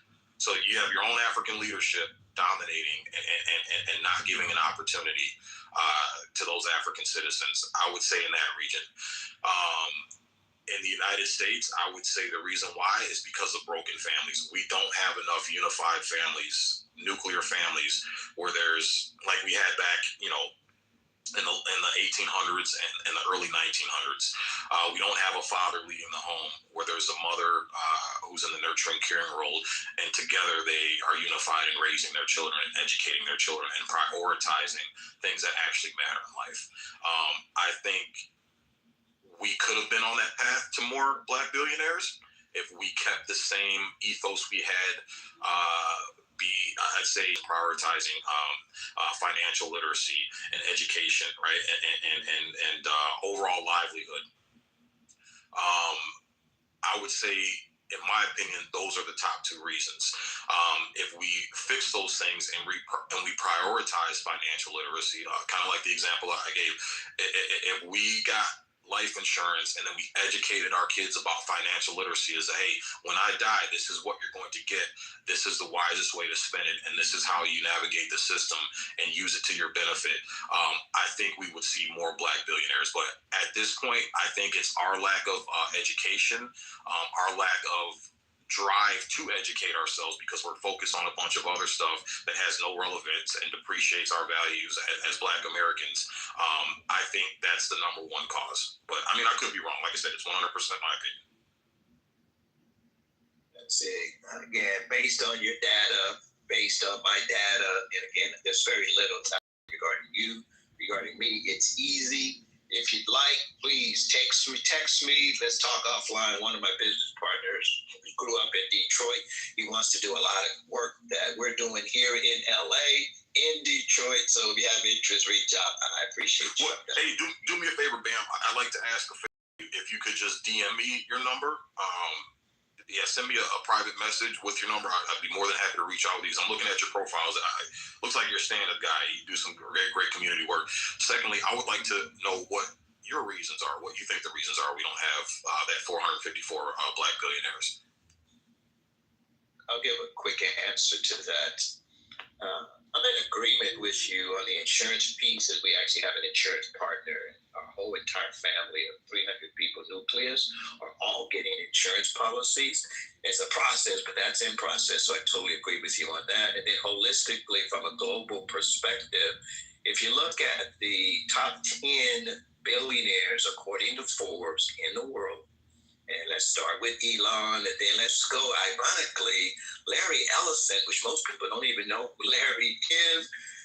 And then that's through luxury products such as Hennessy, Louis Vuitton, which Black people splurge on a lot of their family stuff.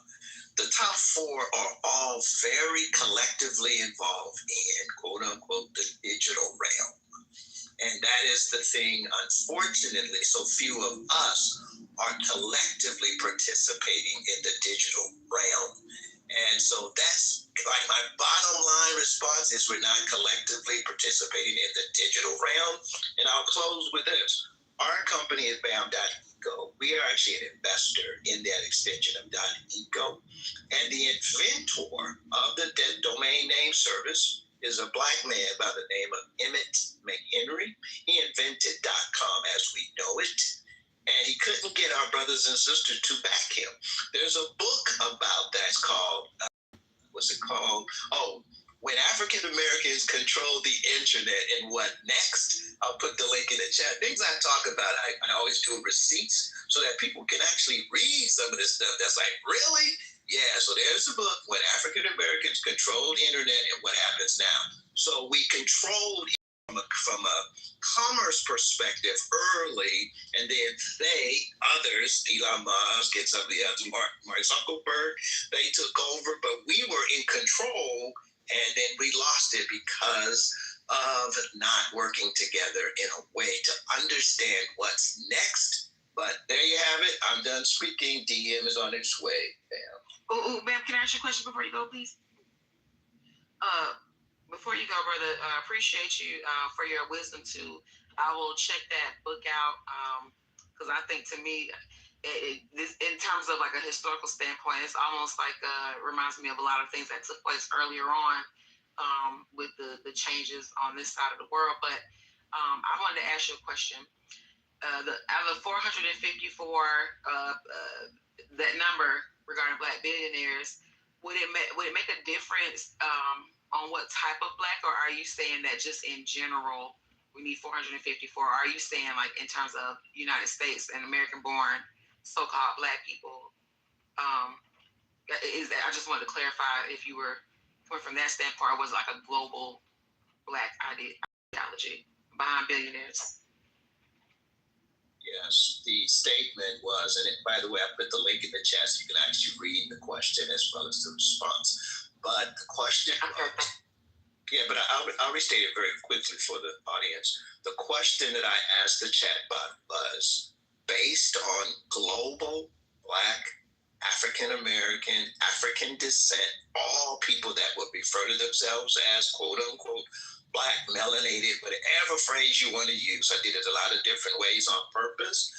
And the answer was based on the total number of billionaires worldwide, all race, creed, and color, 3,028, based on Black, quote unquote, African descent, melanated people, approximately 15% of the global population, 15% of 3,028 equals 454. However, there's only 23. I'm done speaking. Bam. Okay, I'm gonna look into that. That's interesting. You said 15% of the global population. I'm gonna look because I think I might be misunderstanding some of your statements. But thank you for sharing, and I'll check those links out. Thanks. I wanted to ask this. First, I want to say, Sig, you're good people, Sig. You're a good dude, man. And to you and Stereo, man, thank you guys for your service. But you're a stand-up dude, Sig. Bam, did you happen to, because I guess you're saying melanated people would be underrepresented in their percentages of the planet. So if they're 13, let's just use, I think you said 15. I agree. Let's just use 15. 15% of the planet's population, they were way underrepresented with only 23. Did you happen to, I don't know if you know the answer to this. This is a genuine question. Did you happen to look up what other ethnic group covers up, like, were white people overrepresented? Like, were Asians the one that made up the difference? Like, do you know what I'm trying to say here? Like, if they weren't 15%, they were only 6%. Who covered the rest of the percent? Does that make sense? Understand the question, and it wasn't my objective in the question that I asked. There are very, very many ways to dissect this data. Right. Again, no, of course. Yeah. Right. Yeah. So my objective was very simplistic based on some of the works that I do, based on global population as per the link I put in that puzzle link. But again, I was not trying to slice it, dice it, all different races, colors, all of that. But I do understand your question. Yeah, I'd be curious to know that. I wonder if like Asians are overrepresented or whatever. It's interesting. Yeah, I was just doing a little bit of digging on ChatGPT, and it's I asked, I said, where are the most Black billionaires concentrated globally? You know, reading that information,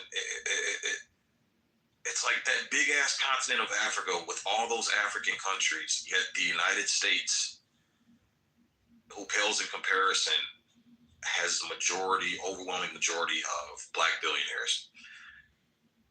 And, you know, my question is, with more melanated people on the continent of Africa, why isn't that the case over there? You would think as big as Africa is, as many countries as they have over there, that would be where the concentration is. But the place that Black Americans, not all, but where a lot of Black Americans run the narrative that there's no opportunity in America, you're being oppressed, you're held down, white supremacy, racism, slavery, redlining, Jim Crow, that the highest concentration of Black billionaires is here.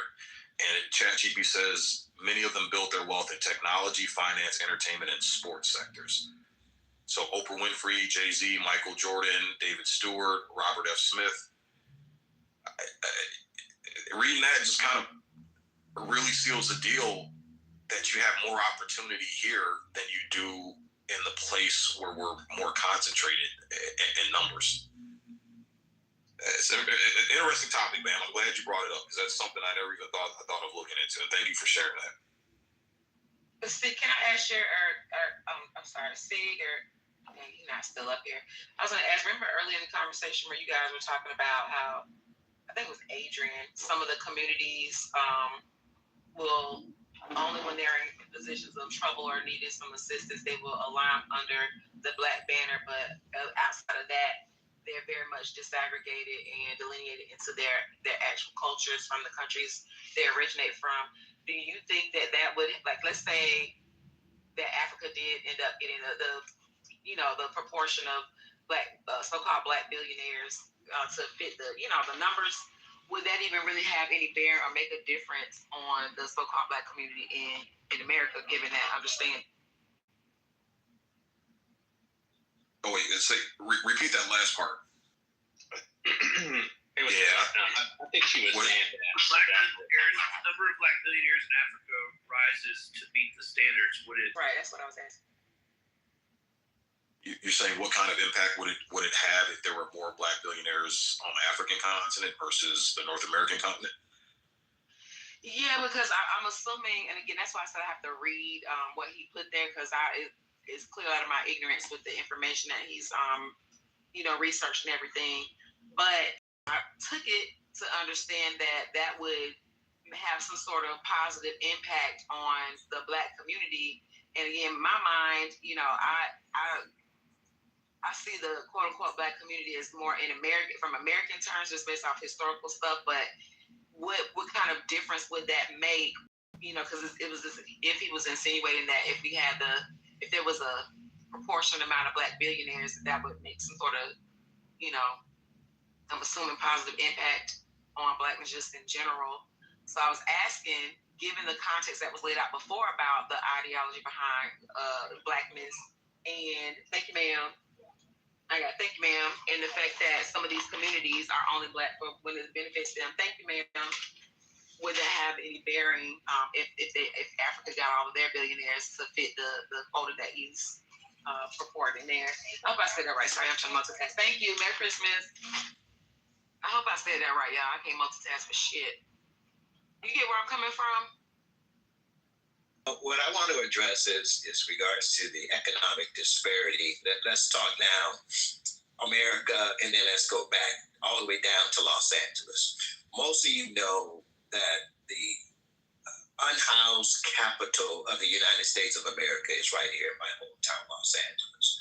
By the way, we use the term unhoused versus homeless on purpose. ABC TV is doing a story on us to talk about why we say unhoused, and we're hoping that this story that ABC does locally goes nationally. I'm going to be real quick, because as you know, in the clubhouse, you got to be quick. We recommend unhoused equals unknown. So when you see someone living on the street and you call them homeless, you don't know if their issue is mental or money. So in conclusion, Blacks represent, now I'm talking Los Angeles and I'm talking Blacks. Blacks represent approximately 8% of the population here in Los Angeles, okay? There's a city, a little town in Los Angeles, downtown, called Skid Row that some of you may have heard of. Skid Row has somewhere between 7,000 and 10,000 people living in it, on the streets or in the SROs. SROs are single occupancy residences. This bottom line is Blacks represent over 70% of the people living on Skid Row. 8% of the population, 70% of Skid Row. Why did I bring this up? Based on your question, Smooth Sayer. Okay. The reason I brought that up is, of that 70%, we've got to determine what percentage is mental, what percentage is money. And we've broken this down here in LA. It's around 90% mental, 10% money. So that 10% that are living on our streets here in LA, that's thousands and thousands of people, we address the money issue expeditiously. We get those off the street in apartments, homes, or SROs. And now we're using money to affect change in our community. So the Black billionaires and most of the billionaires in America is sports and entertainment. we get them to really affect change in regards to the unhoused, specifically those that are dealing with money issues, we will begin to solve a lot of our issues around the country. I'm going to have my plane there. I'm going to put a link in the chat regarding our works that we're doing here in Los Angeles to eradicate houselessness. I'm done speaking. Bam. Thank you for clarifying that, Bam. And that really goes to what they were saying about you being a stand-up guy. The fact that you are doing that, my smacking out. The fact that you are doing that, I just don't give that credence to any of these entertainers whatsoever, because they've had decades to be able to do exactly what you're saying. So I don't even argue with your notion of that. But when it comes to them, what you've always seen is what we'll always get into people like you and Sig and others that have information that can help put people in a different position, come and do it, because them niggas don't care about them niggas do not care. If they care, the numbers would not be growing exponentially the way that they are and disproportionately affecting that particular community, if that makes sense. So I just want to put some 93 premium gas behind you and your company and your partners and stuff like that y'all, do your big one, honey. Because we ain't gonna get it with these celebrities firing. Yeah, I got actually, Bam, since you're in that realm in LA, I do have a couple questions for you, because I've done a little bit of research with California, especially in the LA area, and the houselessness. And I read your thing in the chat. I think that's pretty smart. The differentiation between homelessness and houselessness. There have been several reports coming out that are investigating where all this money's been going. Millions and millions and millions of dollars have been allocated to solving the homeless, houseless problem in your area. And they're saying ever since this money was dumped to try to solve that problem, the problem has actually got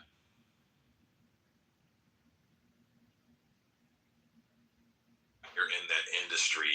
What is your opinion as far as the government funding that's come in to help alleviate that problem? What have you seen on the ground? Have you witnessed any corruption? Have you seen the funds being allocated but never showing up? Are you saying out in the field that you guys aren't getting enough money to resolve the problem? Are your politicians not doing enough? Like, what's been your take from what you've seen? Long question. Let me give you the short answer. Okay. A small number of businessmen beat many of our nonprofits run their businesses on making people believe that they're helping the downtrodden, and they also do not want. So it's a very difficult situation. However, the squandering, oh my goodness, the federal government is like, enough is enough. The systems are going to be disrupted, and we are not a nonprofit. We do not profit off the issues that our brothers and sisters and people are dealing with on the streets. Everything we do for them is no charge. I'm done speaking. Bam. See, thank you, Bam. See, Sue, this is what I'm talking about. I think this is one of the big problems that we have in the Black community, and why we have so many problems, because we fall prey to these politicians that promise us a bunch of shit, and really they're taking that money. We got to stop voting for Democrats. We got to start pulling our votes away, because exactly what Bam said is what I've been hearing, and is that we have a bunch of politicians that are enriching themselves while claiming to want to help certain communities in this country, and those communities don't see a fucking dime. But people like BAM, organizations like BAM, again, this goes back to what I was saying, Sue, about the independence. You have people like BAM, organizations like BAM, that politics, and in an independent fashion, they're able to put boots on the ground and help those in their community. And this exactly what BAM's doing, and what he reported to. This is exactly what I'm talking about. Like, we as Black people, I think our biggest ailment isn't the white man. It's the fucking blue politicians, and we gotta wake the fuck up, man. We're smarter than this. We are way smarter than this as Black Americans. We gotta fucking wake up, man. Nathan, what's going on, bro? Merry Christmas, welcome to the stage. I know you've been trying to get. It's hard, Sig, trying to wake up, our community. I used to be a Democrat. Woke up to the gains of it and became independent. But, I get roasted, man. It's hard. Like, I get called all kind of names, every name in the book, trying to, wake up people to the Democrat Party. And it's been, it's devastating. I don't know Bam, but I appreciate his work because there's so many nonprofit organizations that just take the money and you don't see. I'm results based. When I own my own business, if I perform, I want to see results. I don't have any really excuses why these results shouldn't happen, but we see the results for the couple of decades now, and it's looking bad. The report card came in, they got an F on it. That's just the reality of it. And it doesn't make any sense to me that the Democrats in California, Democrat governor, Democrat mayors, and left-leaning ideology, that these issues that they're having exist. And I think they have the wrong priorities in place. I think they're enriching themselves, and at the cost of us in the community. They need to be. I don't think they have a great economic business plan for the Black community, except for to me, Sig, it's a disgrace. When we talk about economics for the Black community in this past election and the other election, I'm just hearing, okay, we're gonna legalize weed. Right, right. That was on Kamala Harris's website. Yep. Yeah. Just Sig and Nathan, just y'all could come together and start a weed business. What? Marijuana business? Like that's it? Point in our community more drugs. Yeah, that's a good idea. Yeah. Y'all could just smoke all the weed and start doing that. That is such a disgrace. It's such disrespect.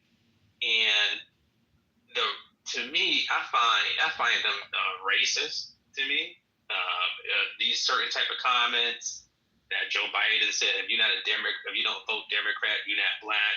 They're gonna put y'all back in slaves. Their selective outrage is crazy to me. They talk about Trump. I'm sorry. I'm with you. Go ahead. You cooking. Go ahead. Yeah. So all these things, and they say, well, Nathan, you support racist Trump if you believe in these policies. But I'm like, what policies are you talking about? Securing Ethan said earlier this week, right? And I stated this in ChatGPT in an unbiased way. I said, okay, if we stop mass immigration to this country, asylum seekers and all this type of stuff, and minimize it and secure the border, what group of people in America, ethnic groups, would benefit from this most? Guess what it said? Black Americans. So this party, it lies. It's disgusting. I remember when I moved to Mexico, started living in Mexico, United States, right when Biden became president. And I was at the border. I crossed the border about 50 times now. And it was the most shocking thing I ever seen in my life. Words can't even describe it. But one thing that stood out said, why are the Democrats lying? Even if you're a Democrat, you have to ask yourself, why are they lying to you?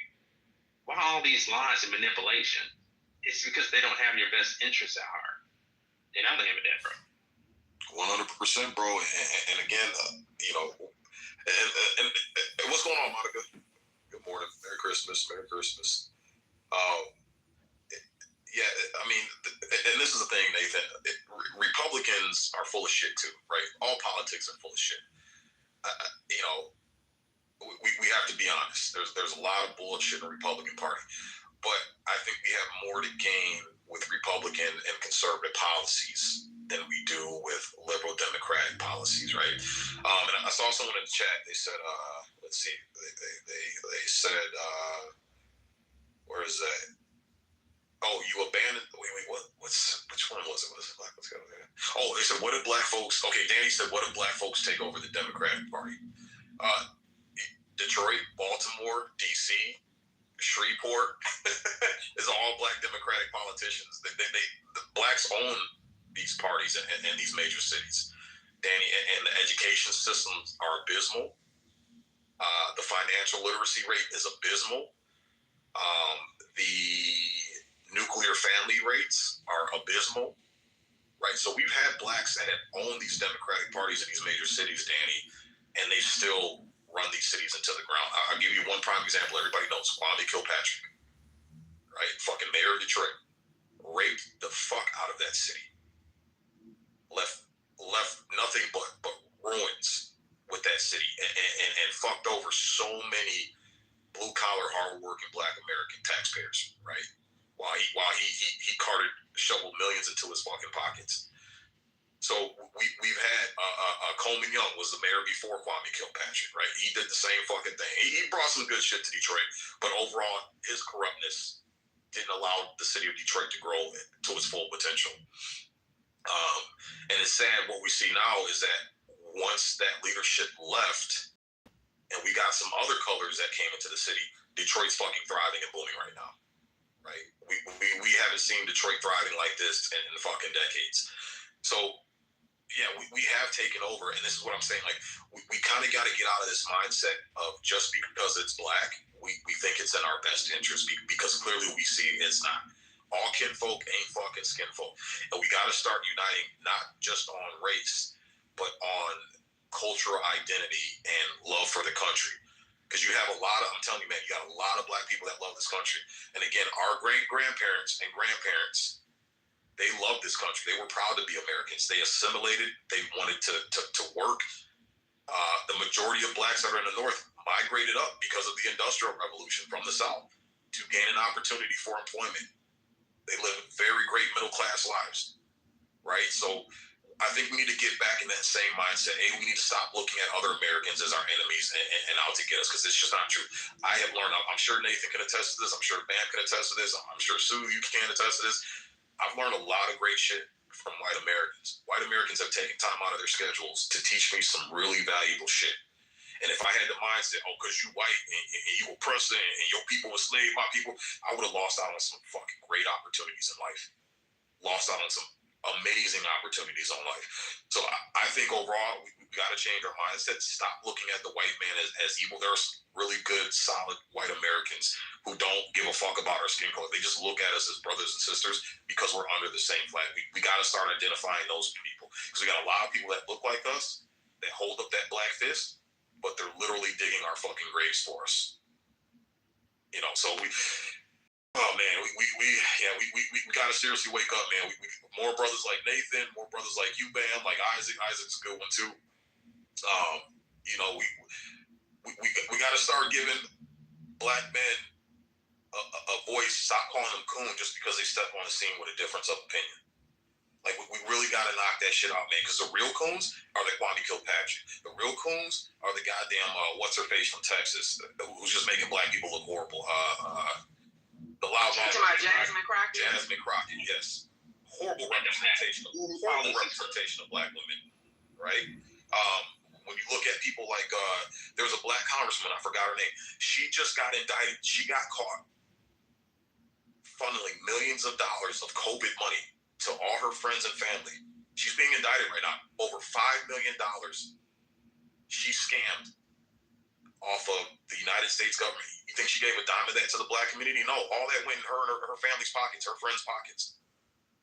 But she's sitting there talking to black people, you need to vote for me because we black. Well, bitch, you just siphoned $5 million off the fucking government. You didn't get a dime of it to any black people.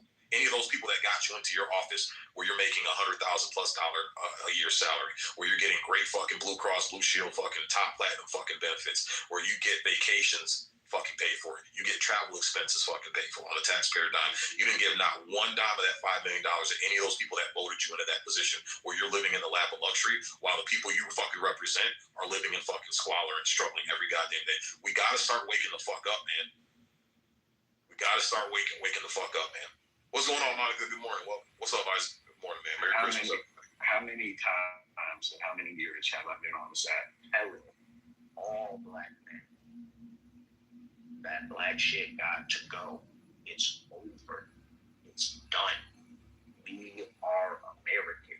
All that black stuff was in the past. That's the 90s and 2000s. Today, America is demanding black men to step up and help carry the country. It's demanding it. It's no longer asking, it's demanding it. So I, as an American, am looking at how the country is. And my only thing is, why am I going to listen to a bunch of people that say, oh, nah, we don't need the help? Help, why not? Can you stand on your own? Is your little neighborhood able to survive the global market? No, it's not. It's not. Because all this could crash. And there's a lot of countries that'll crash with it. I guarantee you one thing. China's going to be sailing the ocean again. I guarantee you. It might take them 75 years, but they're going to be back at it. Russia is not collapsing. There's too many resources. All these other countries, the world will still exist. America is the protection from that. All of it. All of the planet. You have to deal with it. And America is the best thing we got. So me personally, I look at it like this. Am I going to appeal to a bunch of feelings that are realistically outdated and don't really have a place in the world? Or am I going to appeal towards the active protection that the country I live in, who the people we grew up with want us to be? Or are we going to be that other part, American, for what we need to be? Because here's the problem. The country is collapsing because it doesn't have men in office. We need to step up and see what we can do.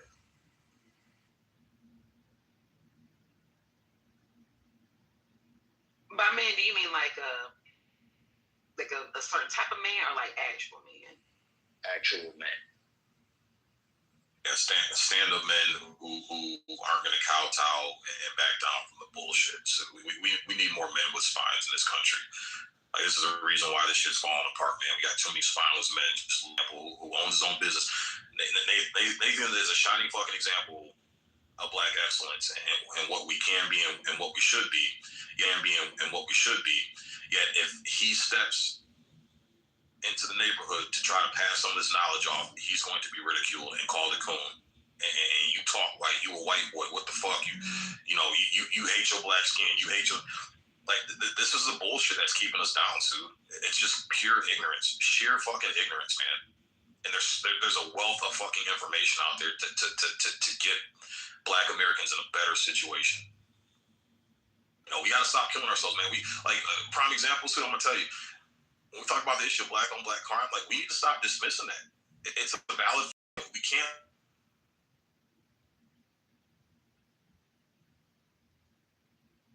On the weekend on Father's Day in Chicago, we got 7 shoots. We lost you. Go back to senses. Yeah, you cut off just a couple seconds. 70 of our own fucking people.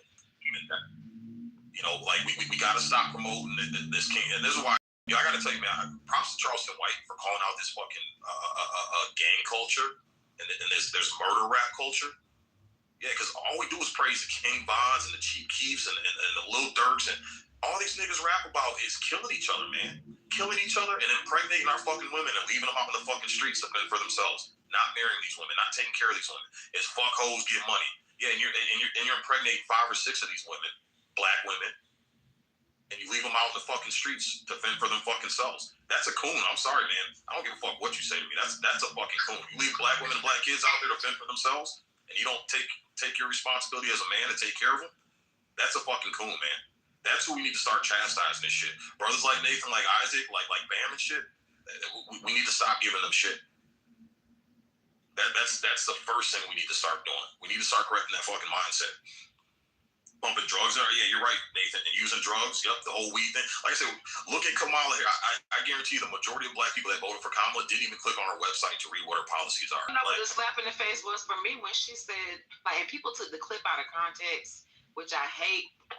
When she said, I'm not going to do anything specific for black people, the other part of that clip was, she said was, if I'm going to do something that's going to benefit, she said she wouldn't do it just for black people, it would have to benefit everybody. And I keep saying so-called, I can't wait till we can have that combo, but geared towards the so-called black community. And all she had to do was say, I listen to Tupac. I wash my greens in the tub, but I immediately smoking weed in college. Right. Smoke weed in college. You know, all the things that these politicians use to pander to the so-called black community. To me, that should be a wake-up call in and of itself.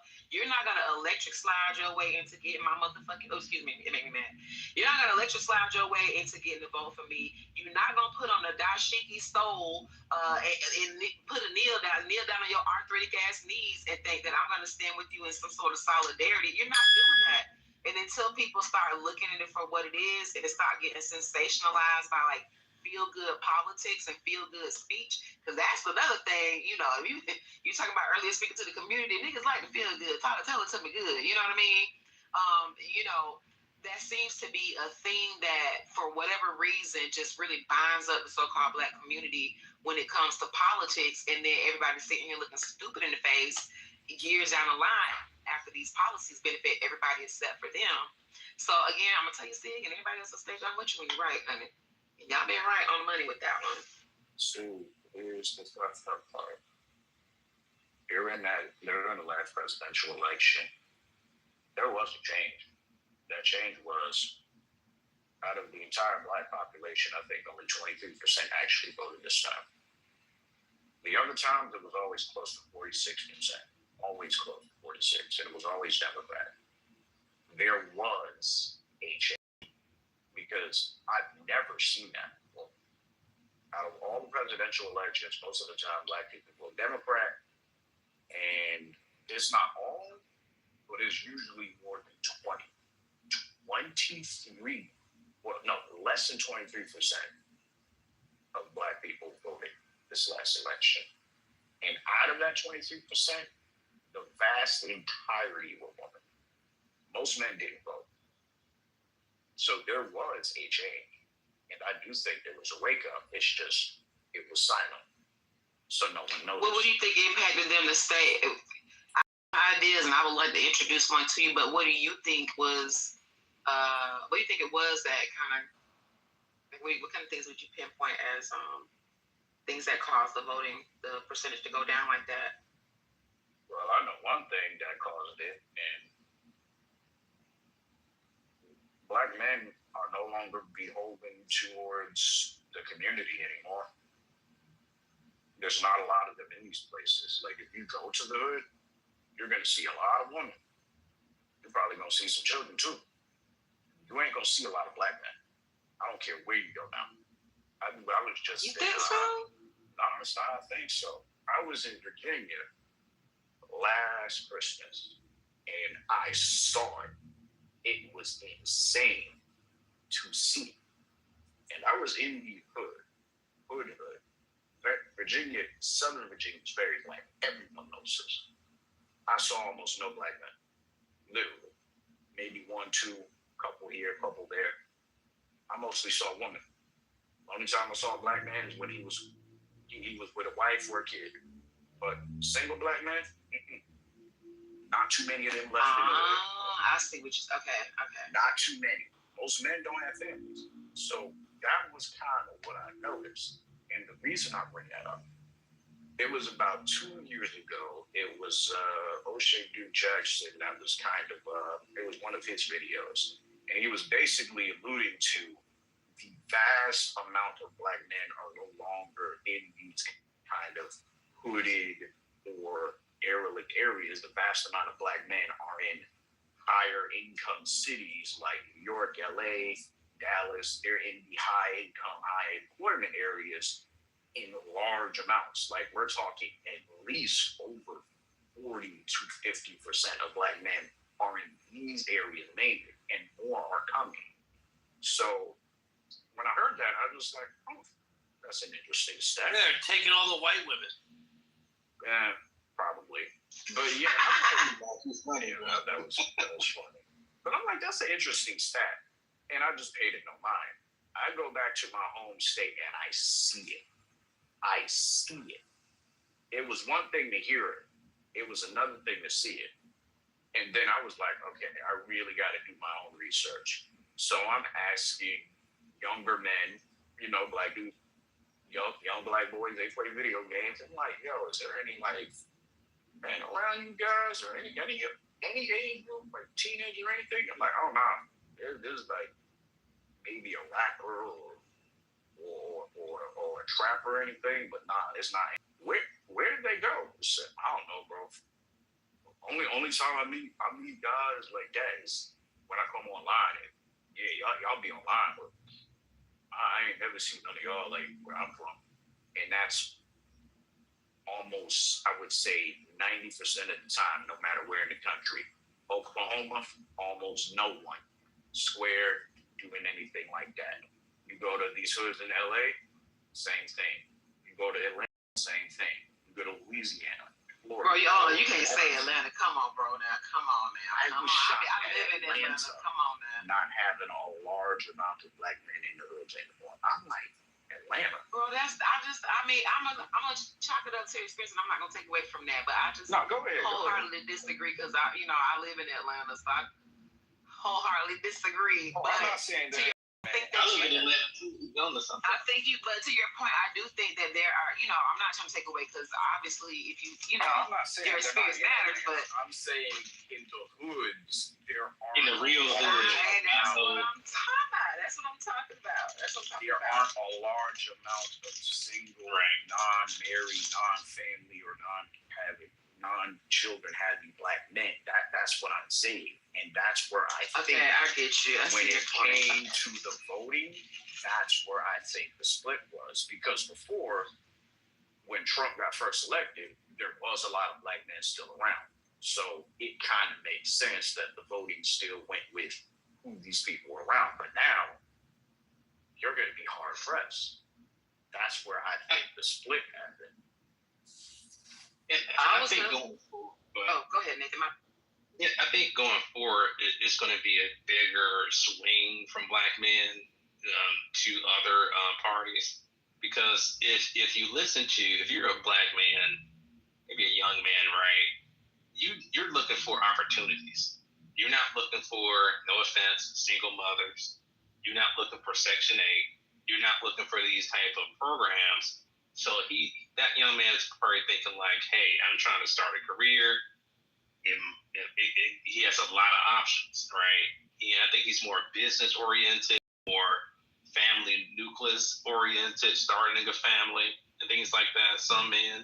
So I just don't. I really don't think that a heterosexual young black man sees a lot of value in the Democrat Party going forward. I think that if you really look at the policies, help me to explain it. What would benefit him? Like, name two policies that would benefit him.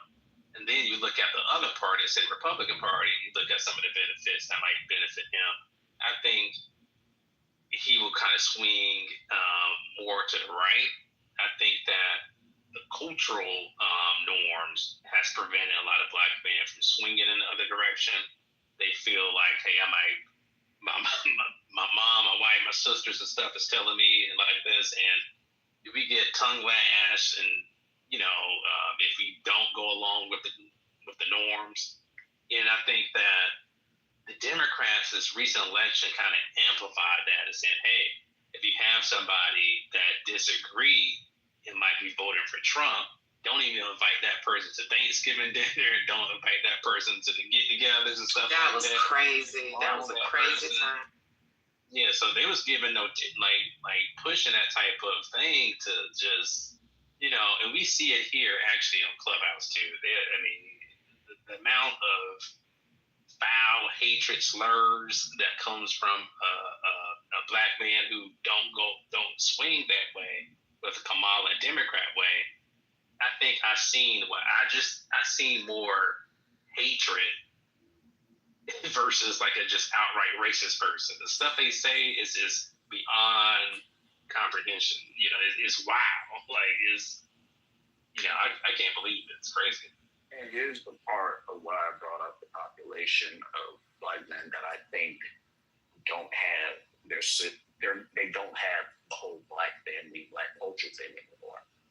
Notice who voted. Mainly fathers and people who are married to black women. Who didn't vote? You did not see the single black man vote. Not by a lot. That's where I think Democrats messed up. They thought they were still dealing with the black America during Obama's era, without knowing over the past 10 years, that's gone. You mostly have married men and single women that are around each other. But the black man, that's where I think the split happened. Black men got into the rest of America by a large amount. So our voting styles changed because our environments changed. Now we're started. I can't really use myself, but now we have a lot more black men who know how America works, know the consequences of what certain policies would cause.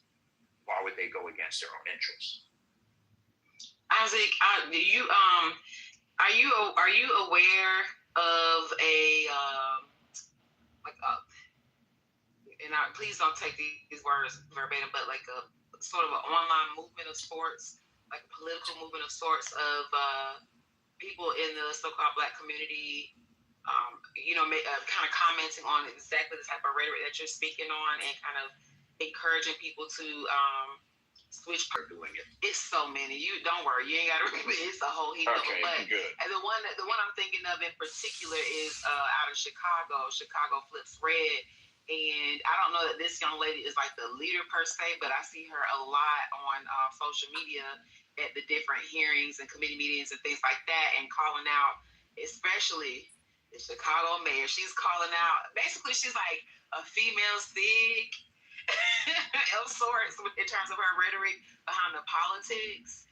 You must not be on Black YouTube right now, because Black YouTube is having a war. Well, let me tell you where Black YouTube, but also Black Twitter, because that's primarily where, between Clubhouse and Twitter, and this is my little bag over here, or being in these types of rooms, but I wasn't sure if you had heard of, like, in particular, Chicago Flips Red, and then what was the second part? I know of what you're talking about. There has been, and this was a little bit before the whole election thing, like 2 years before the last presidential election. There was a lot of Black people that are basically saying, ever since this new administration came in, and here's the crazy part, a lot of these are former. Ever since this administration came in, things have gotten worse. And they were citing policies, they were citing local changes because of certain policies, they were citing specific signed like things from legislation and stuff. Signed legislation. It was kind of crazy because I'm like, whoa, where's all this coming from? And the more I looked at it, I'm like, oh, people are finally waking up. Mm-hmm. So I just didn't pay any attention to it. Now it seems that Black is in a state of political civil war. Because on one side, you have the traditional Democrats, always vote blue. And then the other side, you have people that are either independent or completely switched to the Republican side. And they're just slamming. They're just slamming these people with policies, legislations, certain acts that were signed in, and they're going past the Biden administration. They're getting into the Clinton era, and I'm like, I am staying out of this. Ironically, that's actually how I ended up switching, because like a lot of people, I was like a generational Democrat. My parents voted that way, so I'm, you know what I mean. Even as a family, everybody say, "All right, this is the ballot. Like, where are we at with this?" But it's usually all on a Democratic ticket. And I think when Biden became president, that's kind of when I shifted and became more. First, I went Republican because I just thought I needed to do an immediate hard flip. based off of exactly the type of stuff that you were speaking on. But then I was like, they asked raggedy too. So I went independent.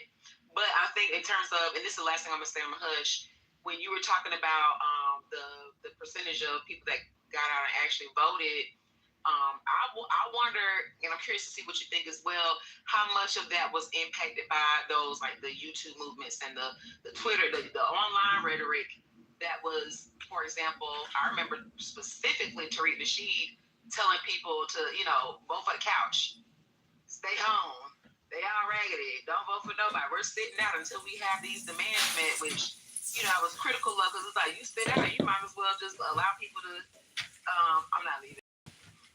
You might as well allow people to just have their bidding, because you're not showing up for your political doing your work. So what do you think about that? Do you think that had any impact as well on the decrease in voter turnout? I think it had an impact on one specific group of Black people, the poorer side of it. Because this is something I do know. The consumers of a lot of this black stuff are mostly in the lower income. That's usually the ones that actually watch it, follow it, believe in it, stick to it. And then people that are around them also do. The moment you start getting into suburbs, everything like that, these people, they know about Umar and Tariq Nasheed, but they're not paying attention. I think